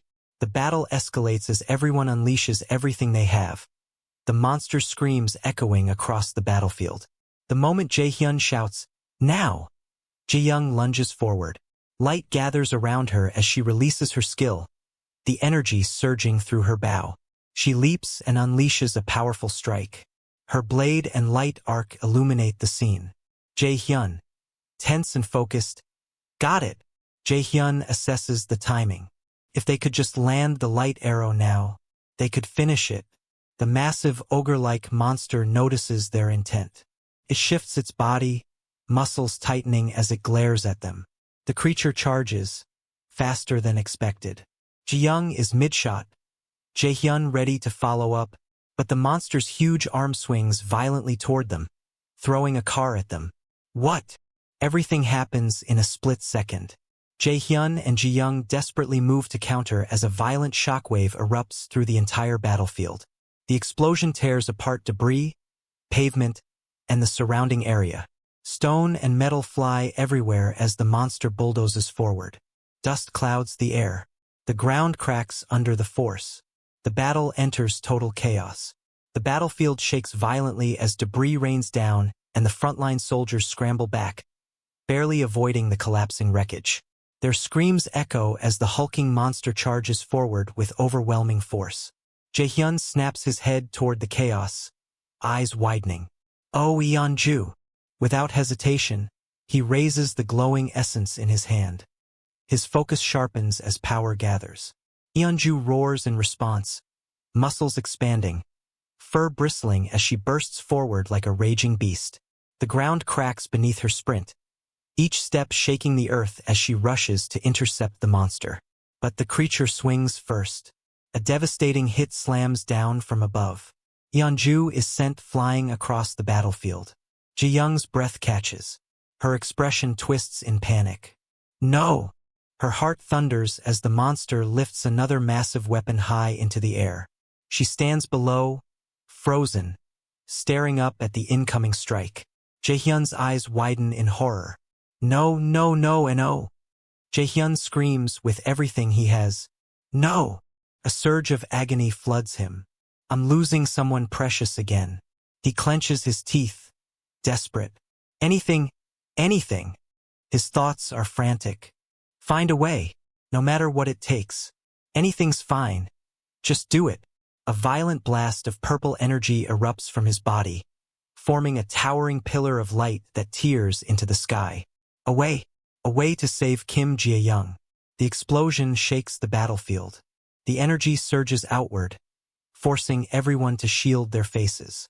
Young stares in disbelief as the space in front of her warps, darkens, and expands. Black flames swirl violently around him. Black flames? The others turn around in shock. One whispers, "This is." Donggin's hand trembles as the black aura rises from his skin like living shadows. He steps forward, his body wrapped in dark purple energy, and orders everyone to clear the way. His expression twists with rage as he glares at the monster. He vows to kill that thing, the same creature that nearly killed Ji-young. Jaehyun was gasping for air, on the ground shaking. Someone calls out, asking what's happening and whether he's okay. Jaehyun forces himself upright, insisting that he's fine, just disoriented for a moment. But even he doesn't fully understand what's happening inside him. Suddenly, a horrifying memory flashes before his eyes. His breathing shakes. This power, this wasn't part of Dongjian's awakening. Something else entirely, something buried deep within him. The monster furious, throwing another vehicle at him. Donggin clenches his teeth as the same trauma resurfaces. Not again. Never again. He refuses to watch someone precious get hurt a second time. With a roar, Purple-black flames burst from his body, spiraling violently around him. His energy surges out of control, forming a massive beam of destructive power. Danganron unleashes it straight at the monster, ripping through everything in its path with overwhelming force. The black flame barrier collapses, and the remaining monsters are vaporized in an instant.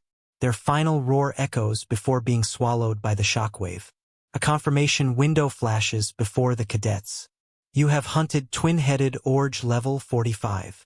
You have gained a large amount of experience and more than 7 billion won deposited into the Absolute's wallet. The exhausted survivors stare in disbelief. One of them trembles as he mutters, We did it! Relief spreads among the group. For the first time, hope replaces fear. They immediately rush toward Yeonju to check if she's all right. She's still at her bare form, raised her thumbs up confirming she's fine. One of them asked Dongan how he unleashed such power. He looks just as confused as they are. I don't know. That wasn't me, he admits. He suggests nervously, maybe Mr. Jaehyun helped us somehow. Jaehyun doesn't answer, still trying to process what happened. Black flames. Was that even one of Dongan's or Myon powers to begin with? He tries to make sense of what happened, but everything remains a complete mystery. But that wasn't the issue right now. Before he can think further, a sudden surge of pain tears through his body. Lightning bursts around him, and a system message appears. Skill level has increased. After that, Jaehyun was enduring the pain that had always been there, as always. And Seo Yejin rushes to him in relief. He told her he somewhat got used to it. The monsters within the territory were turned into experience, and the people were granted citizenship. But this time, something was different. A dungeon-related alert had appeared. A system window suddenly opens. A dungeon has been discovered, and right after, you have discovered the dungeon entry before anyone else. You receive 100 crystals as a reward. Jaehyun looks confused. What? A dungeon? He reasons that if the reward is crystals, then this dungeon must be related to crystal gathering. The narration adds that unlike before, the location is behind the apartment complex, around mid-slope of Wangnyang Mountain. Then he suddenly freezes. I should send Lee Junhyuk's party, including him and all the members he leads. If I form a subordination contract with them, they'll be strong enough. His expression turns sharp. Where is Lee Junhyuk? Dark energy surges behind him, swirling violently as he glares forward. Across the battlefield, Junhyuk and another trainee freeze. What? In front of them goblin corpses, Junhyuk surprised. They suddenly all killed each other? Jaehyun connecting the dots. It seems that as the territory expanded, the monsters they were hunting were swept away by his influence. He then called out through teleportation. Mr. Lee Junhyuk? Lee asked in surprise. Is that Jaehyun? Jaehyun confirms it. Please bring your party members and come to my home. There's something I need to ask of you. After requesting Junhyuk to return, our MC and Seo Yejin also returned to the apartment using the Absolute One's gate. Since Ha Dongjian's party was nearly at their destination, Seo Yejin's part in helping was over. He then told her that she worked hard. She was hesitant, asking if he's sure she can go rest now, asking if there's anything she can help with. Jaehyun, smiling, told her that she has done everything she could, and if something comes up, he'll tell her again, but for today, she can rest well with her family. With a bright, shining smile, she turns around leaving. He wished her safety, and she thanked him. Once he's alone, he stops and thinks to himself. He wonders if Dongjian's party is arriving soon. The last time he checked, there wasn't much he needed to do. Their overall abilities were already high enough, so most obstacles could be overcome. They has also eliminated the territory's boss, the biggest issue. He takes a deep breath. The rest is smooth sailing, he thinks. Outside, Dongjian and the others are sprinting toward the SL building. The apartment complex where the families of Dongjian, Kang Deok-soo, and Kim Jian live. Exhausted, they push their bodies forward with everything they have. Deok-soo spots the large building ahead and shouts with relief, "Finally, I see the building." They all agree. They just need to reach it, rescue everyone, and return safely. But they're running out of strength. One teammate yells that he has no stamina left. They push anyway, closer and closer. They mutter, just a little more, as the entrance finally comes into view. Just a little further, and we can finally meet them. We'll all head to the safe zone together. They're just about to meet up with the rescue team and finally be safe. Until the mood suddenly shifts. Deok-su slows down. Something feels wrong. He stops, looking uneasy. His teammate, confused, calls out to him. Ha Dong-jian, asking what's wrong? Why'd he stop suddenly? Deok-su's face grows pale. He curses, tightening his grip on his weapon. Guys, maybe we might have come too late. A shadow looms over them. The black ORC warrior appears, massive and terrifying. Deok-su stares up at it in disbelief as the ground shakes beneath them. Jaehyun's eyes widened, high-level monsters in the 30s pouring out from the underground parking lot. It was obvious what that meant. No way, he mutters. No, this can't be happening. The chance that anyone in this apartment complex survived is 0. And that means that Ha Dong-jian's, Kang Deok-su's, and Kim Ji-yeon's families were the same. Dark energy flares violently around Deok-su as he extends his hand. He utters a single command. Rise. Immediately, his army knights begin to emerge from the ground. He glares forward, voice shaking with wrath. All of those. Then he roars. Kill them all. The undead horde launches forward, charging directly at the monsters. The battlefield explodes into chaos. One of the female cadets gasps in disbelief, looking at Ha Dong-jian. He stands with his back turned, his entire body radiating violent purple energy. His eyes glow an eerie crimson, his expression twisted into something monstrous and unrecognizable. A massive whirl of dark power spirals behind him, distorting the air. The ground trembles as the power detonates outward. Nearby monsters scream as the shockwave hits. Some are sliced apart instantly, their bodies shredded by the swirling purple blades of energy. Dong-jian lowers his head, walking towards the monsters, shadows covering his face, purple aura leaking from his eyes like smoke. With a chilling calmness, he mutters. Combat start. Dongan charges ahead, launching attacks on the orcs with his weapon. Simultaneously, another party member fires his gun, landing precise headshots on 2 orcs. Moments later, a heavily armored warrior storms in, swinging his weapon with such force that he mows down several orcs at once, like a human bulldozer on a rampage. As the battle spirals into chaos, Jaehyun summons an item, live rounds, that unleashes a torrent of bullets across the field, making it seem as though the battlefield itself has turned against the orcs. Jaehyun remains tense as he analyzes the situation. The regular black orc grunts pose no real threat. They're no match for Dongan's party, which has grown significantly stronger. But the real danger lies with the black orc warriors. These elite enemies are on an entirely different level, the kind that turns an ordinary battle into a nightmare raid. Then, Jaehyun contacted them, telling them he'll be their support, urging them to watch out for the orcs wearing armor as they adjust formation. He then spots a black orc warrior taking aim at a girl. His heart sinks when he realizes the target is De-young. Before anyone can intervene, the arrow flies and pierces her stomach. Jaehyun's screaming for her to get away, but it's too late. She collapses, pain and shock washing over her, questioning if she just got hit by an arrow. Her strength fades rapidly, and the sounds of the battle dim around her. Witnessing this, Dongan, usually the calm and collected leader, visibly falters. Jaehyun notes how Dongan, the party strategist and anchor, is frozen, unable to give a single order. The enemy struck at their weakest point, with the arrow still embedded into Young's body. Even healing magic won't work. From this point forward, they can no longer count on her support. Yeonju, with her strong regenerative abilities, may hold out, but the battle is tipping dangerously against them. Jaehyun realizes this fight's outcome may already be sealed. If they're going to escape, this is their last chance. He considers using a vassal summon to help the party retreat. Before he can act, an orc attempts to ambush Dongan from behind. Jaehyun quickly shouts a warning. But then something unbelievable happens. De-young, despite her injuries, grabs the arrow embedded in her stomach and rips it out with her bare hands. Jaehyun is stunned, unable to comprehend what he's seeing. She looks less like a support character and more like someone who's decided to ignore every tutorial warning. De-young forces herself up and yells at the team to snap out of it and keep moving. She urges them to face the unknown, reminding them that their family's safety is at stake.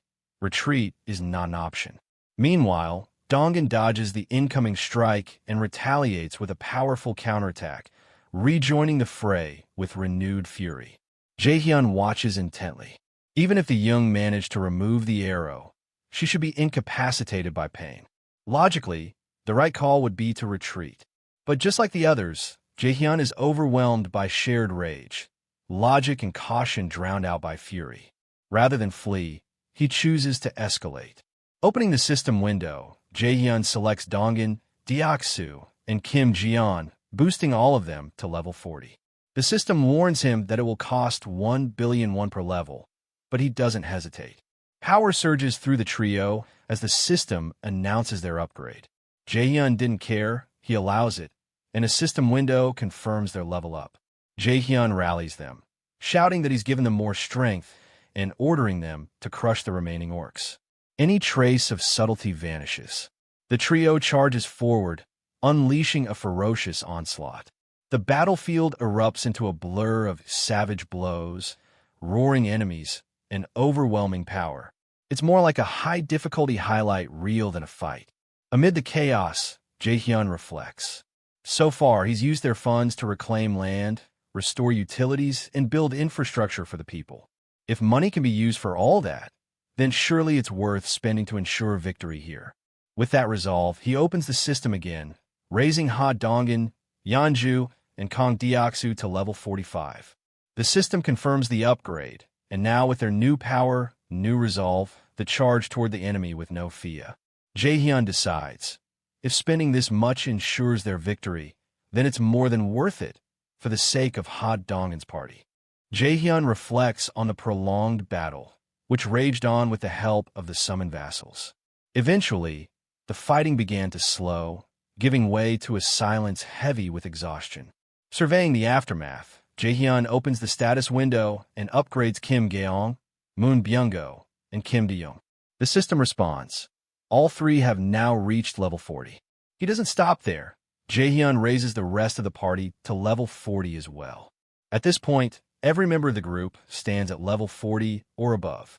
Among them, the top three in combat performance, Ha Dongan, Kong Deoksu, and Yeonju, have advanced even further, reaching level 45. That's the same level as the twin-headed ogre they once struggled to defeat. Now, with 3 warriors at that level, it's as if 3 boss monsters are roaming freely across the battlefield. On the other side, those 3 continue their ruthless onslaught, overpowering the remaining orcs with sheer dominance.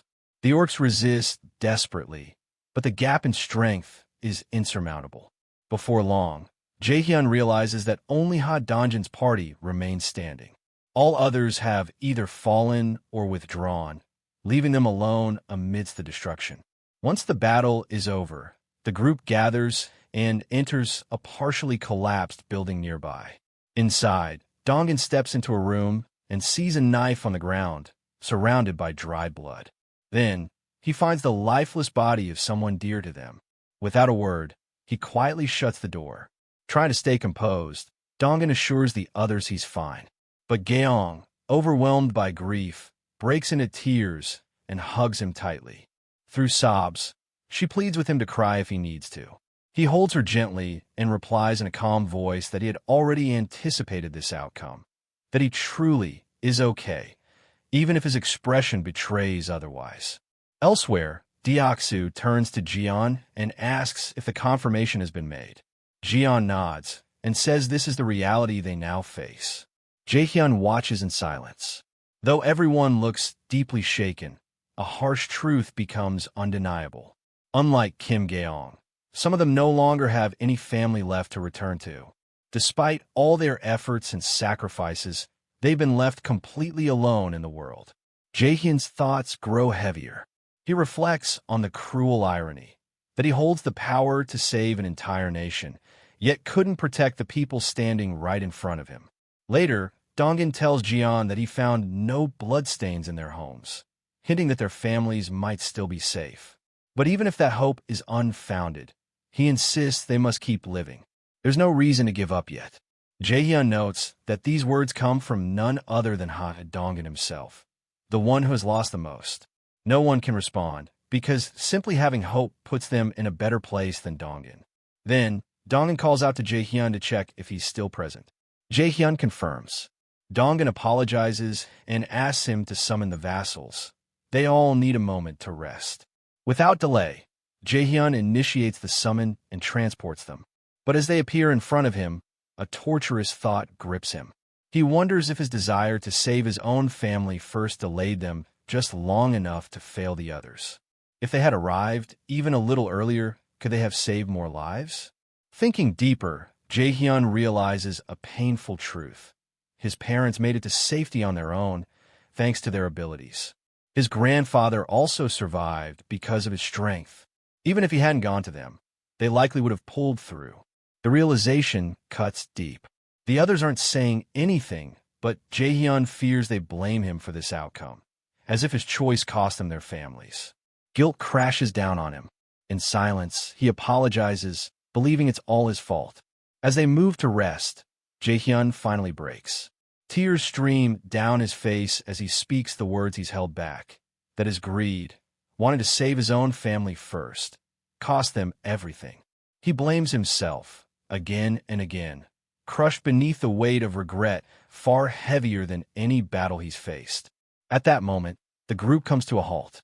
Dongin steps forward, closing the distance between them.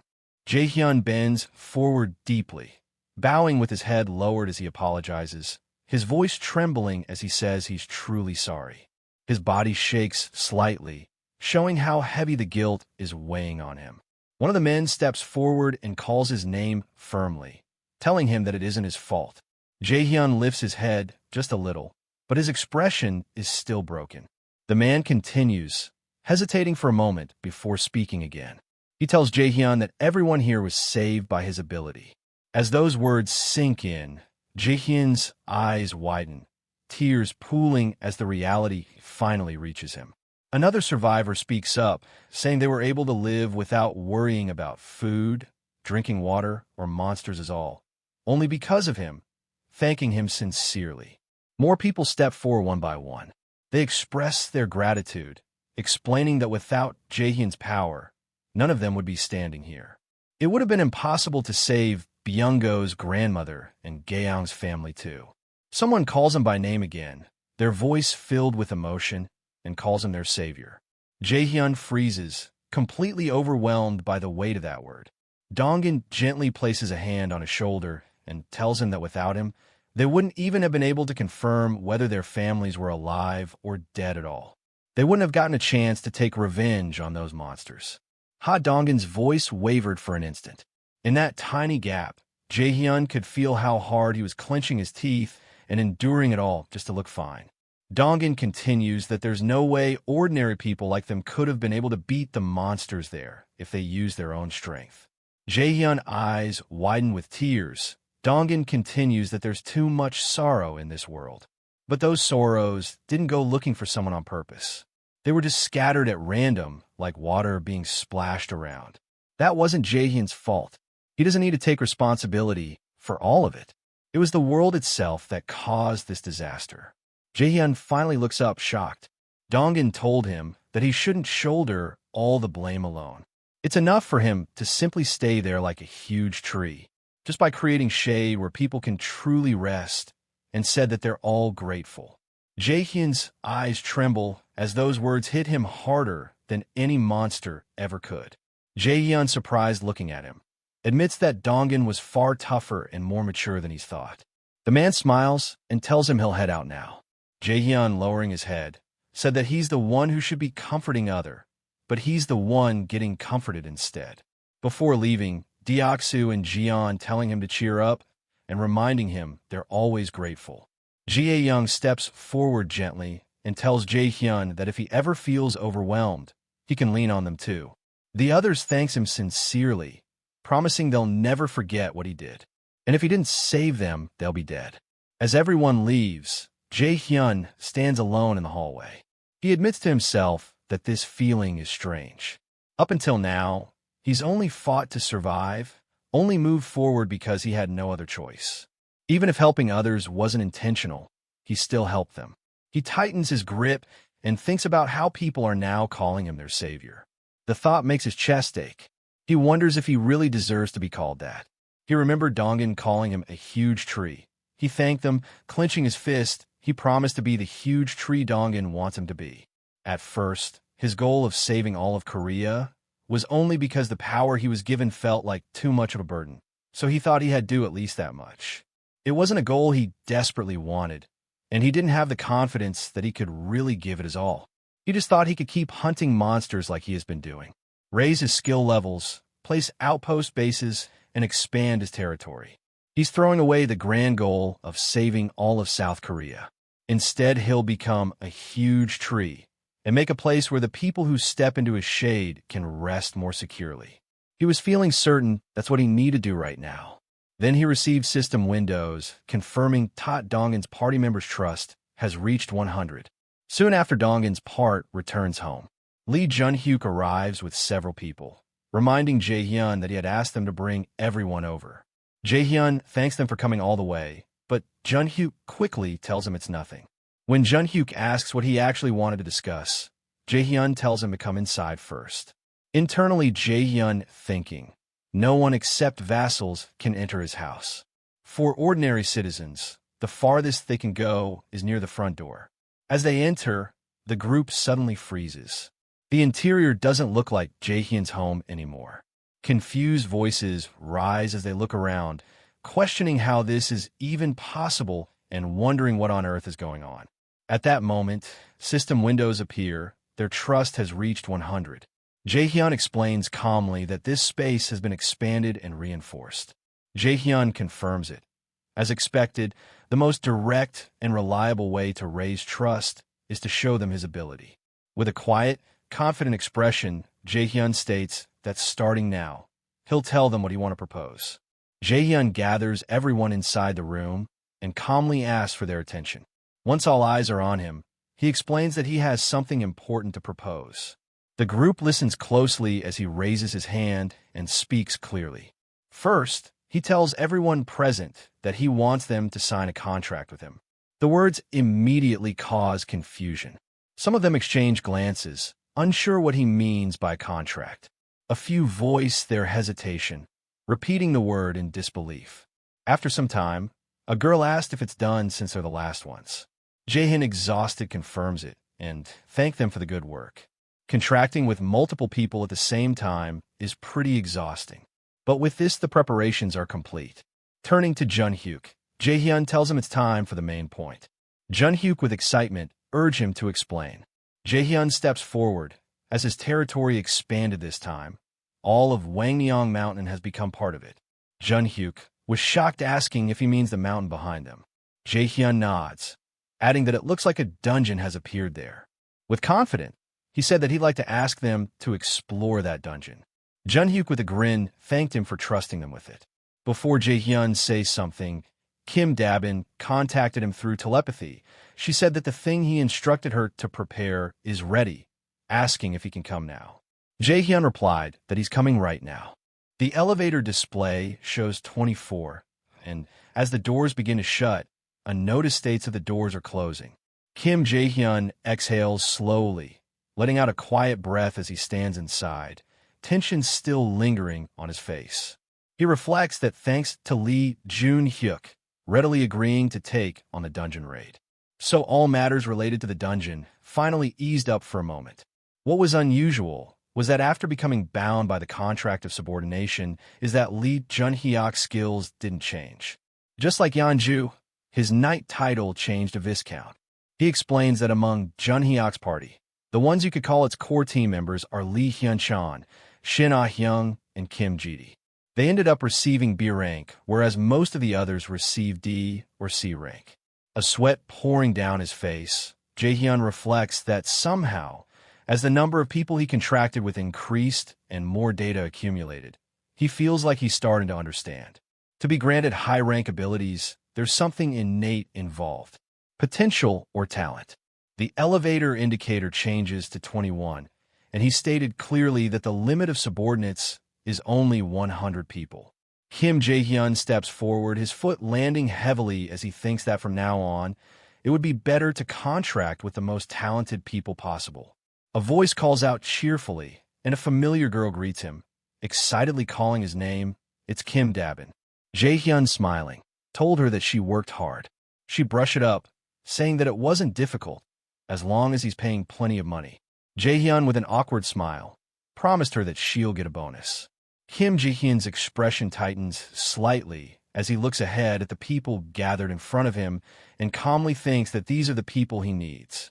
The group stands together in the hallway, waiting, watching him closely. Dabin nods, confirming. As he instructed, she gathered 10 people who are good at getting things done. Jae-hyun steps forward and addresses them properly. He introduces himself clearly, saying his name is Kim Jae-hyun, and greets everyone. The group responds, acknowledging him as they listen. One of the men steps forward and asks what kind of work Jae-hyun is planning to have to do. Jae-hyun answers honestly, saying that of course, he will explain. Jae-hyun states his intention directly. He tells him that what he is offering is a manager position. The people around him react with visible shock. Several of them are startled, repeating his words in disbelief, questioning whether he truly means a manager role. Jaehyun internally thinking that even now, with the population having grown quite a bit, there were only a few people who held manager positions. Remembering Lee Sung-min, the medical team leader, and Baek Sung-min, the relief team leader. The blonde guy say that if Jaehyun entrusted to him, he'll work hard. Meanwhile, Jaehyun still reflecting that there were 12 manager positions still available, so he could hand them out to these people. He continues that he can give them for free. But then addressing them, he said there are conditions, and the room becomes silent. He said that the reason he's selecting them is simple. As new people keep coming in, more and more problems of all kinds are going to appear. And he's going to give the manager position to those who can propose solutions to those problems. He pauses, then extends his hand forward and says, "All right, then shall we begin?" He tells them that those who are ready should speak one by one. After some time, the would-be managers kept presenting proposals. Problems like trash disposal within the territory and issues like organizing and maintaining internal roads. Suggestions came out for all kinds of matters, and most of them were satisfactory. With a smile, Jaehyun thinks that many ideas are pouring. As expected of Dabin, she picked out capable people.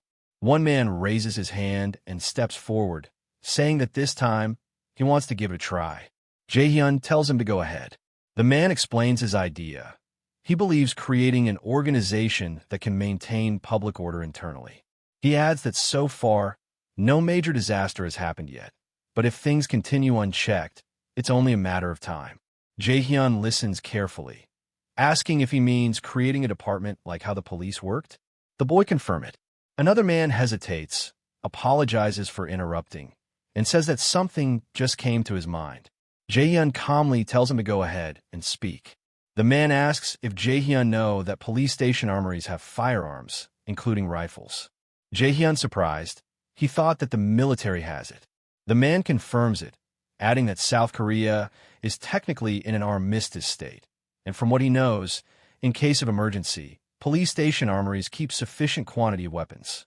But, of course, must be a police station of a certain size. Jaehyun placing his hand on his mouth, reflecting, if they would obtain those weapons, wouldn't it help in creating a department that maintains order?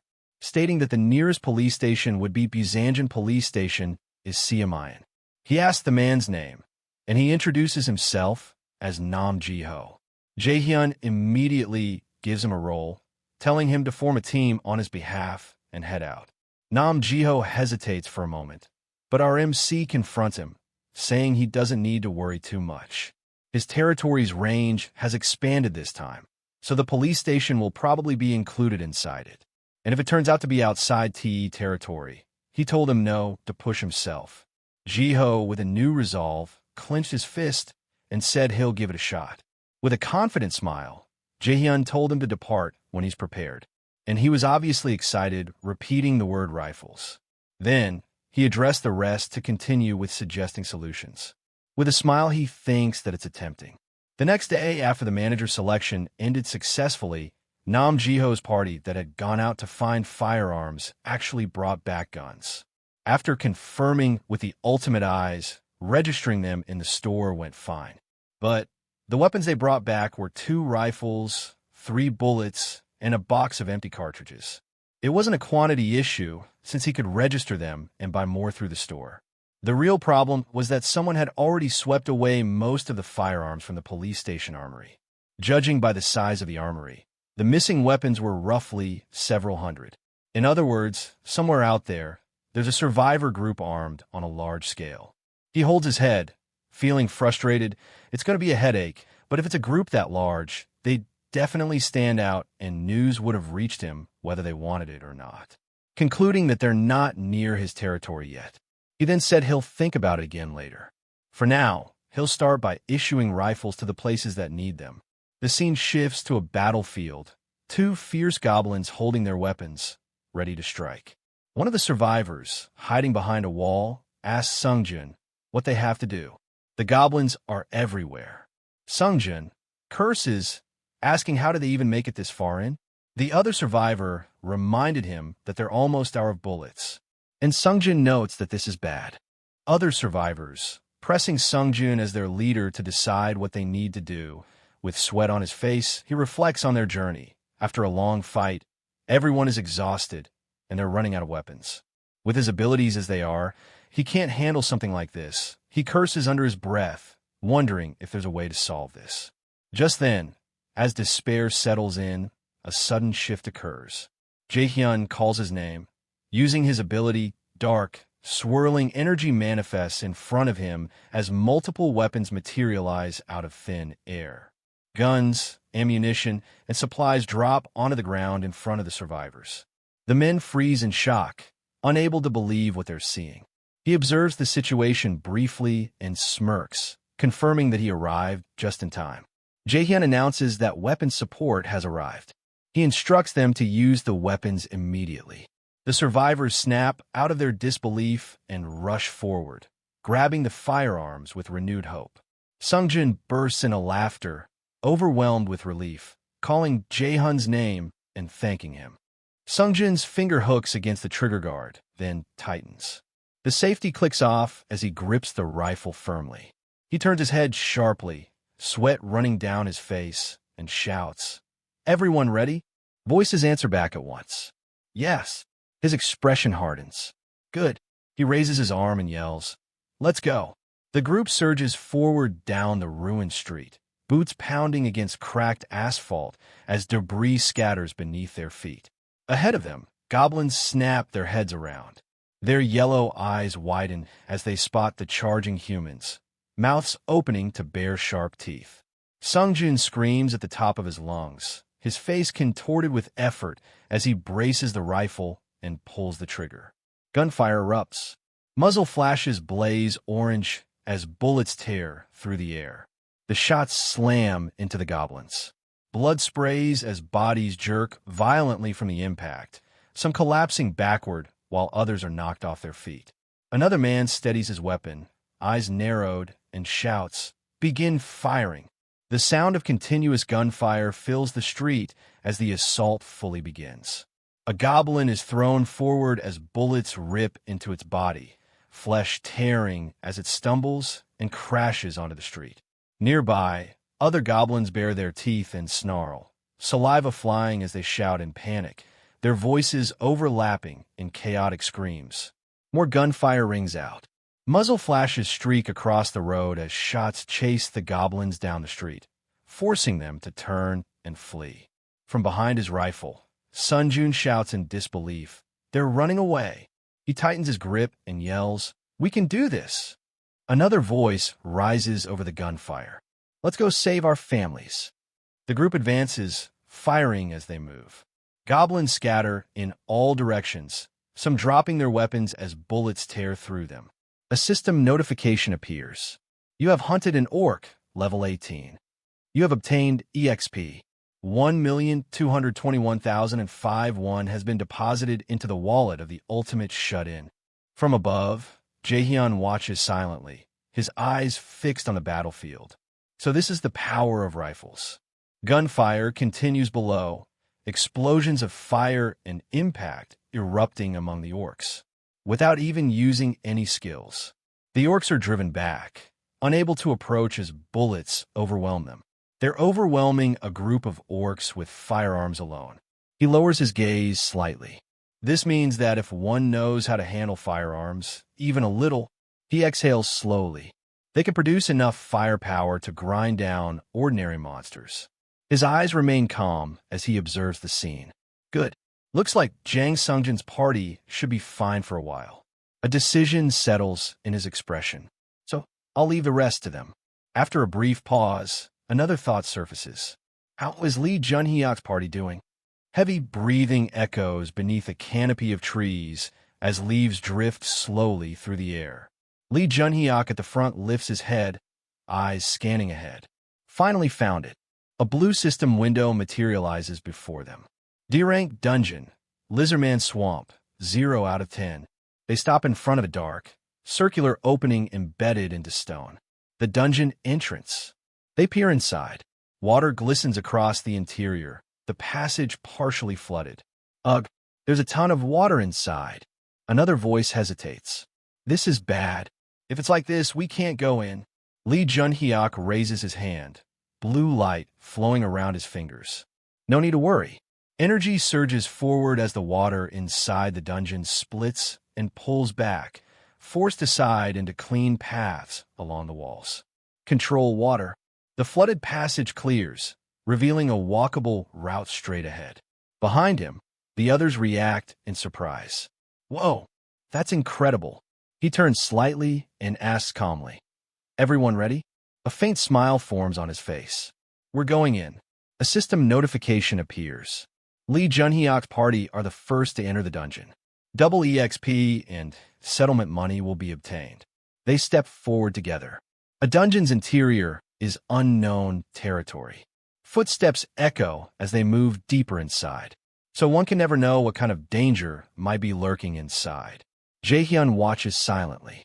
After supplying rifles to Jang Sungjin's party, I immediately supplied rifles to Lee Junhyuk's party as well. His gaze sharpens. Now, Lee Junhyuk's party has firepower to a certain extent as well. He stands still, eyes fixed on the floating dungeon window in front of him. They probably won't have much trouble clearing the dungeon. His gaze shifts to the number displayed beside the dungeon name. But what is that number next to the dungeon info? The window reads, D-rank dungeon, Lizardman Swamp, 0 out of 10. At first I thought it was a capacity limit, but it doesn't seem like that. Questioning if they will find out after clearing it.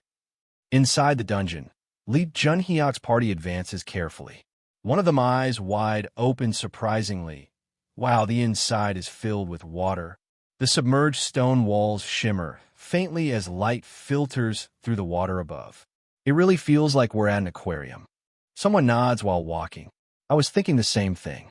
It's like an underwater tunnel. Suddenly, one of them stiffens. His eyes widen. Enemy spotted at 11 o'clock. 3 of them. Weapons are raised instantly. They're approaching this way. Junhyuk's expression sharpens. If it's 11 o'clock, his eyes dart toward the flowing water along the walls. That means from inside the water, without warning, the surface explodes. A violent surge of water erupts upward, splashing across the passage.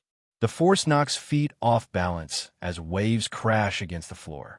From within the water, a blue-scaled lizard man bursts out, claws extended, body twisting through the spray.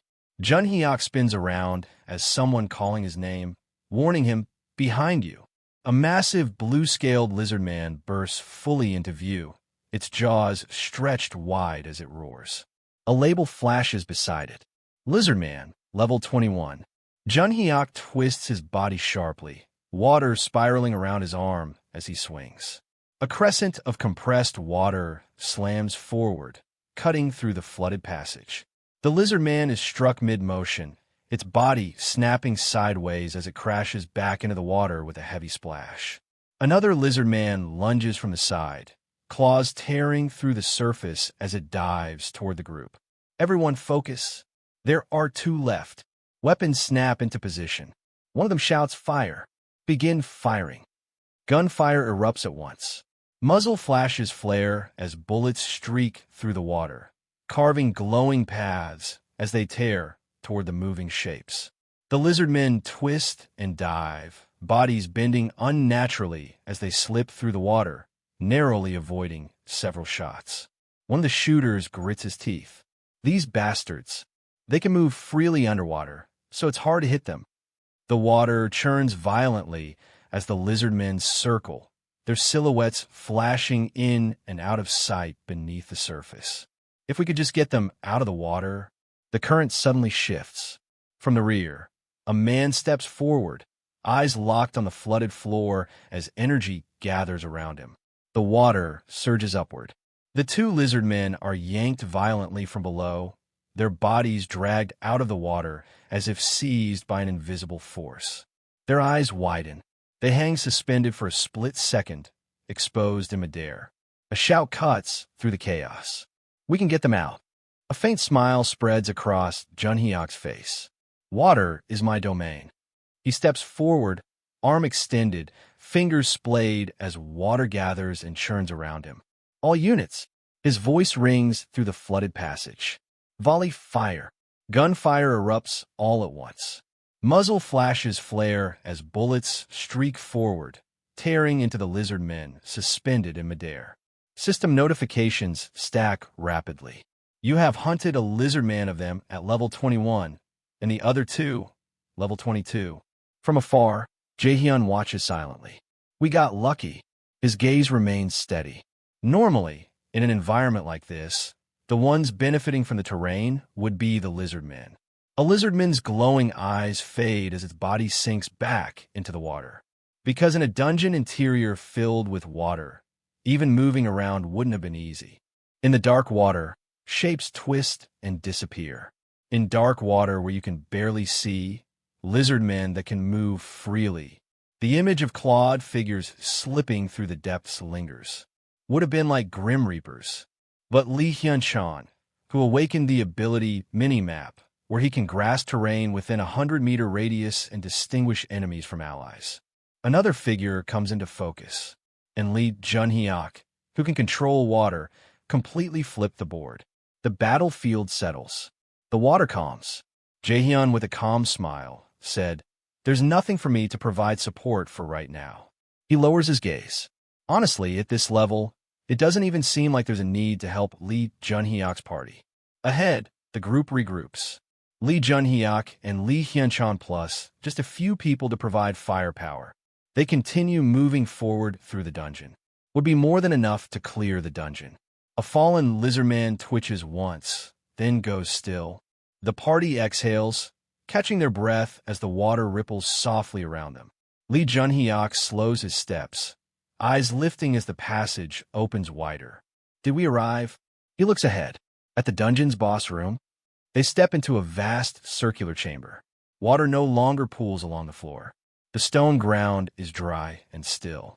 A faint sound echoes from above. "What's this?" Lee Junhyok looks down in disbelief.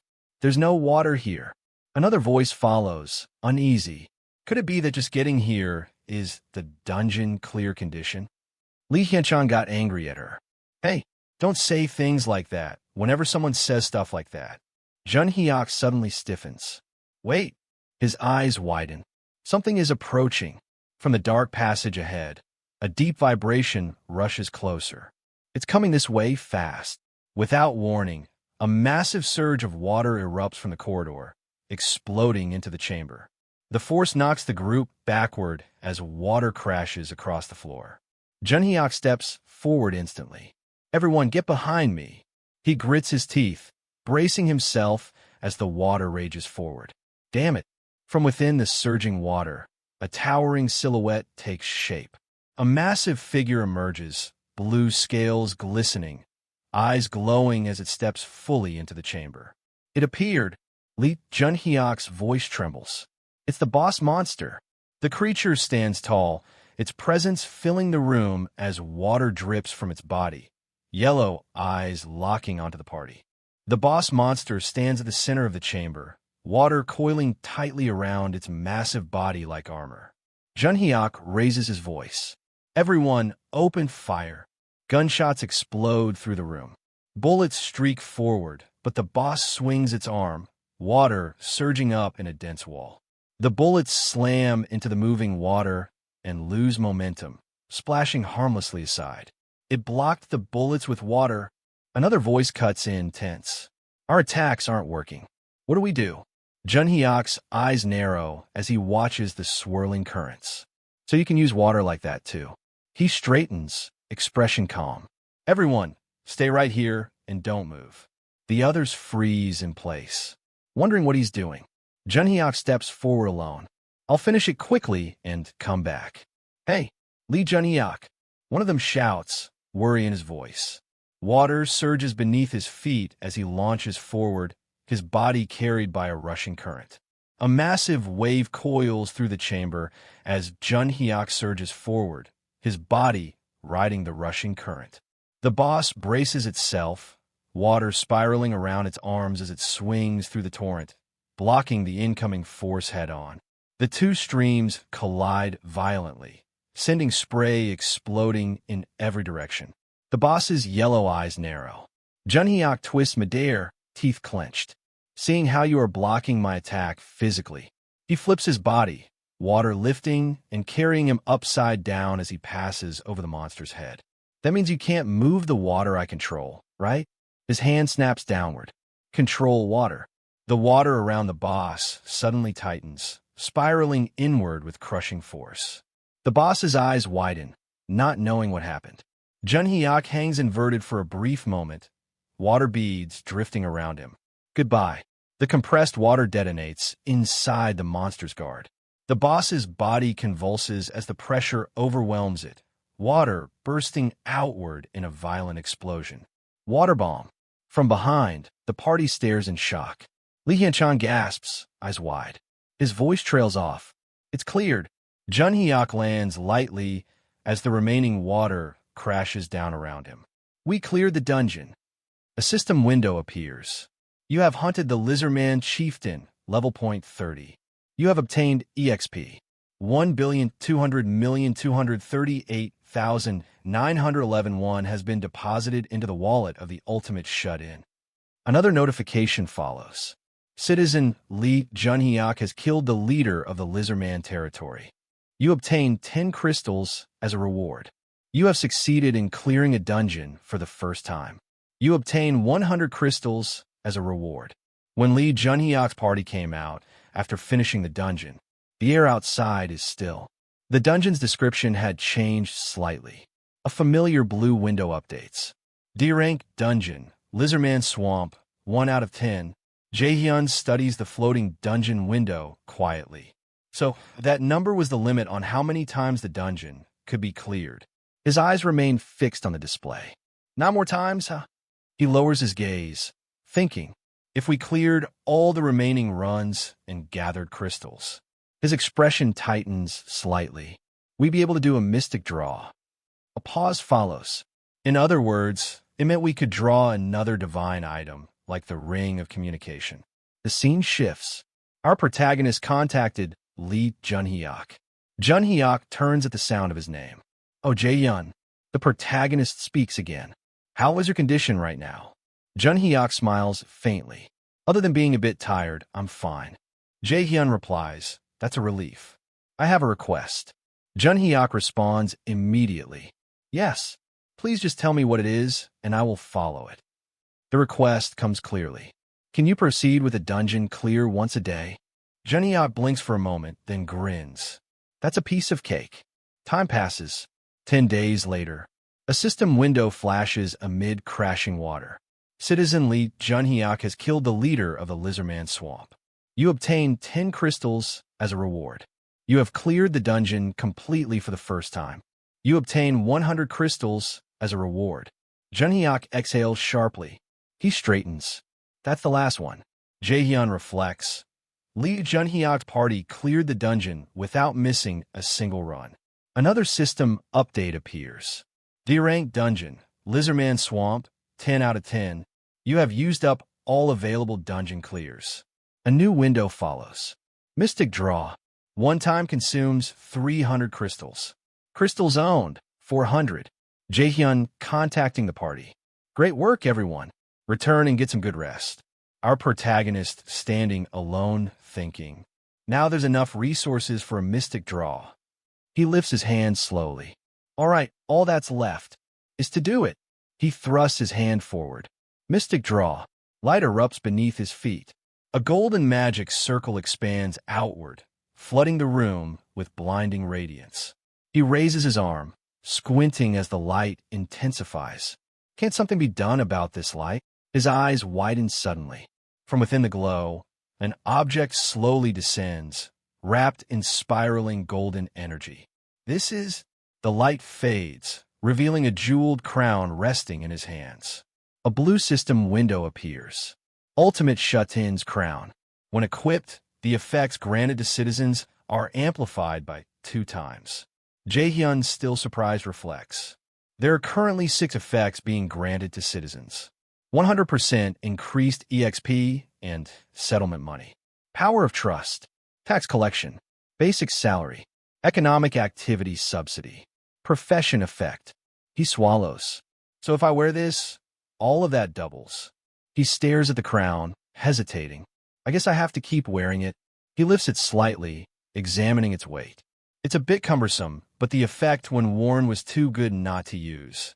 And it's not like I go outside much anyway, so I might as well wear it all the time at home. He lowers it onto his head. It felt like a cool energy swept through my head.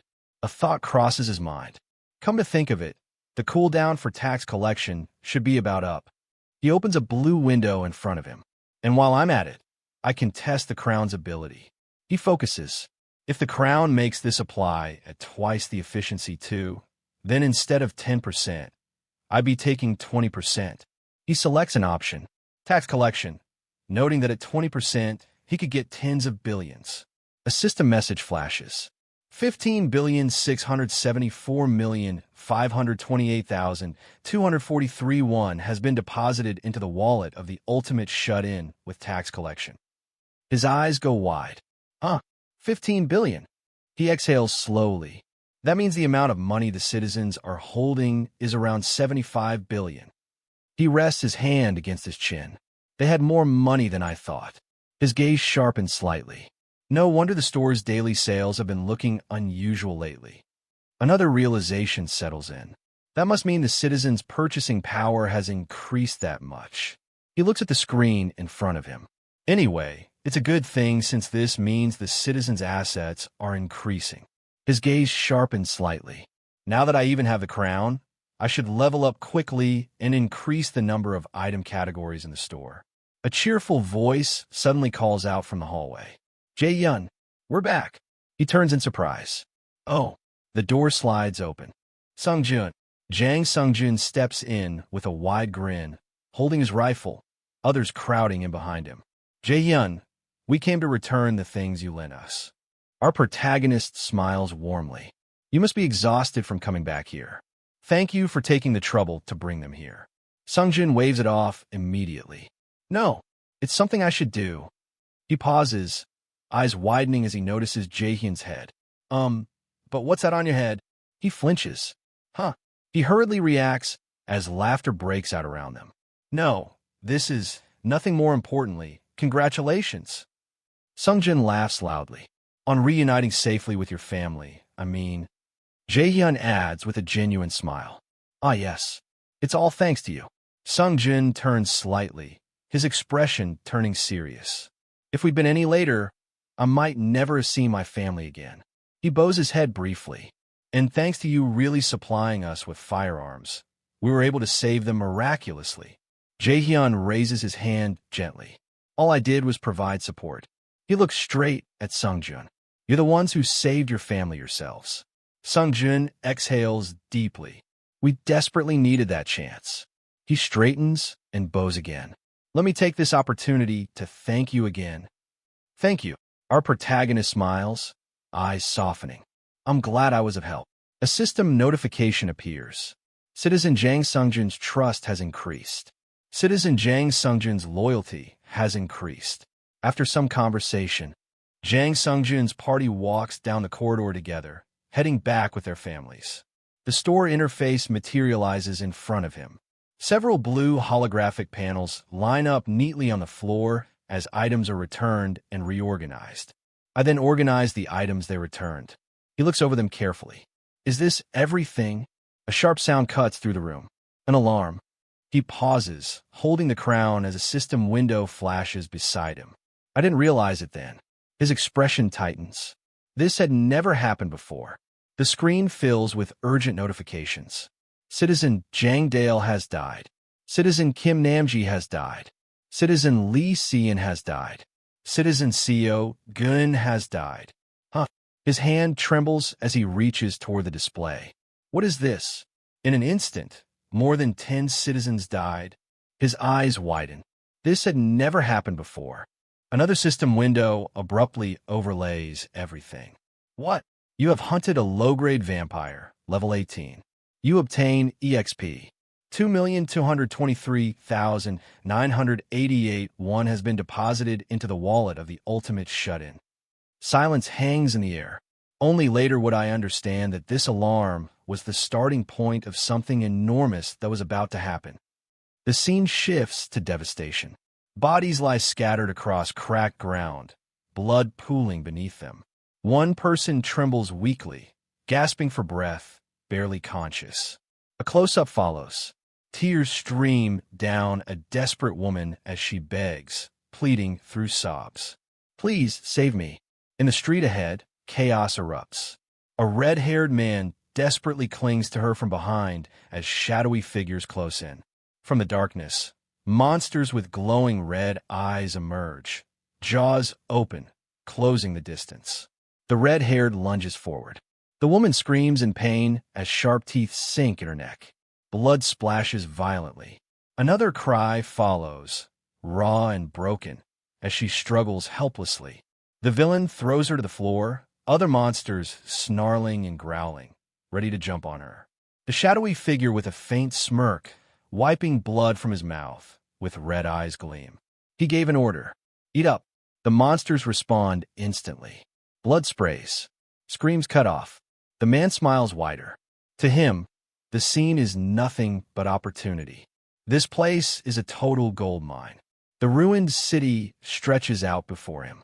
Abandoned buildings line the streets, silence broken only by distant echoes. This is the first time he has found this safe zone since awakening. It was through pure luck. A translucent barrier blocks the road ahead.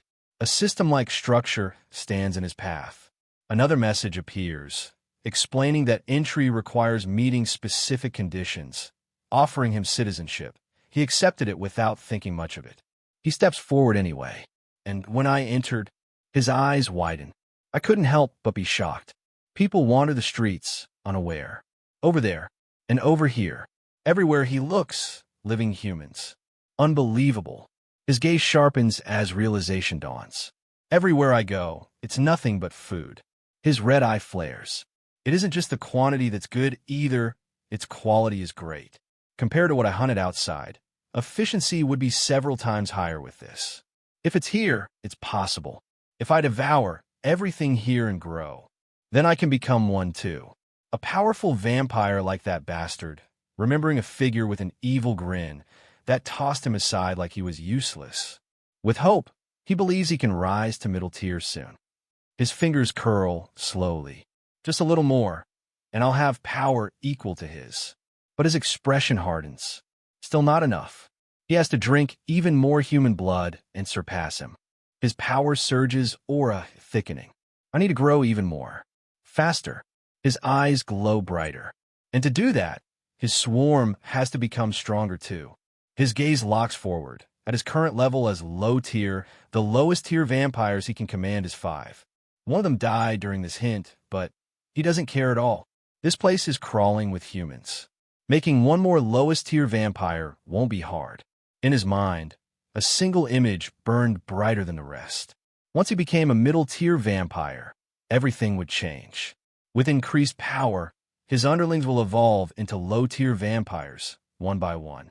And when they start producing lowest-tier vampires like they're breeding, his hive would expand explosively, and every drop of blood consumed would bring him closer to absolute domination. With an evil grin, he planned to devour every human around here without discrimination and go seek his revenge. By then, he'll have more than enough strength to overwhelm him. When that time came, he would achieve it, his blood vengeance. A ripple of movement broke his thoughts. He turned his head, noticing a figure standing nearby. His eyes narrowed as he muttered to himself, recognizing it as another piece of prey. Then, a sudden roar echoed as low-tier vampires rushed forward, their red eyes glowing as they charged with feral hunger, screaming for flesh. Their claws scraped the ground as they surged ahead. The red-haired vampire, standing confident with his hand spreading forward, as giving the command for his underlings to attack, commenting that this person came here to die on his own. In the next instant, something felt wrong. He stumbled forward, confusion spreading across his face, blood spreading everywhere. The scene in front of him was unbelievable. His underlings on the ground beheaded. What just happened? He couldn't believe his eyes. His gaze snapped upward. Jaehyun stood before him, shrouded in darkness, a single eye glowing ominously from beneath his hood. Eyes widened and jaws dropped from sheer shock. Without any warning, and without even a fight, his entire swarm was wiped out in an instant. He wondered if he had seen it correctly. He couldn't make sense of what had happened. His brain was refusing to accept what's happening. Fear starts getting him. He was sure of one thing. The human in front of him is a monster he can even begin to understand at his current level. He decided in that moment he needs to run. Just then, consumed by intense anger, Jaehyun attacked him using the invisible hand. A crushing force slammed into him, choking him. Pain exploded through his body as he screamed, voice tearing apart in raw terror. He was begging for his life, "Spare me." But Jaehyun fixed him with a killing glare and tightened his grip, demanding how he dared. His consciousness wavered as the grip tightened, his bones screaming under the invisible pressure. His thoughts fractured. "I'm not getting out of this alive." He reached out instinctively, fingers grasping at empty air as despair overwhelmed him. There was no miracle waiting for him. No savior. No escape. Damn it, in the end, I'm going to die an empty and pointless death without even getting revenge. Just then, his body was hurled aside and crashed violently into the ground. He was coughing, gasping for air. From now on, Jaehyun's shadow loomed over him. "You are to answer my questions to the best of your ability." He froze, eyes trembling in terror, while Jaehyun demanding him, "Answer me." With a trembling look he replied, "Yes." Jaehyun's glowing eye remained fixed on him as he spoke calmly. "Firstly, how did you get in here?" The low-tier vampire swallowed hard, voice shaking as he explained. He admitted that he had entered the territory easily, without any resistance, as if the city itself had invited him inside. He didn't understand it himself, only that the system message he received when he arrived hadn't labeled him as a human.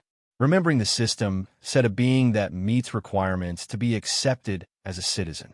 Jaehyun never imagined that meant citizenship could be granted to monsters too, much less a monster that eats humans. "So," our MC said quietly, "you were originally human." "Yes, that's right. I was human," Sunky replied. The vampire continued, desperation spilling out as he talked.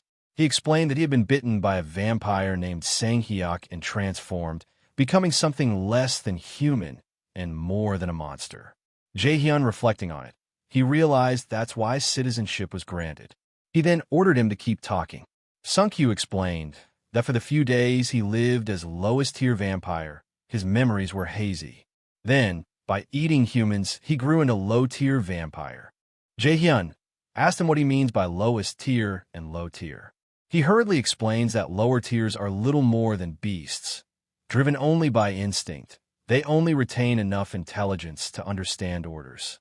But starting from low-tier vampires, their human sense of self returns, and they can create and command a swarm too. Jaehyun asked him what rank was on Sanghyuk. Sungkyu replied that he was middle-tier vampire. Silence followed. Our MC quickly processes the informations. Jeagle Sungkyu is currently a low-tier vampire at level 28. A middle-tier vampire would have to be at least higher level than that. Adding that he doesn't know how far their hierarchy goes. At the very least, it goes up to higher tier, which means their levels are probably extremely bloated. He steps closer and says he has one last question. The kneeling vampire looks up nervously as he is asked again about the middle-tier vampire named on Sanghyuk. When he confirms the name, Jaehyun's shadow looms over him. In a low, commanding voice, he orders him to tell him exactly where on Sanghyuk is. Jaehyun asked the vampire where Sanghyuk was located. The vampire, still trembling, revealed that Sanghyuk was in Daeandong, residing in an apartment complex there. Jae acknowledged the information with a simple got it. Suddenly, the vampire offered to guide Jae to Sanghyuk, pleading for him to bring divine punishment down on that bastard, calling him the root of everything. A system window appeared informing Jaehyun that Sankyu's loyalty has increased. Jaehyun's eyes are shadowed and trembling, teeth clenched hard as anger and frustration boil over. Observing the scene, he realized that the man in front of him is desperate to survive no matter what, but he couldn't wipe out the disgusting feelings of the rising loyalty from him. With a firm look, Jaehyun made it clear, whether he used to be human or not, he doesn't need the loyalty of a monster that ate his citizens. He has already heard enough of what he needed to know. Then Jaehyun speaks to him. Since he badly wants revenge, he granted him a quest. But he's naturally not intending to take him in. A system message appeared, granting a quest. Quest: eliminate on Sanghyuk, the middle-tier vampire. Reward: a small amount of EXP shall be granted on completion. Failure penalty: death. Jaehyun questions why Sungkyu doesn't take action himself, expressing that he has no intention of sparing him either. He tells Sungkyu he doesn't need guidance, instructing him to go and kill Sanghyuk himself. Sungkyu, in a panic, pleads with Jaehyun, wait. Then, please let me drink human blood. He believes that if he can reach middle tier, taking down someone like Sanghyuk would be easy. Jaehyun's eye glows ominously as he warns, if you so much as lay a finger on a human, your head will explode on the spot. The vampire recoils in fear, letting out a terrified scream. He realizes the quest is akin to a death sentence. Despite this, Jaehyun knows he can't let Sungkyu become desperate and start attacking others. He decides to take action. The protagonist opens the store interface, purchasing an M16 rifle with 100 rounds. Sungkyu is shocked, exclaiming, "Huh? A gun?" Our MC contemplates whether to place a little hope in Sungkyu. Addressing him directly, Jae-gal Sungkyu. Jaehyun looks at the vampire, offering him a chance. I'm giving you a chance right now, he says, handing over the M16 rifle. A chance to get revenge on the one who made you like this. Sungkyu, gripping the weapon, feels a surge of determination. With this, it's possible. I'll do it, he exclaims. Jaehyun instructs him. Then do your best and wipe out every last vampire. He reiterates his warning, and I'll say it again. If you use that to attack anyone who isn't a vampire, I'll kill you instantly. Sungkyu, understanding the gravity of the situation, nods and runs off, shouting, "Yes, sir." Jaehyun then communicates with Yejin through telepathy. "Yejin, can you hear me?" he asks. Yejin responds, "Ah, Jaehyun, what is it?" He requests, "There's a man I want you to attach a rat to. Could you come to my house shortly?" Yejin agrees. "Yes, understood." Our MC reflects on the presence of a monster that feeds on humans. He concludes that for the safety of the citizens, the only solution is to eliminate them all. Determined, he decides to form a team to exterminate the vampires. He surveys the aftermath of a brutal scene, letting out a weary sigh. The sight of the carnage around him prompts a frustrated, "Damn it," as he processes the grim reality. Shortly after, Jaehyun requests Kim Dabin to send a relief team. Together, they work to clean up the horrific scene. Kim Dabin approaches him, ready to proceed, but with a concern. She informs him that they couldn't find anything to confirm the victims' identities or families. Kim Dabin acknowledges the situation, noting that without the internet or communication networks, finding the victims' families is impossible. Jaehyun agrees, lamenting the tragedy that could have been avoided if they had been able to filter out vampires from start. He expresses a desire to at least find the families of the victims. Jaehyun then activates his middle-tier elemental magic, fire enveloping his hand. He apologizes to the victims, expressing regret for not being able to protect them. Flames rise around him as he vows revenge for the tragedy. Determined, Jaehyun promises to carry out justice on behalf of the fallen. He asks them to rest in peace, as he will ensure their deaths are avenged. The wind howls ominously around a tall, desolate building, setting an eerie atmosphere. Sungkyu, filled with adrenaline, sprints down a dimly lit corridor. His footsteps echo as he clutches the M16 rifle tightly. A fierce determination burns in his eyes as he lets out a battle cry. Confronting a vampire, Sungkyu yells, "Die!" and unleashes a barrage of gunfire. The bullets tear through the air, striking his target with deadly precision. As the vampire falls, Sunkyu's rage intensifies. He shouts, "On Sanghyuk, you piece of shit!" His voice reverberates with the weight of his vengeance, driving him forward in his mission. Sungkyu charges forward, yelling, "I came back to kill you." His determination is palpable as he fires his weapon. Nearby, a rat scurries, seemingly aware of the chaos. It pauses, eyes wide as Sungkyu demands, "Get out here right now." Elsewhere, Jaehyun and Yejin observe the situation. Yejin points out, "Jaehyun, that man?" He replied, "Yes, he's the vampire I told you about." Our MC is taken aback, questioning Sunkyu's sanity. Is he insane? I only gave him 100 rounds, he thinks, noting Sunkyu's relentless assault on the vampires. Reflecting on Sunkyu's actions, Jaehyun considers the intelligence of low-tier vampires. He said starting from low-tier vampires, they regain human intelligence, but maybe the intelligence they gain is overrated. Sungkyu, unfazed, reloads his weapon with a determined whatever. He curses under his breath, "Fuck," as he continues his relentless pursuit. Jaehyun acknowledges his own expectations, thinking, from the start, I never even expected that Sungkyu might be able to handle on Sanghyuk. He reaches out, activating his ability with a commanding storage. Sungkyu, realizing what's happening, panics and pleads, "No, wait."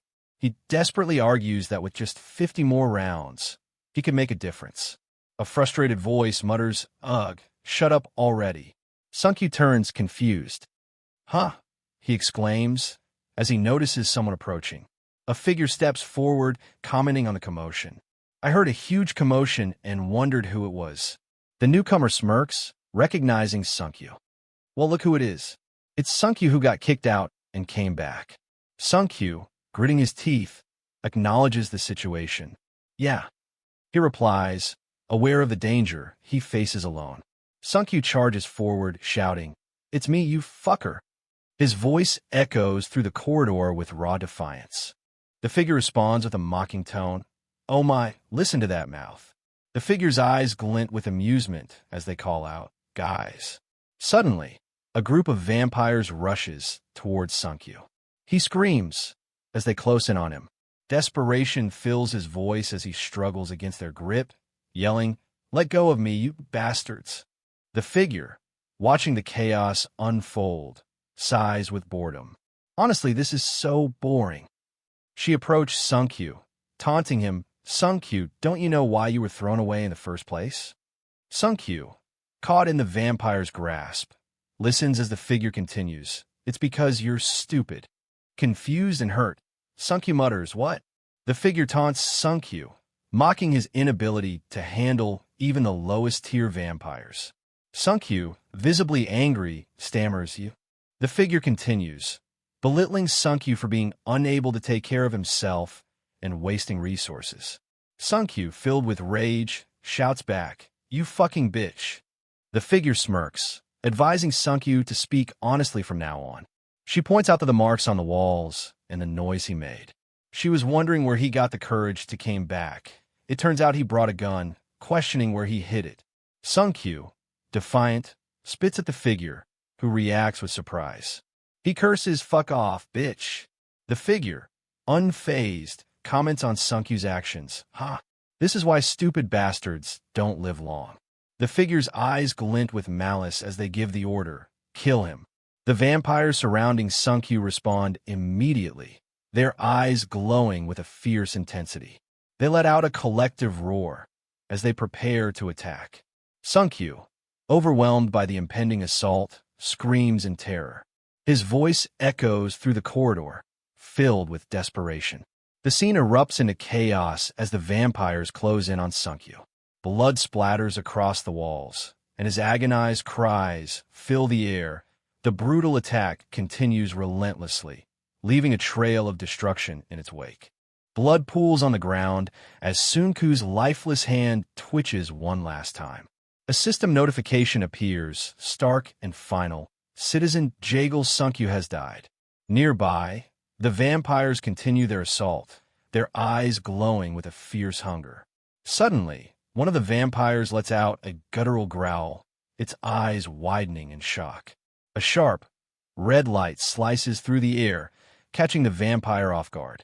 The others clutching their heads in terror, their bodies hunched as if trying to disappear.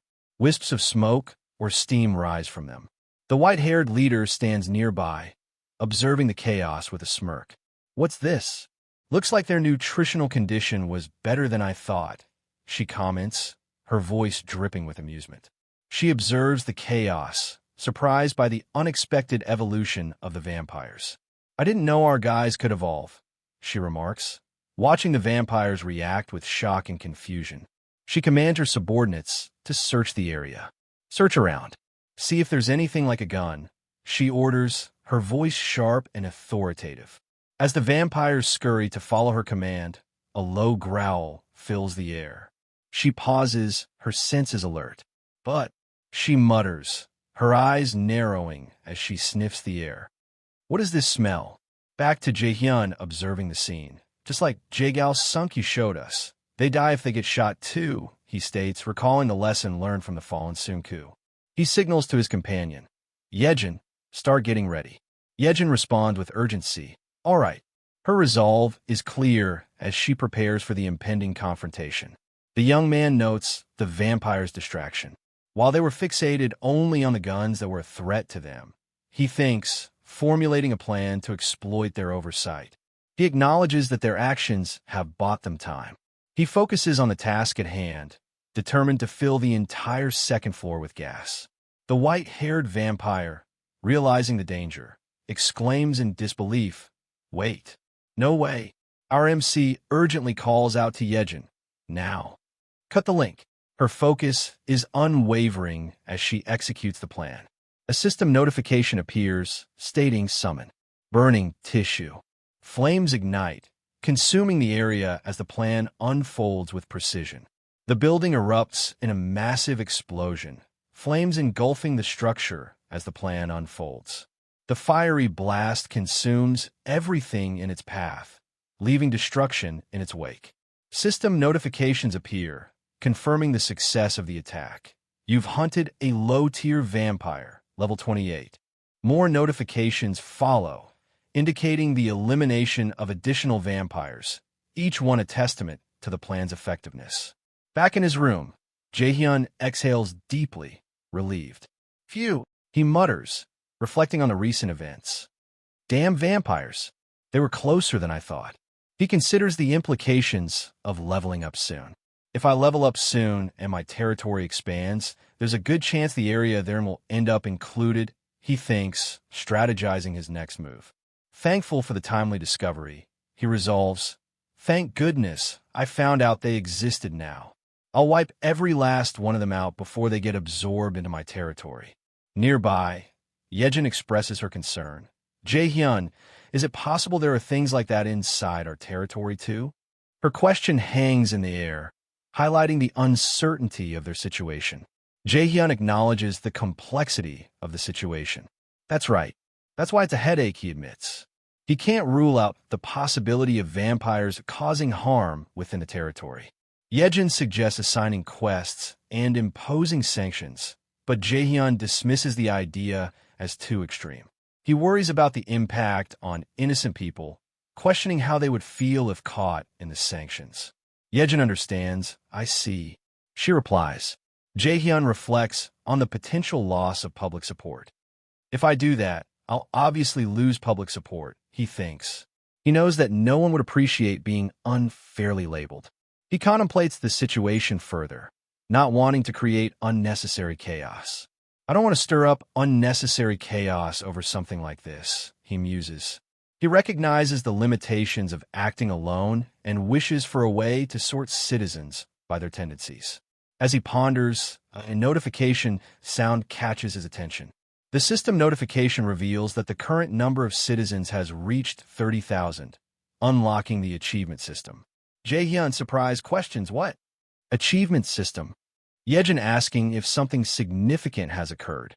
Jaehyun examines the system further, discovering that when a specific achievement is completed, a title with self-set effects can be granted. He ponders, could this be? He then opens the achievement settings. He sets the achievement content, deciding if someone kills a person with citizenship. The system confirms the completion of the achievement content setting. Jaehyun is prompted to set the title name and effects for completing the achievement. He inquires if he can delete a title himself whenever he wants, and the system confirms it's possible. Jaehyun feels reassured, thinking, good, if someone ends up wronged, I'll be able to handle it personally. He decides on the title name, Murderer, and sets the effects. All stats reduced by 80%. Both hands sealed. Additionally, a murderer brand will appear on the forehead. The system displays the cost to set this achievement as 40 million won, with an additional 4 million won to grant the title upon completion. Jaehyun confirms, proceed. A notification confirms, achievement setting has been completed. He feels relieved, thinking, one major worry is completely solved. Our MC realizes that through the achievement system, he can punish most violent crimes. He can brand criminals who commit such acts with a visible title. He considers the potential for positive achievements as well, like Monster Hunter. Yejin approaches Jaehyun, expressing her thoughts. Jaehyun, I've been thinking. She begins, suggesting an alternative to sanctions. What if we send a message instead? If you're a vampire, come here, or something like that. Jaehyun, with a confident smile, reassures her, that's okay now. He reveals, I just found a solution. Yejin, relieved, responds, really? That's a relief. She admits she doesn't know what the solution is, but praises him. You really are amazing, Jaehyun. The protagonist, blushing slightly, thanks her, thank you. He reflects on how focused he's been on work, realizing he hadn't noticed something important. Yejin laughs. You're always being so humble. Jaehyun thinks to himself, Yejin is really pretty. Jaehyun suddenly becomes self-conscious and panics. Yejin notices his discomfort and looks at him with concern. Jaehyun, trying to regain his composure, hears a familiar voice. A person enters, announcing, Jaehyun, I got your message and came right away. Jaehyun, still flustered, responds, the door's open, so come in. The newcomer steps inside, their presence crucial for dealing with large numbers of monsters. Before the vampire extermination operation, Jaehyun expresses gratitude, saying, thank you for coming, you Hiren. He acknowledges that calling her was essential. She then suggests, shall we start right away?